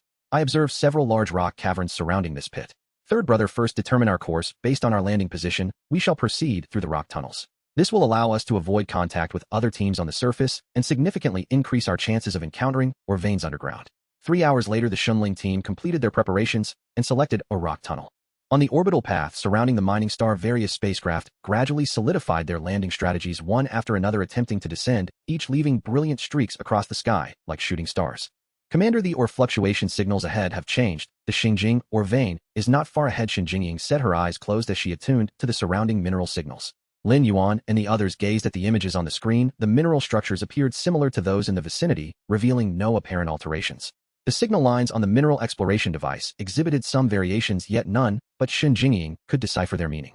Although Xinjing understood the significance of the values on the exploration device, she did not require its assistance. She herself was an exceptionally advanced humanoid mineral detection apparatus with extensive detection range and high precision. Shui Linger glanced at the display for a while, finding it mundane, and stifled a yawn. Shall we have something to eat? We need our strength for mining later, she suggested. Absolutely, how can we work without some sustenance? I have some food, let's eat together. Come Jinging, join us, Su Xingxin replied as she retrieved a thermal lunchbox from beneath her seat. With a gentle tap on the control panel, the seats for the 4 of them adjusted into dining mode, and a foldable table emerged from the center. What do you think? Quite impressive, isn't it? I had Xiao Zhou enhance it. All vehicles now feature a dining mode for our culinary enjoyment. Shen Jinging opened her eyes and glanced at Lin Yuan. Jinging, stop the vehicle. Let's eat first. Everyone make sure to eat well. After all, a person is like iron and food is like steel. Su Xingxin lifted the lid of the thermal lunchbox, revealing 4 dishes of soup and 4 portions of rice. She distributed 4 sets of cutlery and cups of drink one by one.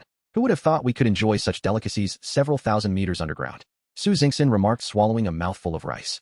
Indeed, camping underground has its own unique charm, Shui Linger agreed, savoring a sip of juice. Such a rarity. Back at our place, miners can only return to the surface to eat after their shifts, Shen Jinging added, relishing the flavors. Ji. The Xinjing mouse leapt onto the table, nuzzling against Shen Jinging's arm. Does he want to eat too? Su Xingxin asked, scooping a piece of rice and offering it to the Xinjing mouse. The little creature shook its head. It says it can smell the scent of Xinjing stones and desires to consume them. Xingxin, your guess was correct. It claims that eating the Xinjing stones here might allow it to evolve. Shen Jingying's face lit up with surprise. Very well, after we finish eating, we shall continue our excavation. Little mouse, please wait a moment. It will be swift. Su Xingxin gently patted the mouse's head, unconsciously hastening her eating pace. 10 minutes later, the excavation machine resumed its operations. After advancing less than 100 meters down, the drill head began to struggle, and the digging speed noticeably decreased. We have reached the Xinjing vein. Shen Jingying issued the command to halt. She leaned down and opened a panel at the bottom of the control console. A small hole roughly centimeters in diameter was revealed. Go ahead. Shen Jingying placed the Xinjing mouse into the hole, and it vanished in the blink of an eye. This passage directly connects the control room with the drill head. The mouse can use its transfer skill from the front of the excavation machine to directly transfer the Xinjing to its internal storage space, which is significantly faster than mechanical mining, and it preserves the integrity of the ore. Oh dear, and here we were planning to mine ourselves, but the mouse has done the work for us. Su Xingxin expressed a hint of disappointment. Once Xiao Transparent has transferred the vein, there will still be plenty of fragments around for us to experience mining. Shen Jingying reassured her quickly. Commander, I sense a peculiar space within the ore ahead. It seems empty, yet the fluctuations of the Xinjing stones are more intense than those surrounding it. I believe this is the part that Xiao Transparent wanted to devour earlier. Shun Jingying's expression remained calm, yet her eyes sparkled with excitement. What do you think it is? Lin Yuan inquired. I suspect merely a hypothesis that it could be the legendary Void Xingjing Mine. Void Xingjing Mine. Indeed, it is said to be the purest form of Xingjing, or so refined that it approaches the essence of space itself. It is rarely formed, and only the core of a substantial deposit of high-purity Xingjing might yield some, possessing a vast internal space and immense spatial energy. It is rumored to serve as a key to the mysterious void. Hiss, the others gasped. Tell the Xingjing mouse to first ensure it has enough for its evolution, after that the remainder should be stored in its internal space. For such a mineral, which bordered on the ethereal, Lin Yuan could not devise an effective method for mining and storage, thus relying on the mouse's assistance. Moreover, should the mouse evolve to possess abilities associated with the void, it would be far more beneficial than merely acquiring the void Xingjing mine. Thank you, Commander. I will contact Xiao Transparent immediately. Shen Jingying's eyes gleamed with gratitude. The void Xingjing could indeed unlock the mysterious void. Shui Linger murmured quietly. You are aware of the void Xingjing. Lin Yuan turned to Shui Linger. I am not familiar with it, but I know about void crystal. Void crystal is considered an exceedingly precious gem within our water elemental clan. Much like what Jingying mentioned, it is said to be a key to the void. However, I have never seen it. I do not know what it looks like. Shui Linger spread her hands. In fact, I have encountered another item related to the concept of the void, known as void diamond. I possess two, though they are in my possession. Have you heard of them? No. The three shook their heads, indicating they had not heard of it. At that moment, Lin Yuan felt a deep yearning for Hushao Mountain. Once this mission concluded, he resolved to attend the exchange meeting organized by the Explorers Club for further learning. While matters concerning the void remain elusive for now, perhaps we are not yet at that level. Nonetheless, we must ensure the complete extraction of this void Xingjing mine without any wastage. Yes, Commander. I will instruct Xiao Transparent to proceed with utmost caution, ensuring not a single fragment of void Xingjing escapes or vanishes. The excavation machine remained stationary for approximately 20 minutes. Reporting to the Commander, Xiao Transparent has successfully transferred the main or vein and all scattered Xingjing ores, leaving us a section for manual extraction. Very well, proceed forward. Lin Yuan resumed his seat, fastening his safety belt. After a bumpy passage, the excavation machine entered a spacious area. Shen Jingying activated all external lights of the machine, illuminating the entire space as bright as day. The walls of the space were divided into two distinct states. One half gleamed with a metallic luster, while the other half was composed of dark, coarse, grayish gravel. In one corner of the grayish gravel wall there were 2 or 3 sections glimmering with a sparkling sheen. This side is the strontium barium titanate, or vein. The area we occupy is where the Xingjing, or originally resided. Shen Jingying pointed to the gleaming wall. There are still some Xingjing ores over there. Let us go and mine together. An entire hour later, everyone returned to the drilling machine, each carrying a small or bag. Mining is incredibly arduous. Su Xingxin exclaimed, slumping onto a chair while holding the ore bag. Indeed, it can be quite exhausting without any innate skills, Shui Linger remarked, rubbing her sore arms. The Xingjing ore is particularly hard and difficult to extract. Thankfully, other types of ore are more manageable, Shen Jingying said, as she collected the mining tools she had distributed earlier. Thanks to Little Transparent, we would never have managed in just 1 hour otherwise, Su Xingxin said, pulling out a piece from the ore bag for closer inspection. Lin Yuan was the last to enter the drilling machine. I hereby declare that the ore mined just now belongs to each of you personally and will not be considered team property. Really? Su Xingxin asked, her gaze shifting from the Xingjing ore in her hand to Lin Yuan. Of course. It is only fair that the fruits of your labor belong to you, Lin Yuan replied. With the substantial amount of Xingjing ore acquired during this task, he was essentially free from its burdens. The Xingjing mouse stood in the palm of Shen Jingying's hand, expelling a transparent gem from its mouth. Commander, this is the void Xingjing stone. Shen Jingying handed the transparent gem to Lin Yuan. Lin Yuan held the gem, feeling as though he was grasping a hollow transparent capsule. The void Xingjing is inherently an existence close to nothingness, lacking a specific form and unable to maintain its state, resembling a tightly compressed space. Therefore, Little Transparent mimicked the appearance of the void Xingjing within the ore vein and devised a method to encase it in a high-purity solid Xingjing shell, creating the illusion of a hollow gem. However, within the Xingjing shell lies the legendary void Xingjing stone. Shen Jingying elaborated. Lin Yuan examined it before passing it to Su Xingxin beside him. What a clever little creature, it has done remarkably well. Su Xingxin took a look and then handed it to Shui Linger. Subsequently, Shui Linger returned it to Shen Jingying. Are there any other high-value or veins in this area? Lin Yuan inquired, looking at Shen Jingying. None. This metal or vein extends quite far, but there is only this one associated high-value or vein. Very well, let us prepare to depart. On to our next destination. Jingying instruct the Xingjing mouse to backfill this void. We shall leave no trace. Understood, Commander. With that, Shen Jingying piloted the drilling machine toward the surface. On the grayish-green Gobi Desert, a dark green exploration vehicle sped ahead. The detector indicates it is just ahead. There is a substantial metal or vein in front. Inside the exploration vehicle were 2 individuals who had nominally accepted sponsorship from the Great Mall, but had secretly allied themselves with Boutique City. Captain, I must say the equipment from Boutique City is indeed superior to the cheap products from Great Mall. Have we pinpointed the exact location of the ore vein? The brown red-faced Matuden asked as he examined the equipment list. Almost. The detector has even marked the easiest spots for extraction. We are on our way there now, the black-faced Matuden replied, driving at high speed. Captain, look, it's right at the foot of that small hill ahead. The Matuden captain lifted his head to glance at the distant hill before returning to check the equipment list. Have you contacted the mission officer? Just made contact. Because we used new communication equipment, our identity verification was recently updated. The coordinates and timing of our landing have been uploaded. Good. Given our significant losses, fulfilling all task requirements is nearly impossible. Therefore, our objective is now to utilize our limited equipment to discover as many ore veins as possible and collect valuable ores to compensate for our losses. Exactly. Captain, I believe our purpose here is to make money. Gathering information serves little purpose if it cannot be realized. We should focus on extracting valuable ores to sell. After some time, the mining teams from large companies will arrive, and we will have no connection to this place left merely to watch. Indeed, you make a valid point. The ore vein ahead appears promising. I have heard that such large veins are often accompanied by extremely rare crystal ores which are particularly valuable. Your insight is commendable, Captain. However, the scanning depth of our detecting equipment is limited. Once we arrive at the site, we can dig while scanning, and we are bound to uncover some valuable crystal ores. On the deep red canyon's sides, the color of the stones was gradually changing from deep red to light red, eventually fading to a yellowish hue.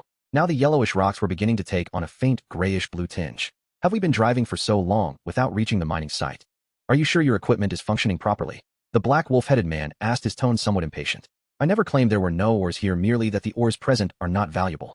If you wish to waste time, I have no objection. I can stop at any time, but do not forget that you need to pay me, the foxwoman replied bluntly. How much farther? Not too far. A few more hours, perhaps. Have you not noticed the geological changes?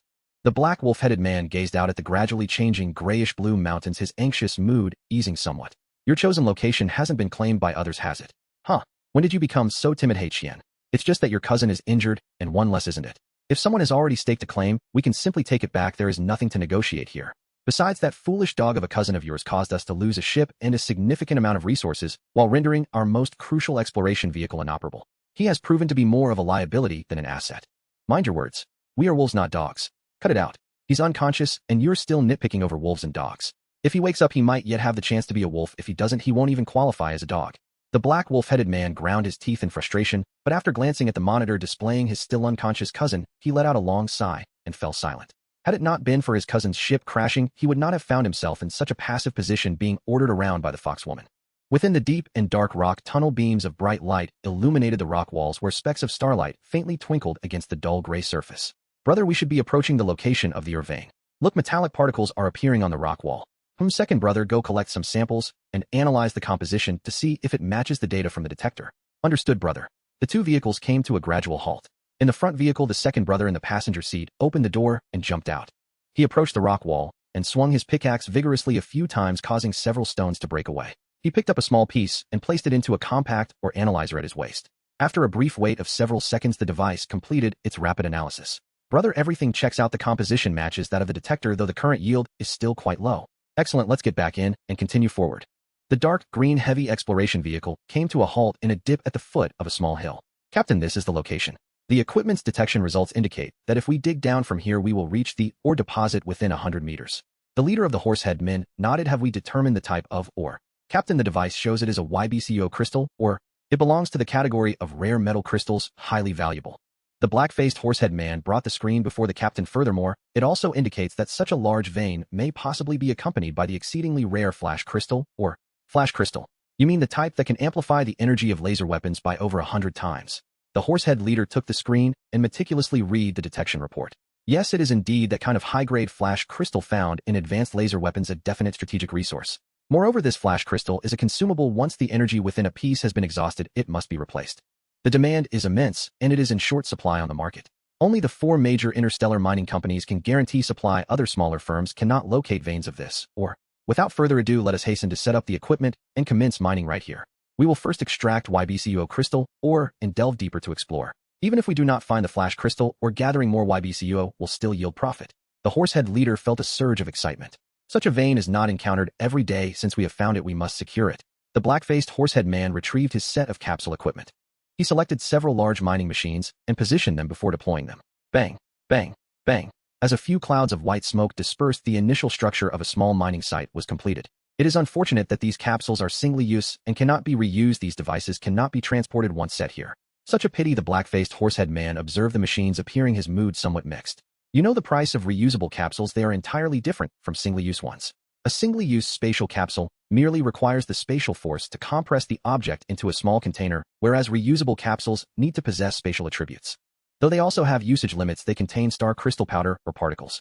Sigh, if only we could mine star crystals. The black-faced horsehead man gazed dreamily at the sky. Stop daydreaming and focus on calibrating the equipment. If we manage to extract flash crystal, or this time, will we still worry about acquiring star crystals in the future? Indeed, Captain, you are right. I shall follow your lead. After speaking, he tossed 2 more capsules into the mining site, erecting 2 defensive cannons at critical positions. Rumble, the drilling machine, began to drill and position holes, making final preparations for excavation. In the gray-green canyon, the walls on both sides gradually grew shorter, and the valley floor widened while the terrain slowly ascended. Captain, ahead is the mouth of the canyon. The mining area is near the small hill on the Gobi Desert ahead. The brown-furred wolf-headed man reported while consulting the terrain map and driving. Good, Zonya, increase your vigilance. The closer we get to the mining area, the more cautious we must be to prevent ambush. Huichi, you also move to the front parallel to Zonya. You two will share the reconnaissance mission ahead. Understood, Captain. The third vehicle in the convoy roared as it surpassed the second vehicle driven by the Fox tribe woman, reaching the front of the formation. Huangzhua, what is the status of Hui Wei? Report, Captain. His body temperature has been steadily declining. His condition is not very good. After we stop, administer another shot of a stimulant to maintain his heart rate. Understood, Captain. Hey Qian, we are nearing the mining area. Prepare the weapons and equipment. Do not concern yourself with unnecessary matters. I was brought here to assist in mining, not to accompany you to your demise. I refuse to believe that other teams are here for charity. The Fox tribe woman's words remained sharp and unyielding. Everyone prepare your gear. Check the charge status of the vehicle-mounted weapons. Though somewhat displeased, the black-furred wolf-headed man issued the order to ready their weapons. The vehicles sped along in a formation, and as they traversed the mountains on either side, gradually receded, revealing a seemingly flat Gobi Desert with extremely poor road conditions. Captain, once we cross the small hill ahead, we will arrive. Zonya from Vehicle 1 reminded. Accelerate. He Qian commanded. They were finally close. The convoy revved up, and soon they surged up a rise. Every individual in the convoy felt exceptionally fatigued and irritable from the jarring terrain. Attention, radar detection signals are anomalous. The voice of the Fox tribe woman sounded jarringly over the convoy channel. Spread out. Combat formation. He Qian's voice resonated through the team channel. Except for the Fox tribe woman's Vehicle 2, all other vehicles immediately scattered. However, contrary to everyone's expectations, no ambush materialized, and no anomalies appeared on any vehicle's radar. Yuan, you have falsely reported. He Qian's voice was ice-cold. When did I say there was an ambush? You were the one who reacted like a startled bird. I merely mentioned an anomaly, and you assumed we were under attack. Do you not realize that my radar is for mining detection? Yuan of the Fox tribe retorted defiantly. All right, what anomalies are present on the mining radar? He Qian took a deep breath, suppressing his rising anger. The radar shows some shadows and lines at the location of the mining area, resembling mine tunnels. If I am not mistaken, someone is actively mining there. What? Has a mining team already arrived? What?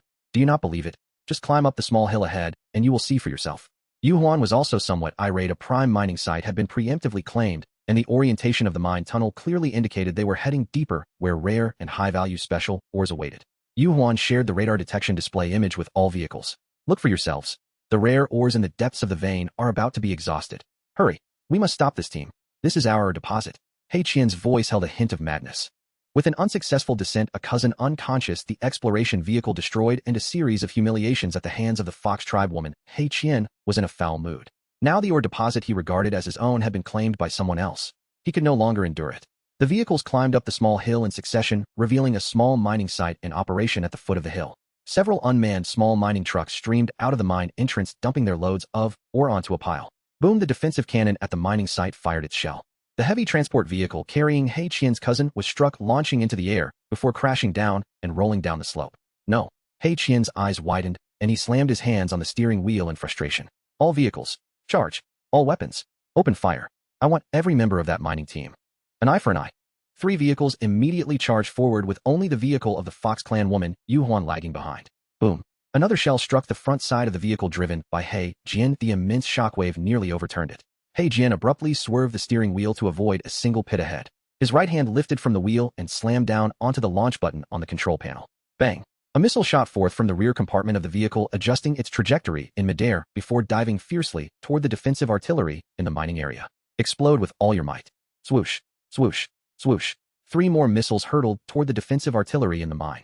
Boom. The vehicle driven by Zonya, known for its speed, was struck by a shell aimed directly at its front. Zhongya swerved the wheel desperately, but the shell still hit the missile compartment at the rear of the vehicle. Boom. The rear half of the vehicle erupted in a catastrophic explosion, flinging the front half down the mountainside, tumbling all the way. Inside the vehicle, He Jian was infuriated, launching missiles from the rear compartment as if they were free. A minute earlier within the mining area. Captain, our first mine shaft has begun to yield, or, if we can continue this for a few days, we'll break even. Indeed, considering the quality of the extracted, or it is certainly worth a considerable sum. The blaring alarm abruptly interrupted their optimistic musings. Captain, someone is approaching. The black-faced horse-head man pointed at the vehicles appearing on the hilltop. Exploration team. What should we do, Captain? The black-faced horse-head man glanced at the freshly unearthed ore. We have no choice. Look at their multiple vehicles. There are only 2 of us. How do you think they would react upon seeing us? The black-faced horse-head man spat onto the ground. Captain, I've been waiting for you to say that. They'll operate the cannon and catch them off guard. All right, you go to the cannon position, and I'll drive the vehicle to load the ore. If we can't win, we'll flee. With that, the brown-haired horsehead man dashed toward the mining vehicle. Boom. The deafening cannon fire almost knocked the horsehead captain to the ground. On the distant hilltop, a heavy special vehicle was sent soaring into the air, rolling down the mountain. Captain, direct hit. The black-faced horsehead man cheered, shaking his fists. Easy. Keep going, fire a few more rounds. With that, the brown-haired horsehead man got up and hurried back to the vehicle. Plumes of white smoke rose from the mountaintop as multiple missiles screamed through the air toward them. Boom. The defensive cannon fired again. Boom, boom, boom, boom. In an instant, the 2 defensive cannons erupted into fiery fireballs. Before the brown-haired horsehead man could reach the vehicle door, he was hurled away by a tremendous shockwave, crashing onto a mining cart parked at the entrance of the mine unconscious. The cart, propelled by the force, slid down the gentle slope of the mine. Meanwhile, the black-faced horsehead man was consumed in a blazing fireball along with the defensive cannon. Soon after, more missiles rained down, obliterating all mining equipment in the area, reducing all vehicles to mere fragments. Brother, I think I heard explosions. Could someone be blasting for ore? Blasting for ore? What era are we in, still blasting for ore? Exactly. Second brother, are you hearing things?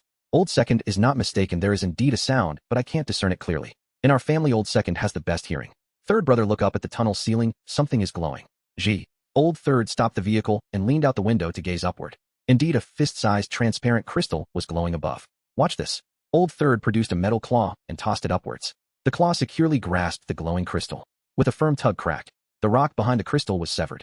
The radiant crystal, along with some rock debris, cascaded down. Old third pulled his right hand back, the metal claw landing in his grasp. Second brother, what kind of crystal is this? Old second took the crystal. It was not cold, but rather slightly warm, the white fluorescence in the dark mine, even somewhat dazzling. This can't be Scavenging, sure. Old second exclaimed after inspecting it for a while. What did you say? The eldest brother's voice echoed through the vehicle's intercom. Brother, I said I think it looks like Scavenging, sure. Why don't you take a look? I'll check. If it truly is Scavenging, sure, then our trip will have been worthwhile, haha. With that, he opened the vehicle door and leaped out toward the front vehicle. Old second, let me see. The eldest brother took the crystal from old second and scrutinized it carefully. Indeed, this is Scavenging, sure. Third brother analyzed the composition using the analyzer and record the parameters. We will adjust the detection frequency of the exploration radar for local surveying. Understood, brother. Old third took the Scavenging sure and inserted it into the ore analysis instrument. Ding ding ding dong. What's that sound? The sudden noise startled everyone. Old second, drive forward and see what it is. Weapons ready. Yes, brother. The vehicles then started up and proceeded toward the source of the sound. Commander, I sense a unique mineral wave. Shenzhou suddenly opened her eyes. Oh, have we discovered another rare mineral? Su Xingxin was even more excited than Shenzhou. Where is it? Shui Linger inquired curiously. Having experienced the thrill of mining for their own gain, the group had developed a keen interest in mining. Much like fishermen who cannot resist the allure of a fishing pond. Yes, it's a type of crystal ore that I've used on my spacecraft before. It may not be the rarest, nor does it compare to Xingjing Sure in value, but it is practical and in high demand. You've been talking for ages, what, or is it? Su Xingxin asked impatiently. Shanjing Sure or Shanjing Sure. Su Xingxin had never heard of it. Shanjing Sure. Lin Yuan had no knowledge of it either. Shanjing Sure. Shui Linger seemed to have some understanding. It shouldn't be wrong, though I've used some on my spacecraft, so I am quite familiar with this wave. No doubt about it. Shen Jingying asserted confidently. Then what are we waiting for? Let's go switch vehicles. Su Xingxin was about to pull the door open and jump out. Wait, let me find the location. Shen Jingying closed her eyes once more. Turn left a little, drive for a bit, and see. Xiao Zhou followed Shen Jingying's instructions, deftly maneuvering the vehicle left and right. 10 minutes later. Approximately 1 kilometer from the small hill. Here seems good, let's dive down from here. Shen Jingying confidently gestured a downward motion. At once they jumped from the vehicle and entered the tunneling machine. Shen Jingying resumed her seat at the controls, closed her eyes, and piloted the machine as if a dolphin diving into the sea, plunging beneath the surface of the earth. Under the ruins of the shattered turret, He Qian seethed with rage. In his grasp, he tightly clutched a small vial. The vial bore no markings, yet he was all too familiar with its origins. A shadow of betrayal loomed over his heart. Was this a team covertly supported by Jingpin Chung? Was their objective the annihilation of our Mine Wolf squad? The defensive artillery was formidable, precise in its strikes. How could an ordinary casual team possess such prowess and equipment? Jingpin Chung presented one facade while harboring another. Without collecting any, or He Qian's Jingpin Chung unit had already suffered one casualty and 2 severe injuries, leaving only himself and Hui Qi unscathed. He Qian cast his gaze towards the periphery of the mining site, where the wretched foxwoman Yu Huan lurked at a distance, her vehicle unmarred by a single shard. She showed no intention of entering the mine, waiting instead for him to scout a path for her. Captain, we found no traces of others. They might have hidden in the mine, Hui Qi reported breathlessly. The missiles just ravaged this ground, leaving it a barren wasteland, erasing any evidence. However, I can affirm that no one drove away. If there are survivors, they must have taken refuge in the mine. After observing for a while, Yu Huan drove her vehicle closer to He Qian. He Qian glanced at her in the vehicle and gestured for her to roll down the window. What is it, Captain He Qian? Yu Huan's head poked out of the window. Take a look. Could this be the handiwork of your company? He Qian tossed the small vial towards the foxwoman. Yu Huan's right hand blurred as she snatched the vial midair. A disposable spatial capsule, no special markings, contents description. Vehicle. As she rotated the vial, Yu Huan mumbled. Unmarked contraband signifies nothing. Where did you find this? The moment Yu Huan grasped the vial, she recognized it as her company's product. She was acutely aware, having dispatched no fewer than 10 sets herself. Yet admitting it was out of the question, even if everyone recognized it, she could not confess. This was a company strategy aside that could not be publicly acknowledged, a shadowy aspect of the corporation. He Qian pointed to a dark humanoid shape beneath the artillery base. One fell over there. Such technology is best executed by your company, as you well know, He Qian remarked icily. I have never seen such a thing, yet at the very least it differs from the basic models I encountered at the company, and its design is not alike. Our products are far more refined than this. Merely an illusion of appearance, the feel cannot be altered. Yu Huan fell silent for a moment. Even if we were to concede it were our product, how can you be certain it was sold to him by us? He Qian was momentarily stumped. Indeed, with no markings, who could ascertain the provenance of the item? He must demand an explanation from Jingpin Chung upon returning. With that thought, he extended his hand towards Yu Huan for the vial. What are you doing? I will keep this for now. It concerns our company's reputation. I intend to submit it to headquarters for a thorough investigation. After declaring this, the vial vanished from Yu Huan's hand. He Qian clenched his teeth, but said nothing. The immediate priority was to search the mine. The rest could be dealt with later with Jingpin Chung. Hui Qi, prepare the drilling machine. We are descending into the mine. Understood, Captain. Hui Qi withdrew a spatial capsule from his arm pouch, a delicate piece with a yellow body and a golden cap, a reusable version of golden quality. Hui Qi gently twisted the cap and tossed it forward, releasing a plume of smoke, revealing a small drilling machine at the cave entrance. This was a compact underground drill, slightly wider than the mine's passage, accommodating 4 seats. Are you coming? He Qian glanced at Yu Huan inside the vehicle. I am not going. I will wait here, Yu Huan replied, rolling up the window and reclining in the driver's seat. Let's go, Hui Qi. We must locate the remnants of this team and ensure their complete eradication. Once He Qian and Hui Qi boarded the small drilling machine and entered the mine, Yu Huan's vehicle opened a circular hatch beneath, and a single-person drilling machine emerged, burrowing into the ground. In the dimly lit rock tunnel within an open or cart, the centaur leader Bloodline remained unconscious. Brother Look, Ling Lao San pointed to the markings on Bloodline's spacesuit. A niche brand under Demai Chong. This could be a mining team sponsored by Demai Chong. Ling Lao, well-versed in such matters, observed. Brother, what should we do? Should we? Ling Lao gestured suggestively at his neck. What foolishness. Look at the marks on him. He was clearly knocked out by an explosion. How can we assist his enemies?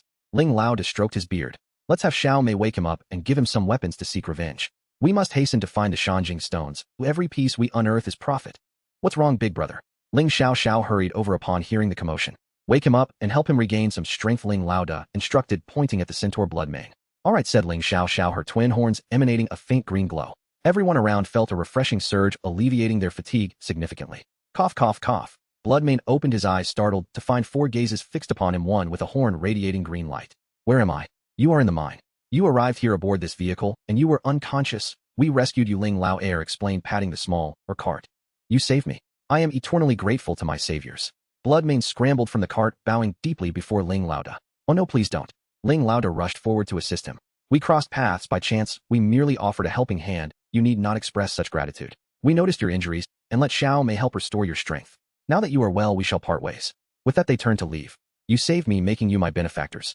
Bloodline insisted on kneeling to express his gratitude. Not necessary, not necessary. We do not adhere to such customs. Young brother, I see you were injured and looked quite disheveled. Have you encountered enemies? Brother, your insight is piercing. Bloodline knelt on one knee, clasping his hands. My team and I discovered this vein and began mining when suddenly an unknown squad attacked us. We were outnumbered and my teammates were annihilated. Please, I beg you to avenge us. Ling Lao exchanged glances with Ling Lao Air, who retrieved a set of individual laser cannons and a backpack from the vehicle. Brother, we are all trained in mining techniques and not well-versed in combat. Here is a new model of individual laser cannon, a gift for you to seek your vengeance. Thank you, Benefactor, for this cannon. Bloodline exclaimed, his face alight with excitement. However, Benefactor, that mining team wields formidable firepower. May I accompany you to evade their wrath? Ling Lao raised an eyebrow. How could such a robust figure be so timid? Air, you go with him. Ling Lao gestured subtly towards Lao Air while carrying Shuezong on his back. Brother, I am the strongest among the three of us. I will assist you.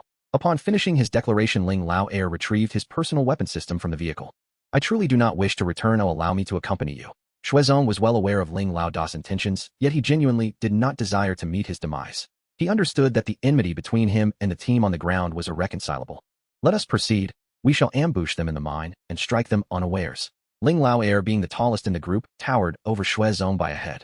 He draped an arm over Shuezong's shoulder and began to lead him toward the tunnel. Once the two had distanced themselves, Ling Lao waved his hand quickly. Let us commence our work. We must locate the Shenzhou mine with utmost speed. Understood, elder brother. I will increase the radar scanning power immediately.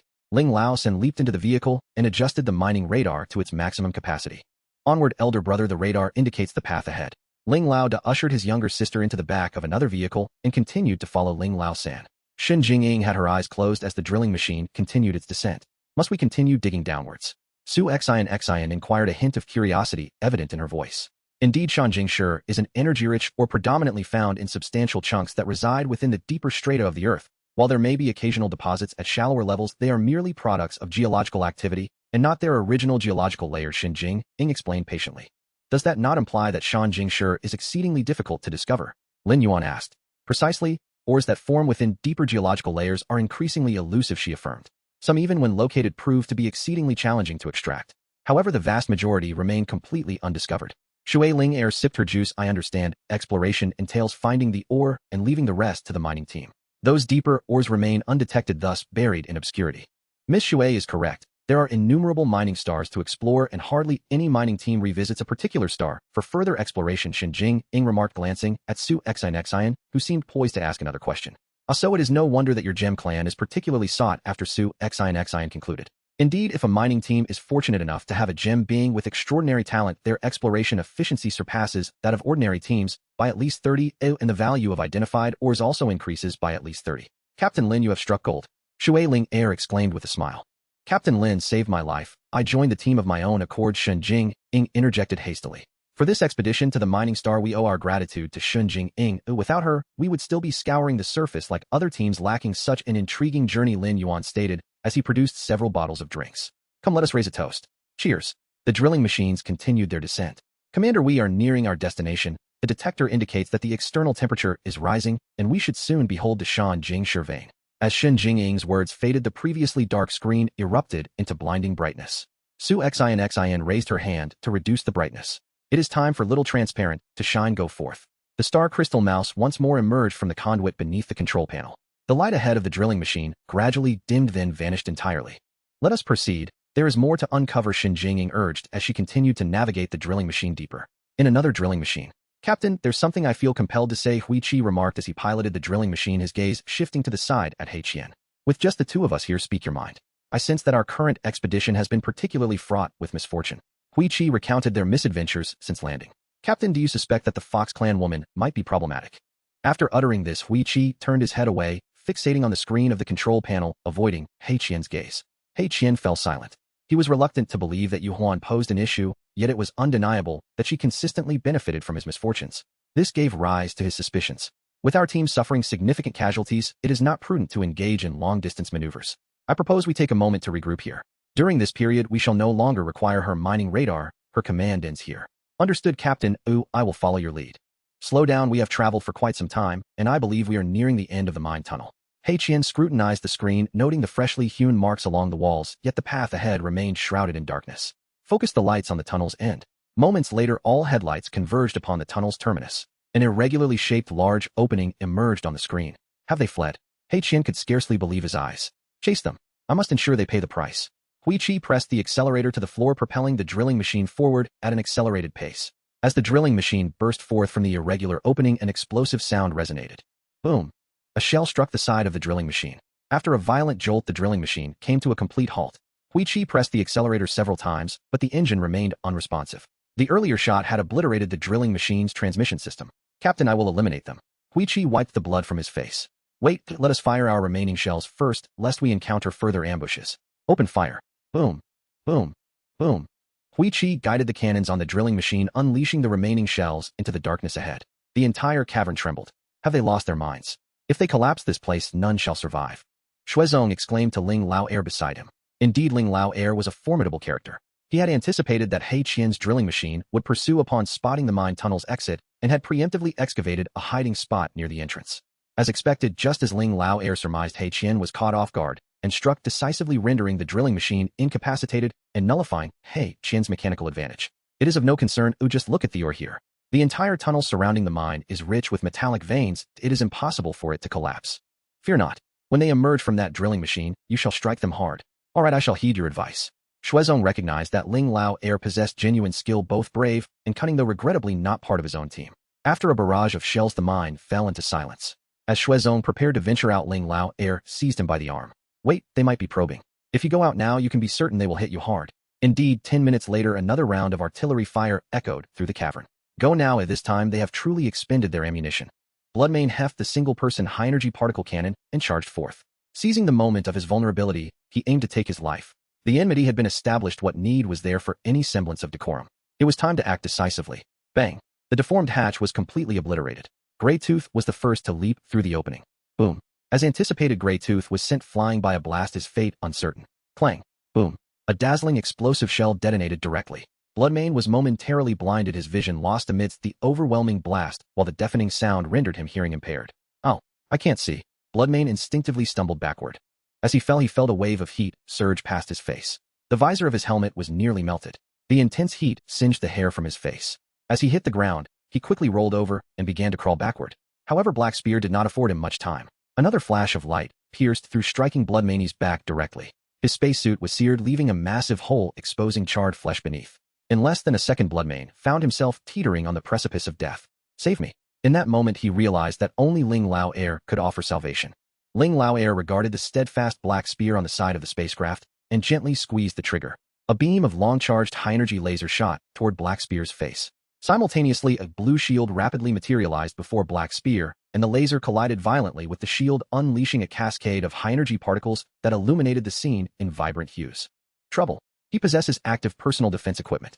Ling Lao Air glanced at Bloodmane, who lay on the ground nearly devoid of combat capability. With a resigned shake of his head, he realized that Bloodmane's injuries likely surpassed the healing limits of his sister. Having failed in his ambush, his position was now compromised. After deploying several automated mines, Ling Lao Air picked up his personal laser weapon and sprinted deeper into the mine. Is there another comrade? Black Spear approached Bloodmane's side. Your comrades have forsaken you. Black Spear ground his foot into the charred surface of Bloodmane's back. Speak. I grant you a final opportunity to reveal your team's name and the corporation you serve. If you promise to spare my life, I shall tell you. Spare you? Huh. What a delightful jest. With that, he drew a long knife from his waist and brutally plunged it into the center of Bloodmane's spine, severing it cleanly in two. Rest easy here while I deal with your comrades. You shall serve as a sacrifice for my cousin. Black Spear stomped down forcefully on Bloodmane once more before striding forward in pursuit. Commander, we have collected all the flash crystal ore from the depths. There are still some above, and I sense they are being mined. Should we proceed? Shenzhou inquired. Of course we must go. It is time to meet the local elite team. The excavator turned around and began to burrow into the rock face. Elder brother, second brother, said he is on his way back now. Have the hostile forces of the Ma Tu Rin been eliminated? Ling Lao activated communication. No, there is still one left, possibly their captain. He possesses formidable individual combat skills and has an active defensive shield. Ling Lao Air replied as he ran. What about the Ma Tu Rin? He was hit and is unlikely to survive. I left him behind as he was too slow to escape with. Just one person. We should be able to handle him if we set up properly. Ling Lao pondered for a moment, reluctant to forfeit the potential flash crystal vein hidden within the vast mine. Discovering the vein could bring them substantial wealth, whether through personal extraction or sale to major corporations. Lao Air, continue making your way here, but ensure your trail is not too distinct to avoid raising their suspicions. Lao San and I will prepare the vehicle-mounted giant laser cannon. When you arrive, lie down flat, and we shall activate the cannon at full power, depleting the shield's energy in an instant. Then Lao Air, you can swiftly eliminate him. 5 minutes later, Lao Air appeared on the radar screen. Everyone, including Ling Lao, held their breath. Behind Lao Air, Black Spear was advancing swiftly, impatience evident as he sought vengeance on Lao Air. Lao Air, can you hear me? Elder brother, I'm ready. What are your instructions? Get a bit closer, I will signal you to lie down. Understood, elder brother. Suddenly Black Spear, who had been running, came to an abrupt halt, leaving Ling Laoda on the radar screen momentarily stunned. What was happening? Why did he stop? This was bad. He must be locking onto Lao Air. Lao Air, get down. Now. Ling Laoda nearly shouted himself hoarse. Laosan, activate. Lao Air's quick reflexes saved him. As Black Spear launched his attack on Lao Air, Ling Laoda and Laosan simultaneously activated their vehicle-mounted weapon systems. As expected, two thick beams of light directly struck Black Spear's shield. The shield flickered briefly before shattering, like broken glass scattering fragments. Black Spear was enveloped by the massive beams. A second later, his weaponry detonated, consuming him in a fiery explosion. Commander, I detected energy weapon discharge fluctuations. Continue the advance, activate the excavator's protective armor. Beside Ling Laoda's vehicle, an excavator suddenly appeared. With its large cannon aimed at the assembled group, a voice emerged from the excavator. Can you hear me? Lin Yuan spoke. I am merely a passing team hoping to collaborate on some mining projects. What are your thoughts? How did you come up from below? Laosan inquired, puzzled. I got lost down there. Operating this excavator is quite challenging, and I have yet to acclimate. Ling Laoda regarded him warily. A passing team?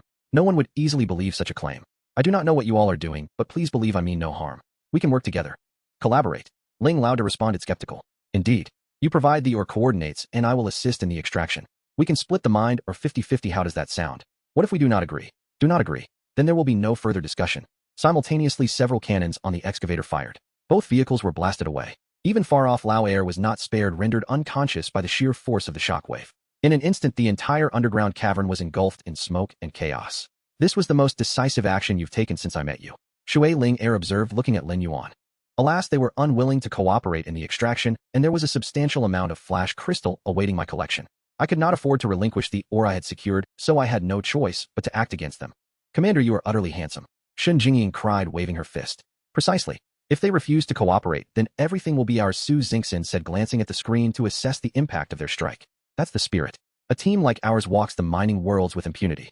Cooperation. They should be begging to work with us. Shui Linger nodded, a flicker of admiration, touching her gaze toward Lin Yuan. Lin Yuan rubbed his nose. He had not expected such a dramatic reaction to his thunderous move. Perhaps he had been too modest before. It was time to display properly the prowess befitting a Venus-class explorer attached to the Yuzhou Kiji Tangxiandi of the Xingyun Kexuyinjun. Xiaozhou dispatched the Octospider drones to tidy the battlefield. Gather all vehicles and equipment. Detain any survivors. As for those already dead, preserve them respectfully. The fallen deserve our reverence. You show respect for your adversaries, Shui Linger observed, sipping her juice. Regardless of allegiance, we are all here for exploration. This is respect for explorers, for the spirit of discovery, Lin Yuan replied, looking at the blackened tunnel ahead. The journey of exploration brimmed with unknowns. None could say what the next day, the next hour, or even the next second might bring.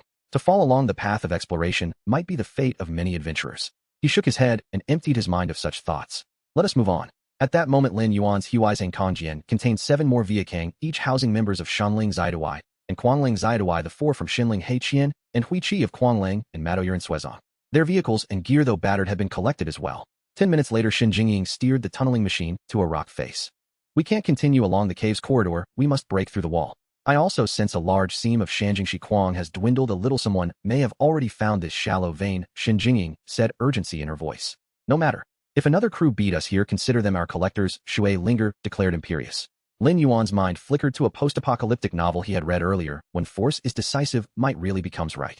Without strength, any wealth or opportunity one wins merely outfits another's prosperity. He must only grow stronger. After a jolt, the tunneler entered another cavern.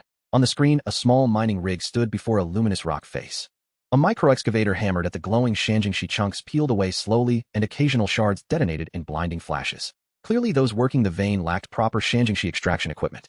Their effort was inefficient and perilous. A large crystal detonation could shred the hull of a small tunneler. Look how they struggle, let's help them, Shui Linger suggested, eyeing Shun Jingying at the controls. Shun Jingying advanced the tunneler. Its roar drew the attention of the small rig. Yet the operators within did not pause. Their hammering grew more frantic. Commander, look, Shun Jingying said, pointing at the screen. Send your little shade to seize the whole seam, Lin Yuan said, folding his arms. We'll go forward and speak with them. The tunneler's high-intensity lights shifted fractionally, then steadied. A translucent trace slid along the ceiling toward the luminous rock face. In an instant, the tunneler stopped before the wall. Lin Yuan glanced upward. Near the glowing face, a small transparent figure lay crouched on a protruding stone, awaiting orders. With a metallic click, a barrel on the tunneler trained on the small mining rig. Xiaozhou opened the local broadcast channel. Yes, Commander. Channel open. Hello. We are the Venus-class exploration team of the Yuzhou Kiji Tangxiandui under the Xingyun Kexuyinjuan. Please state your team designation. Lin Yuan's voice emanated from the rig speakers. The woman inside the rig, Yu Huan, felt a chill. If this had been another company's crew, she would not have been so intimidated. She could have brandished the Jingpin Chung credentials and negotiated divisions of the seam. But the Xingyu and Yinjuan's researchers were frequent guests of Jingpin Chingon researchers. Findings might well shape an entire product line. Challenging an institute's exploration team was a risk she could not take. Nevertheless, she could not simply surrender such a large seam. She decided to accelerate her rig while stalling and negotiating with the institute's team to buy time and advantage. Explorer, I am Yu Huan of the Quanlang prospecting team, she replied on the open channel. Should He Qian's or cart be nearby, he would overhear, and more allies might arrive, strengthening her position. She did not know that He Qian and Hui Qi already lay sealed within Viakang's and Lin Yuan's Huaizhang Kongjian. Quanlang, you are an independent prospecting team. We are a professional independent prospecting outfit. Who contracted you? We are employed by Jingpin Chung, Yu Huan admitted after a pause. Although nominally confidential, such affiliations were easy to discover for those in the trade and would be made public after the survey. Since you are not a freelance team, I must formally inform you that the seam you are exploiting belongs to the Xingyun Kexu Yanjuan. Cease extraction at once and return the or already taken. If you comply, we will refrain from pressing charges for theft for now, Lin Yuan said, his tone cool and unequivocal. What? I discovered this first. It is well known that discovery confers primary rights to exploitation.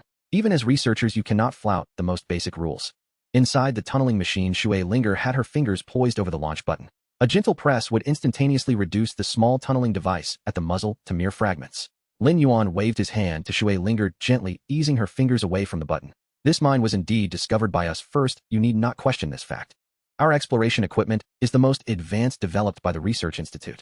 If you harbor doubts upon returning to the airport, you may request a radar tracking record inquiry from Jingpin Chung. What? Jingpin Chung inquiring about the radar detection records of the Xingyun research team. Although Yu Huan was audacious, she was far from foolish. If she dared to return and challenge the researchers, she would be the first to vanish. That won't be necessary. I am aware of the Research Institute's detection equipment. How could she not be? The device installed on her exploration vehicle was precisely the latest detection equipment just authorized for Jingpin Chung to begin small-scale production. As a distinguished golden-level explorer, a mere hint from you would suffice to sustain us ordinary exploration team members for a lifetime. I implore you to show mercy. Seeing that reason would not serve her, Yu Huan shifted her strategy to appeal for sympathy. Ordinary exploration team members. If my memory serves me correctly, the Mine Wolf team is an elite exploration squad, hardly an ordinary one. Moreover, if I'm not mistaken, the Mine Wolf team comprises only male werewolves. How is it that your voice is distinctly feminine? Lin Yuan, uncertain about the personnel structure of the Mine Wolf team, merely sought to intimidate the woman within the machine. I am a recent addition, a newcomer. A newcomer. I now suspect you are impersonating a Mine Wolf team member to pilfer precious ores. Quickly confess your true identity. I have an order team inspector accompanying me on this mission, and should you continue to evade, I hold the authority to eliminate you on the spot. Oh, this is a misunderstanding. I am truly a member of the Mine Wolf team. I just joined before this mission commenced. 5, 4. I assure you, Explorer, I am not lying. 3, 2. Please believe me. 1. Boom. Shui Linger's hand crashed down on the launch button. What a ruckus. Lin Yuan noted that Shui Linger had a particular fondness for launching physical projectiles, perhaps due to the visceral impact and destructive force they conveyed. As the smoke cleared, the small tunneling machine lay in scattered ruins. However, where it once stood, a diminutive mecha now appeared. I am the order team inspector. Is it standard for an exploration team to possess a mecha? Shui Linger's voice was as frigid as ice shards in the depths of a glacial abyss. Thud. The humanoid mecha unexpectedly knelt. Yu Huan was now devoid of any other thoughts, for she understood the implications of the mecha's appearance. Report, Inspector. I did not lie. I truly am a member of the Mine Wolf team, but I also serve as a special representative stationed at Xinjia Airport from Jingpin Chung. Special representative. Yes, a special representative. Who is your father? Shui Linger inquired. Hearing Shui Linger's perplexing question, both women inside the tunneling machine exchanged odd glances. Lin Yuan, however, nodded thoughtfully. Lin Yuan turned to Shin Jingying. Jingying, let Little Transparent collect the Shanjing stone mine. Without warning, the luminous rock face vanished. The foxwoman inside the kneeling mecha now felt as though she had plunged into an icy abyss. If she had previously worried about the exposure of the mecha, the weight of fear now consumed her upon hearing that question. A significant figure. Such inquiries could only come from someone of great stature. To be able to collect such a large Shanjing stone mine in an instant was an inconceivable feat. It is known that ordinary spatial equipment can only collect individual items and crystals like Shanjing stone embedded within, or cannot exist independently as items. To extract them requires either exceptional spatial manipulation skills or high-grade spatial equipment, both of which are not typically possessed by common individuals. To report, my father works at the headquarters of Jingpin Chung, but I cannot disclose his name. I apologize, but I can only say this much. If I reveal more, I will perish. Do you wish to live? Please save me. Upon uttering this, the mecha began to frantically bang its head against the floor of the tunneling machine. Sparks flew from the hard mineral surface as the mecha crashed down. Inside the mecha, the foxwoman was drenched in cold sweat, her terror pushing her to the brink of madness. Enough. Shui Linger's voice resounded a sound akin to divine mercy in the ears of the foxwoman. With that, Shui Linger terminated the communication and turned to Lin Yuan. Shall we spare her life? Her crimes do not warrant death, oh let her live. Shui Linger pivoted, reactivating the broadcast communication. If you wish to survive, I offer you a chance. Sign this servant agreement. Upon signing, you will become my servant, and I shall spare your life. Before the mecha, a thin sheet of ice rapidly formed. Translucent letters began to emerge upon the surface of the ice. Without hesitation, Yu Huan shed the mecha and extended her hand towards the ice. Suddenly an ice spike shot forth, piercing her right index finger and swiftly melting. Blood flowed profusely from the punctured finger. Clenching her teeth against the searing pain, Yu Huan inscribed her name upon the icy surface. The moment the name was completed, the ice melted into a droplet of transparent liquid tinged with a hint of crimson. The droplet ascended, rising to the height of Yu Huan's eyes. Whoosh! The droplet vanished into her brow. In the center of her forehead, a snowflake mark slowly emerged and then gradually faded. You shall henceforth be known as Shuang, though in public, you will still be Yu Huan. Yes, master. Shuang understands. Thank you for granting Shuang a new lease on life. Now retract your mecha and enter the tunneling machine. I have questions for you. Yes, master. Shuang rose from the ground, adjusted her attire, and positioned herself before the entrance of the tunneling machine. Bang! The hatch opened, and Shuang stepped inside. Upon seeing the 4 individuals within the tunneling machine, Shuang was slightly taken aback. There were indeed 4 people, including her master. Moreover, her master was not the captain. The captain was the man who had initiated communication with her. Speak. Tell us about Jingpin Cheng's plan this time. Do not concern yourself with anything else. 2 wolf leaders have already fallen into our hands. You need not fear suspicion. Shuang glanced around at the few people present, as if having made a resolute decision. Master, you should have already guessed my identity. You are correct. I am the illegitimate daughter of one of the rulers of Jingpin Cheng. As soon as these words were spoken, Su Xingxin and Shen Jingying widened their eyes, gasping in astonishment. Despite my relentless efforts, my background predestines me to remain forever outside the family's purview, let alone gain recognition and substantial support from them. My father holds a favorable view of me, yet due to immense pressure, he cannot even acknowledge my existence. We are indeed strangers. What he can offer me is merely an opportunity to work at the most remote branch of Jingpin Cheng. Everything else depends solely on my own capabilities. So you became a special representative? Su Xingxin inquired with curiosity. It is not that simple. Initially, I worked in the asteroid belt, and due to my outstanding performance, I was selected for training at the headquarters of the branch before being appointed as a special representative at Xinjia Hangkonggang. The title of special representative signifies my father's first acknowledgement of my professional identity. Shui Linger nodded. Your father is quite commendable. The title of special representative is typically conferred upon core descendants or potential heirs of major corporations. His granting it to you indicates that he has in his heart recognized your capabilities. Shuang's eyes became teary, but I have completely botched this mission. Please elaborate, Lin Yuan said, producing a bottle of beverage for Shui Linger to hand to Shuang. Shuang accepted the drink and raised her gaze to Shui Linger. Drink up, this is juice. Speak while you sip. Yes, master. The emergence of this mineral star was entirely serendipitous, and its location is exceptionally unique. It can be said that for the Xinjia Hangkonggang group, it possesses both the opportune timing and advantageous geography, yet it is lacking in manpower. The Xinjia Hangkonggang group specializes in port operations, focusing on the service industry, and has no involvement in heavy industries like mining. Although it holds ownership of the mineral star, it cannot independently conduct mining operations there. Directly selling the mineral star to several major mining corporations is something the internal management is reluctant to concede, fearing that it would result in undervaluing the asset. Hence, they devised a plan to issue a mission attracting various teams to explore the site and subsequently collaborate with the winning team for extraction. This way, they need not worry about the major corporations colluding to misrepresent the mineral reserves to the Hangkonggang group, and the Hangkonggang group can maintain its dominant position as the principal party. And how does this relate to your Jingpin Cheng? Su Xingxin failed to perceive the connection. Indeed, up until this point, there has been no relation to Jingpin Cheng. Unlike several other enterprises, the objective of Jingpin Cheng is not to expand the group's mining operations. Quite the contrary, the company's aim is purely to secure 50 of the mining rights for this mineral star. Your company is solely interested in the minerals? Su Xingxin asked. Indeed, Jingpin Cheng is here for the minerals on this mineral star. Shui Linger pondered for a moment, recalling the mecha she had previously seen. It is for those specific metallic ores, isn't it? You are correct, master. It is precisely those metallic ores. What kind of metallic ores? Su Xingxin inquired, puzzled. Shen Jingying took over the conversation. It includes those we encountered earlier, along with a few others. The metals extracted from these ores after undergoing a specialized smelting process can be transformed into various unique alloys, which are crucial raw materials for manufacturing mechas. Oh, now I understand. Oh, Jingpin Cheng aims to produce mechas. Su Xingxin exclaimed, realization dawning upon her. Shuang nodded yes. Will many be produced? Shui Linger asked. Master, I lack precise figures as that information is beyond my reach. However, the production volume will undoubtedly be substantial, as the company's initial plan encompasses not only acquiring that 50 mining right, but also purchasing additional rights from the Xinjia Hangkonggang group, with a preference for acquiring as much as possible regardless of price.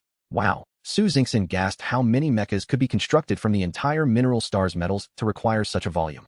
Indeed, the company has planned accordingly, directing us to acquire mining rights as extensively as feasible. During one of my conversations with my father, he inadvertently let slip a term which I overheard. It was expedition plan. This project may be associated with the Mecha Initiative. He might have intentionally let it slip to alert you in advance, so you could prepare, Linger remarked calmly. Shuang paused, then slowly responded, that could be the case. Thus, Jingpin Chung has an expedition plan that necessitates a vast number of mechas, correct? Shuang nodded thoughtfully. While it is not entirely accurate, it can indeed be interpreted that way. Do you comprehend the implications of mechas? Linger queried. Yes. Mechas are contraband. Shuang lowered her gaze. Are civilian organizations forbidden from possessing mechas? Lin Yuan asked. Yes, one could say that only the orderly forces and the conquest army are permitted to possess or extensively equip themselves with mechas. The conquest army. Lin Yuan, Su Xingxin, and Shenzhou chorused in unison. Most interstellar races have never heard of the conquest army, for they are known to be the most formidable military force existing only at the fringes of the cosmos. Do they engage in combat? Who are their enemies? What territories do they conquer? Su Xingxin rapidly inquired with 3 questions. I am not entirely certain. I only know that the star domains they conquer are considered our universe. As for the other questions you pose, I am currently unable to provide answers. Thus, Jingpin Chung may have discovered a location within the cosmic frontier devoid of the conquest army, intending to expand its own universe. Lin Yuan speculated boldly. Everyone present, including Shui Linger, was taken aback by this conjecture. It is possible. After this exploration mission concludes, I will swiftly take control of the clan's enterprises within Xinjia Hangkonggang, and then I shall report your hypothesis to the clan. Perhaps Jingpin Chung has indeed uncovered such a place. Shui Linger took a deep breath of her beverage. You still haven't explained why mechas are considered contraband. Su Xingxin tugged at Shui Linger. Because mechas represent the ultimate form of armed power, the pinnacle of interstellar might. No spacecraft can triumph over mechas of equivalent military capability. How impressive. Do you also possess one? Su Xingxin's eyes sparkled with excitement. Yes, you guessed correctly. Shui Linger replied with a slight smile. May I take a look? Su Xingxin was overwhelmed with curiosity. Not possible. Shui Linger firmly declined. My mecha is equipped with the enforcement recording device of the Order Squad. It cannot be displayed casually, let alone be used freely. Each operation requires a report submission, which is quite cumbersome. Alright, if only we could have our own mecha. Don't you agree, Jingying? Su Xingxin nudged Shin Jingying with her shoulder. Indeed, a mecha. I have never heard of such a thing before. Shin Jingying also expressed her longing. Very well, Shuang, since you have acknowledged me as your master, I shall not allow you to leave empty-handed. Hence, upon the completion of this task, I will grant you a portion of mining rights. Of course, 50% is out of the question, but you will receive something. At the very least, there will be a seat at the negotiation table for the Jingpin Chung, a seat that only you may occupy. Do you understand? Thank you for your grace, my master. Shuang immediately knelt in gratitude. Let us proceed. The Shanjing stone mine has been fully harvested, and our exploration mission must continue. Lin Yuan beckoned Shin Jingying to activate the underground excavation machine towards the surface. In a vast basin, 2 factions stood in confrontation. On one side were the throngs of Komodo metal lizards led by a notably larger lizard. Unlike the others, this colossal creature's scales shimmered with a kaleidoscope of colors resembling a layer of metallic laser paint. On the opposing side stood another Komodo metal lizard at the forefront, its scales subtly glinting with golden hues, and its features revealed a hint of draconic lineage. This was Tai Tu, the Komodo metal lizard that had enhanced its bloodline power through Lin Yuan's subjugation. Flanking Tai Tu were 2 armed mining vehicles with Bai Chui and Bai Fu occupying the driver's seats of the various vehicles. Further to the sides, several larger lizards were present. Behind them, there was another group of Komodo metal lizards, though their numbers were fewer compared to the opposition. Tun Shan, your father has only recently passed, and instead of mourning, you dare to bring forth a band of exiled weaklings to incite trouble. Look at your surroundings, human equipment, a white-haired gorilla. Do you think that by acknowledging humans as your masters you can stand against me? You think too highly of yourself. Who granted you such audacity? The vividly scaled giant lizard was the mutated sibling of Tai Tu. At this moment he gazed arrogantly at Tai Tu, convinced that should a battle ensue he would tear the opponent to shreds at the very first encounter. Duangu, do not be deluded. I recognize that you possess some bloodline of the Komodo metal lizards, so I am willing to offer you a chance. If you now prostrate yourself and sincerely call me brother, I shall overlook all previous grievances. Tai Tu spoke in a calm tone. This is the funniest joke I have heard. A discarded child of the king, having gained some external support, dares to return and challenge the rightful lineage, while saying, overlook. Who do you think you are? The Supreme King. Do you believe that allying with a few spineless tribes grants you dominion over this planet? The colorful giant lizard erupted in laughter, as did the cohort of lizards behind him. In the mining vehicle to the left of Tai Tu, Bai Chui leaned out of the window. Tai Tu, I never expected your true name to be Tun Shan. What a powerful name. Names are merely titles.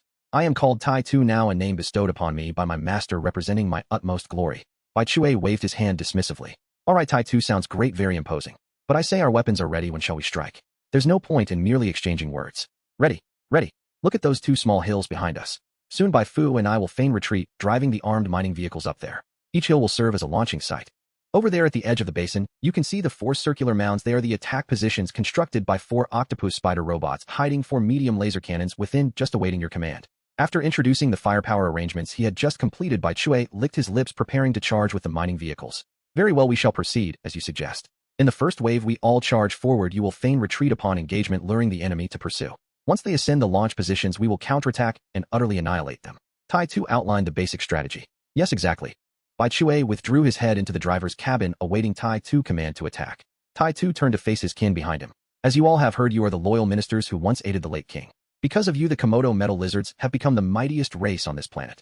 Yet that Duan-gu, a bloodline-altered aberration through unseemly means, has garnered a handful of misguided supporters attempting to claim the throne while insulting us as discarded children. It is a reversal of heaven's decree. Today I shall avenge the late king by vanquishing this rogue. Tunshan, we are willing to recognize you as our king. Tunshan, I shall serve as the vanguard, severing the head of that aberration as a tribute to celebrate your ascension, King Tunshan. King Tunshan, King Tunshan, King Tunshan. All right, everyone, heed my command. Charge. With Tai Tu command, all the Komodo metal lizards launched into a charge. The mining vehicles of the brothers Tai Tu and Bai Chue spearheaded the assault. On the opposite side, the vividly scaled Duan-gu and his numerous lizards also commenced their charge. Boom, boom. A series of 2 thunderous explosions erupted from the armed mining vehicles flanking Tai Tu. Within Duan-gu's charging ranks, 2 giant lizards were struck down, collapsing to the ground.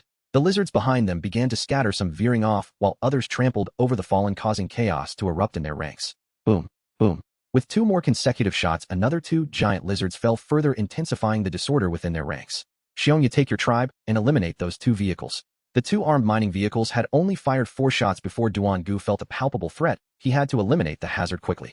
It is crucial to maintain a cohesive charging formation and an unwavering killing momentum when 2 opposing forces collide.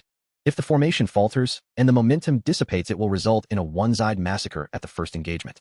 On the outer edge of the charging group, a notably larger lizard contingent surged forward, accelerating towards Tai Tu. They were Xiongya and his tribe, a combat faction with offensive and defensive capabilities far exceeding the average. In the circular basin, both sides sprinted with fervor, sending gravel and dust swirling into the air, generating a billowing cloud of smoke. Bai Chue and Bai Axe relentlessly targeted the front line of the opposing camp, continuously firing at the colossal lizards, each shot bringing down another beast. The throngs of colossal lizards on both sides opened their gaping maws, releasing bursts of magnetic storms that rumbled into the enemy ranks. However, both factions consisted of Komodo metal lizards naturally endowed with formidable immunity against magnetic storms. Moreover, the armored mining trucks piloted by Bai Chue and Bai Axe had been specially modified by Xiao Zhou to withstand magnetic disruptions, rendering the intensity of ordinary storms utterly harmless to the vehicles. Seeing that the magnetic storms bore no effect on either side, both teams ceased their fire, pouring all their energy into the mad dash. Notably, under the leadership of Duan-gu, the faction surged forward with an increase in speed of over 10%.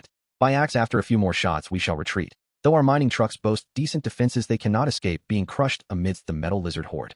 Understood, brother. That massive lizard is exceptionally swift. I believe it is heading directly for us. Allow me to take a shot at it. As soon as the words left his mouth, a shell shot forth, blazing towards Xiongya. Got it. Bai Axe exclaimed, intently tracking the shell's path on the monitor. Boom. Xiongya had only just managed to turn his head slightly when the shell detonated against his left cheek. In an instant, a fireball enveloped Xiongya's head. Direct hit. Bai Axe shouted with exhilaration. Wait, he is still alive. Bai Chue's voice swiftly extinguished Bai Axe's jubilation. As the flames subsided, the scales on one side of Xiongya's head were nearly obliterated. One eye hung precariously from its socket, and a gash marred his cheek, exposing rows of sharp teeth that jutted from the opening. Still alive. What formidable defenses. Prepare to retreat. Bai Chue commanded. Tai Tu turned to Bai Chue, who signaled a retreat. Wu Shu Chi Shu shift formations.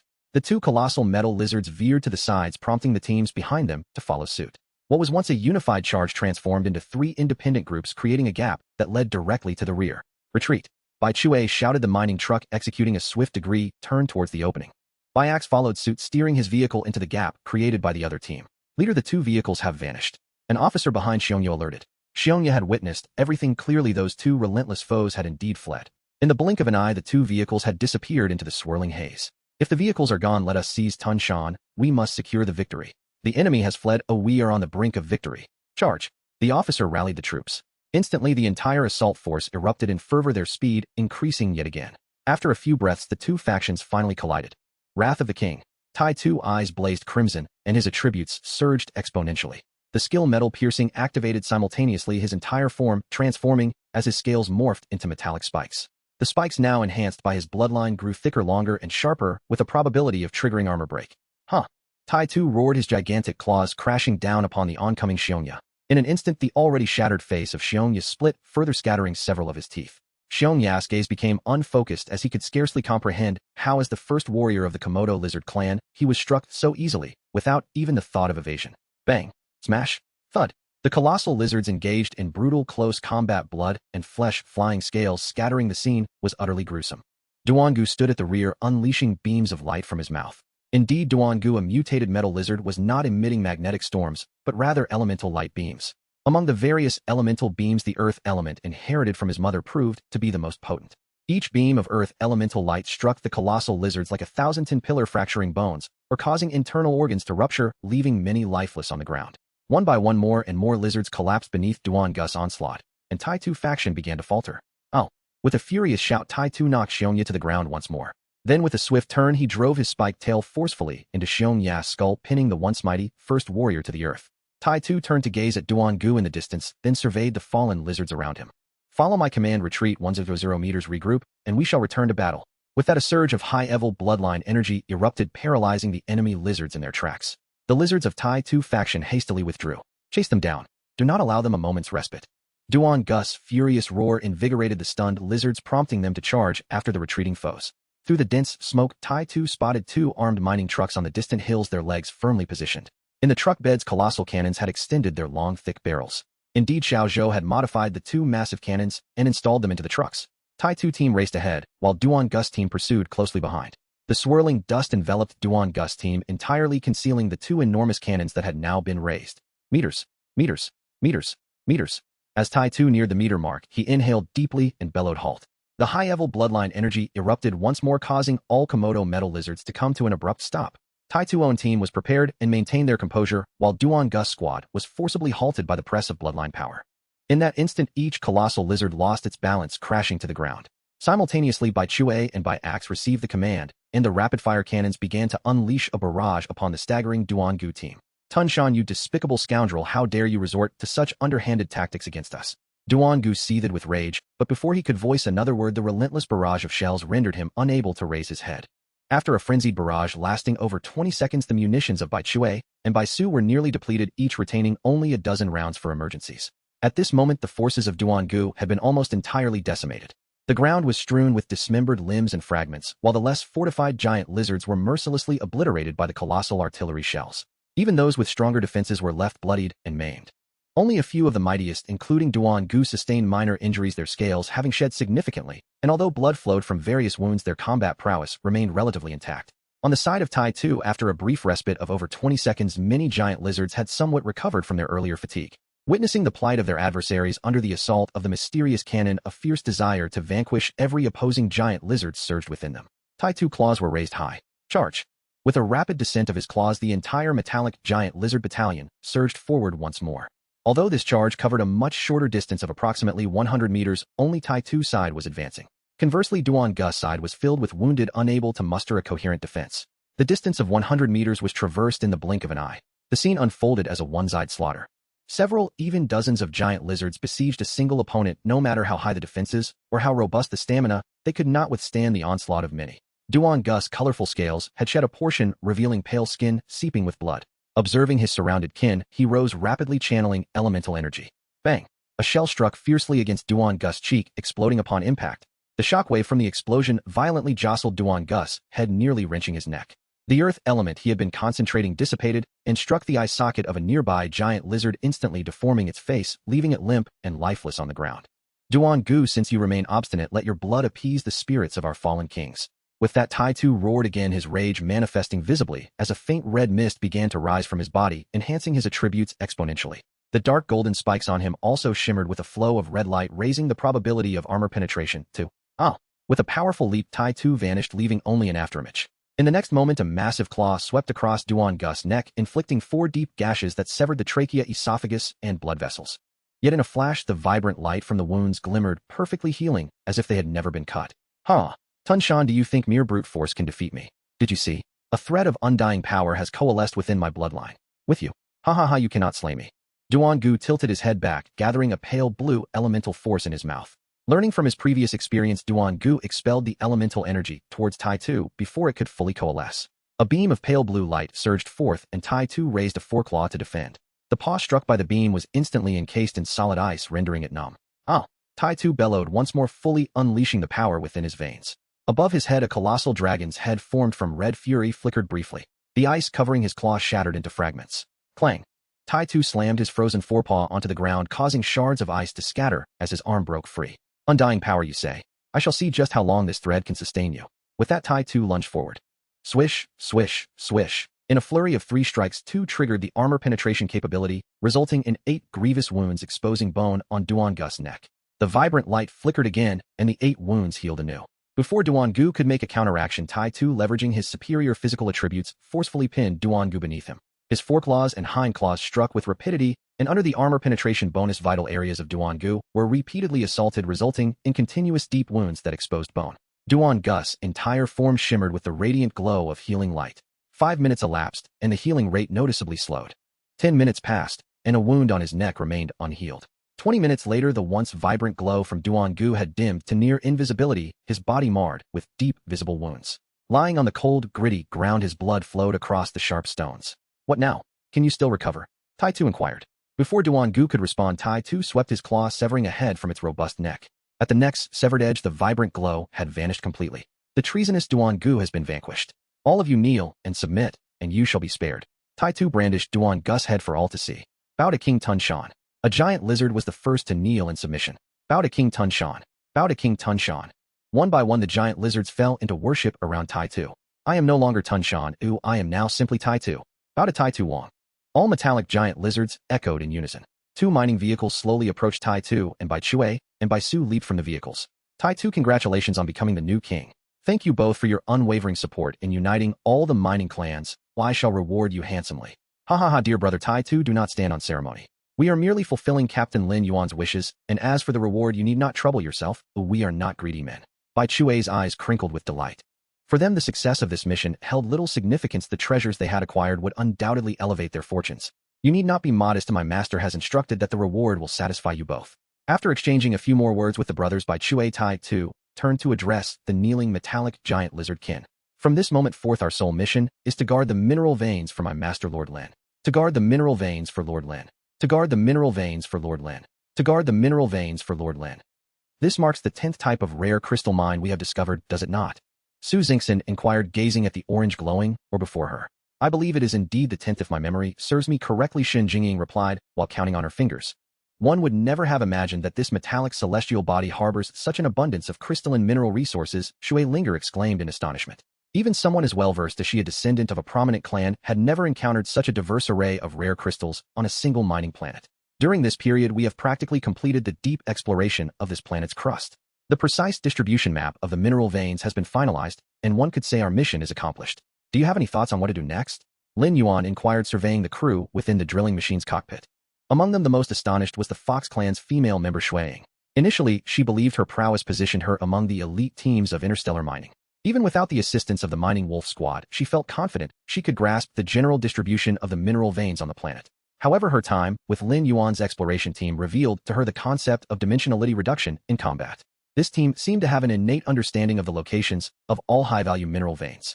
They began by locating and digging from the surface to uncover crystal mines, later progressing to traverse directly underground, crossing multiple ordinary metal veins to reach another crystal vein. Subsequently, a small rodent would be deployed, and the entire crystal vein would vanish in an instant. Throughout this period, the planet's high-value crystal mines were entirely depleted, while also collecting samples from all ordinary and rare mineral veins. Such precision and efficiency utterly shattered the once lofty confidence of this Fox clan female. If her initial allegiance to Shui Linger had been driven by survival, she now found herself genuinely impressed by the comprehensive capabilities of Lin Yuan's exploration team. Shall we consider returning after completing our mission? Su Xingxin whispered. Truth be told, she was not quite ready to leave. Although this mining expedition was devoid of sunlight and seemed to lack challenges, every vein uncovered represented wealth. Moreover, who could resist the allure of exploring for crystals that were not only valuable, but also aesthetically pleasing? However, according to Shun Jingying's sensing abilities, they had already collected all the crystal veins available here, and staying longer seemed unlikely to yield new discoveries. What are your thoughts? Lin Yuan turned to Shui Linger and Shun Jingying. If there are no other valuable minerals, we might as well return. Shui Linger pondered her plans upon returning to Xinzhou Airport.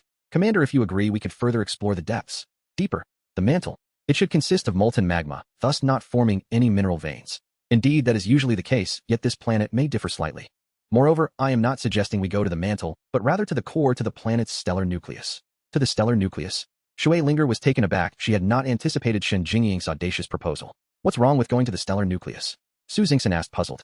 Typically, the core of a mining planet contains one or several extremely exceptional minerals, all of which are notably hard and high-energy types. This results in their rarity and high valuation. Generally, the core of a mining planet can account for 30 to 40 of the planet's total value, and in extreme cases, it could even reach 60. Su Xingxin's jaw dropped. So, if we were to extract the core, it would equate to taking away over 30 of the planet's resources. Yes, theoretically that is correct, however we cannot actually do that. First, can the Xinjing mouse consume the entire stellar nucleus? Second, even if it could, we would not be able to take it all. Without the stellar nucleus, the entire surface would collapse, leading to the disintegration of the planet, ultimately drawing it into a neutron star. While the consequences sound severe, so perhaps we should avoid the stellar nucleus. On the contrary, how could we forego such a valuable location? Shui Linger pointed at the three-dimensional structure of the planet displayed on the screen. Then why did you say so much? I thought you were against going. Su Xingxin pouted. As long as we manage the extraction rate, there should be no issues, right, Jingying? Shui Linger patted Shun Jingying on the shoulder. Indeed, extracting a portion would not compromise the structure of the core, nor affect the planet. Commander, what do you think? Agreed, I consent. If that is the case, we will need to modify the drilling machine, as its design did not account for traversing the mantle and reaching the core, Shen Jingying suggested thoughtfully. Beside them, Shui Ying remained silent, once again astonished by the team's ideas and strategies. A four-person exploration team with her included was about to venture to extract the stellar nucleus. This was typically the domain of large interstellar mining companies, only considered after thoroughly depleting all veins on a planet, followed by repeated validations and confirmations before implementation. For a mining exploration team, having just arrived on the planet to aim for the extraction of the stellar nucleus was utterly unbelievable. Moreover, they were not merely discussing it, they intended to act immediately. I need to consult Xiao Zhou to see if modifications can be made, Lin Yuan stated as he turned to discuss the alteration plans with Xiao Zhou, while Shui Linger remained nearby awaiting instructions. After all, traversing through the high-temperature molten mantle would require her innate abilities to be of service. An hour later, a newly modified drilling machine was completed. The modified drilling machine was equipped with a barrier device installation capable of accommodating Shui Linger's water elemental affinity and several freshly mined crystals, significantly enhancing its overall capabilities. Let us proceed and discover what surprises the stellar nucleus of this mining planet may hold for us. Lin Yuan commanded, and everyone in the cockpit straightened in their seats, clearly filled with curiosity for this stellar nucleus adventure. Jingying, you will pilot the drilling machine. The mantle's geological conditions are complex, please exercise caution. Understood, Commander. With Xiao Zhou assisting with control, there are no concerns, you may rest assured. Virum. The drilling machine powered up, plunging deeper into the mining planet. On the display screen, the previously dark image gradually illuminated with a faint orange glow, which intensified until the entire screen radiated a dazzling crimson hue. Within the cockpit, as the colors changed, the temperature steadily rose. Shui Linger pressed the newly added blue button on the control panel, prompting the crystals in the isolation layer to release her pressured ice elements, gradually restoring the temperature within the cockpit to normal. Outside, the drilling machine, torrents of lava enveloped its shell, and the immense pressure threatened to compress the entire machine into a mere sheet. Nevertheless, the modified drilling machine adeptly spread a barrier across its surface, not only shielding the shell from the lava's corrosive effects, but also bearing the pressure. Maintaining such a barrier required a considerable amount of energy, yet for Lin Yuan, who possessed an abundance of high-energy crystals, energy was the least of his concerns. The drilling machine continued its rapid descent towards the stellar nucleus. Deep within the mantle, an eye slowly opened its pupil, slightly moving, as if sensing something, before gently closing once more. As the drilling machine approached the core of the star, the surrounding lava became increasingly viscous, causing a gradual decrease in the machine's speed. On the monitor, the external orange-red hue of the magma grew ever brighter, nearing a near-white brilliance. The extreme temperatures and pressures relentlessly tested the structural integrity of the drilling machine, and Lin Yuan had already depleted several energy crystals. At last, the drilling machine made contact with the exceptionally hard core layer. Though still composed of glowing high-temperature rocks, this layer was significantly denser and more solid compared to the lava of the mantle. With no other options available, despite the presence of various crystal and metal mines, there were no conditions suitable for smelting specialized drill bits, compelling them to rely on the abilities of the Xinjing mouse. Fortunately, the Xinjing mouse had evolved after consuming a sufficient amount of Sukong Xinjing stone. Now the little transparent was truly approaching a state of transparency. Not only was its body nearly invisible, but it could also conceal itself within the void, as if entering another spatial dimension. Even when it manifested, one could not physically grasp it. After consuming a piece of Sukong Xinjing stone provided by Lin Yuan, the Xinjing mouse set to work. It transferred the star core rocks in front of the drilling machine into its belly, and after the machine advanced a short distance returned the rocks behind it. With Shenzhou skillfully maneuvering the machine while coordinating with the Xinjing mouse, their teamwork was seamless, enabling the drilling machine to move even faster than it had in the mantle. We're almost there. I can sense increasingly intense fluctuations from the crystal mines. While I cannot yet determine their nature, they are undoubtedly high energy and exceedingly rare.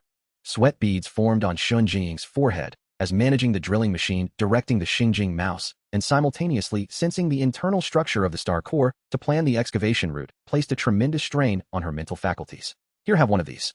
Lin Yuan produced a golden lotus seed and offered it to Shenzhou. While it won't replenish your mental energy, it will enhance your cognitive function, reducing mental fatigue. Thank you, Commander.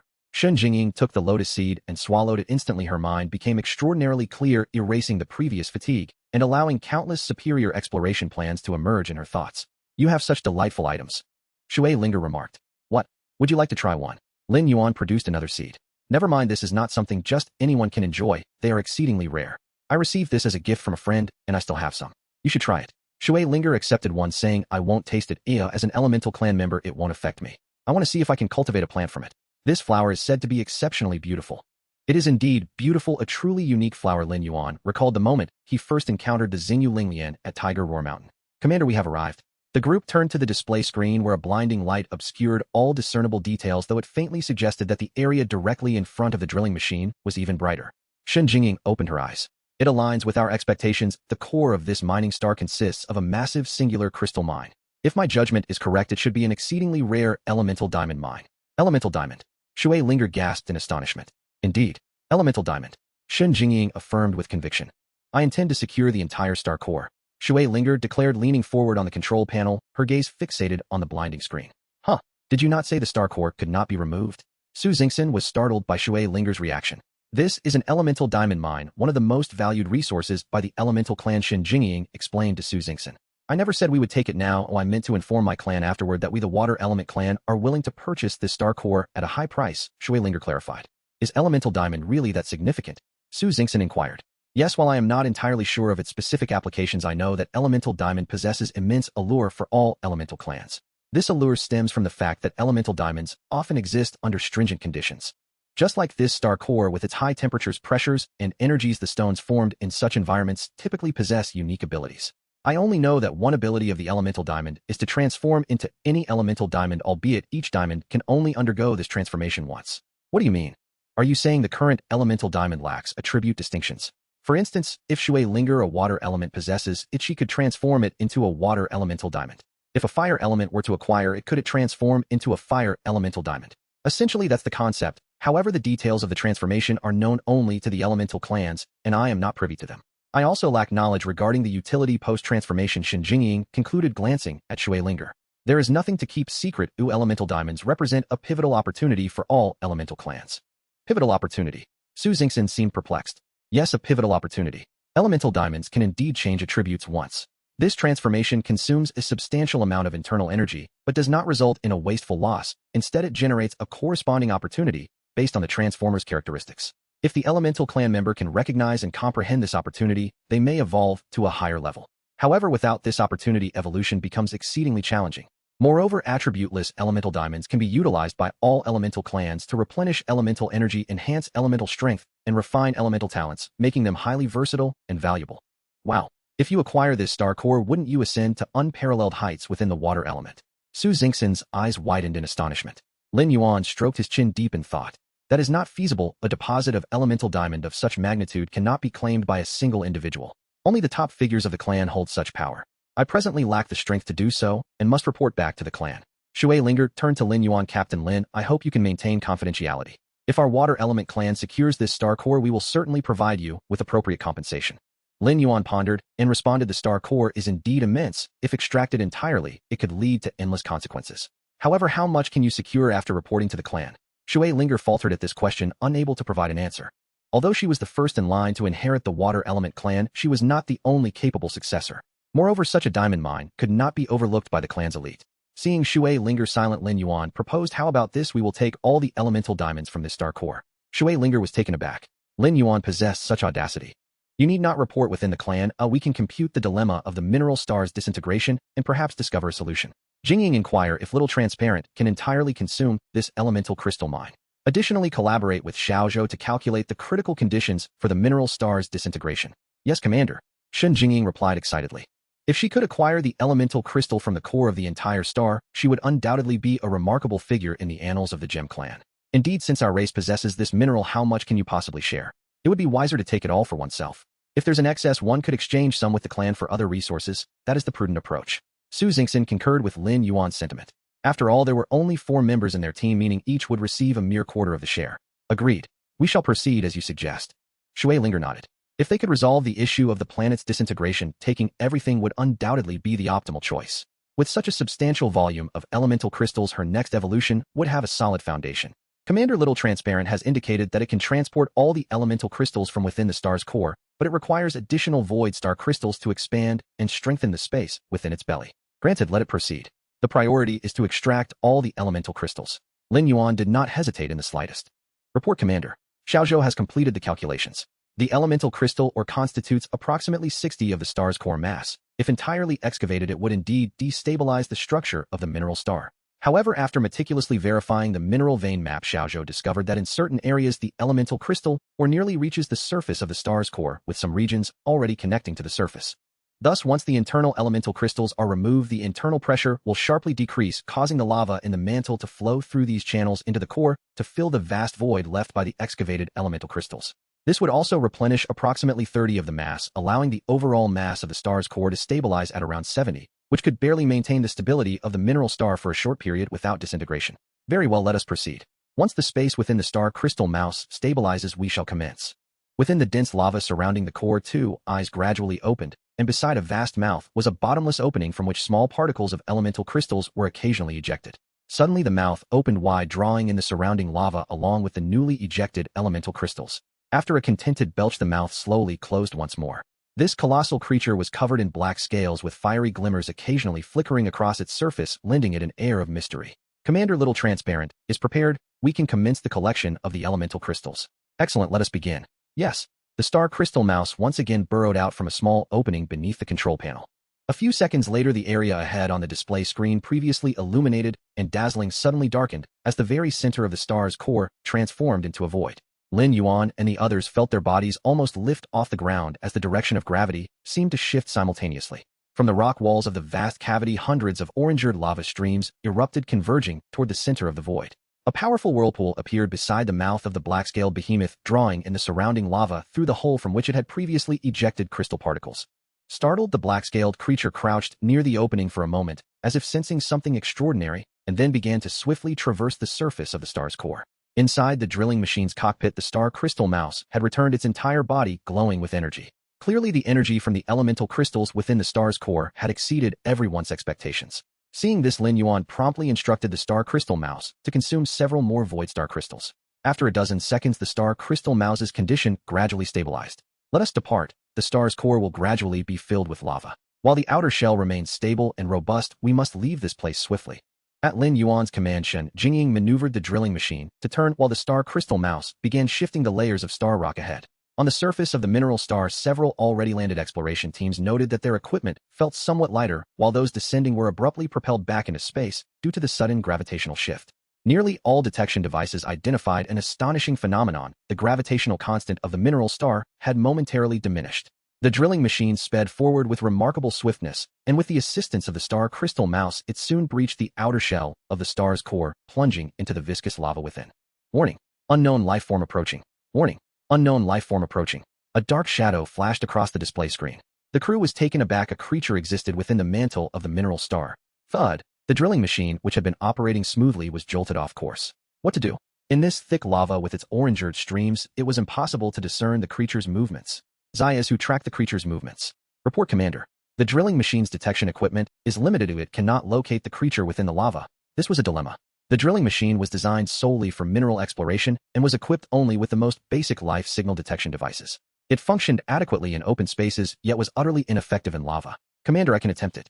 Shen Jingying furrowed her brow slightly. I sensed a faint fluctuation of elemental crystals, and this signal source is in motion. Does that creature carry elemental crystals? Lin Yuan inquired.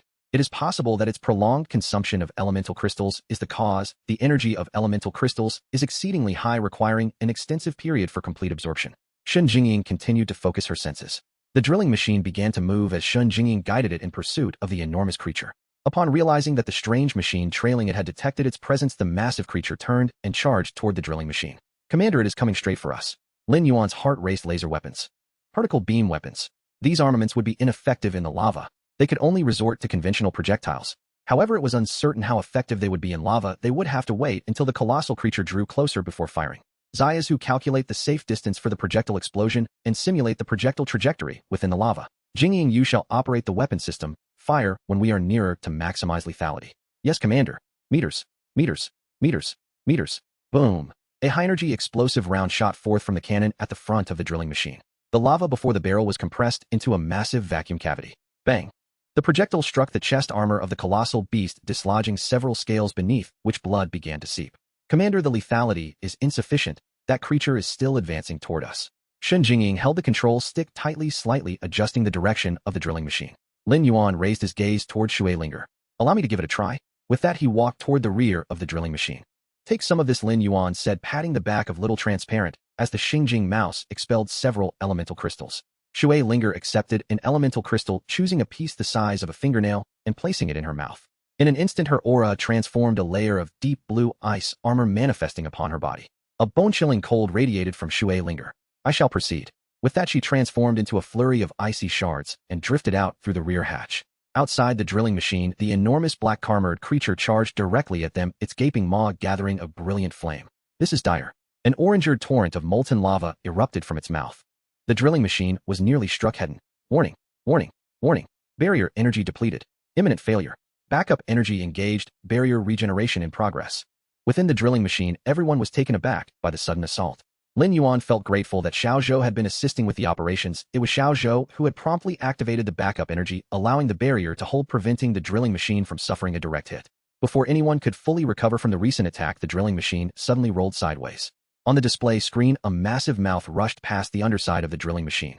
Shun Jingying was drenched in sweat. Commander, I apologize. The molten lava surge was composed of the same elements as the surrounding lava, and I failed to detect it. My sincerest apologies. Do not blame yourself, you have performed admirably. Next, Shui Linger will handle it. Suddenly, Shui Linger's figure appeared behind the drilling machine. A colossal aura of ice manifested into a giant hand that reached out toward the enormous creature, instantly cooling the lava along its path into solid black rock. The black giant sensed the chilling presence approaching from behind, flicked its tail violently, and turned around, unleashing another molten lava surge. Before Shui Linger, an ice wall materialized instantaneously, and as the molten surge struck the ice wall, rather than shattering it, the lava was rapidly cooled, forming a black stone wall on the outer side of the ice. Seeing the lava surge easily neutralize, the black giant felt a twinge of fear. Its eyes flickered before it opened its mouth once more. This time it expelled a stream of intensely hot fire elemental energy. This creature has comprehended elemental attacks. Shui Linger was taken aback. In her perception, the colossal creature ahead was not an innate elemental being like the Shinkong mouse, rather it resembled a native creature of this mineral star akin to the Komodo metal giant lizard found on the planet's surface. For such a creature to master elemental attacks indicated it had completed the initial stages of evolution from a regular to an elemental being. As she beheld the fiery elemental torrent surging toward her, Shui Linger dared not act recklessly. She swallowed the elemental crystal in her mouth, a pure surge of energy exploding within her. She raised her right hand, pointing forward as an ice pillar extended from her fingertips to collide head-on with the fire elemental energy that had penetrated both thick lava and ice walls. Zzz. Steam, ice shards, rocky debris, and sparks erupted at the point of collision, scattering various byproducts of water and fire elements. Moments later, the fire elemental energy weakened, and the ice pillar surged forward. The black Karmer giant was startled, closing its mouth and attempting to flee. Trying to escape, Shui Linger flickered and vanished from sight. At the far end of the ice pillar, a shard of ice flew forth, coalescing into Shui Linger's true form. Not far away, the enormous creature was desperately fleeing. With a gentle flick of her fingertip, an ice crystal shot forth, swiftly approaching the massive beast. Boom! A wave of frigid energy erupted, pushing the surrounding orange lava aside, and in an instant, a colossal hollow ice sphere formed around the black giant. For the first time, the molten giant revealed its complete form. It was in fact a Komodo lava giant covered in black scales. Yet its size exceeded that of the Komodo metal giant lizard on the mineral star by more than tenfold. It was a mutated Komodo metal giant lizard. Moreover, it had transitioned into an elemental being. Shui Linger marveled at the black giant encased in a layer of ice. Suddenly, the giant's body contracted, its scales transforming from black to a dark crimson hue. It could change its size. Had it completed the second phase of elemental evolution?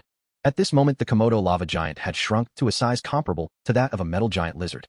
The fire elemental energy almost enveloped its scales. Bright flashes of fire intermittently flickered on the surface of the dark red scales. Crack! The ice shell that had covered the lava giant was shattered. The no-diminished lava giant charged directly at the ice sphere's shell. Thud! The lava giant was rebounded by the sturdy ice shell, and while some ice shards fell away, there were no cracks to be found. Witnessing this, Shui Linger couldn't help but cover her mouth in laughter. Did that hurt, little giant lizard? Why not submit to me? I can take you away and provide you with delicious treats. Shui Linger retrieved an elemental crystal, tossing it playfully in her hand.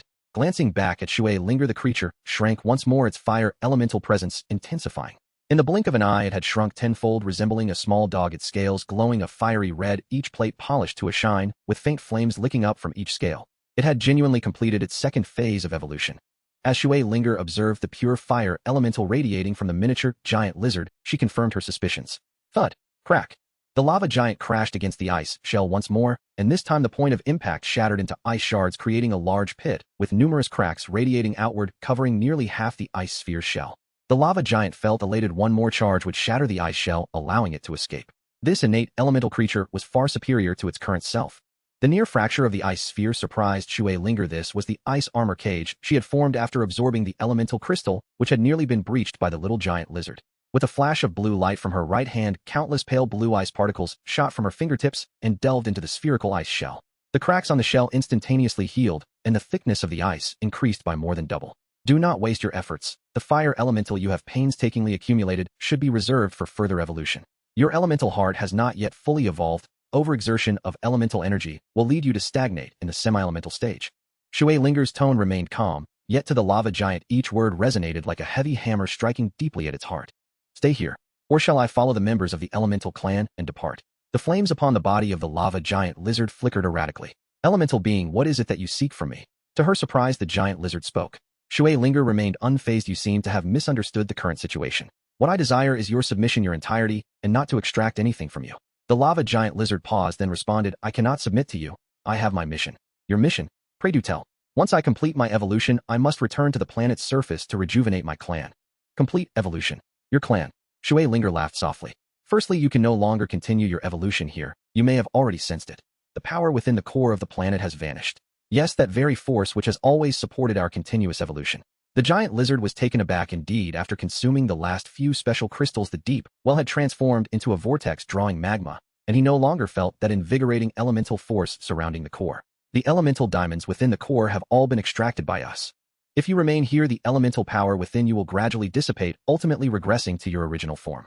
Secondly, when you speak of rejuvenating your clan, do you mean to evolve them into elemental beings, as you have? As previously stated, the resources for evolution have vanished, and any opportunity for clan evolution is now out of the question. Furthermore, there is one more matter. There should now be a new ruler among the Komodo metal giant lizards on the planet's surface who will lead the clan to new heights. Although I am not entirely aware of your status within the lizard clan, the monumental task of restructuring your race no longer rests upon your shoulders. Is that so? A new ruler for the clan. Have the various tribes unified once more? The lava giant lizard's voice trembled slightly. The tribes have likely not unified as of yet, but the new ruler should be capable of fulfilling that mission. Very well, your strength is formidable, and I presume your status is likewise exceptional. I shall temporarily believe what you say, yet I fear I cannot submit to you. Oh, and why is that? My path of elemental evolution requires me to maintain an indomitable spirit. Shui Linger pondered. The opportunity for evolution varies greatly, and perhaps this giant lizard's heart for evolution is indeed one of indomitability. How about this? Once you have fully completed your evolution, you may then submit to me. However, for now, you must remain by my side, for otherwise your indomitability will come to an end today, rendering it meaningless. Shui Linger's tone brooked no dissent. Very well, I agree. What must I do?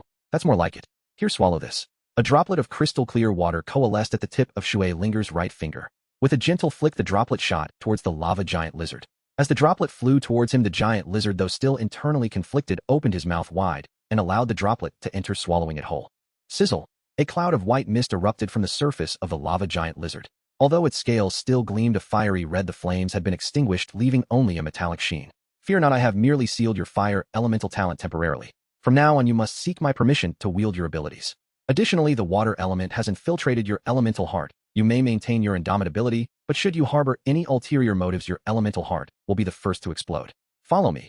You may remain indomitable, but to escape my control you must continually grow stronger and evolve. How does that sound? Is it not more meaningful than mere stubbornness? The black-scaled lava giant lizard's teeth ground together, yet he dared not entertain any other thoughts, fixating solely on the mantra of I must become stronger. Come now, follow me. I shall assist you in completing the final steps toward evolving into an elemental being. The black-scaled lava giant lizard nodded and trailed behind Shui Linger towards the drilling machine.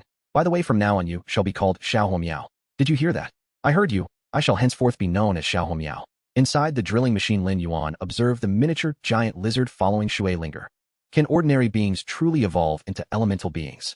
After hearing Shui Linger's explanation, Lin Yuan felt as if his horizons had been dramatically expanded. The situation is rather exceptional. For the vast majority of beings, it is exceedingly difficult and lacks replicability. Lin Yuan was still contemplating evolving his swarm into elemental bees. If only he could transform the magnetic storm golden ring bees into electromagnetic elemental beings, their power might elevate to new heights. Jing Ying returned to the planet's surface. We are preparing to leave the mining star. Xiao Zhou begins searching for the spacecraft. Prepare for departure upon reaching the planet's surface. Within a metallic mine, the lights shone brilliantly. Tai Tu stood upon a high platform surrounded by dozens of Komodo metal giant lizards. These lizards varied slightly in color, some adorned with various mineral decorations. Some of you are my elders, while others are esteemed guests from distant tribes. Today I have gathered you all to announce several important matters. Tai Tu surveyed the lizards below. Each represented a clan, with each clan controlling at least one metal vein. The leaders present in this hall collectively commanded at least of the metal veins on this mining star. If he could subdue the clans gathered here today along with those already allied with him, he would control of the metal resources on the entire star. Firstly, from this day forth, in the presence of the sacred ancient giant lizard, Tai Tu pointed at a rough stone carving of a giant lizard on the rock wall. Behind him, I declare myself the king of the giant lizard star, and all clans of giant lizards on this planet shall be unified under my command.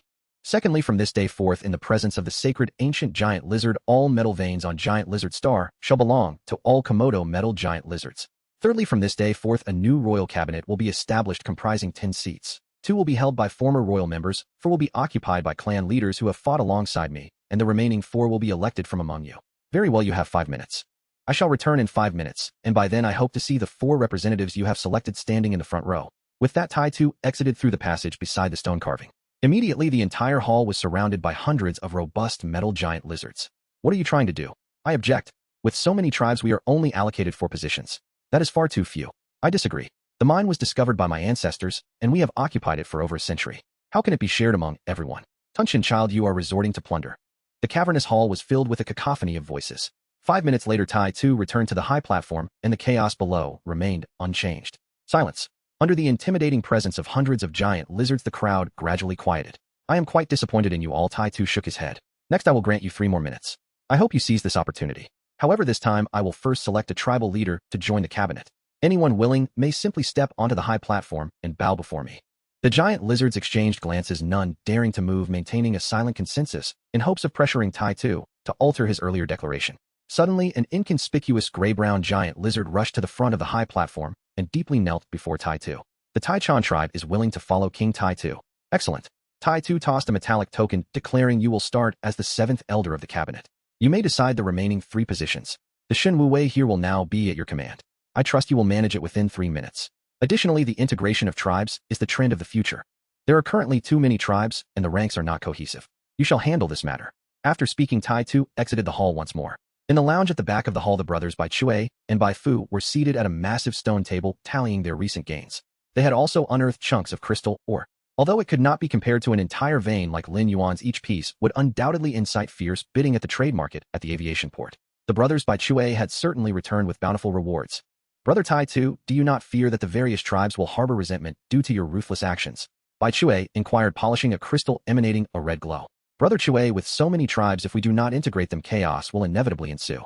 We must seize this opportunity to unify the tribes and complete significant integration work. Afterward, I will thoroughly mix the giant lizards from different tribes, redistribute the mines, and redefine the tribes. From now on, tribes will be named by region rather than by bloodlines. Only in this way can we truly gain control over all the mines and better manage the resources of this mining star for our master. 2 minutes later, a giant lizard entered from outside and announced, my king elder number 7 requests an audience. Come in. Upon entering, the previously mentioned gray-brown giant lizard prostrated itself on the ground. My king, I have tentatively selected the remaining 3 cabinet members for your final decision. Let us go and see. With that, Tai Tu led the way back to the hall. At the foot of the high platform, dozens of giant lizards had vanished, leaving only 3, who stood below prostrating themselves. Didn't I say to select 3 elders for the cabinet? Why are there still 6? Tai-Tu asked. My king, only you can decide who will be elected as cabinet elders. I Hui-Pai dare not act without permission. The giant lizard again prostrated itself. Then you and you shall be chosen. Tai-Tu randomly pointed to 3 that he found agreeable. The 3 giant lizards immediately stepped forward, bowing once more before the high platform. Thank you for your grace, my king. As soon as the words left their lips, Hui-Pai suddenly lunged, launching a deadly assault on the 3 chosen giant lizards. The first bite severed one giant lizard's neck, and then he grappled with the other 2. 3 minutes later, Hui-Pai, battered and bruised, returned to bow at Tai-Tu's feet. Tai-Tu regarded Hui-Pai thoughtfully. From now on you shall be elder number 6. Thank you for your grace, my king. Hui-Pai remained prostrate, deeply respectful. Near Lin Yuan's base camp, the ground suddenly heaved up into a small mound. Then a massive drilling machine erupted from the earth. As the mechanical sounds ceased, the hatch opened and several figures leapt out. It has been so long since we returned. Quickly let us feast at the camp. Su Xin led the way. Indeed, it was too stifling inside the drilling machine. I want a table overflowing with dishes. Shun Jing followed closely. Are we preparing to return? Shui Ling'er asked. Yes, once we reach the camp, I will submit the mission completion report to the liaison officer. Then we will prepare for our return. Lin Yuan turned and stowed the drilling machine into his badge space, hurrying to catch up. At the base camp, the group sat around a large round table, indulging in a feast. Commander, the mission liaison officer, is on the line. Greetings, Captain Lin Yuan. The visage of Shuang Rong appeared on the wall screen. Hello, I am here to inform you that we have completed our mission and are ready to return, Lin Yuan said, taking a bite of fried chicken leg. Captain Lin, what did you say? You have completed your mission. Shuang Rong's face was filled with disbelief. Yes, we have finished. If you are ready on your end, I can submit the mission report and accompanying materials now. However, the mineral samples will have to wait until we return to Shaojing before I can hand them over. Understood, Captain Lin. You may submit the mission report at your convenience. I am prepared on my side. Furthermore, according to the landing coordinates and time window you previously submitted, we have completed several verifications. A large mining vessel will arrive at the mining star in 2 hours. You may directly hand over the minerals to the task leader there. We will preliminarily verify your submitted report. Once verified, we will issue you a certificate of mission completion. To facilitate your departure from the mining star, we can arrange for your team to board the return flight of the large mining vessel. If you prefer to pilot your own ship, we can also provide support with booster rockets. I choose the booster rocket service. Compared to boarding their vessel for the return journey, Lin Yuan felt that piloting his own ship was much safer. And as for the booster rockets, it was necessary to take advantage of that. After all, escaping from the mining star would consume considerable fuel. Although the Shenzhou was equipped with an anti-gravity engine, Lin Yuan preferred to keep his ship's capabilities concealed unless absolutely necessary.